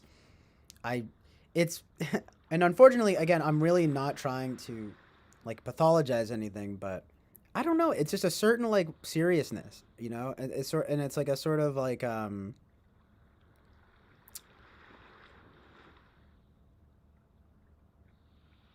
a need for inner congruence. You know what I mean? Which often can manifest in a sort of confessional manner, which I think is why I feel in some ways so like liberated by speech and the ideas of like free speech, you know?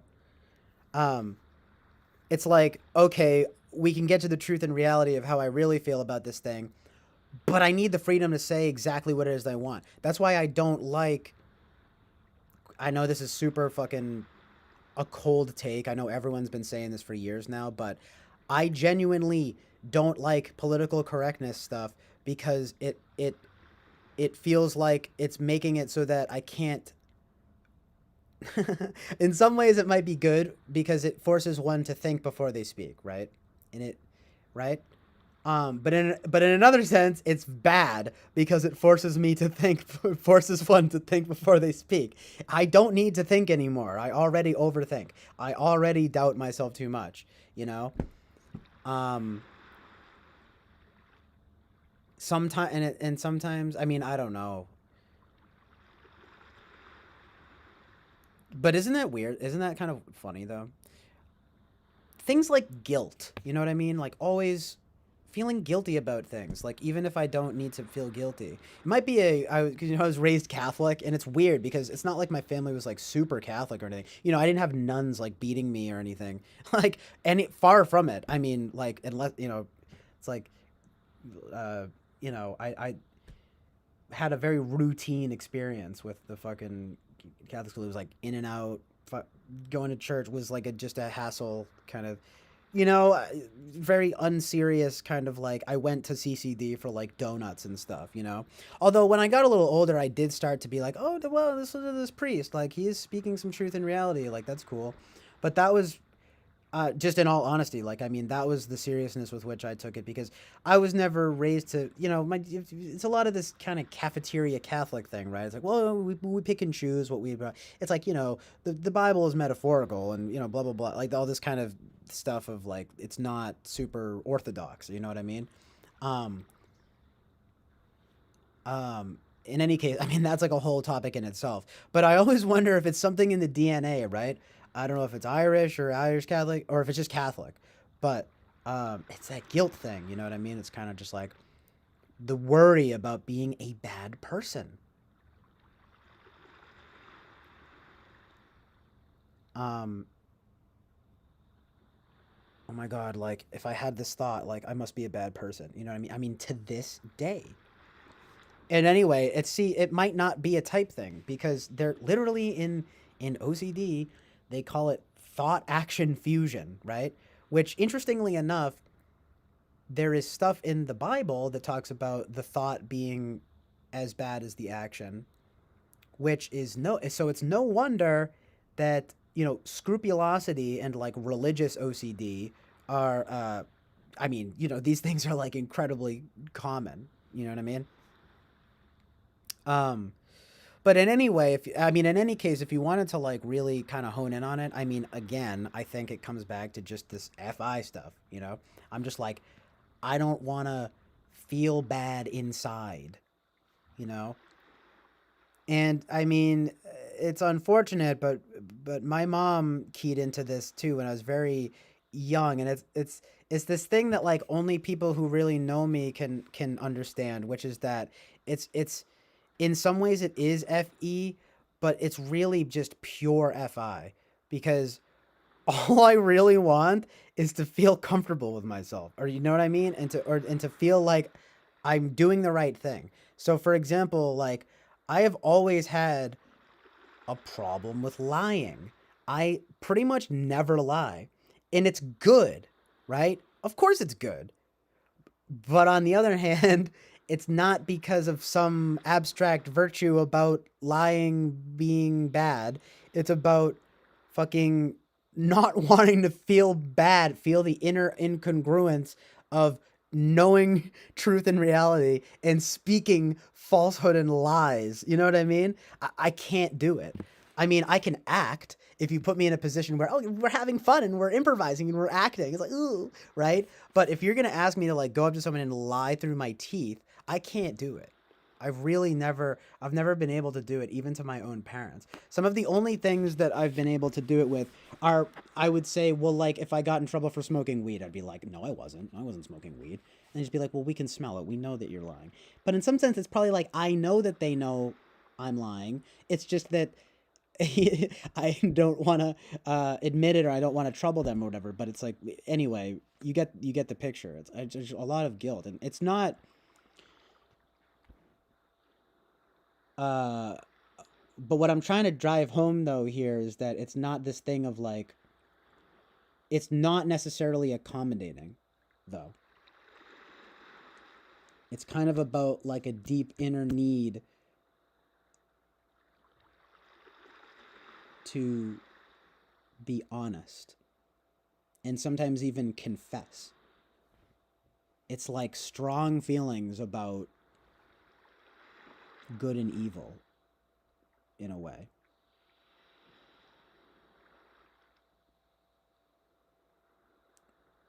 But like it's very personal. I mean, Gen Zennial seems to get the vibe. I don't. And when I say that, I mean get the vibe insofar as this is why I think that I'm an NFP, at least, you know? Like, because everything that I've read about this stuff comes down to, like, oh, like, no, that's not FE. Like, that's FI, right? It's like, no, like, the amazing truth and reality of the situation is that, like, I'm not, like, trying to be, like, I can't help but to just say it's kind of selfish. And I know that. And I admit it, right? But I hope that in admitting with it, that at least I'm being honest, right? I'm being honest about my selfishness. And then from there, I can work towards a more genuine selflessness. You know, it kind of winds up working out because, again, and I think it's also congruent with the type, with the ENFP, for example, right? Where, you know, I've got demonstrative FE. So it's kind of like, I will say how I really feel. It's like, but I'm also aware of that. It's like, well, I don't want to hurt people's feelings, so I'll give a little bit of FE and be like, hey, brother, and you know, and I like to do it because I like to have good vibes with people and I like to agree with people. But I will definitely feel stifled if I have to constantly FE. I, you know, I mean, I will need to like go into my garage and start yelling for a while. You know what I mean? It's like that thing of like the person be like, yep, yep, yep, yep, yep, goes into a pillow. Ah! All right, man. Yep. Yeah, check you later. It's like Slater from Dazed and Confused, right? He's like, check you later. And I'm like, ah! Stupid. I don't fucking, you know? Like,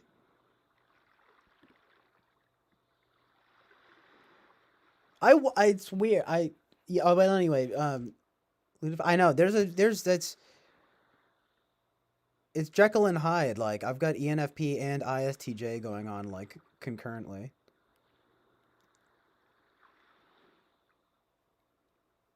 It has occurred to me, though, that I mean, you know, like, it's just, it would be kind of fucked if I was an ISTJ because I'd be like, okay, I'm, like, really unhealthy. You know what I mean? It'd be like, I, I am even more fucked up than I thought I was. I mean, it's not, like, unbelievable because it's still, like, the same functions, but, man, yeah, polar FE and, like, it's not like I have absolute.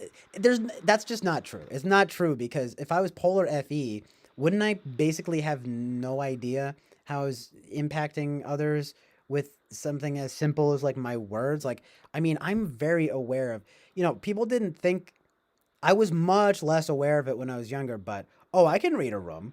I know the attitude. I know the climate. I know the emotional temperature. It's just that like no, I'm not even going to argue that because oftentimes I will actually abide by that, you know? Like, not only will I notice that, but I'm not cool enough. I would be lying if I said, yeah, I know the emotional temperature and I fucking break it all the time because I don't give a fuck. I'm a badass. It's like, that's not true at all, right? I'd be lying if I said that.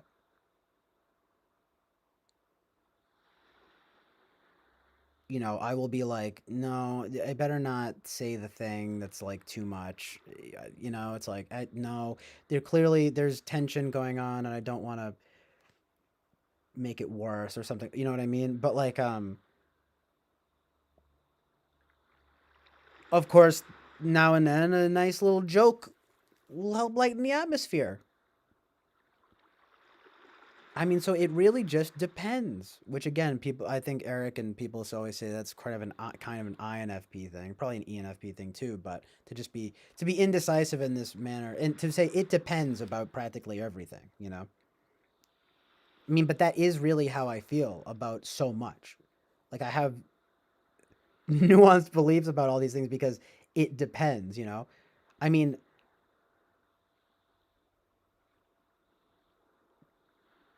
I'm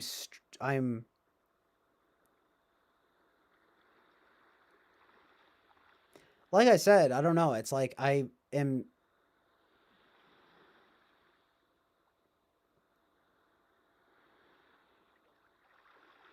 it's not like I'm it's not like I'm bipolar or anything, but when I feel fully free, I feel like I can switch seamlessly between silly and serious with absolutely no problem because that's just how I operate, you know? And in an ideal situation, let's say in some lofty sense, right? Like I meet the love of my life, right? Well, that girl, that love of my life is going to not only allow me the freedom to seamlessly switch between silly and serious on a whim, but she will know when I'm being silly and when I'm being serious. And what I can't stand in life is when people don't know what I mean when I say stuff. And it causes me to over explain. The fact of the matter is, though, is that for some reason, it seems as though my natural mode of being, or at least speaking or something, I don't know, tends to like require explanation.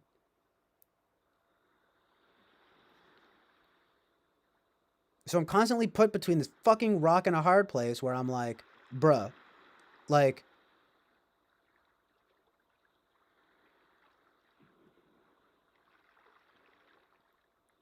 like,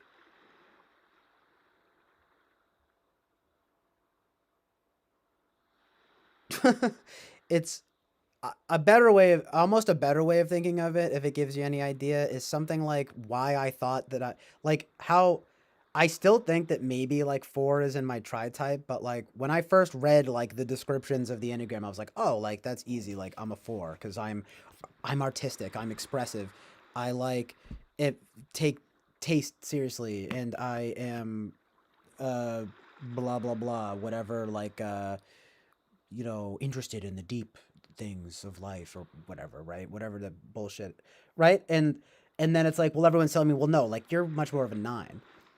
And then of course I read about that and it's like easygoing and peacemaking. However, also, it's like peace at any price and like, self-neglecting and stuff. It's like, oh, well, that might even be more me. I mean, I remember when I've said this before and I'll say it again. Like I was actually pretty upset. Like when I had so many people overwhelmingly telling me that I was a 9 and not a 4, because I felt like I was literally having my like snowflakeness taken from me. My like individuality was like squashed. But it speaks to the inner dichotomy that I deal with between 9 and 4. The desire to blend in and not stick out at all whatsoever, and the desire to be totally unique and the standout and be the best, but not the thing that's not forced though is that I don't want to be necessarily the sore thumb, so to speak. I want to be the gold star, maybe a little more 3-ish, you know what I mean, than 4, but still like in that area. In any case, I see it like that. And another way of putting it too is indeed in astrology, where I think to myself, it is really no coincidence that I'm an Aries sun and a Cancer moon. Cancer moon feels everything deeply and wants to be nurturing, right? They want to have their little comforts and they want to make a garden, right? That's me. But what's also me, and especially almost like in some ways, and I'm not necessarily proud to admit it always, well, there are good and bad qualities, which is basically the striving towards being something of a leader that kind of runs roughshod over people and doesn't really care at all what people think, and kind of like being the boss. So it's kind of just like, I don't know if you guys, again, I sort of feel like this is probably just like a human thing too, but maybe maybe it really is this thing of personality and like I just feel it deeper than others. But I mean, when I read the thing about Aries sun and Cancer moon is like an inner war, I was like, that's what it is. It's 9 and 4. You know what I mean? Going fucking back to back. Although I mean, 9 is not very Aries in a sense. But when 9 is integrated, though, it's actually pretty fucking Aries. They're basically the head of the Enneagram. The Aries is firstborn. You know, it's 9 wing 1. That's me. You know, because with 1, by the way, also there is this like moral seriousness that comes out too. You know what I mean? So like that just makes intuitive sense to me. Oh yeah, but like, and I guess if you had to put it down to type, I always thought of it as being the dichotomy between literally, right? NE and TE versus FI and SI, right? NE and TE are like Aries, you know, full blast, full CJ in a sense. Or at least me operating on some kind of peak, in my opinion. What I think of my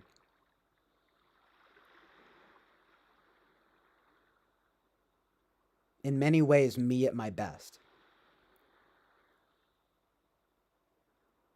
But in another sense, and in keeping with the emotional context of the Cancer moon, right, which is the deep heart of the matter, is FISI. It's like, actually, but I am also creature comfort, you know, a fan of my creature comforts, and I like my little zone. I'm fine to stay at home, and I want to just chill, right? You know, very chill island. But like in another sense, though, I want to plant the fucking flag on Chill Island and claim it as my own. You know what I mean? Like, it's a fucking dichotomy, and that's why I always find a sense of solace in the idea, in ideas about the middle ground and stuff like that. I mean, because I figure, just being like super deep about it, right? That in myself there is amazing truth and reality to be gleaned from the middle ground found in between those two extremes, you know?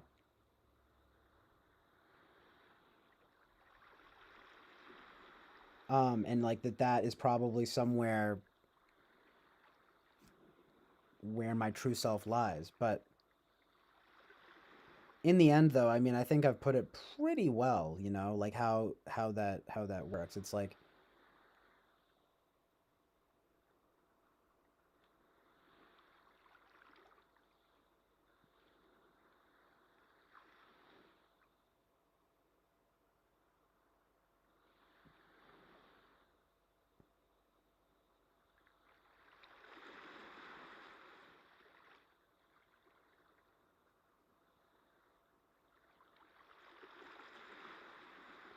and I'm not trying to like make myself sound deep when I say this, but it often really does feel like that I somehow at the same time can be both uncaring and mean, while at the same time extremely caring and kind or nice.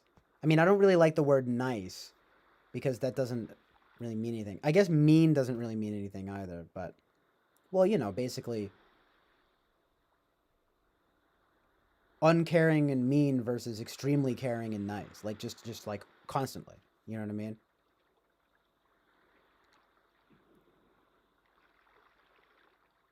So I would say that that's my inner war. It kind of is though. Um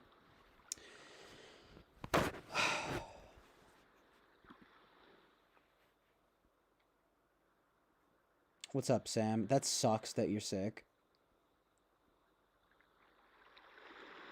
The indecisiveness, and Lou feels me about the. I mean, Jonathan, at least you know, you hear where I'm coming from about the INFP thing, right? It's like, oh yeah, but I wouldn't say that you can't read a room either. By the way, he doesn't want to kill the vibe either. Well, right, that's where again these things come. That's why I mean, again, you know, kind of just looking for whatever feedback you guys want to give because. But yeah, the TI test. I know, right? I know. I mean, I should probably, if anything, I should do a type test with Eric to try and test for to try to genuinely test for TI.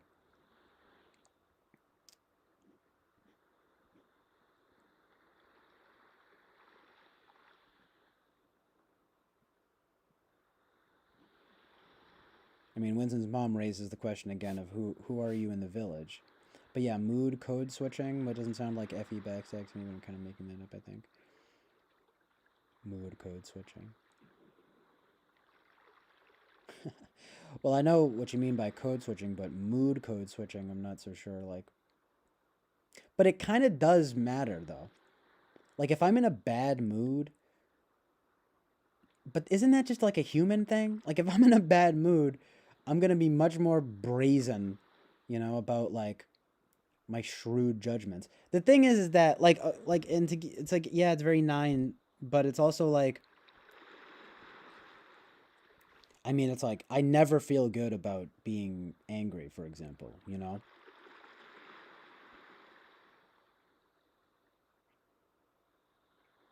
mean, and I'd say there's a difference between being like confident and like standing up for yourself versus being angry and volatile. And like unfortunately, I've been angry and volatile at my worst. And it's something that like that I really hate. That I don't that I don't at all think is cool or something. Because I realize that quite honestly, I think that a lot of it comes from like weakness. Like I never think of it as like, oh yeah, like I've lost my cool like so many times. Like, isn't that cool? Like, no, it's the opposite, right? I lost my cool. It's it's literally the opposite. It's not good.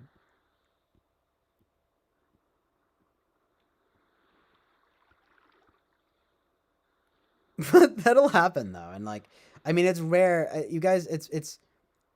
I don't know. Maybe going forward, we'll see. But sometimes I'll just be like, why don't you just fuck off? You know what I mean? And you'll just be like, whoa. And then I'll just be like, I'm sorry. I didn't mean that. I'm sorry. I really didn't mean it. I was just mad. Like, yeah, but you were like pissed off. And I'm like, I know, but like I'm not really that pissed off. I was just upset. You know what I mean? Like literally. There's a difference. I was upset. I love that, right? Just like I'm not angry, I'm upset. It's like whatever, right? It's funny though because I am inclined to go more towards that. Like I'll be like no, like you have to understand like your words made me sad and so I lashed out in anger. I'm sorry. It's like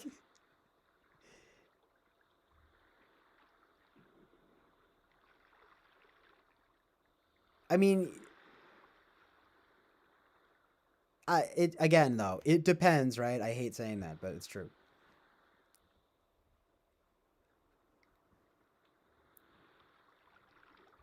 Like when Michael Smith was coming through and saying that thing about he was calling me and everyone rapists for like agreeing with Eric's mentality. Like I not only found that egregious and like a in like an objective way, but also like a subjective way, which as I'm sure you guys can imagine, I don't exactly like even if it's supposed to be like a metaphor. It definitely feels very bad to be called a rapist. and you if you guys saw oh actually I don't think the stream actually didn't upload, of course, right? It almost seems it's like can you imagine if I was lying though and I got rid of it because I got angry? But for those of you who were here, I definitely was getting angry about that, you know? But that was an example I think of that was fucking with that got on my FI and FE nerves. I'm like, bro, you don't come in here and like just hurl that word around. Like that's a fucking weapon word right there. and you don't just use it like that. Stop. And like that made me angry. You know what I mean? But it didn't make me angry though in the way that like I was like lashing out and getting emotional. You know what I mean? Because I knew it was fucking stupid, and I knew what he meant, even though it was just extreme language. It was just like very poorly used extreme language. In any case, though, like that would be an example, I guess, of I guess I guess I would say I didn't really feel bad about that though, right? But that's also because I wasn't really lashing out and getting emotional. But like that definitely was an example of a glimpse of into me getting like a little upset by something on the stream, you know what I mean? Like it's pretty rare. Yeah, Sam, fingers crossed for no COVID. And Jen Zenial asks a good question. One thing I've noticed about TI Puller is although they can do math and logic, they hate it. Did you hate math class, CJ? Well, the thing is that I never considered myself to be that good at math. So that's funny, I guess, right? But I mean, I have always been and still am pretty good at your basic addition, subtraction, multiplication, and division. You know, PEMDAS and stuff like that. I don't know, like, but I mean, I couldn't. Once it got to a certain point in high school, I think it's a little embarrassing, but I didn't know what the fuck was going on. But I think a lot of that though was just because of my failure to pay attention. But you know, so it's hard to say if I hated it, but I definitely didn't like it. It was definitely one of my least favorite subjects. Also, part of that though could have been that sense of conditioning, right? That it's quote unquote boring, right? And so I'm like, oh, that's boring, so it's like stupid. But it's actually like some amazing truth in reality. But I think even to this day, like, oh my god, like sitting here and like thinking about like formulas and like equations and stuff, I'd just be like, whew. It would be a bit of work.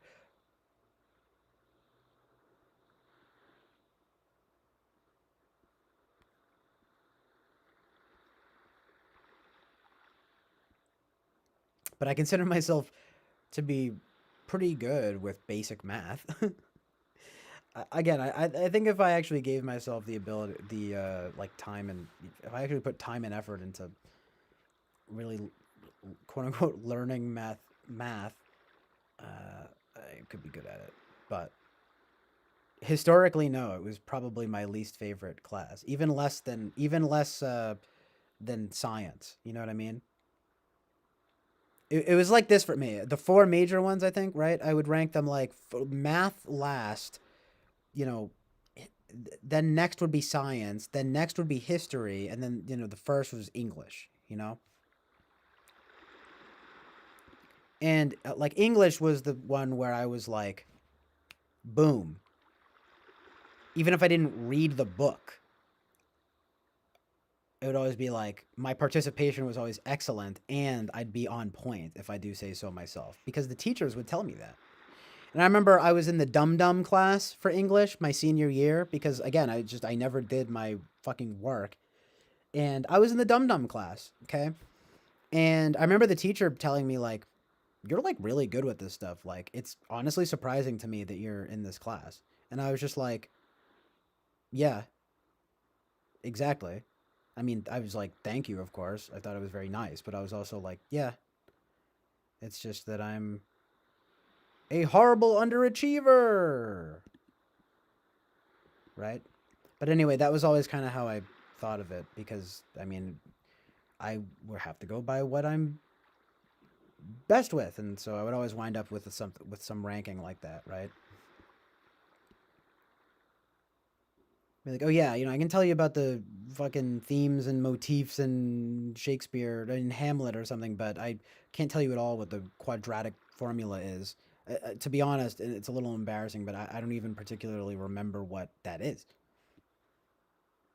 In fact, I'm going to look it up right now because I feel like I should know this.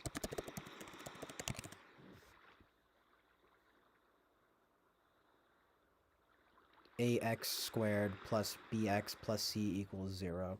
The coefficients, the variables, the constant terms, all that stuff.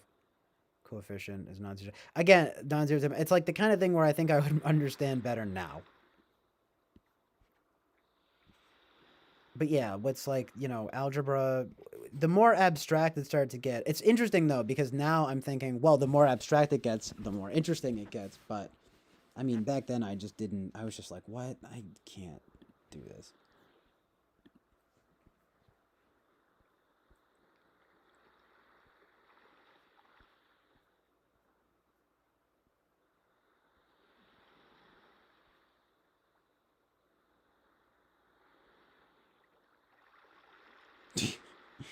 What are you guys talking about? Sorry, what I'm like occasionally in the chat. But yeah, that's sort of how I rank them. I mean, what were you guys best with in school?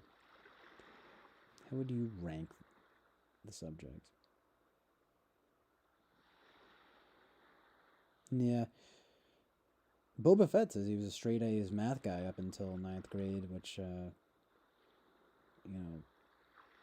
ultimately, of course, coincided with the more the more hedonistic behavior of youth, which then became bad. It's the math skills that usually take the hit, I think, right? No pun intended, right? When it comes to when you really like, I don't know what it is. Something about the math skills. I think it's kind of a human thing, but it could very well be a type thing because it was never really a preference for me. I mean, when I was very young, I remember there was at least one night where my parents were trying to teach me like basic math, and I was getting incredibly frustrated and upset. So, but that was when I was very young. But again, right? There can be some truth and reality in that. Still, though, nowadays, I mean, not saying I'm a genius or anything, but if I can commit it to memory and understand how I'll be able to commit it to memory and understand how it works. Like, you know what I mean? Learning formulas and equations and stuff. It might just take me a little longer than some people. It's my special needs. I'm just kidding, but it might take me a little longer, but I can do it.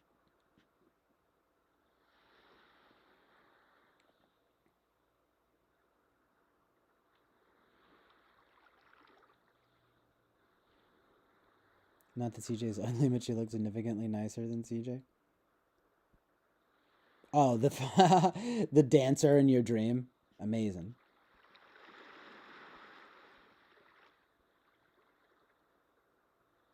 Nice. I love it. Christine actually giving the true ranking here. That's what I'm talking about. I like a nice list. You know what I mean?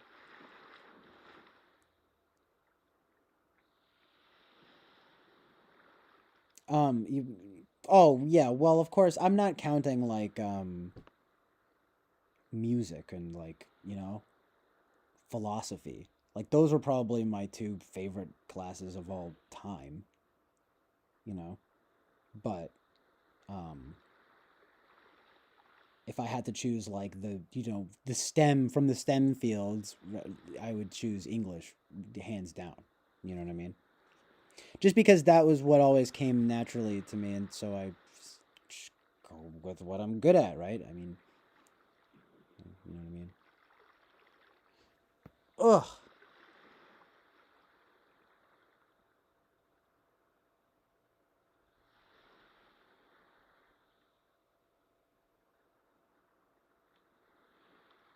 I do feel like I'm approaching self-indulgent, though, in terms of talking about myself and personal experience, but I'm going to try to put a cap on it now because, this, again, a lot of this is coming from, I mean, talking about type and talking about fucking functions and stuff, right?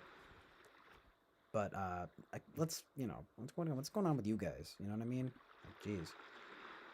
I mean, I'm actually having a moment of being like, okay, this is my stream, but I actually feel like I'm talking a little bit too much about myself at this point. Like, Um, you know what I mean? But it is ultimately it's the functions thing, right, man? Those darn functions keep me coming back trying to figure out what the truth and reality is. What are my dang functions? You know what I mean? But Sam comes through with some amazing truth and reality and says the way math is taught is so broken though. Like I learned real math in college and I had to literally relearn algebra because it's so poorly taught. Yeah, that doesn't surprise me. There might be something to that as well. Hold on, I find the cap to this peanut butter.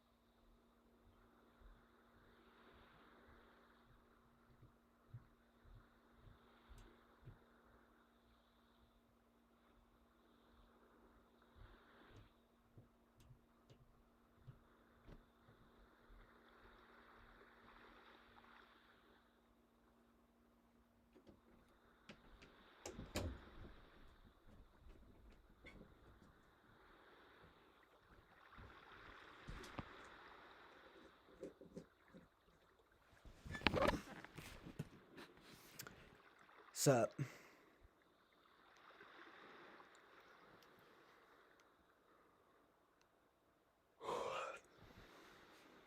Boba Fett says math can also be broken down into a T and TI thing.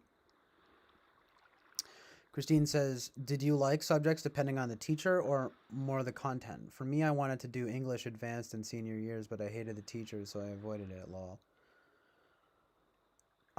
Yeah, that's a good point. I remember, like, I guess it's a little bit of both, not to just, like, give, like, a boring answer, but I think it's a little bit of both, but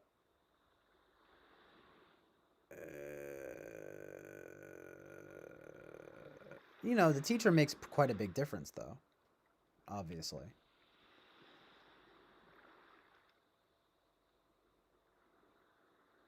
I mean, I think at a certain point I was so checked out, to be honest, that I didn't even, that it had nothing to do with either.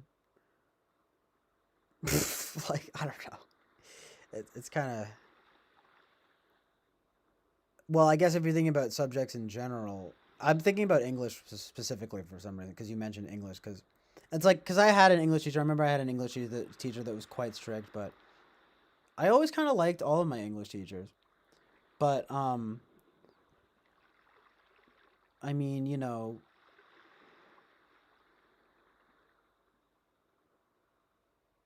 it's usually a mixture of the two for me. I mean,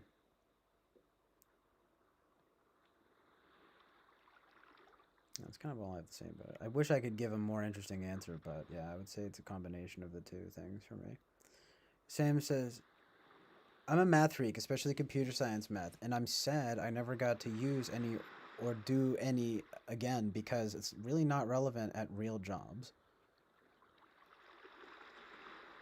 Yeah, and it's funny because, like, I mean, in type, you might say that's kind of a TI thing, and I mean, I realize you've got an INFP on many tests, but even that could still make sense. Interestingly enough, because you know they've got like TI in the 8th slot, right? So, what do you guys think about INFPs in math? It seems to me that like well, because they've got it in the 8th slot, they can at least play the role of that of the mathematician, but again though, it's kind of just like, well, like who knows?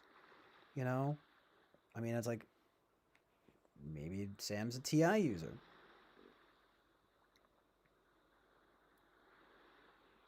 Anyway, no worries, Lou. Thanks for being here. Jonathan says geometry was incredibly easy for me, as well as most basic algebra. I also do mental math very easily and intuitively. More complicated forms of math involve remembering equations, where I fail. Oh yeah, also. Oh wait, no, just kidding. I already addressed that. Ndoi. Speaking of weed, I'm just kidding, but right? Like I don't know. Get a little like forgetful. I'm like, oh, I didn't send that.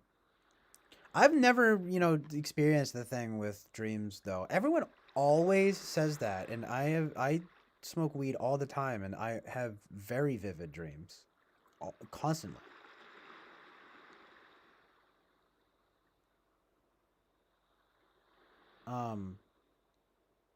Certainly not always wonderful, but almost always vivid and often odd. Sometimes wonderful.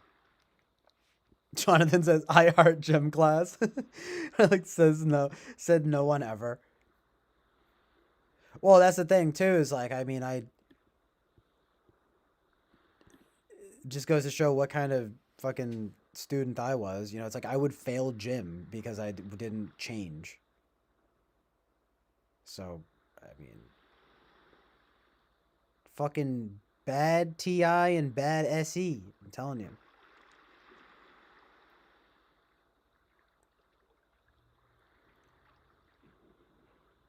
Because it's not like it was just like a willful defiance thing. It was also that I was like not fit and like didn't want to exercise at all.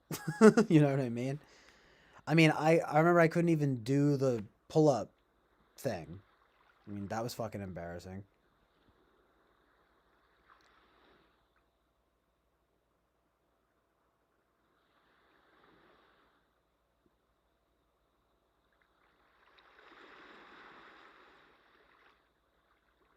Christine says, they fade away from me, or at least I don't remember them. Then Danielle says, wait, what? I heart gym class. Woo, gym class.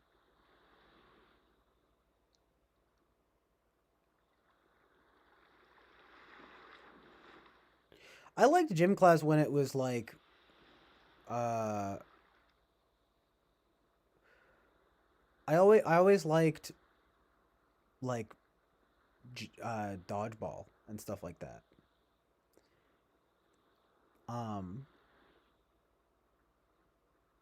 Dodgeball is decent. Kickball, I wasn't crazy about it, but it was okay. We tended to play dodgeball with particularly soft balls too, so it wasn't that thing of like, ouch, I'm gonna be hurt and in pain. It's like, nah, it's just fucking fluffy balls.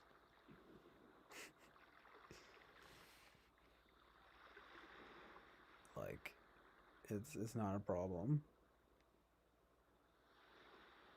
Funny enough, some of my like favorite moments of especially like youth were like epic dodgeball games, just like that went on for like a really long time, and like being like one of the last left. I never won. I don't think there was ever a time where I won dodgeball, but like there was at least one time that I vividly remember. I was probably like 10 years old, and we were just playing like an epic game of dodge. I don't know if it was in gym class. I think it might have been in some after school activity, to be fair, but the point still stands. Like, I was like one of the last people left. I was probably like the fourth person left, and I was like, fuck yeah, that's epic. Like, I remember that. You know what I mean? But no, I was not a sporty, definitely not a jock at all. Like I did soccer and basketball when I was very young, and I liked and still do like basketball, but oh man, I never scored a goal in soccer, and I never uh got it even any baskets really. I don't think at all in basketball, because I quite frankly I wasn't like, in my mind, it seems I wasn't SE assertive enough to actually get the ball. You know, I never, I wouldn't get the chance to shine because I wasn't assertive in that way. You know. Also, you know, Jonathan makes a good point here. It's like, yeah, I was also pretty overweight in middle school and high school. I was pretty chubby. So like that did not help in the gym class realm. Not at all. In fact, it was part of why to some extent gym class was the worst. You know? It's like, oh god. Right? Like, I know I'm fucking fat. You know what I mean?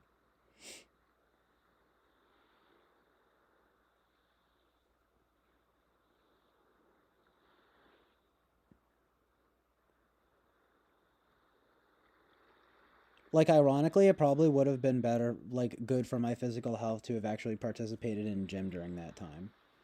But most of the time, and just the way that it's all set up, it's just so awful. You know, it's like in the fucking locker rooms. I mean, thank God it wasn't like the way that they, you know, on TV shows, right? Like where you were like you had to like shower with guys and stuff. Like what the like nah, that wasn't my reality. But it's like you still had to like change, and oh, it was like weird. And I hate to be gross, but you guys, it would always smell gross in there. I did not like it at all. God, I feel like I can still smell it. Blech! I'm just kidding, but isn't it gross? Fucking awful. It just smells like dudes' socks. Like smelly socks.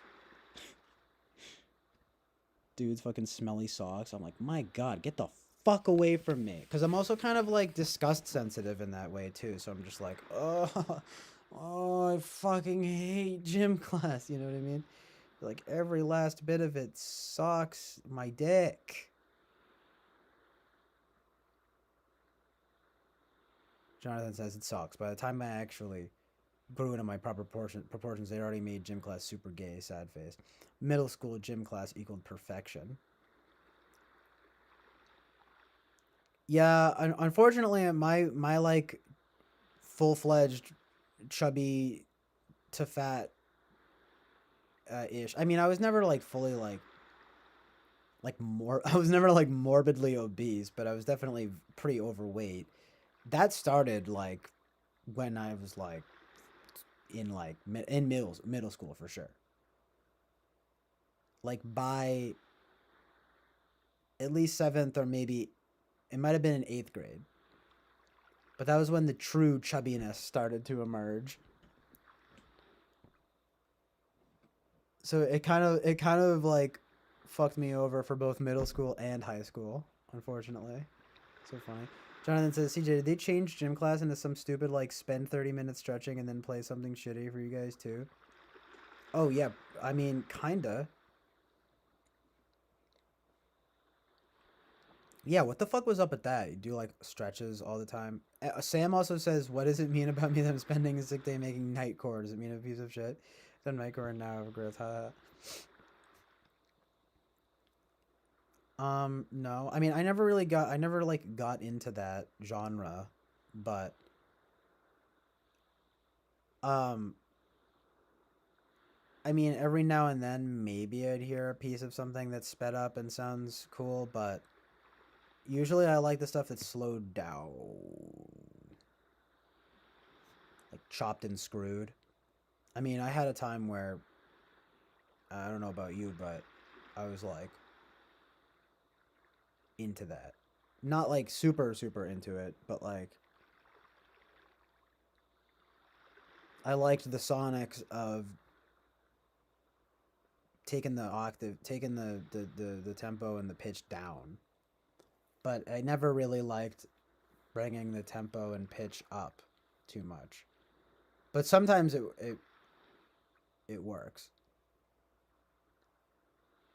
I don't know. It's just for whatever reason. I just always thought it sounded much cooler, quote unquote cooler, when stuff was like slow and low. That is the tempo. as opposed to like high and fast. That's why like I really don't like 100 gex very much. Like I actually find them to be pretty annoying. It's like, what? You don't like 100 gex? Like what? Like I mean, you know, you like stuff from like Death Grips and stuff. Like what? I'm like, yeah, no. And what? But you also like stuff from like PC music sometimes too, right? Like it's just like, yeah, but no. 100 gigs are kind of fucking annoying. Not saying they don't have a few decent songs, but like I don't think I still haven't even listened to their full album. And like it's a short album. But like I literally like never want to put it on. I would almost rather listen to like breakcore, you know what I mean? Like fucking Venetian snares or something like that, which is like truly abrasive and actually kind of makes no sense that I would feel that way, but in another sense I really do because I think it's the vocals, like I hate the vocals. Yeah, I mean at least nice. I'm glad you agree with that. Sam, like he's like, dude, fuck 100 gex. They suck. Dylan Brady has no taste. I think Laura Les is P good though. She has this song Haunted that's good. Crystal Castles vibes. Truth. Yes, I liked Crystal Castles back in the day. In fact, to this day, I actually still like their. I'm still an OG fan of like the first album, which is like technically a compilation, I guess, and the second one is more real and whatever. But I like the first one, the 8-bit punk thing, you know. It was sometimes kind of verge into hardcore and electronic, but it was still kind of like electro pop. I liked that stuff. Um, Still do, mostly in a nostalgic sense, but I still do nonetheless. 100 gex though. I mean, I saw like Laura Les have some mix recently that I skimmed through. Not recent. It was actually probably like 2 years ago at this point, but I was like skimming through a mix from hers and I was like, wow, there's some like interesting sonics going on here. And like, I know they like produced for Charlie XCX and like the two songs that I know from it, I think 100 gex produced, or at least Laura Les produced, or Laura Lace. I don't know how you're supposed to say it, but like Les, is the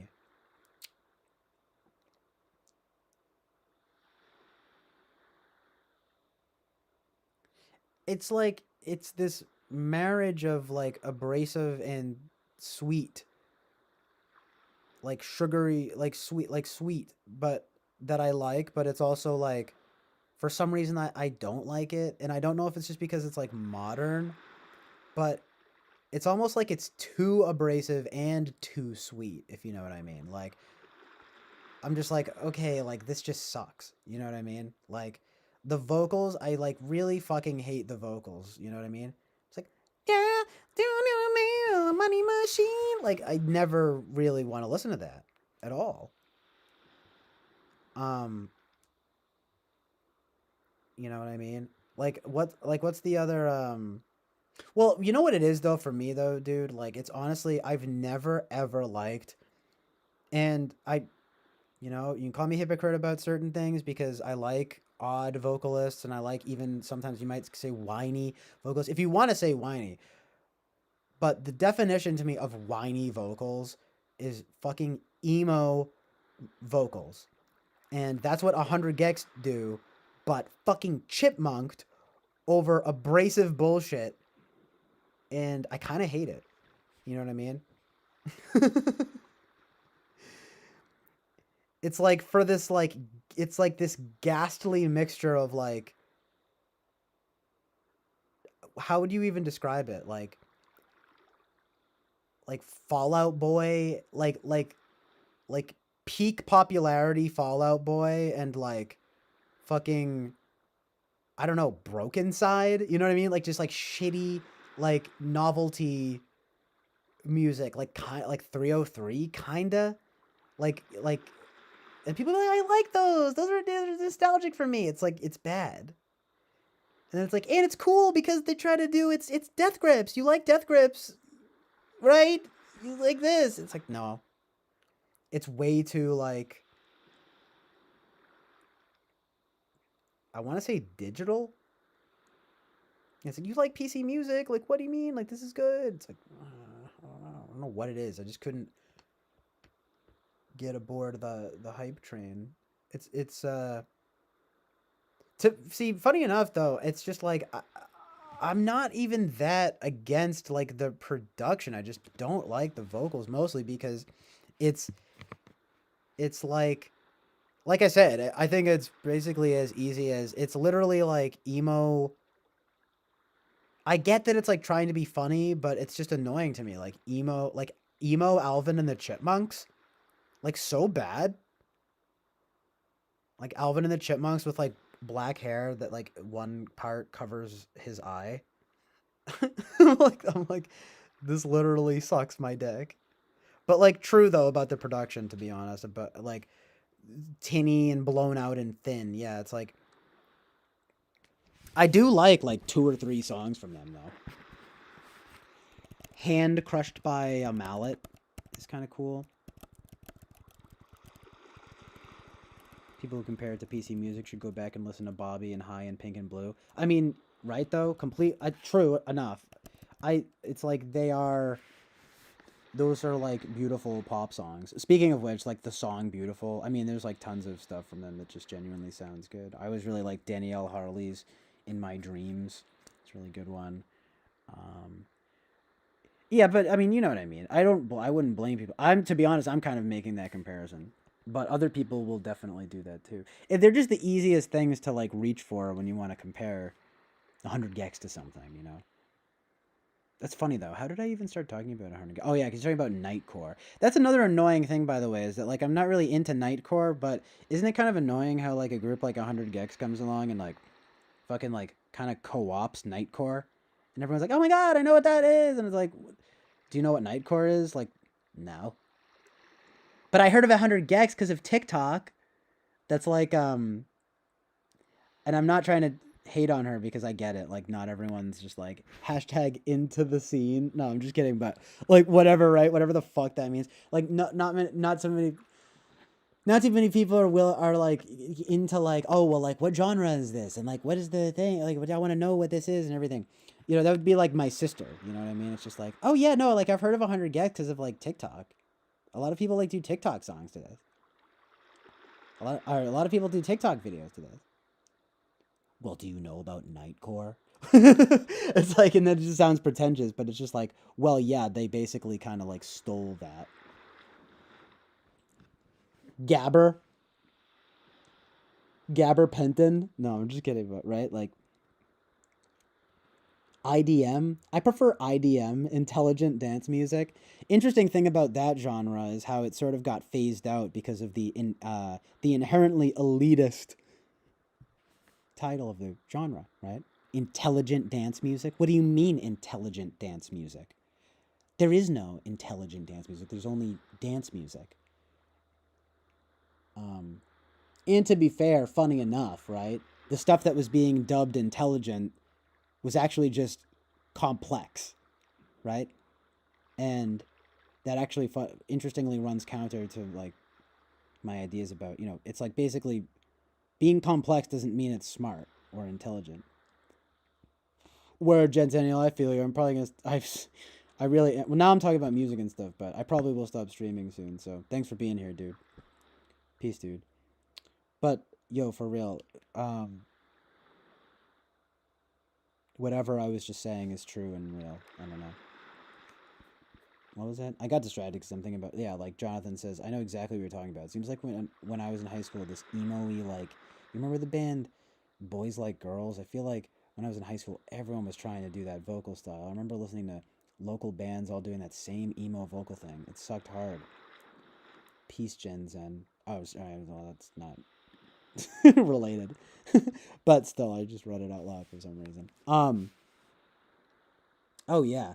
I mean, like, the worst was, like, that guy, like, Never Shout Never. It was, like, just awful. He's got, like, a lip piercing and, like, a ukulele. I remember his one stupid fucking song. He's like, I'm in trouble. I'm an addict. I'm in love with this girl. Or, like, something like that. Like, why the fuck did they all talk like that? Sing like that?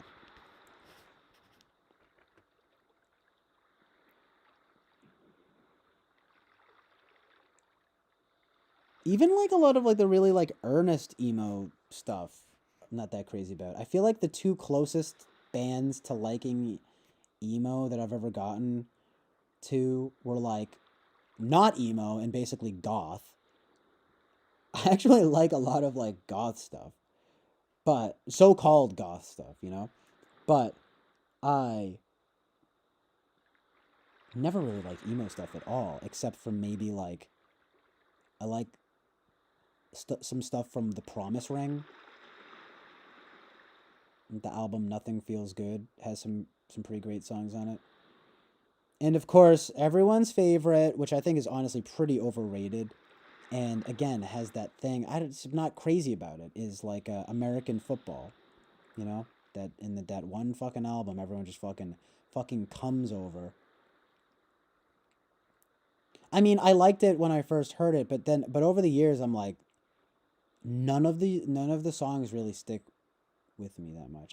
They're good though. It's not bad. It's good for emo, you know.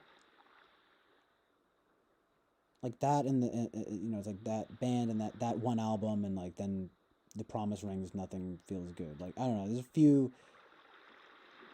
There are probably other examples that I could think of, but I do feel like I tried in some sense to like stuff like that, and it was all just like Hot Topic, like girls that wore like purple eyeliner and stuff. I don't know, it's just like Tim Burton movies. I hate to like whatever, but it was like all just like, you know, just like fans of the show Invader Zim. I'm just like, yo, this is fucking corny. I don't like this, you know? Something very inauthentic and whiny about this to me. Like, and I like the Smiths, you know what I mean? I don't know. It's some fundamental disconnect. I guess I like some songs from that band Joyce Manor. I guess they're kind of emo. They're pretty emo. I'm sure I could think of a few others. Like, there are diamonds in the rough for sure. But like, damn, I was just thinking of something else, but now I forget. Emo stuff, right? What did I say? Whiny, inauthentic, whiny.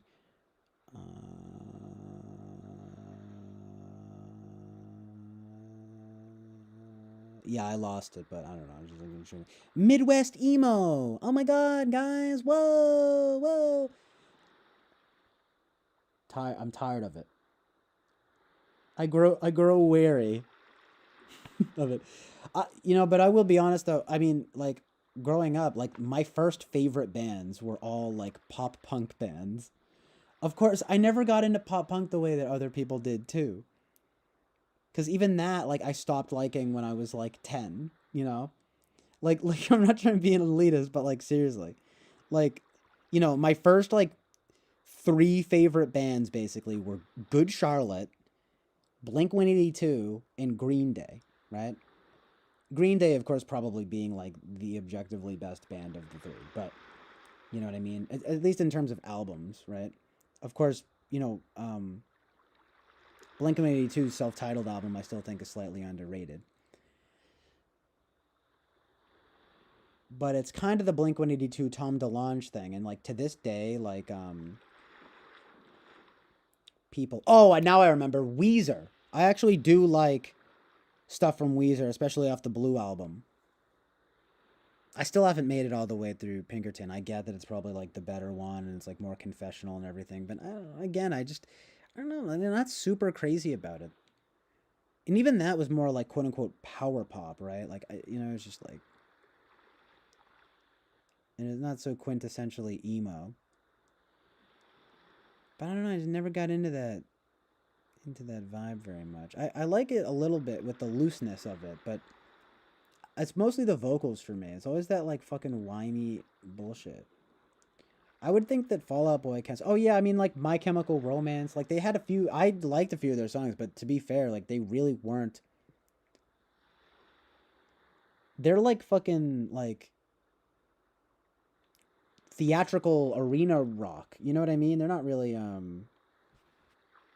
like they're like Queen or something. You know, not like you know, these other more classically emo bands. But My Chemical Romance is one of those bands, and I actually have found that time has been kind to them. I mean, at least fucking like Fantano and like Fantano drones will be like, I liked My Chemical Romance because they're the best of the scene. You know, fuck Green Day and My Chemical Romance. It's like, yeah, well, it's like Green Day were the most popular because they had the tunes, okay? But MCR had the more operatic thing going on where it was like aiming high. But again, basically having the same effect as like a Tim Burton film. You know what I mean? Like I'm really just not like a big Tim Burton fan. I find his attempts at macabre preciousness, that would be my review, right? Like it's kind of like I find his attempts at macabre preciousness to be mostly laughable. You guys are like shut the fuck up.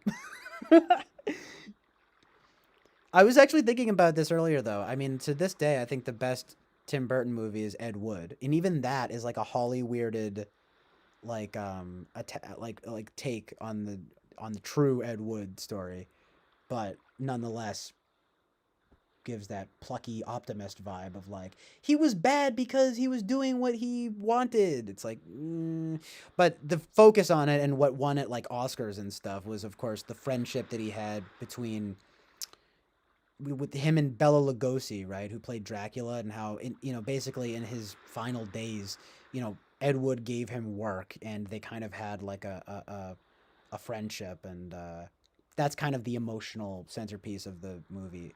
That, you know what I mean? It's like the plucky optimist thing and the like Bela Lugosi arc are like what make it good, and it's in black and white, which doesn't help. I mean, which doesn't hurt, which makes it look good, which just like makes it look good. I haven't rewatched it in a while, but when I haven't watched it in a while, but when I first watched it like years ago, I was like, oh my god, this is probably like the best Tim Burton movie, like other than Edward Scissorhands. You know what I mean? But yeah, Sam. I mean, I'm not really surprised. But yeah, Blink-182. I know Blink-182 is like pretty bad. Like they're pretty sophomoric most of the time. It's funny though because on the self-titled album, which is clearly their best, like that I like that was the one for me, and that's basically might as well be a greatest hits album. You know what I mean, for them, but because it's just all their best songs. But there's so many times where they're trying to be like The Cure. You know what I mean? Like to a T. Like even that song like I Miss You, right? Which was like, very popular. Um kind of co-opting that aesthetic. And like furthermore had that thing of they literally had Robert Smith on the album on one song. And I remember I really liked it growing up, but it had an odd time signature. But yeah, that was the one, right, where everyone was like, this is Blink-182 at their most mature. And then they just like never did that again, right? But yeah, like Weezer is good. I mean, they fell off really hard. But and I'm not trying to just like echo the critics on that one. I mean, it's pretty objectively true. Like, like I don't know what happened, but like Rivers Cuomo just like decided that they were like a parody band. I get there's always been like a sense of humor though in their music, right? But it got amped up to like such an embarrassing degree. Just like, oh my god, Weezer featuring Lil Wayne. And then just like Weezer does a cover of Toto's Africa. Like, oh, fuck you. I'm puking and shooting myself at the same time. I'm just like, you guys suck now. Boo. Rivers Cuomo's like wearing a cowboy hat or whatever. Fuck you, fucking nerd with his glasses. Some people say he's an ISTJ though, which is funny and interesting. I don't know if that's true though, but it could be, I guess. I don't know. It's just like, how about like being good? You know what I mean? But like MCR though, yeah, I'm not surprised that you like some stuff from them. The operatic shit is sick. In fact, you probably were there, Sam, when we were younger, and like, I actually hadn't even heard Helena. Is that how you pronounce it? Helena, I think, right? Helena Bonham Carter, right? Very Tim Burton. Funny enough, weird parallel there, but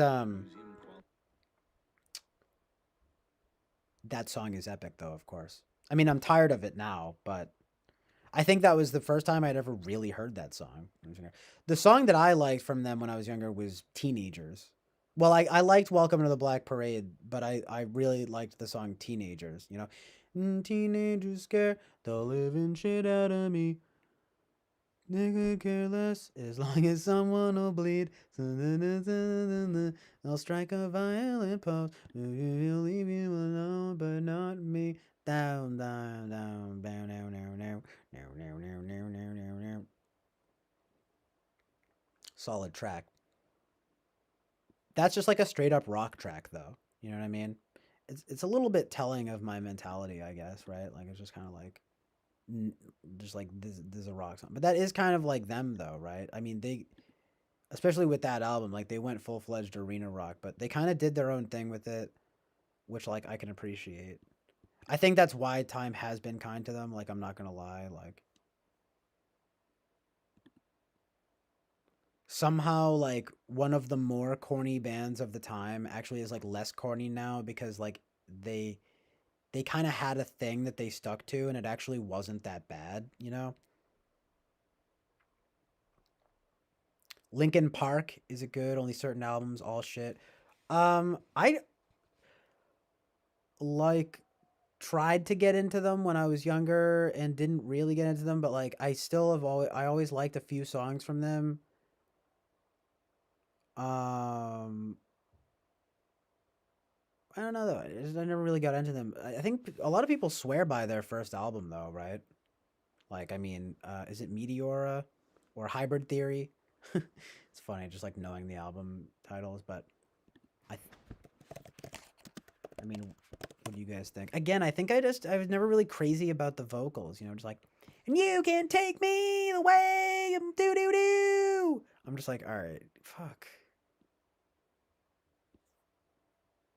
But they did sort of like mix, you know, like rock and rap and electronic music in a way that was admittedly unique. Oh my god, though. I mean, just the radio play, though. I mean, it's just like the amount of times that I heard In the End and Numb growing up. Like, I could honestly go the rest of my life never hearing those songs again. They're not that good. Like, seriously, why? Plus, they're depressing as fuck.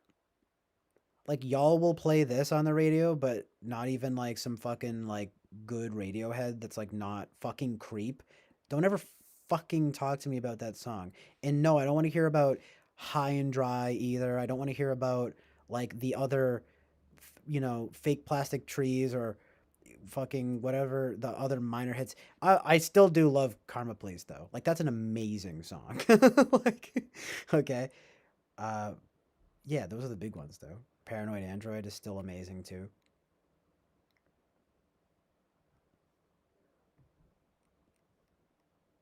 My little like hot take is kind of that I feel like Radiohead's Paranoid Android is kind of the well, it's less modern now because it's like fucking as old as me. It's like 25. It's like well, yeah, it's 97, so 25 years old.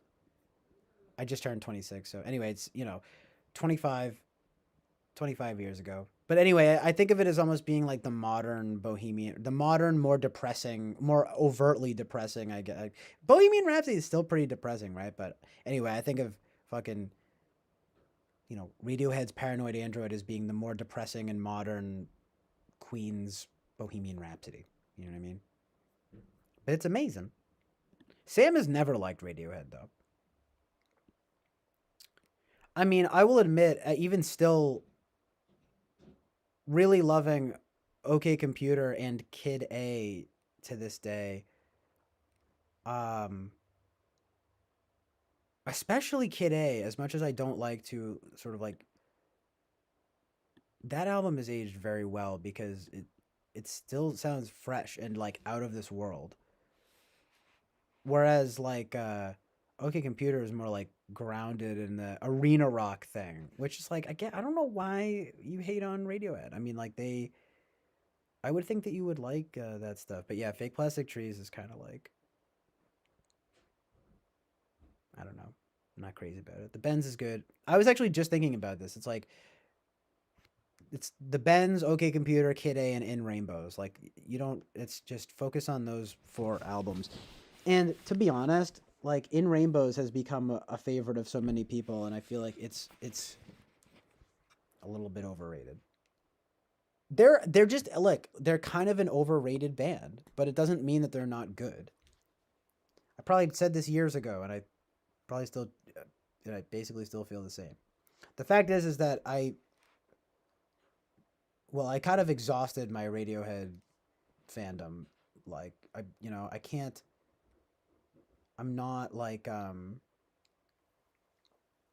Oh yeah, well we did play High and Dry. Yeah, it's just like Rob liked the stuff from the Bends because it's like the most traditional of their stuff. You know what I mean?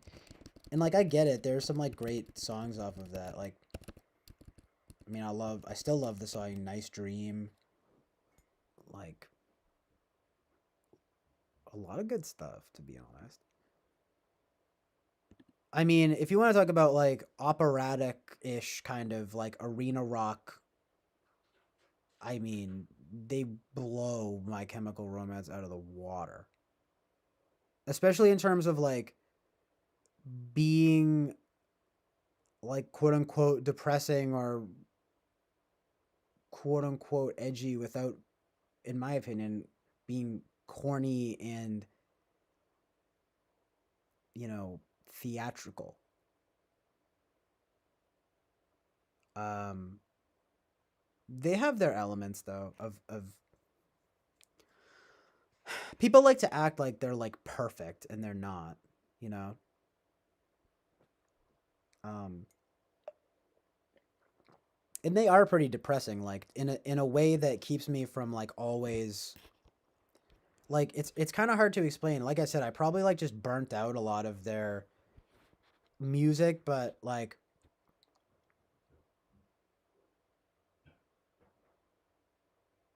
these days I'm not I very rarely am like reaching for like, you know what I like really need to listen to right now is like this Radiohead song for like the millionth time.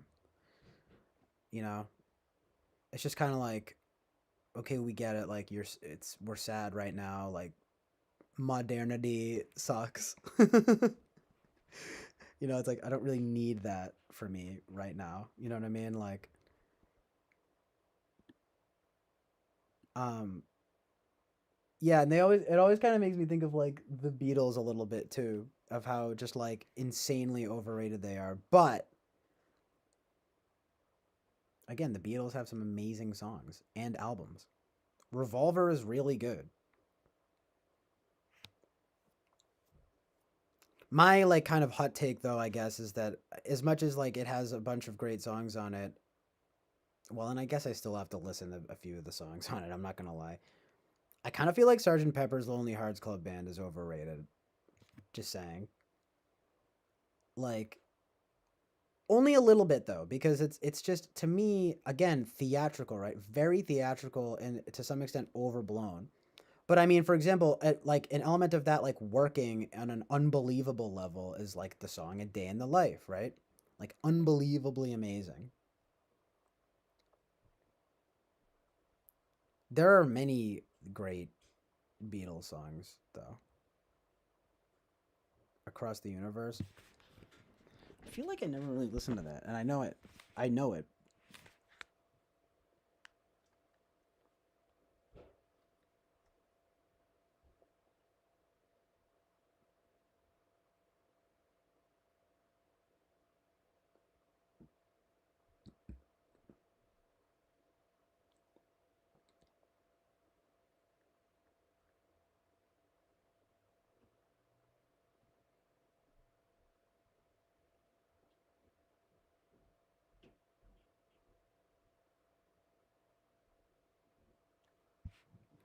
Beach Boys, though. Yes. I mean, you're saying exactly what I was thinking about, which is like I'm way more into the Beach Boys. Like Pet Sounds, Pet Sounds is literally perfect. Smiley Smile is like pretty close to fucking perfect. Don't Worry Baby is amazing. I remember back in high school, I did a little acoustic cover of that on Facebook. But that's a beautiful song, right? I mean, they have many amazing songs. People very much so underestimate Beach Boys too in terms of like their value. It's like unbelievable pop music, you know. And that's funny though. The Ronettes, Brian Wilson is like a huge fan of the Ronettes.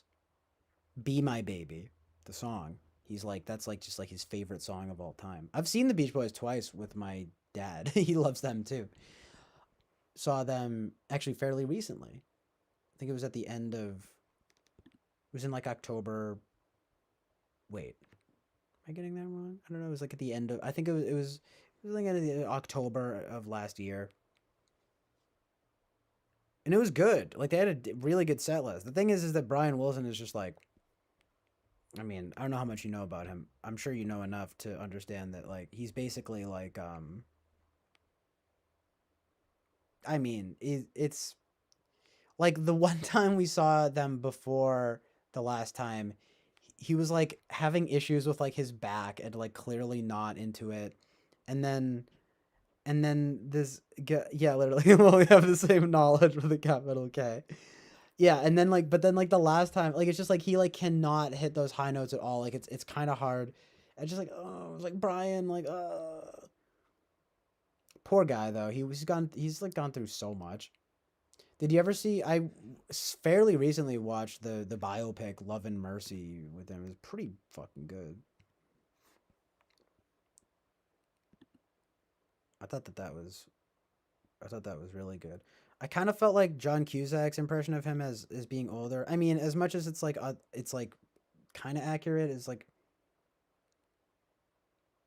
maybe similar in to the reality of the situation, which is that it's just like a little bit cringy. But like Paul Dano kind of killed it as the young Brian Wilson, and like John Cusack is still pretty good though as the old Brian Wilson, and like oh my god though, I mean just like everything that went down with like him and like that therapist and everything, like what the fuck.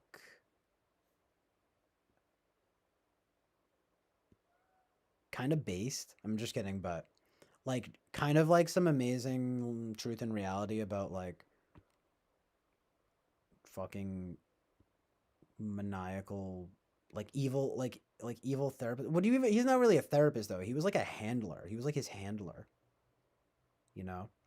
But it was like under the guise of like, we're helping you, Brian. They were like drugging him. It's fucked up. Amazing movie though. Especially how they frame it because it's like, yeah, he made it out to some extent. It's just like, my god, right? Well, not to mention how how their dad was when they were growing up, just like abusive, and then I mean it's very depressing, but essentially, right? Like, and then later he's getting taken advantage of by that Landy guy. It's like my god, but he really like. I mean, the thing about Brian Wilson is like he probably already he was dealing with issues, but he also just like did so much like acid and stuff. It's like, bro, don't do it. But nice. Jonathan is like, Paranoid Android is a pretty damn good song. I didn't like the Vox anymore.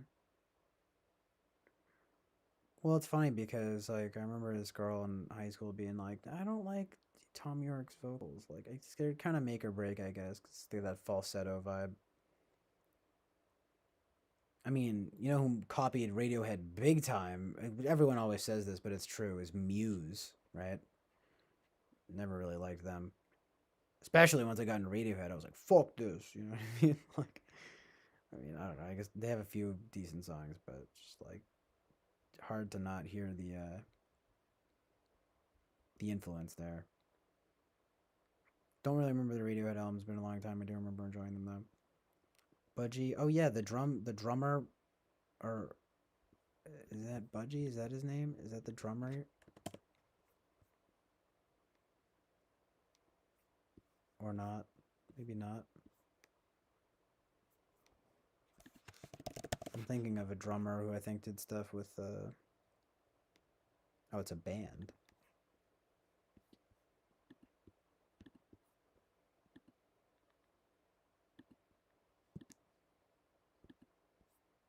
That's cool. Hold on. Literally though, Beach Boys facts. Jonathan says Revolver is good, Rubber Soul is good, Magical Mystery Tour is good, White Album is disjointed but good. Yeah, I know. I've been kind of into the White Album lately, but it is very disjointed. Happiness is a Warm Gun, so good. Sergeant Pepper's is good. Abbey Road is good. Yeah, maybe they have loads of. I mean, yeah, you kind of can't deny that. You know, they really didn't like put out a bad album. It would be pretty hard to say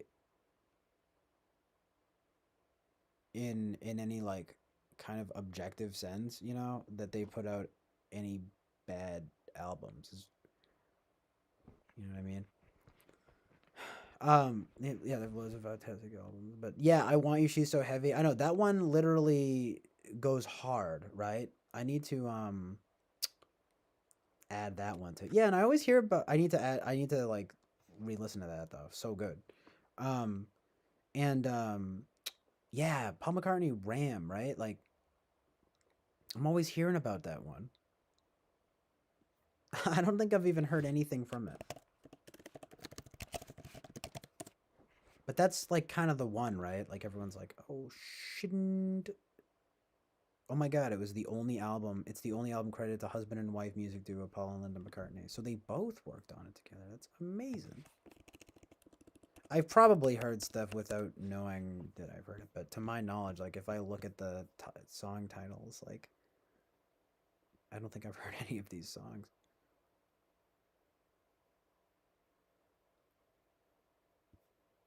I'm definitely going to check it out though.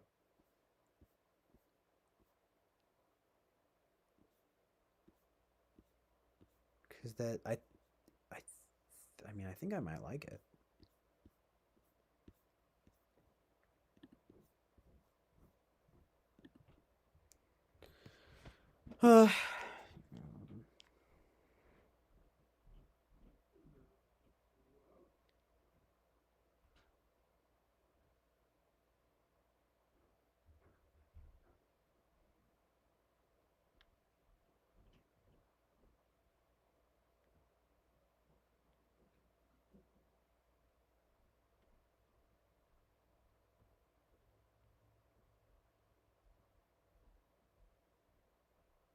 Temporary secretary though. Yeah, I know that one though. Pretty funny. It's weird too, right? That song has seemed to like gather some cult classic credibility. Cult classic credibility. Cuz it's like bad, but also kind of good. Yeah, who is Nitro Girl 7?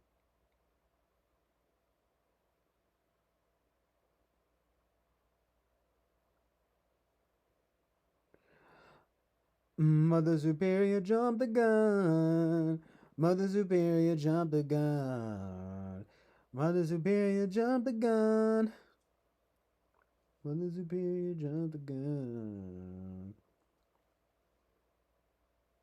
Happiness is a warm gun.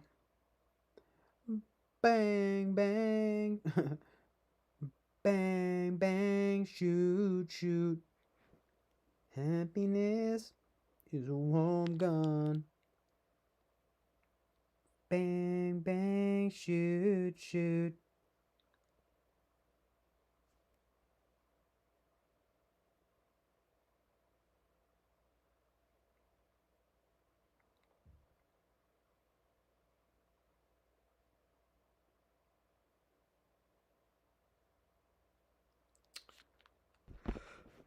It's a hot Indian chick. Dude, Indian chicks can be pretty hot, to be honest. Like,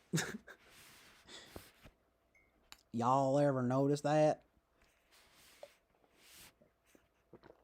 I love me some Indian girls. Just like, what? Fucking weird. Chill out, dude. Let's see who Nitro Girl 7 is.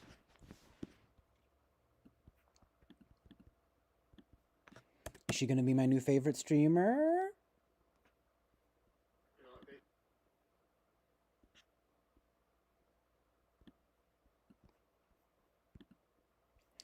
Is she gonna be my favorite person? Yeah.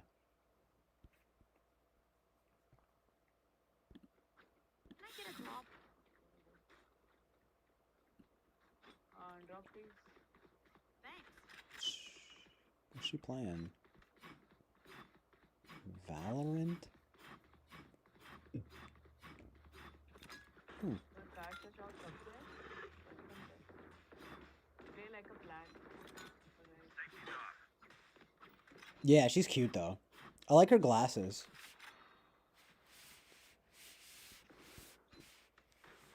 Is she good at gaming though? Is she a good gamer? Ah! Sorry, I was just getting shot at by Nitro Girl 7. अरे भाई टेढ़ा मारना चाहिए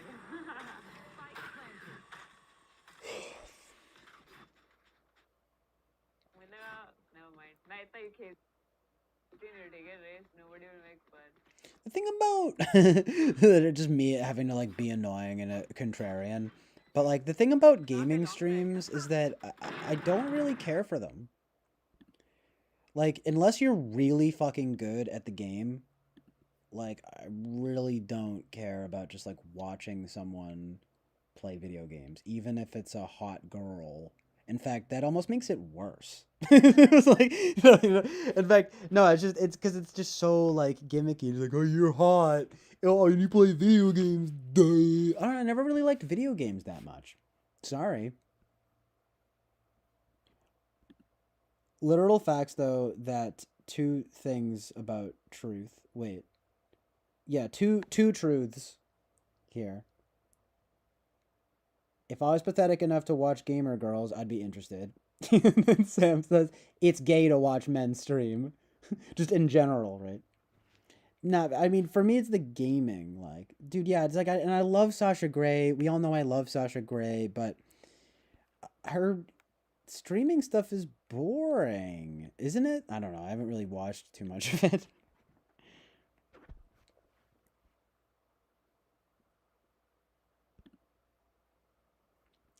Coming from me, of course, kind of rich. This is going on 10 hours here. You could call it, I've said this before and I'll say it again, I'm the Seinfeld of streams. It's a stream about nothing.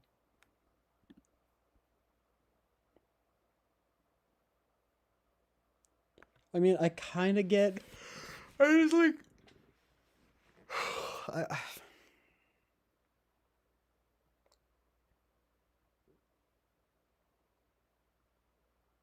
I've just never been much of a gamer, and I especially have never, I don't really understand, like, watching other people game. Like, I'd rather play the video game myself. I feel like it's, like, fun. This is what's it's so weird to me, though, because it actually, for some reason, people really like it, you know? But I tend to think that, like, okay, like, if I was streaming me playing video games, like, that would just be fun for me. You know what I mean? The only thing that would make it, like, fun for anyone else, I guess, would be if I was either, like, A, really good, or B, really bad. Or C, like, provided good commentary. And what I try to do is provide good commentary without the gaming. You know what I mean? Like, who needs... I don't... It seems to be one of the more lucrative ways, though, of, like, making money from streaming, though. I mean, people fucking love watching other people play video games. I really don't get it, but, like, what is this girl... I'm pretty sure I just clicked on that, and I watched it for, like, a solid minute, and she said, like, 2 things.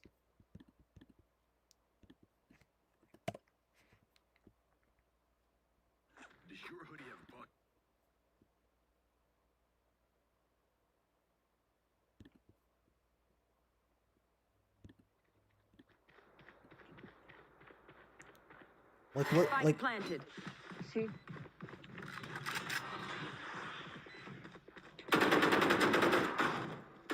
That's the other thing, too. Too much shooting. Too much violence. loud. Loud noises. Okay, we're going on like 20 seconds here, not a single word. We're saying no. 30 seconds. Exactly, it's always the same. Thank you! Oh my god, thank you so much for subscribing. They'll be like, yeah, like, I didn't, yeah, I missed that shot. Oh, thank you so much, King Chad, for subscribing. Okay, back to the game. I need to find a shield. Can I get a drop? I need to find a shield.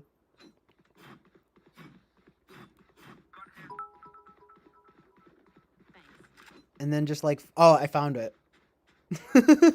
Is it like ASMR kind of for people? I think that might be a big part of it too, you know? Like, there's something comfort. Literally, Winston's mom says well, yeah, I was just thinking of Jen Zennial does the gaming streams.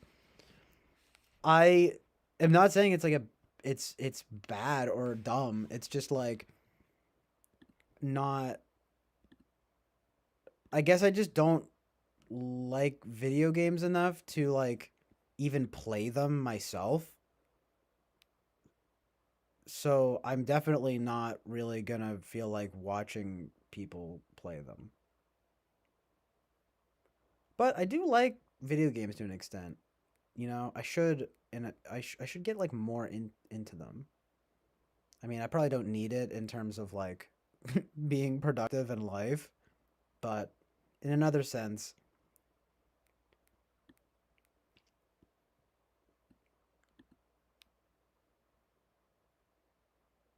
I just I don't know when it started to happen. It's a kind of a compounding thing though, because I've also never really been that good at like playing video games, you know?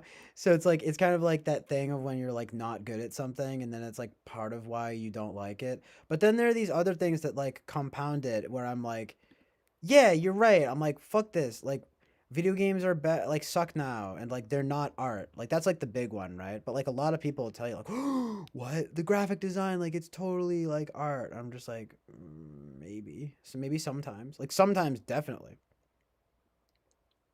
I guess you could say the best games are like have artistic merit. The best video games have artistic merit, but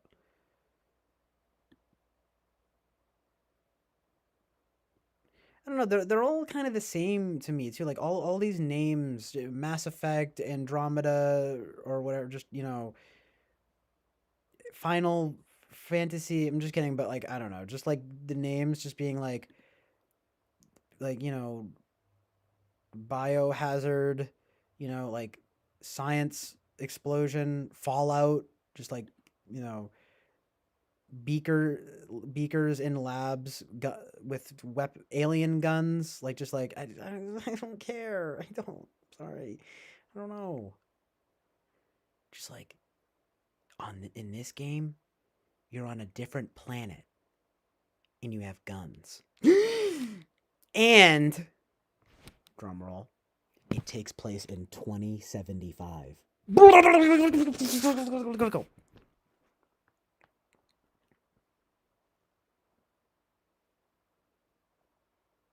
Nah, but I'm just hating.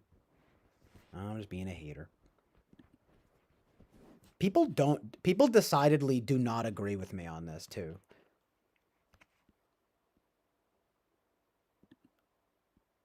You know? I mean, the thing about it is that it's a different medium. It's kind of like it's an interactive thing. I mean, you're still being guided in a sense by the artistic vision, but you're also incorporating the player's like free will into the matter, their choices, which can actually make for like a very exciting like new form of media, right? But at the same time, it just like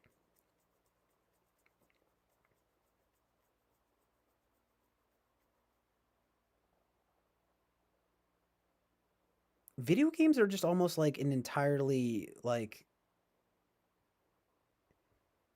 I mean, I don't know. The best video games are certainly artistic, right? But I just feel like most video games like don't. Correct me if I'm wrong. I don't know. It just seems like most of them, especially these days, don't really function on that plane. It's just like sci-fi esque like shooters, and that's just like every single game. It's just every game. But yeah, like arcadey games. I like game. That's the thing is like I like video games, but like, oh yeah, a still image. I mean, why would someone watch a girl play video games when they can stare at a still image of the fan for half a day? For half. Okay, that was the first. That just made me genuinely laugh. Fuck you. No, but that's like that was the most I've laughed all night. I haven't adjusted any of this stuff. Like, hey, you're forgetting about this picture here of Debbie Harry and the beach. Hello, this is a perfect beach. The fuck. Sorry, I'm not talking about that. I'm just getting texts.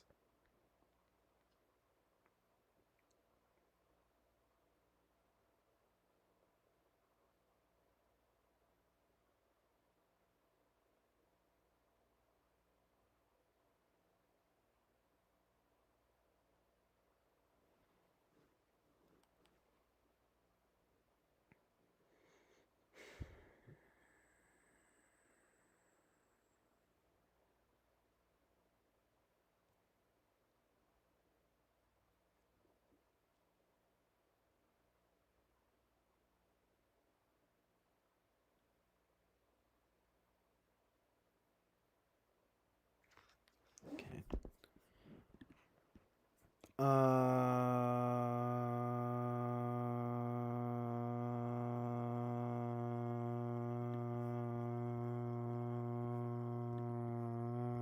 And though, I mean, variety is the spice of life, you know? It's kind of like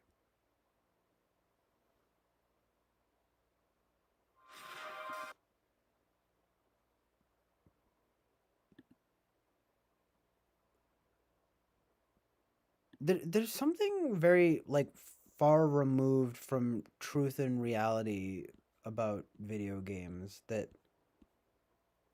I don't know. I don't know.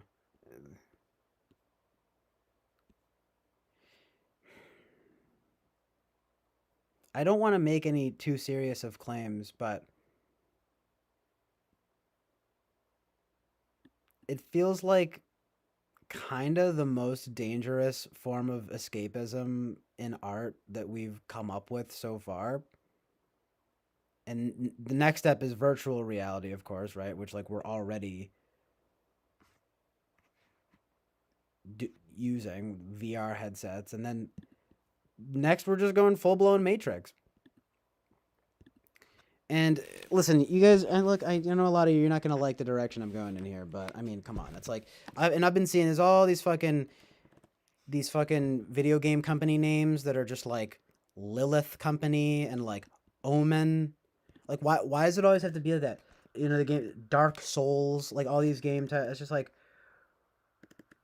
honestly, like whatever happened to like the Legend of Zelda? You know what I mean? Like that's like my favorite. The Mario games, you know, N64, like classics. Everything now is just like robots like shooting people or shooting other robots. I don't know. It's just something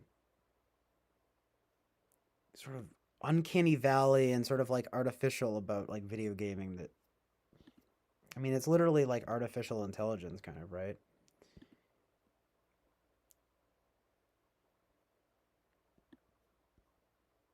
There's just like a lot to sort through. It's almost like it's too much for like my feeble like brain to handle. And I can't like judge it in a way that's like easy. You know what I mean? Like like like it's almost like there's too much going on in video games like the voice acting. Like that makes me think of like anime, right? never really got into anime. You know, it's like the voice acting is really good. I'm like, well, why wouldn't the voice acting be good? You know what I mean? Or like what? Well, because a lot of video games seem to not care about something like voice acting because it's not about that. Do you know what I mean? Like, I don't know. I'm being a little bit bold here, but it's just kind of like, you know, it's like, yeah, because it's a video game. You know what I mean? Like, it's like I understand that it's different though. That's why it's like I'm saying it's almost like too much for my feeble brain to handle because it's kind of like I just love like albums and films, you know, and it's like I can like wrap my head around like, you know, what makes these well constructed and stuff. But the video games it's just like, oh my god, like the voice acting, like the animation, the story, the plot, like everything. And well, I guess when you come down to it, if a video game is like firing on all cylinders in that way, like I feel like not to be a plebe, but like Rockstar Games is like pretty good at doing that, right? Like immersive, like open world stuff. I like stuff like that. And funny enough, I like racing games, and I do like some shooters, you know, and I like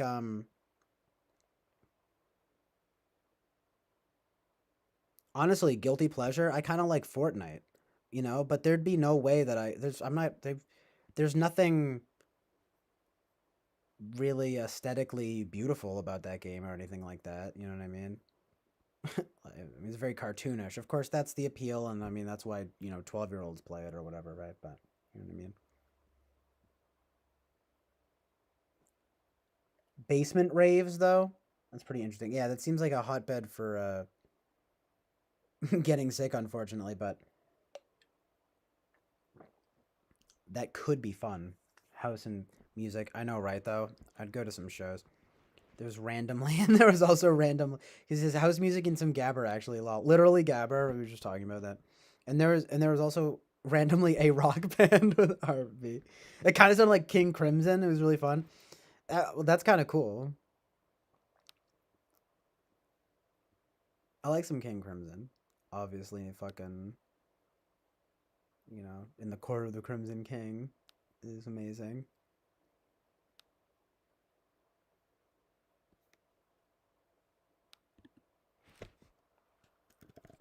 Um, um, fucking. That's cool though, dude. Yeah, it's not even like just. It's so unfortunate that like COVID. It's not just like about COVID though, but it's like the awareness of that like kind of thing. It's like the amount of times that I've totally like gotten colds and stuff from going to probably shows or just like going into the city or whatever, right? Like is probably innumerable, but it's like fucking COVID added this like new level of like annoying awareness of that, right? Where it's just like, oh, if I go to a concert, I'm gonna get sick. It's like not necessarily, but it's also I don't know if it's the right word, double bind. But it's also kind of like but then you also kind of actually lose the immunity. Like my immune system is probably like terrible now because I haven't been to any shows, and you know what I mean, and like fucking over 2 years. Well, I did go to that one show. I did see like the Beach Boys at the end of last year, but it was like like very like sparse. Dude, it was so weird actually cuz me and my dad we were like, "Is anyone even here?" It was really weird. It's like this is the fucking Beach Boys. Brian Wilson is here live. And there were like it was like a modest showing. We went in with like, "Oh, okay, well like here's everybody." But it like really was not. It was very modest. I'm bad at guessing these kinds of things, but like if I had to guess, like it was probably like I'm so bad at this kind of thing, but like I almost want to say it was probably like 500 people. You know what I mean? It's like, and that's really not that much at all, right? Like especially for the fucking Beach Boys with Brian Wilson and like Al Jardine. It's like, yeah, sorry, it's not like the full band, like fucking two of them passed away, and Mike Love is, you know, has his whole separate Beach Boys thing going on, which is very bizarre. But,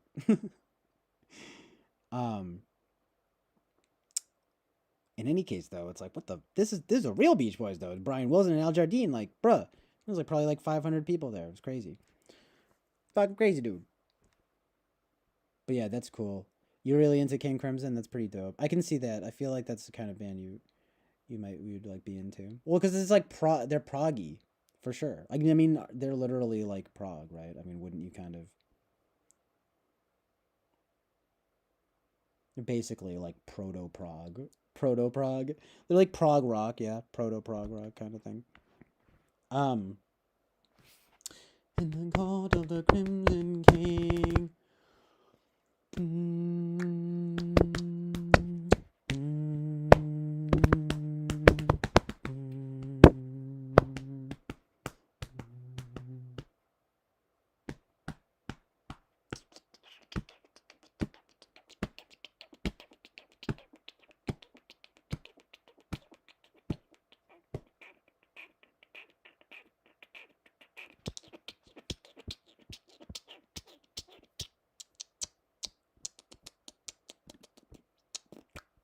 Oh yeah, I gotta fix the fucking bandanas over here. Maybe add. Oh shit, I gotta update the chat too. I'm sorry, you guys. Oh, I guess I wasn't. Oh no, yeah, I was pretty fucking behind it. That's crazy. My bad. I've been like pretty absorbed in the conversation though here this whole time, so it's like, you know, pretty good. Amazingly interactive chat vibes.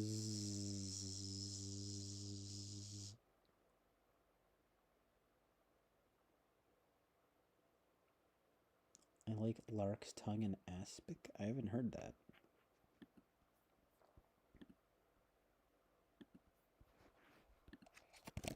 Yeah, to be honest, I haven't really heard other Crimson yet. I need to like get into it. I hadn't even heard the full album until like fairly recently. Obviously, I just knew like fucking 21st Century Schizoid Man, you know? Fucking my favorite King Crimson song is Kanye West's Power, right? So funny, yeah. By tilde King Crimson tilde. Learned what that is from Spanish class, by the way. One of the few things that I managed to gather was that it's called a tilde.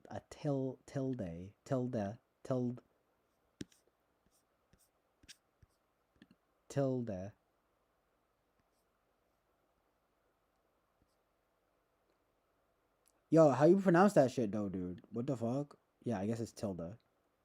Amazing. Yeah, I might have to check that one out though, because it's like I feel like people don't. I mean, I don't really know. I'm not like that into King Crimson, but I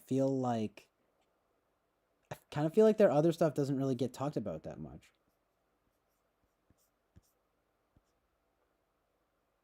I mean, I guess maybe I've heard of Red, but Robert Fripp though. People also search for Yes. Yeah, I like Yes. Do you like Yes? They're pretty good. I've been into them like lately, actually. Yeah, Crimson is fucking good though. But damn, like, what is the frickin'... Oh, wow, though. Most people do indeed know Crimson King, but... On the wiki it says, they reached what some saw as a creative peak on Lark's Tongue and Aspect, Starless and Bible Black and Red. Fripp disbanded this group in 1974. So that's kind of amazing. Amazon. Never been a yes head, but I can check them out. Dude, is that a thing? Do people say yes head? I mean, Fragile and Close to the Edge are fucking amazing. You'd probably like... I I mean, if you like Crimson, I mean, I feel like you like that kind of stuff. So I don't know. You'd probably at least like Fragile and Close to the Edge. I think you'd like them both. You would probably at least appreciate them. Did you ever? Were you ever into Rush? That's like the big one, right? That like everyone's just like, oh my god, Rush. I never was like into them, but I definitely like and to this day love a few of their songs. You know what I mean?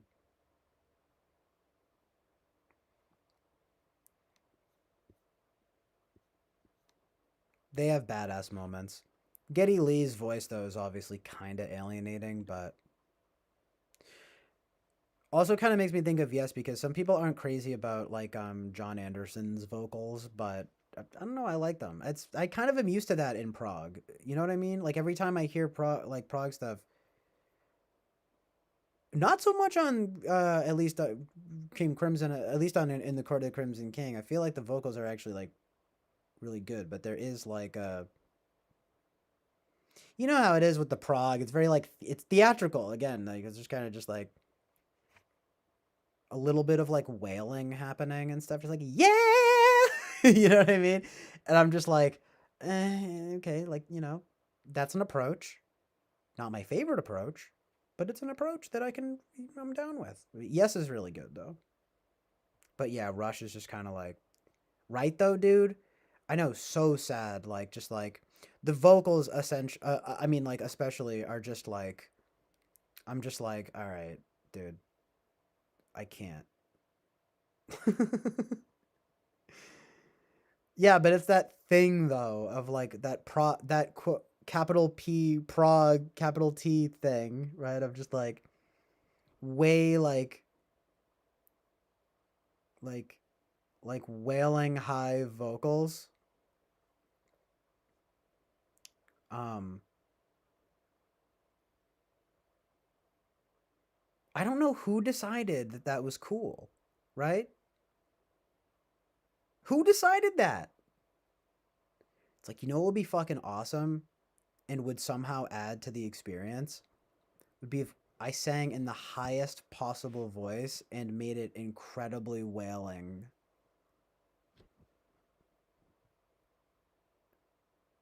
Just like Rush though, just like my Rush impression. It's like the truth of humanity.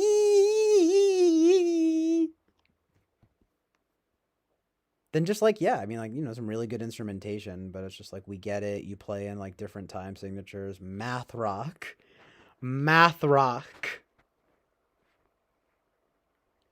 quote unquote. It's like what?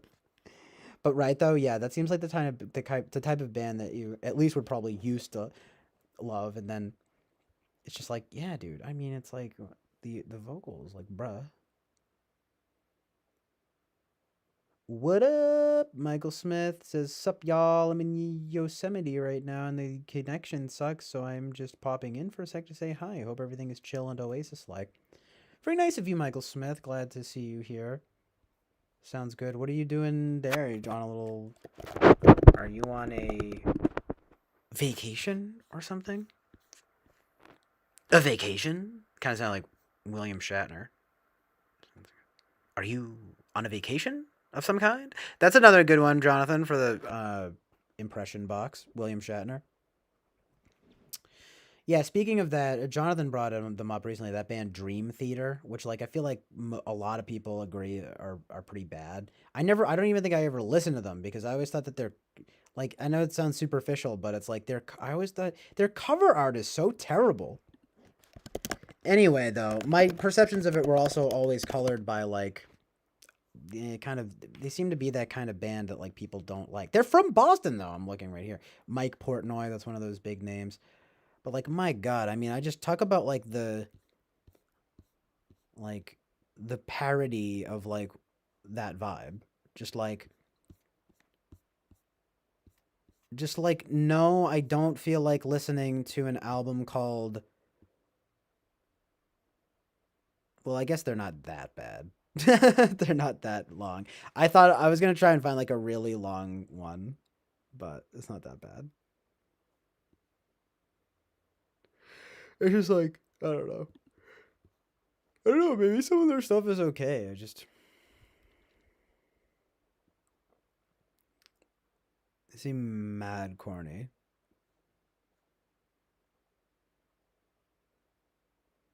Like, yeah, Jonathan was saying like Metropolis Part 2 scenes from a memory, and it's like really highly regarded. But like I look at that album art and I'm just like, ew, this looks garish as fuck.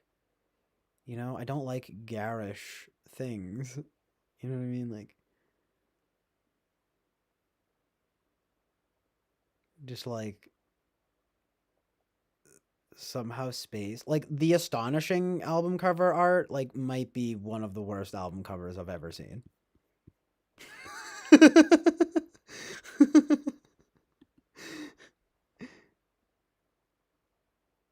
I mean, I know it's like superficial, like, well, but what about the music? It's just like, yeah, well, I mean, look, honestly, cover art's like pretty influential, to be honest. Like more influential than people I think like to like admit in some regard. You know what I mean? Because like in like a major sense, the album art literally colors like the listen.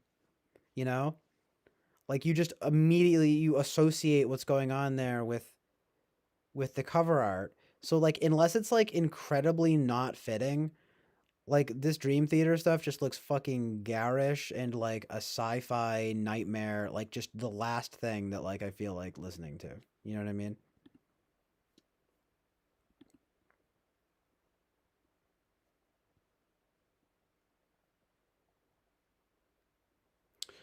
It is true though that they do seem to like Boba Fett says it's just like it's like a lot of people hate on them. So like I don't want to just like bandwagon, you know?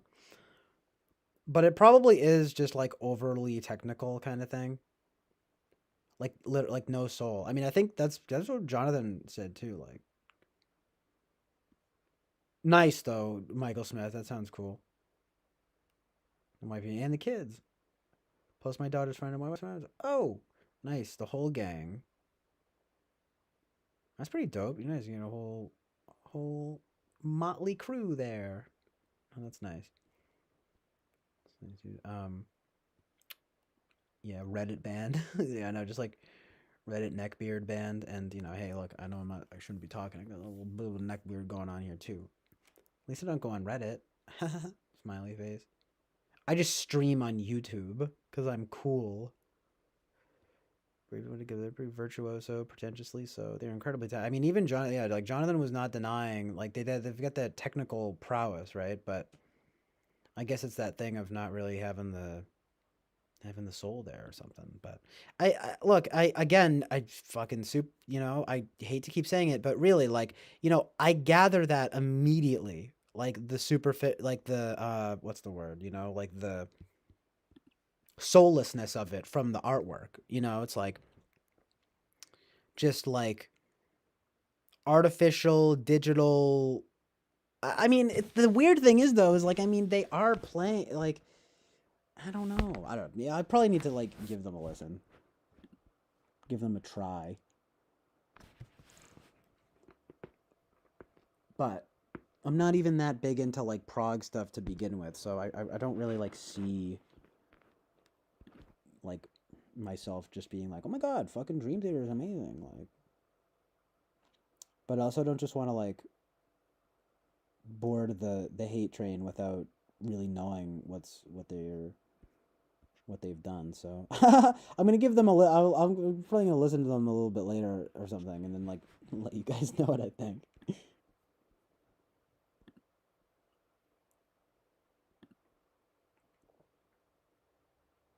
Sam says I'm kind of an annoying music listener, so ignore my hatred. Yeah, those are full carb exactly. Well, something really funny, Sam, about you, and I don't know if I've ever like told you this, but I always think it's really funny when I see.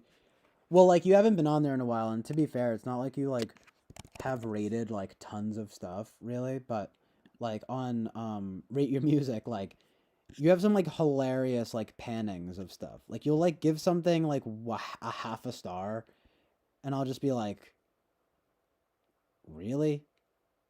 I'm like, damn. Like I don't have like anything at half a star. Like there is like nothing that like I don't have a single album at 0.5. I have one at 1. And then with movies I have 2 at 0.5 and I have 2 at 1.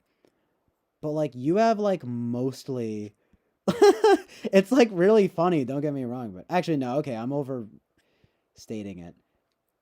The funny thing about the movies though, I'm looking at your rating distributions right now, not to be annoying, but and I'm not going to like pick on you too much about it, but it's just like the funny truth and reality of you having mostly 1-star movie reviews is actually in keeping with something that I've noticed as a film lover, is that many movies are bad.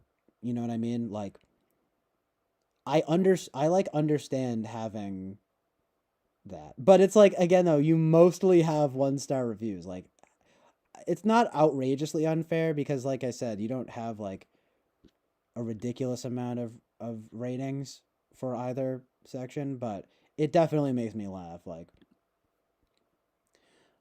was it you? Did we talk about it, Sam? How I said how it was so funny when we were like, I mean, how like I recently watched. I wish Fly Guy was here because he was giving me such a hard time on this. He was like, "What? You're so pretentious." You and my friend Ben, you know him. Like, it's like we can like all agree that like Jaws is way overrated and kind of boring. I mean, I watched it fairly recently and like no doubt it's like, oh, it's New England and it's an adventure with sharks. It's like weirdly violent with the Spielberg thing. I don't really like get it. I've never really been a Spielberg fan. It's I don't know. I don't know, right? But it's just kind of like, you know, I was like expecting way more like depth and like character development. Like I don't know, people make it sound like it's like so fucking good, like one of the best movies ever made.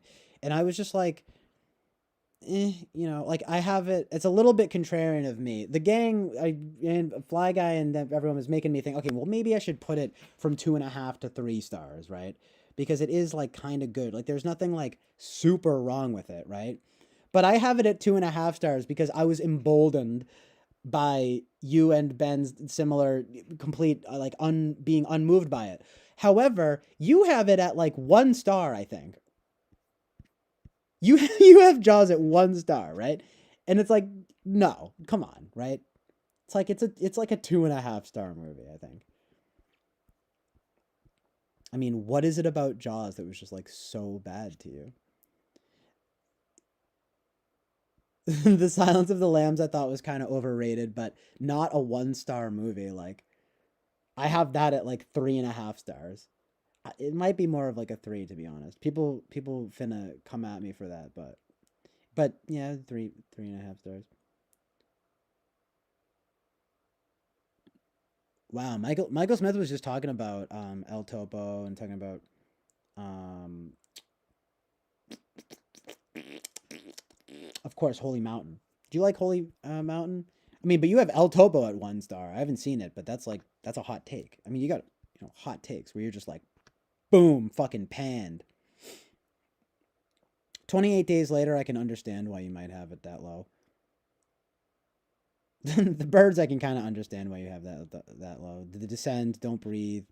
That's funny. Elephant, Hostel. That really, it like it comes at night. Really, that's really funny though. To be honest, Pet Cemetery, I haven't even watched. I'm sure it's fucking awful. I saw the remake, and it was probably one of the worst movies I've ever seen. I saw it in theaters, and it was just awful.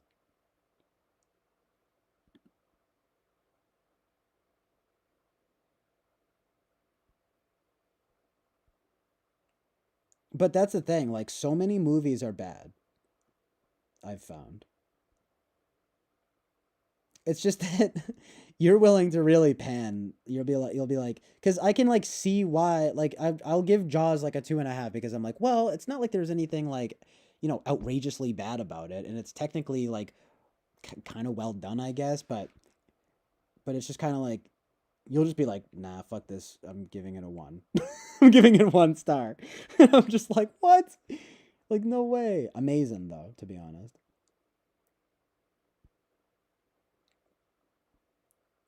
What up, Eric? You've got bands like the Shags that can make good music without knowing what the fuck they're doing. I feel like technical process matter that much. The Shags, I mean, that's like a hot take, dude. Like the Shags. Like, I mean, I still haven't made it through their album. Like they're like pretty bad. I like them conceptually. You know who I actually do kind of unironically like though is Jandek.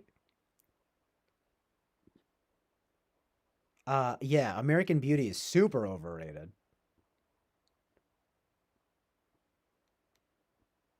Does not hold up well, especially given the Kevin Spacey content. It was like good. It was like decent though when I saw it when I was like a teenager. You know what I mean? It's like, whoa, this is edgy. But now that I'm older, I mean, it's kind of dumb. It's just like, we get it, suburban satire, but it's like kind of deep and like dark. Like, ugh, God. It's just very, very late 90s, very of its time, And it's like, didn't it win like an Oscar? Like, what? Ugh. My goodness. That's funny though. You only got 5 hours. Yeah, and I'm still shaming. Well, because we started talking about music in film now. And I'm just like, oh, fuck. They say Spielberg got. Yeah, he's like, facts, dude. Jaws sucks. So trash. They say Spielberg got hit really hard on the head before the movie began filming, though. And he goes, Lumfow, it didn't make me feel nice, lol. What didn't make you feel nice? Was it El Topo? But yeah, amazing truth, Eric. And Sam says, I think Holy Mountain is good. El Topo blows. Yeah, the Mina Suvari one, Boba Fett. Mina Suvari is gorgeous in that, and she's gorgeous in Nowhere and American Pie too. But she's not exactly okay, right? Boba Fett's like, she is not overrated. Yeah, I mean, I don't know if she's like an amazing actress or anything, but like she's good. She's definitely very pretty. At least she was back in the day. No offense to her now, but you know what I mean.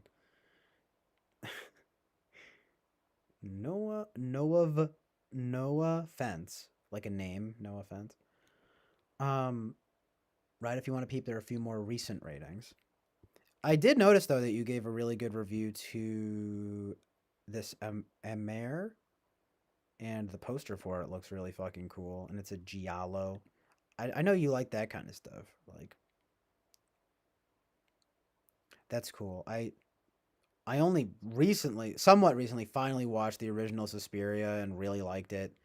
And I watched two other giallos. I watched fucking Lucio Fulci's The Beyond. That shit is fucked up, but it's why the cinematography is so good. It looks amazing, right? And then technically I think, well, it's not so much a giallo. It's kind of a proto giallo, but have you ever heard of Orgasmo? It's like the original Orgasmo, not the Trey Parker and Matt Stone, or yeah, the Trey Parker and Matt Stone movie. Like, that was a weird one, but kind of surprisingly good. Again, because of the cinematography. I think that's the thing about giallos. They tend to have really amazing cinematography. Really, it's horrible. People better than movie. Cabin Boy. I don't even think I've heard of that one.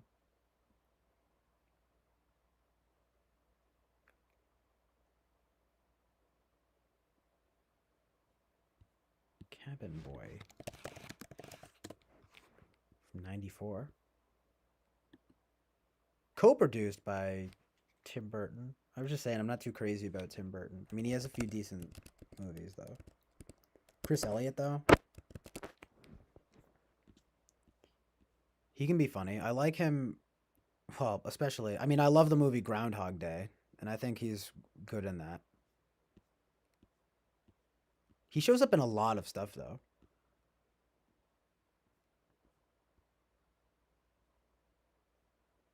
What I'm curious about, and I'm not trying to put it on blast, is that it has like a quote unquote bad review from Rotten Tomatoes with a 46 critics, but that's first of all not even that bad. It's not really, it's not that bad. But what I really want to see is the audience reception, because I'm like much more interested in that, especially these days. If I'm gonna look at that, oh shit! Unfortunately, it's actually a 42, but whatever. It's not even that different. I feel like that could also be a case of like people hearing that it's bad and then people bandwagon it. Reception is such a strange thing, isn't it? Because there's so much bandwagoning involved too. Like it happens with both in both directions though. If people are start coming up, I really love this. Then for some reason, it's like this weird like hive mind mentality, right? Of like, yeah, I really love it too. And then if people are like, oh, I hate this, then people are like, yeah, I really hate it too. Like,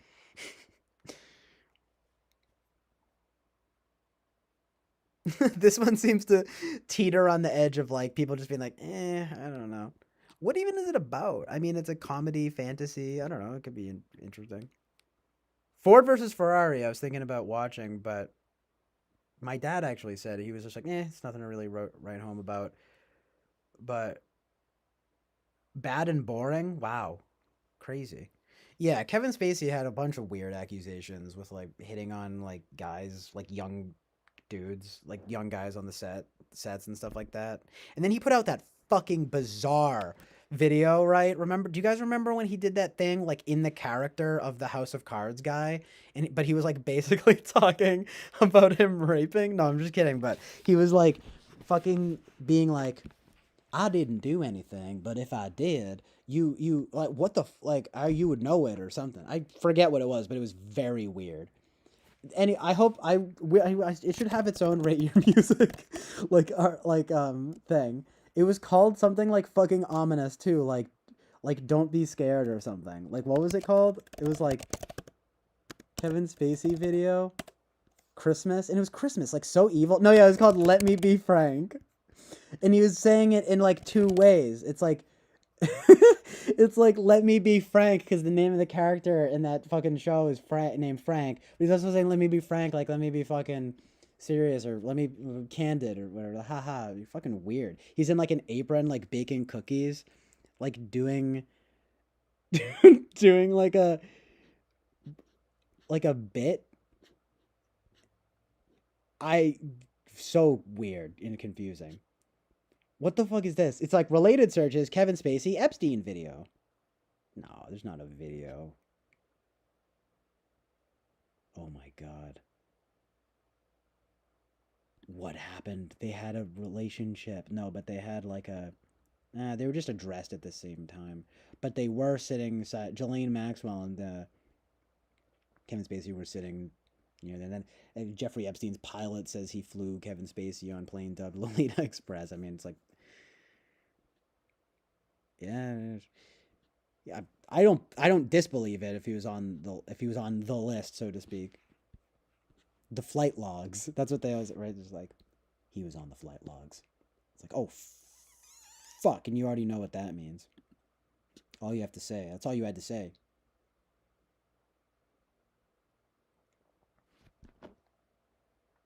But it's like, oh, the pilot of the. First of all, dude, great. Like you were the pilot, so fuck you. But also. It's like, who knows with people coming out and putting people on... Yeah, Kevin Spacey was on that Epstein plane. Just like, maybe you want to get attention. But it's not surprising at all. Like, you know what I mean? Like, I don't know, fucking bizarre. Very dark. Very depressing. Yeah, I don't know. Fuck Kevin Spacey. He's fucking weird. Yeah, but nice. Sam says, to be honest, dope, dude. Love Fulci. Yeah, I'm not surprised. He's probably into Fulci. I need to, like, at least check out some of his more notable works. Like, I think it was Karma's Pimp who recommended something from him. Or no, it might have been someone else, actually. I mean, it might have been a different director. Oh, damn, he died only a few days before my birthday. March 13th. 14 days before my birthday. Maybe I was reincarnated into Lucio Fulci. Just kidding, but meanwhile, he's like, fucking his movies are fucking crazy. He shares the title of Godfather of Gore with Herschel Gordon Lewis. A movie that I didn't really like that much, but was still like crazy and like interesting in a way was from Herschel Gordon Lewis. Was fucking have you seen the Gorgor Girls. Well, I mostly just watched it because of the title, right? It's like fucking, it's a fucking awesome title. But oh yeah, it's terribly graphic. I was like, ooh, oh, but it's still like it's like fake enough to like it's got that fucking that 80s thing. When did it come out? I mean, you know what I mean. It's that splatter stuff. I'm not a huge fan of. Yeah, he's best known for creating the splatter subgenre. Like, yeah, I'm sure it does have. Like, there's stuff like that. Like, I look away. It's crazy. I mean, it's really crazy because I. It's like, let alone in real life, you know. It's just like, oof. I don't know. It's a disgust sensitive thing. I always get. It's like gross out stuff is. I mean, it depends on like how it's approached, but like generally speaking, I don't like that stuff. It puts me off of it. Like, well, because I don't just frankly, I just don't want to watch it. You know what I mean? It like really just like hinders replay value for me. You know what I mean? Like, nice though. Eric likes Groundhog's Day. Yeah, isn't Sophie's Choice like bad? Or like, is it considered bad? I mean, everyone knows the like basic premise, right? She's to like choose between her kids or something. Actually, no, it's actually fairly well received. Oh well, Meryl Streep is in it, right? So we fucking everyone loves Meryl Streep. Can everyone just stop pretending that like Meryl Streep is like the best actress of all time? I I don't know if I've ever really been blown away by a Meryl Streep role. I don't. That might be cinema blasphemy for me to say. I'm not trying to just, give a hot take for hot take's sake. Sake? What? Sake? Yes, sake. But, oh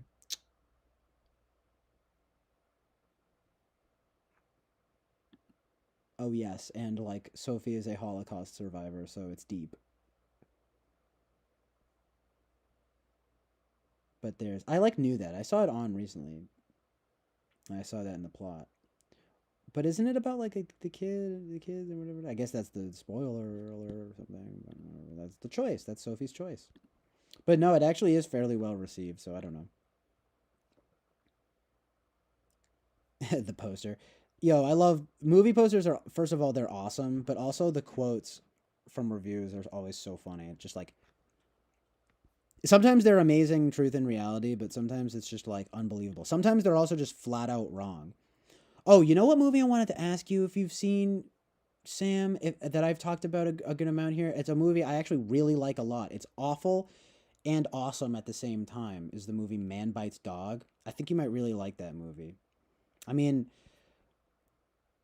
in a sense, it might go either way with you, but I know you really like funny games, right? And like that's one of my favorite horror movies ever made. Like both versions, and it's kind of an anti-horror, right? But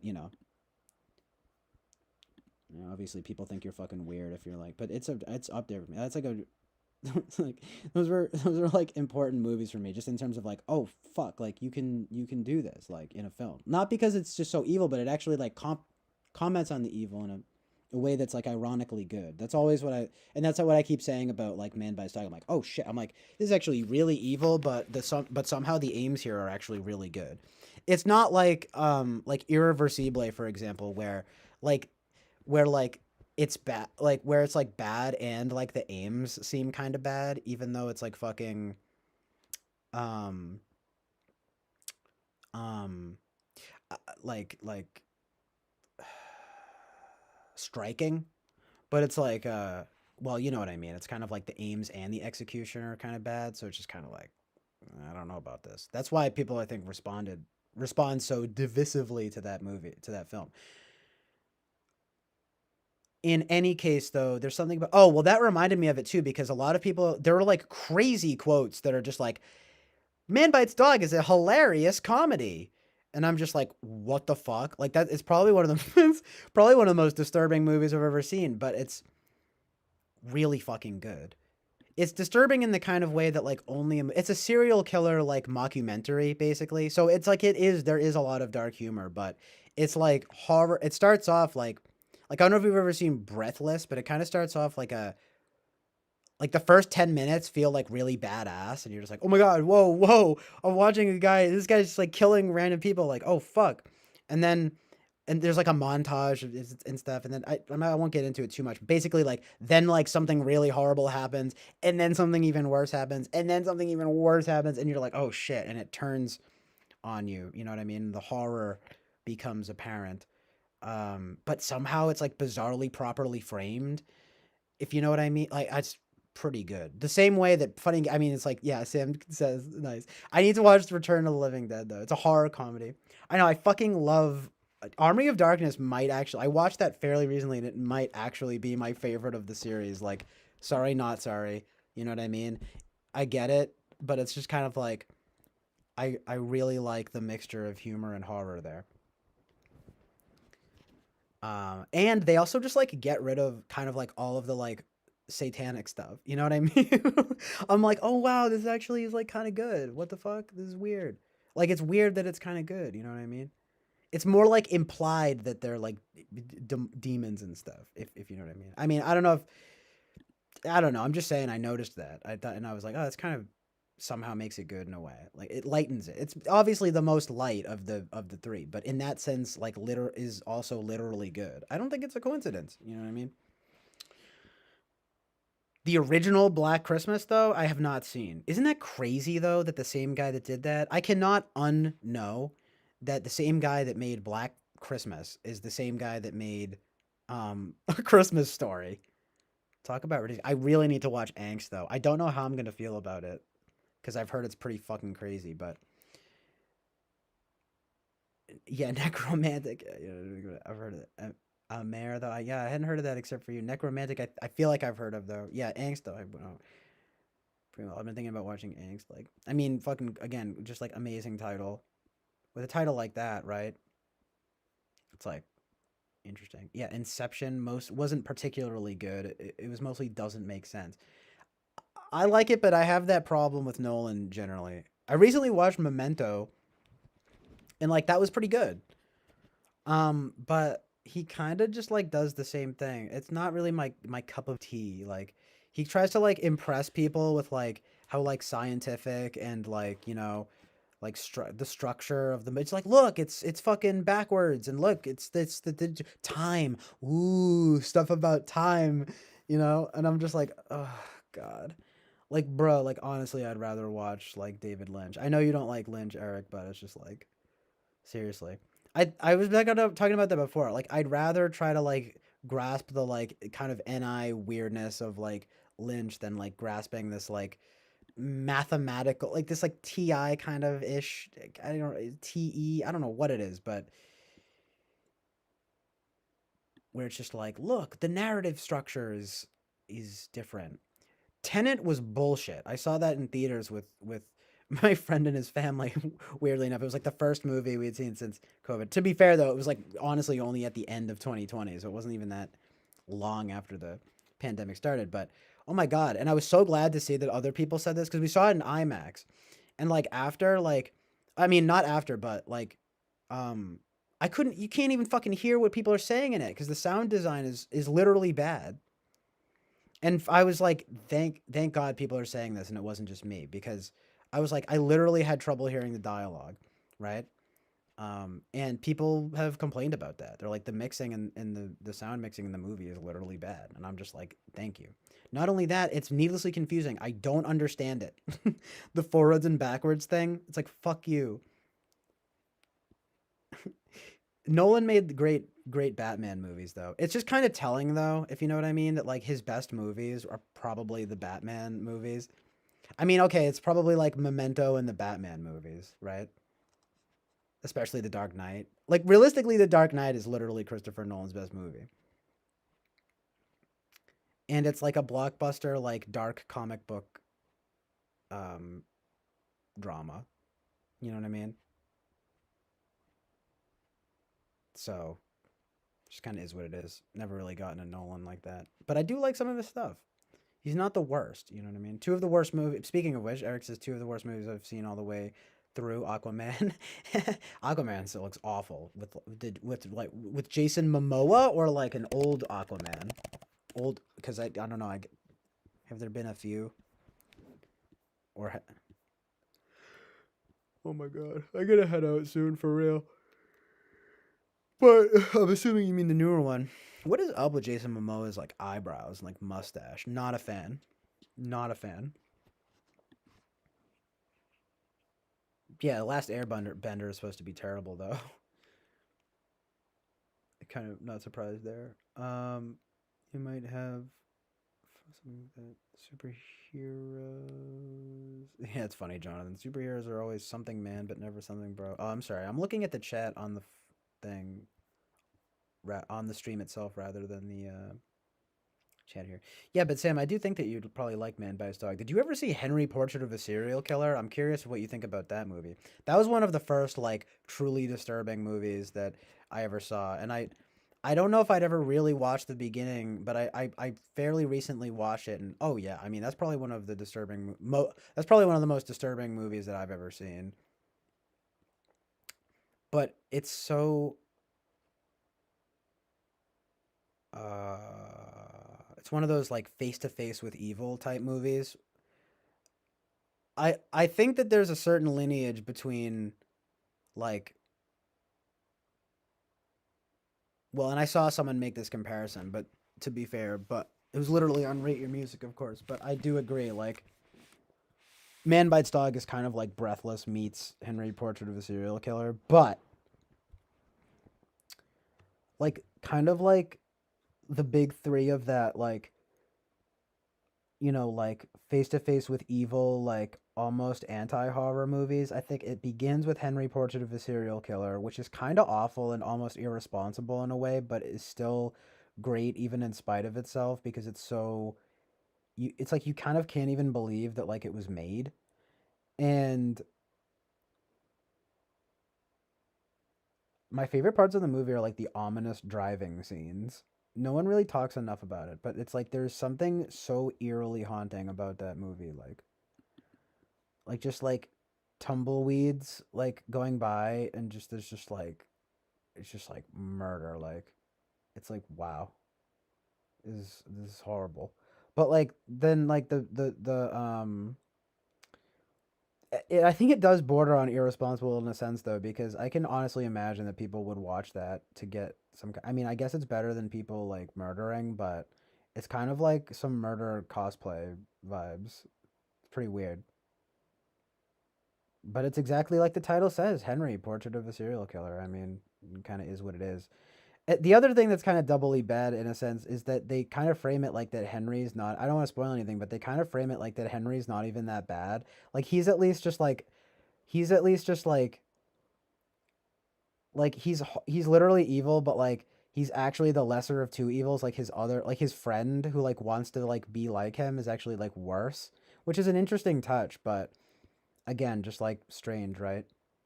I don't know. It's kind of a well constructed. It's that guy John McNaughton, funny enough, who did Wild Things later, which is another like, which is a great like trashy movie. Sex Lies and Videotape is good, to be honest. Um,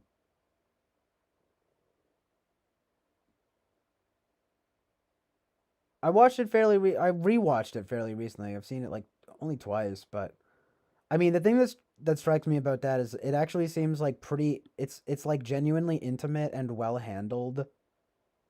Like, I think that's something that people should know going into that though, because it's kind of like the title Sex Lies and Videotape, again, just like amazing title, but also just like so attention grabbing to where when you watch it and like you actually get kind of like a patient like a patient um exploration of like marriage and relationships. I mean, it's kind of like infidelity though too. It's scandalous in that regard and it's like about sexuality obviously, but you know, it's more if I was going to be like pretentious about it, I'd be like, it's more scenes from a marriage than it is 50 Shades of Grey, like obviously, right? but it's like it's actually still pretty good. I actually like Soderbergh. His movie Schizopolis is actually kind of good. It's kind of bad, but also kind of good because it's nonsense. It's NE gone run totally amok. Like, watched that fairly recently. It was pretty good.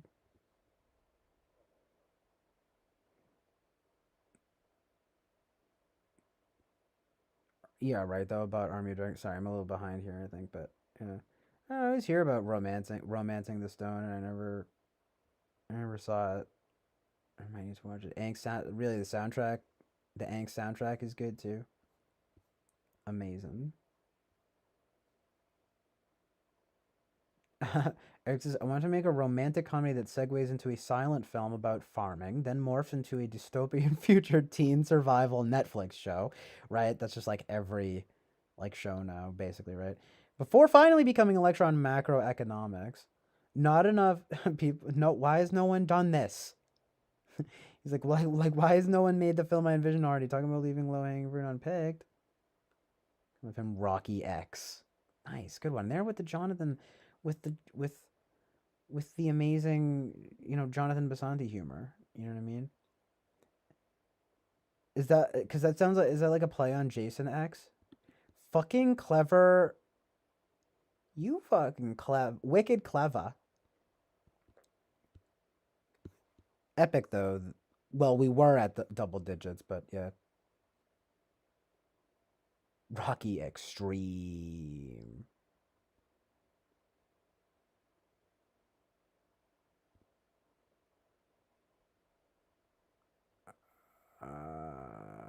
Oh my god, literally, like, Piss Christ is the worst.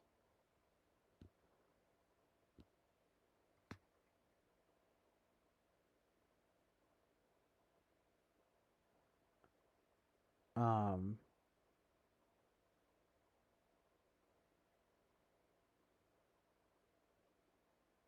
the director's cut down may run a full lunar month.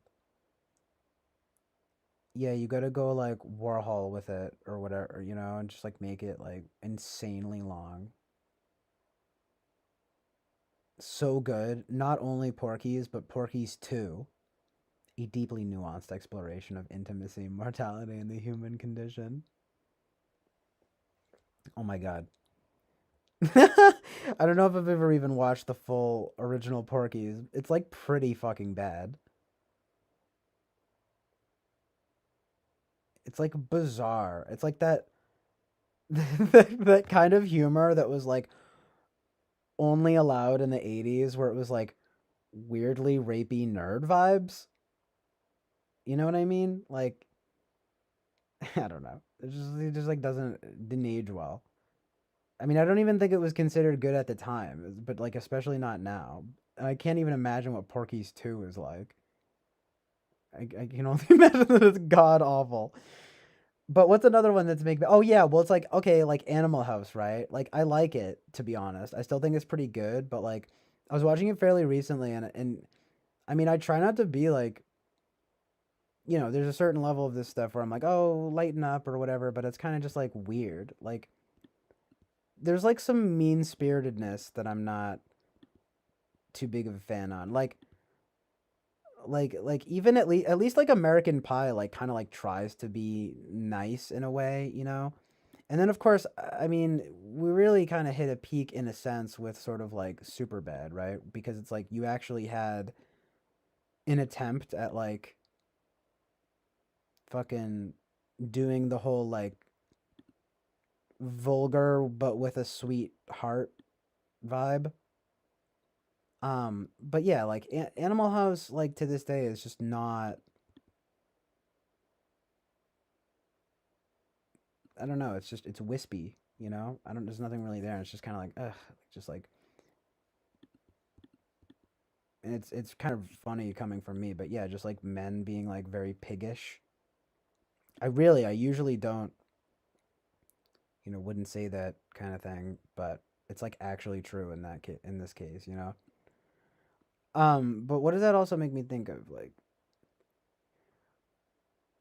It's kind of interesting though to like trace the lineage, like just like Animal House, just like fully like kind of just like mean, like spirited, like nerdy, like sex vibes, and then just like American Pie, which like kind of does the same thing, but like it's more of like a about to go to college, losing virginity vibe, and it's kind of like it's all kind of in good fun. It's mostly about like getting like embarrassed and like just like like, but it's actually in love is like the most important, right? And like they at least like try, and then like Superbad just kind of goes the full way and is like, and it's just kind of like yes, like good characters and like it's like the music is good. It has a knowing quality to it, but not too knowing. It's not like overly meta. It's the Apatow thing, and it's like yeah, and you have like friendship and being at the core, and essentially learning the thing, the lesson of love there being most important too. You know what I mean? I mean it's like not without any spoilers, but in a way though, I think that's kind of good that that arc was achieved.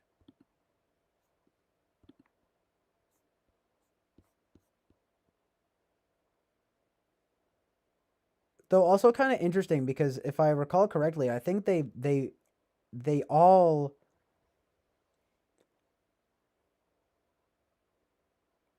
I kind of feel like in a sense Animal House is the least vulgar and the least sweet. American Pie is like in the middle in terms of, and it's more vulgar and more sweet. And then Superbad is like the most vulgar and the most sweet.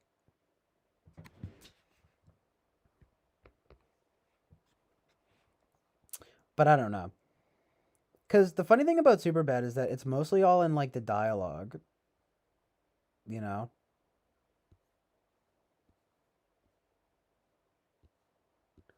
I mean, and yeah.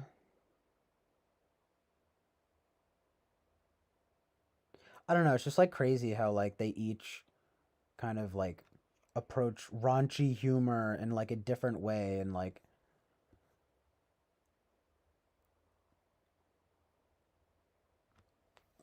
I don't know, it's just interesting. But like Porky, yeah, exactly. That's where I started talking about those like Porky's though. It's just like awful, right?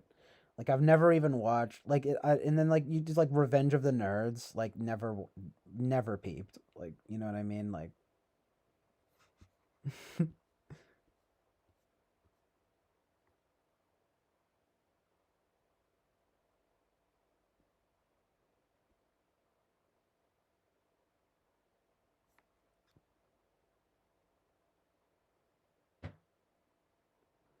it's such a terrible genre, like sex comedies.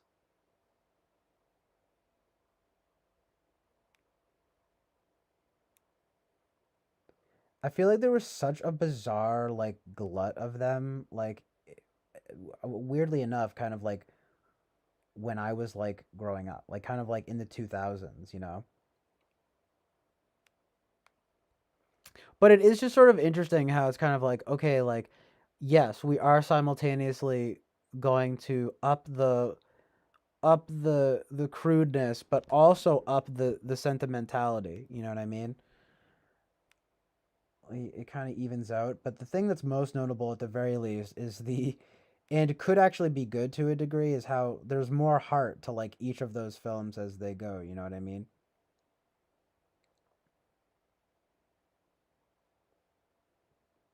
And they are all indeed about nerds, you know, like even Animal House is like the nerdy frat.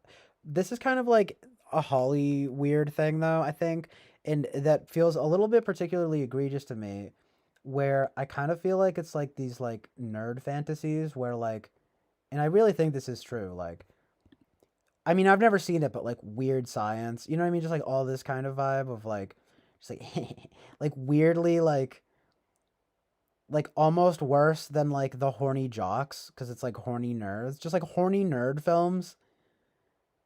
Uh, it's a genre I've really just like grown to detest because it just sort of seems like weird. What it is, what I'm trying to say is that it just feels like weird, like nerd wish fulfillment. Like I, I'm being a little bit selective because I, I don't mind a little bit of that kind of like whatever if it's masculine wish fulfillment, whatever, right? But like the point though here is about like the nerd thing, and there's something that feels like just kind of gross about it to me. It's just kind of like, like now that I'm fucking 35 years old and I work in Hollywood, I'm gonna make a movie where all the nerds fuck because I didn't fuck when I was younger. So now we fuck, we fuck now, right? They get the hottest fucking girls, dude. But of course, that kind of points to a larger thing in films, though, right? Where it's like people want to see. I mean, this is getting deep, but it's kind of like I tend to think of it as, and hear me out. It's a little bit like the Jungian like shadow thing. I don't know that much about it, but it's a little bit like that. It's kind of like that is a lot of movies though, where it's kind of like, yeah, but like, what if it was like an alternate universe where like the nerds all fucked? You know what I mean? Like, what if like because like that's what we want to see, right? Like and like someone like Tarantino knows that very well, right? Especially when he started doing like his like history, his like revisionist history or his alternate history movies, right? Where it's like yeah, but what about a movie where like the Nazis lose and it's epic, just like so it's like this like cinematic cinematic wish fulfillment fantasy. And then he did the same thing in Django Unchained. What if well, it's a little less cut and dry than in Inglorious Bastards and Once Upon a Time in Hollywood, but in Django Unchained it's kind of like what about the slave revenge movie, right? It's like it's un-PC, yeah, but also like it's about like it's a revenge film for slaves, right? And it's just kind of like amazing, right? And then it's like of course finally you have I guess basically the finale in the Tarantino revisionist history trilogy is Once Upon a Time on Hollywood, which I don't want to spoil anything really because the movie is really not about this as much as people as much as I think everyone was kind of led to believe, which I think led to a little bit of underwhelming reception, even though because in essence it's kind of like a buddy comedy about like Leo and Brad Pitt's like actor characters, an actor and a stuntman, but the freaking subplot without giving too much away is like it's what if the Manson family never what if there was revenge, what if how do you explain it without not spoiling it, right? It's just kind of like what if the Manson family had revenge taken against them? You know what I mean? I don't know. Literally revenge though, right? Like Revenge of the Nerds. Like what is that movie even about? It's probably just like what is the revenge? It sounds nefarious, right? It sounds scary. I mean, my guess is that they pwn bullies and then they fuck. You know what I mean? I'm just saying though, like that's legitimately what a lot of movies are, and like I feel like once you see that, it can kind of be a little bit like hardening in a way. Like it can, like personally, I find it to be like I wind up being maybe a little bit critical about it because I'm just kind of like, yeah, well, of course people like it because it's fucking. You know what I mean? Like it's like because right, like we want to see blood. No, I don't know, right? Whatever it is, right? I just don't even know. It's some it kind of it honestly like depends as which is my favorite, right? I love that like non-answer to things to just be like it depends.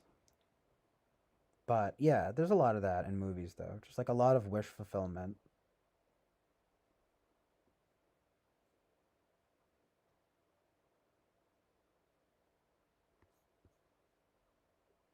And I mean, I kind of feel like a lot of the best movies don't pander to that mentality. Like even Parasite, which people were fucking creaming over, is literally what if poor people but mean, you know? Like mean poor people the movie. I've said this before and I'll say it again, right? And it's kind of a, again, it's even though we're obviously meant to see that they're like kind of bad, um I mean, some people would say, well, that's right because you have to be mean, right? If you're poor or whatever, right? And that's why people say stuff like, oh, like that's a Marxist movie. And I mean, that's like why it won Best Picture and stuff like that. But I'm saying, like, make no mistake about it, though. Like, it probably is wish fulfillment for a lot of people. And the same is true of Joker. Everyone knows and loves my autistic fixation on Joker. And I've said it before and I'll say it again. It's wish fulfillment fantasy of the sort of victimhood complex. You know what I mean? You know, I was wronged by everyone, so now I'm evil. Feel bad for me. You know what I mean? And it works on like many people. You know what I mean? Oh my god, I feel so bad for him. It's like, well, that's the magic working on you, and it's very obvious to see like how it's done. It's not. It's writers and it's fucking people purposefully manipulating you. Like, you know, it's like there are different kinds of that though. Like, I mean, the Titanic, for example, right? Like, that's probably fucking one of those big ones where people are just like, oh my god, like the relationship between fucking Jack and Rose, is that it, right? And it's just like, oh my god, like, I'll never let go, and you know, and it's just like that's like the thing, right? That like everyone remembers, and it's just kind of like, you know, it's like yeah, it's fucking epic, but like is it really that amazing just because it's like super expensive and like has a romantic element?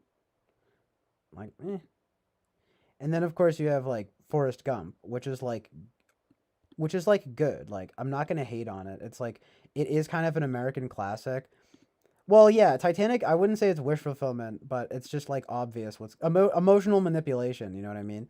But you have an example, a very good example, I think, with Forrest Gump of both emotional manipulation and um what's the other what was I just saying? Like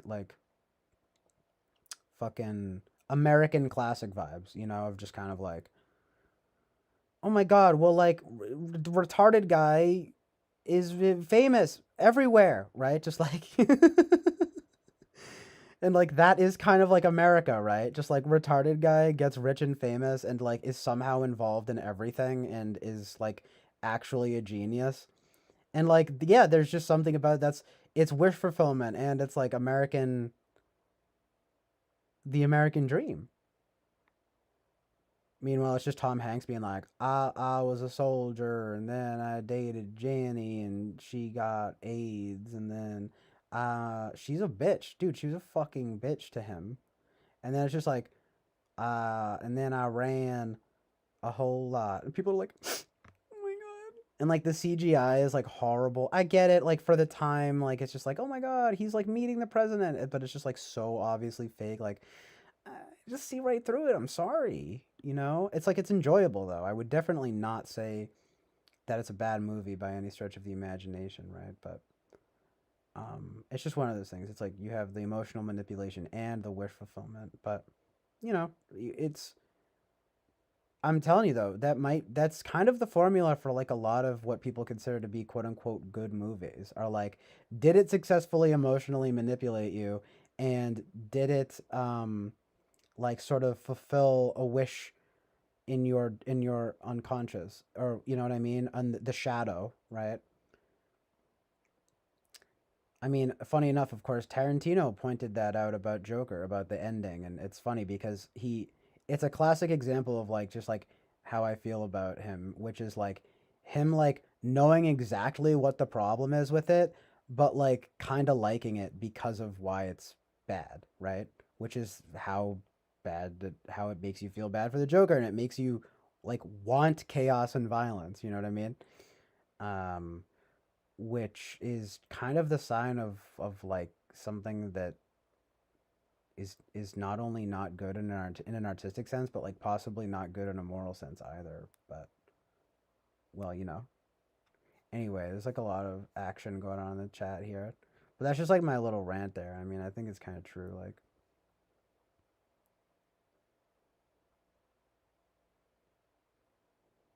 I could probably think of like more examples, but I'm just like tired now. Um,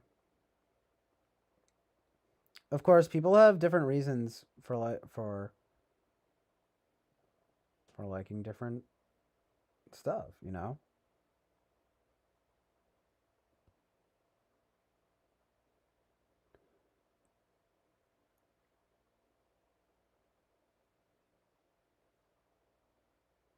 And also, I mean, it's no. I'm just kind of thinking out loud. You know the deal. Y'all know the deal by now. But I would say, yeah, it's like so many movies fall prey to the idea that emotional manipulation and like wish fulfillment fantasies like are like what make a good movie. Like, you know, and I think this is just like not true at all. I don't know. I just noticed that a lot of people are like, oh man, but like that movie though, it's like, oh man, I thought it was good because it like successfully emotionally manipulated me and sort of acted as a sort of wish fulfillment fantasy for me. Just like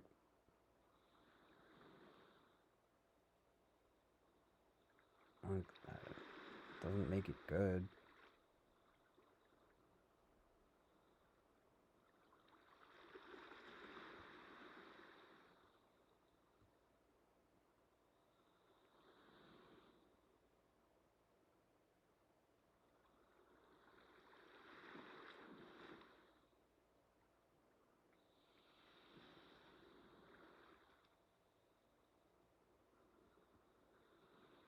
It's very like ESFJ kinda, you know what I mean? I think Eric said it before too, how just like ESFJs have like notoriously bad taste in media. Cause it's all like FESI stuff. And it's just like it's like that's the stuff that is not only like trite, but like boring. You know what I mean? It's like, oh my god, like I cried. It's good. You know what I mean? Like it's like it's not. I don't know. I don't know. There's a lot more to.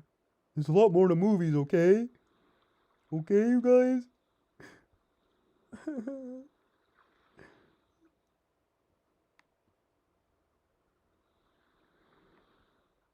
I'm like, I have no idea what you guys are talking about right now. This like movie idea. I know, hot take, Eric. He's like, after thinking about it for a while, I've decided that the slaves were justified in feeling somewhat dissatisfied with their situation. Right? Like, whoa, amazing Tarantino. That's just like the thing. Like, as much as I like, generally, I do generally like Tarantino, but it's like it's such a cheap thing, right? I mean, that's kind of my point. Like, I understand having that like NI resonance and stuff like that. Like, that's why I would never say, for example, that like Forrest Gump is like a bad movie, right? But it's just like so obvious, right? Like, it's just like, oh god, like we get it. And then Tarantino just like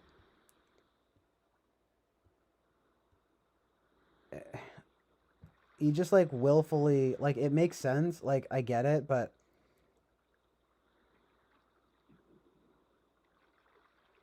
it's weird, right? Because he's simultaneously, I mean, I think his first two movies, Reservoir Dogs and Pulp Fiction, are his best movies. But and honestly, I think Jackie Brown is pretty underrated. Um those are probably his three best movies, to be honest. But just like with so many other people, once he got so stylistic and overblown, it's like once he had the money, he just got so big for his britches. And in a sense, it's like kind of like populist cinema, you know, because it's like you got to give the people what they want, right? Like, you know, we want to see like slaves like getting revenge and stuff like that. And it's like, yeah, true, but like also just like nice gimmick, dude, you know?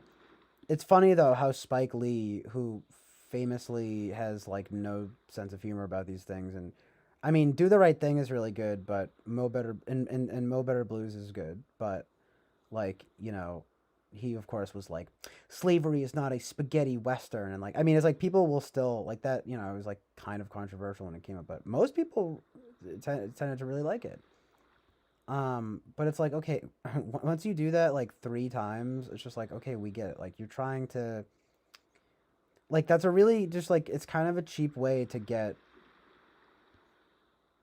like I don't know, to get people to like what you're doing without, like I don't know, it's I don't know. It's just it's like it's not really like challenging in any way.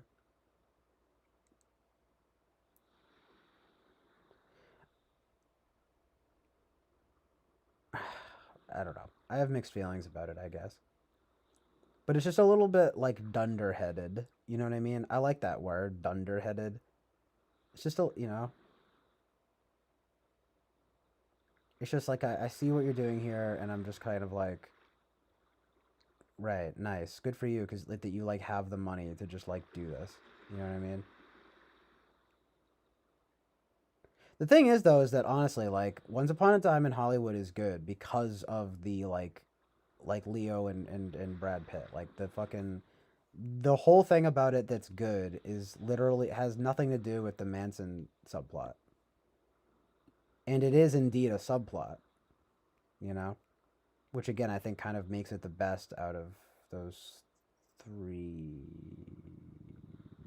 Glorious Bastards, Django Unchained, and Once Upon a Time in Hollywood. It's kind of tough to it's kind of tough to choose. Django Unchained is clearly like not the best, but it's probably a tie between Inglorious Bastards and Once Upon a Time in Hollywood. And I would say that I think on the whole, Once Upon a Time in Hollywood is probably the most outright enjoyable. Of course, Inglorious Bastards has that kind of like it's just like a really epic feel, but like I mean, you know, Once Upon a Time in Hollywood is a lot more like freewheeling, and it kind of just feels like it's just more fun. Like it might even be his most like mature movie. I mean, people have said that. I'm kind of stealing that from people, but it might even be his most mature movie. It's like characters, at least in design. You know what I mean? I'm just saying. I'm sure like all sorts of like anime for the purists and the animators themselves, especially, are probably like kicking themselves. They're like, fuck Pokemon, right? Fucking Pokemon put us out of business for years and years, right? It's like the biggest. Yeah, I don't know. I like that hot take. I like to just like come through with some fucking wild takes like that. Just like Pokemon is the SpongeBob of anime. Period. And just let that sit. Let everyone soak that in with no investment whatsoever. But literally though, the ESFJ truth from Eric,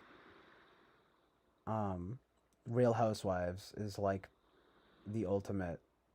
I think you're right. It's like that's very ESFJ. Um but then she comes to my house and talks to me like that about my husband. Well, that's where I draw the line. And while watching, the viewer says, "Oh, oh no, she didn't." Right? And you have to say it like that, like a sassy, fat black woman. I'm sorry, I don't know why she has to be fat. She just does. It's the part of the archetype. Okay. No offense to any fat black women who are watching the stream. I do like to have like at least one like fat black woman friend like on deck like here, because that's my thing of, you know what's funny that is true that they were saying years ago, and that actually wound up coming true about like the quote unquote woke left. It was that website, and again, I mean, like usually I don't like love this type of humor, like in any case, right? But like, well, I mean, I don't know, I don't mind it. Anyway, it's kind of just like it depends. Of course, I love it, right? It depends. But do you guys remember that site that was like stuffwhitepeopleLike.com?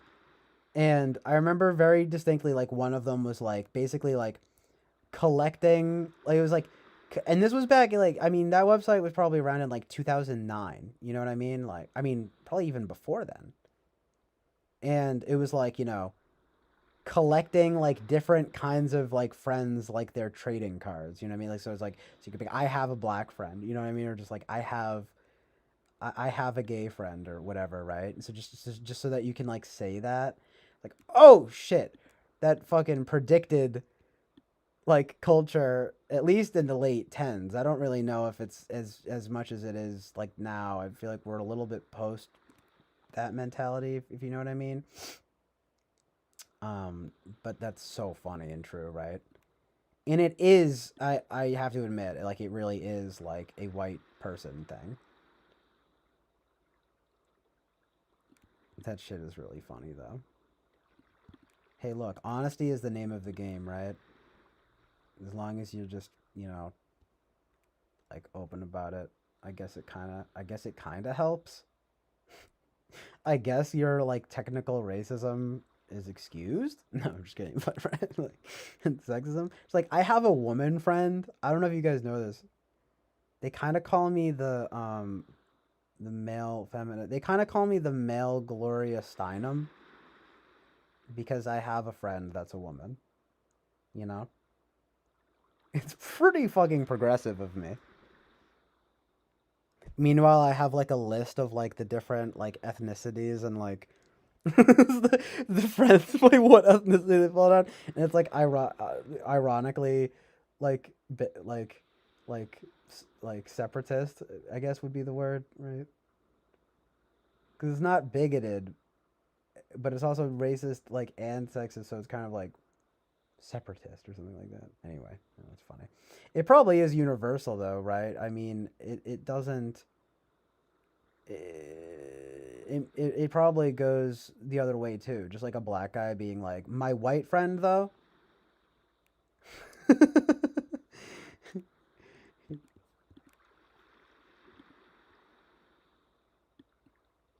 I mean, it is, but I don't know. You kind of imagine a certain. Maybe it's not even necessarily a white person thing, but it might be like a rich person thing. I don't know. There's something about it. There's like it's part and parcel with a certain like oddly snobbish attitude of like, it's like you're not quote unquote progressive at all, but like your idea of like being progressive is kind of like having an acquaintance or like just like working with a guy, like a coworker, like having a gay coworker, just like, well, like, I mean, I know him, so.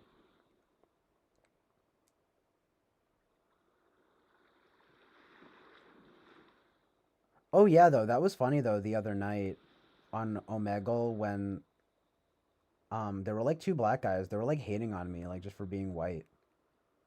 That was pretty like shocking.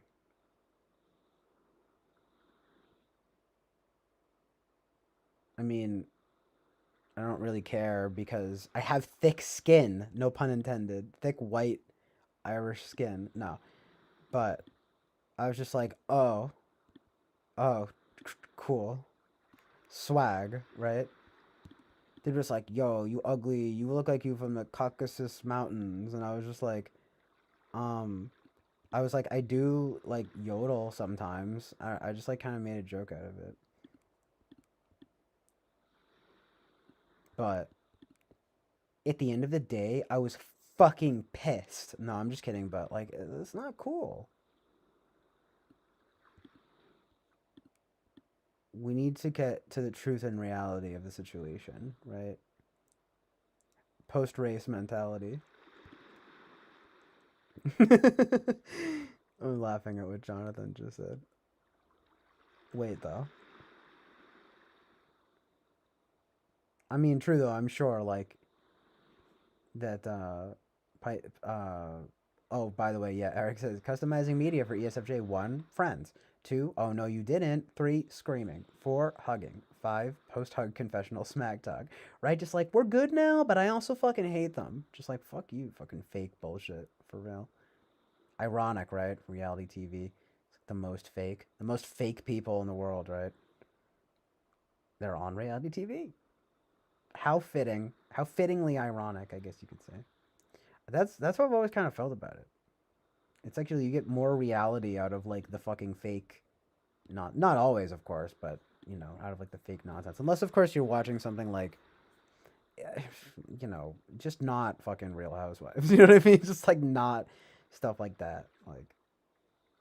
Like other like I mean, you know, even like competition shows, like just like Survivor or something. Like I don't know. At least there's like a point there. Like I don't know. At least it's teaching you how to survive in the wilderness. No, I don't know, right? Like what the fuck does anyone learn that's good from you know Real Housewives other than to be like a gossipy bitch? You know what I mean? It's awful.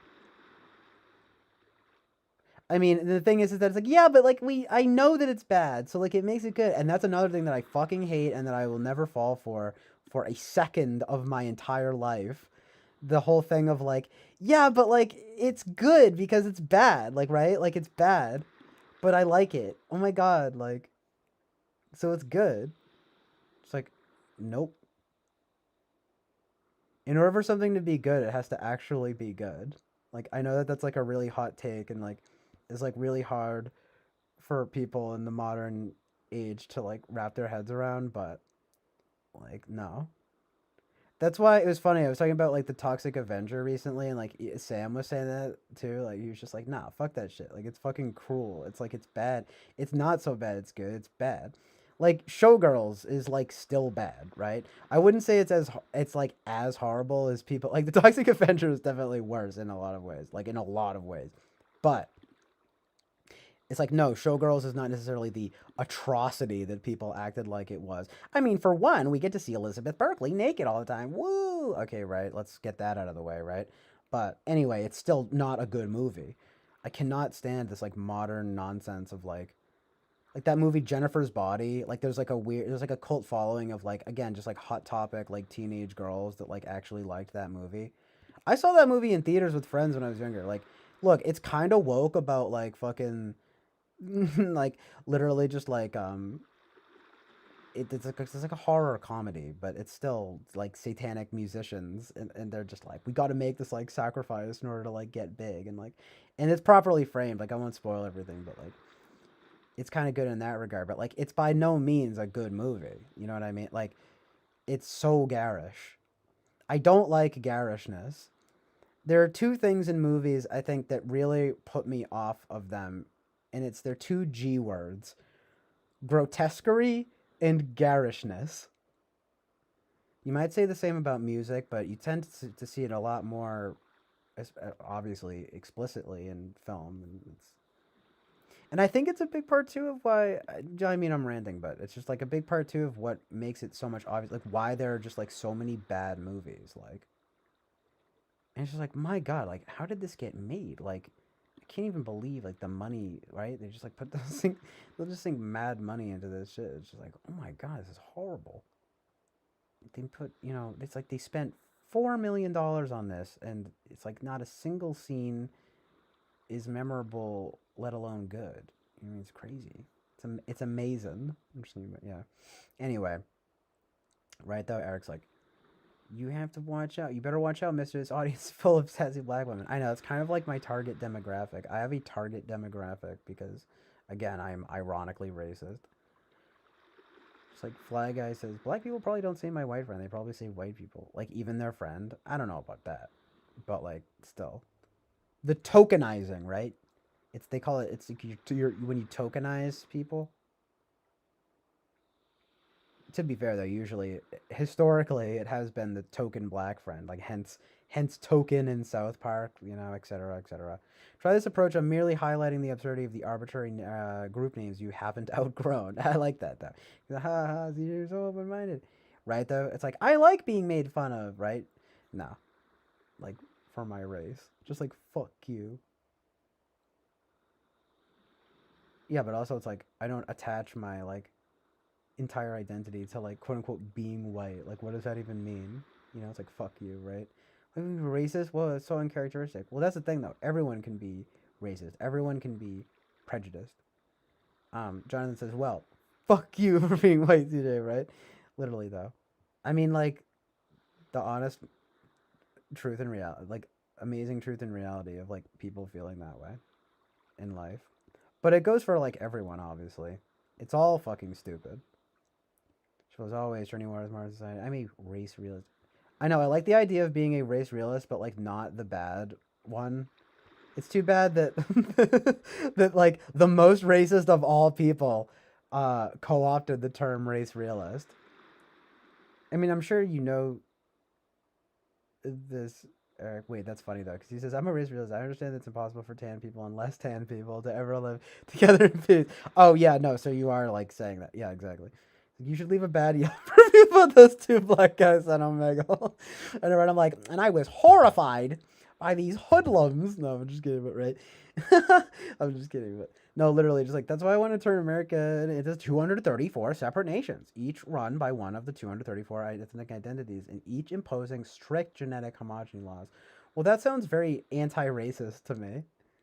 You know, amazing. That's progressive, actually. Truth, amazing truth and reality. Like a zoo, TWP sounds hot. Miscegenation is fun, but the Austrian blood and German blood to form Mongol race. Perish the garish. For to cherish the garish perishes the hair follicles. Question mark? Yeah, kinda, right? I wouldn't doubt it. That makes sense to me. That makes intuitive sense to me, Winston's mom. Who is this law? What society's resources will need to be directed to prevent people from humping people of different ethnicities? Oh yeah, we're talking about Eric's race realist society. Exactly though. Just like Amazing Race. And not the reality show. That's another one though, right? Probably a fairly benign reality show, right? So to speak, whatever. It's not really a reality show, but you know. Reality game show. I don't know, whatever you want to fucking call it. Fuck you. Fuck you.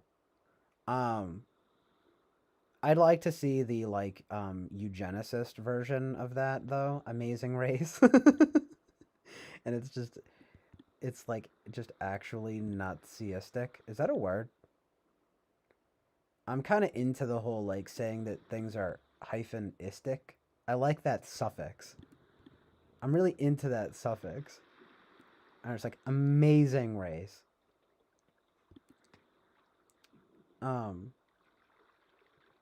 Literally Mexicans though, right?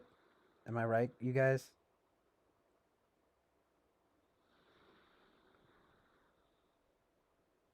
Right?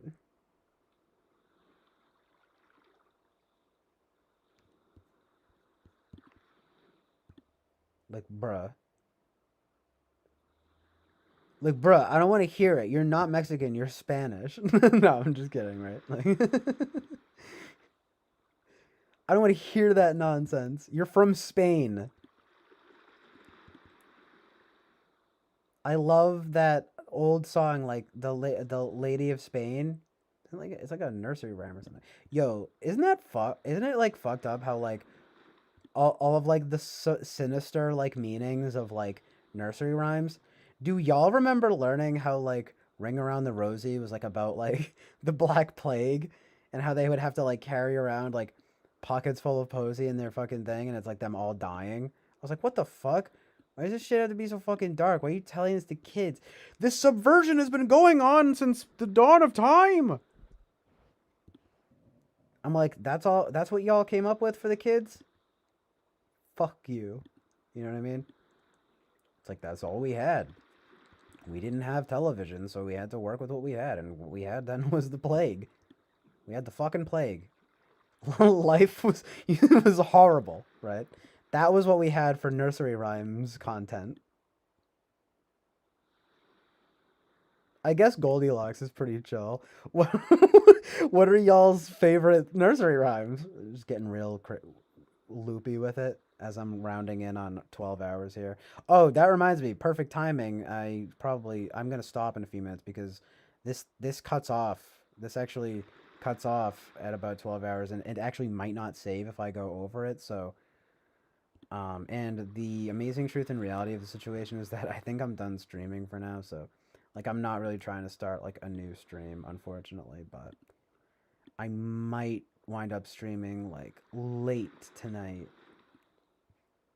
We'll see.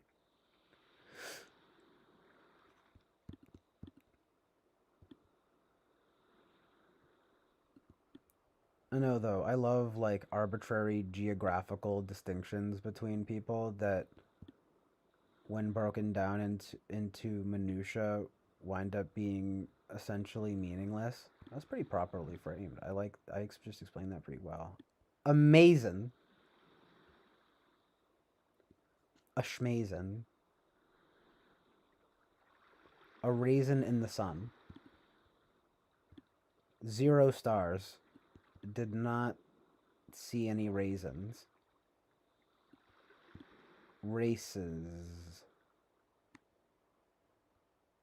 It is about race though, isn't it?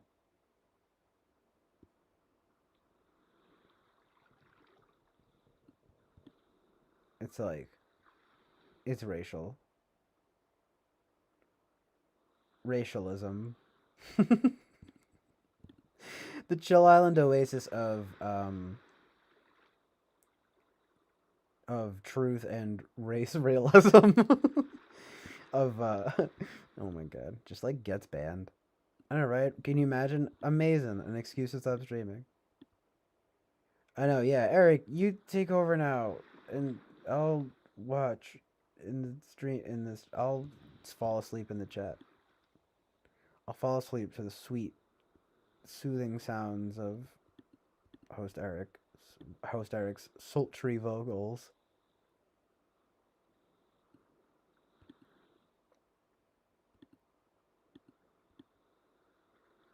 Oh, so true, Jonathan. If the races should be determined by Fanta flavors. See, that's my thing. I'm so like post-racialism that I just ask, listen, it's like who's your favorite Fantana? Like that's what's most important to me in the grand scheme of things. Like who's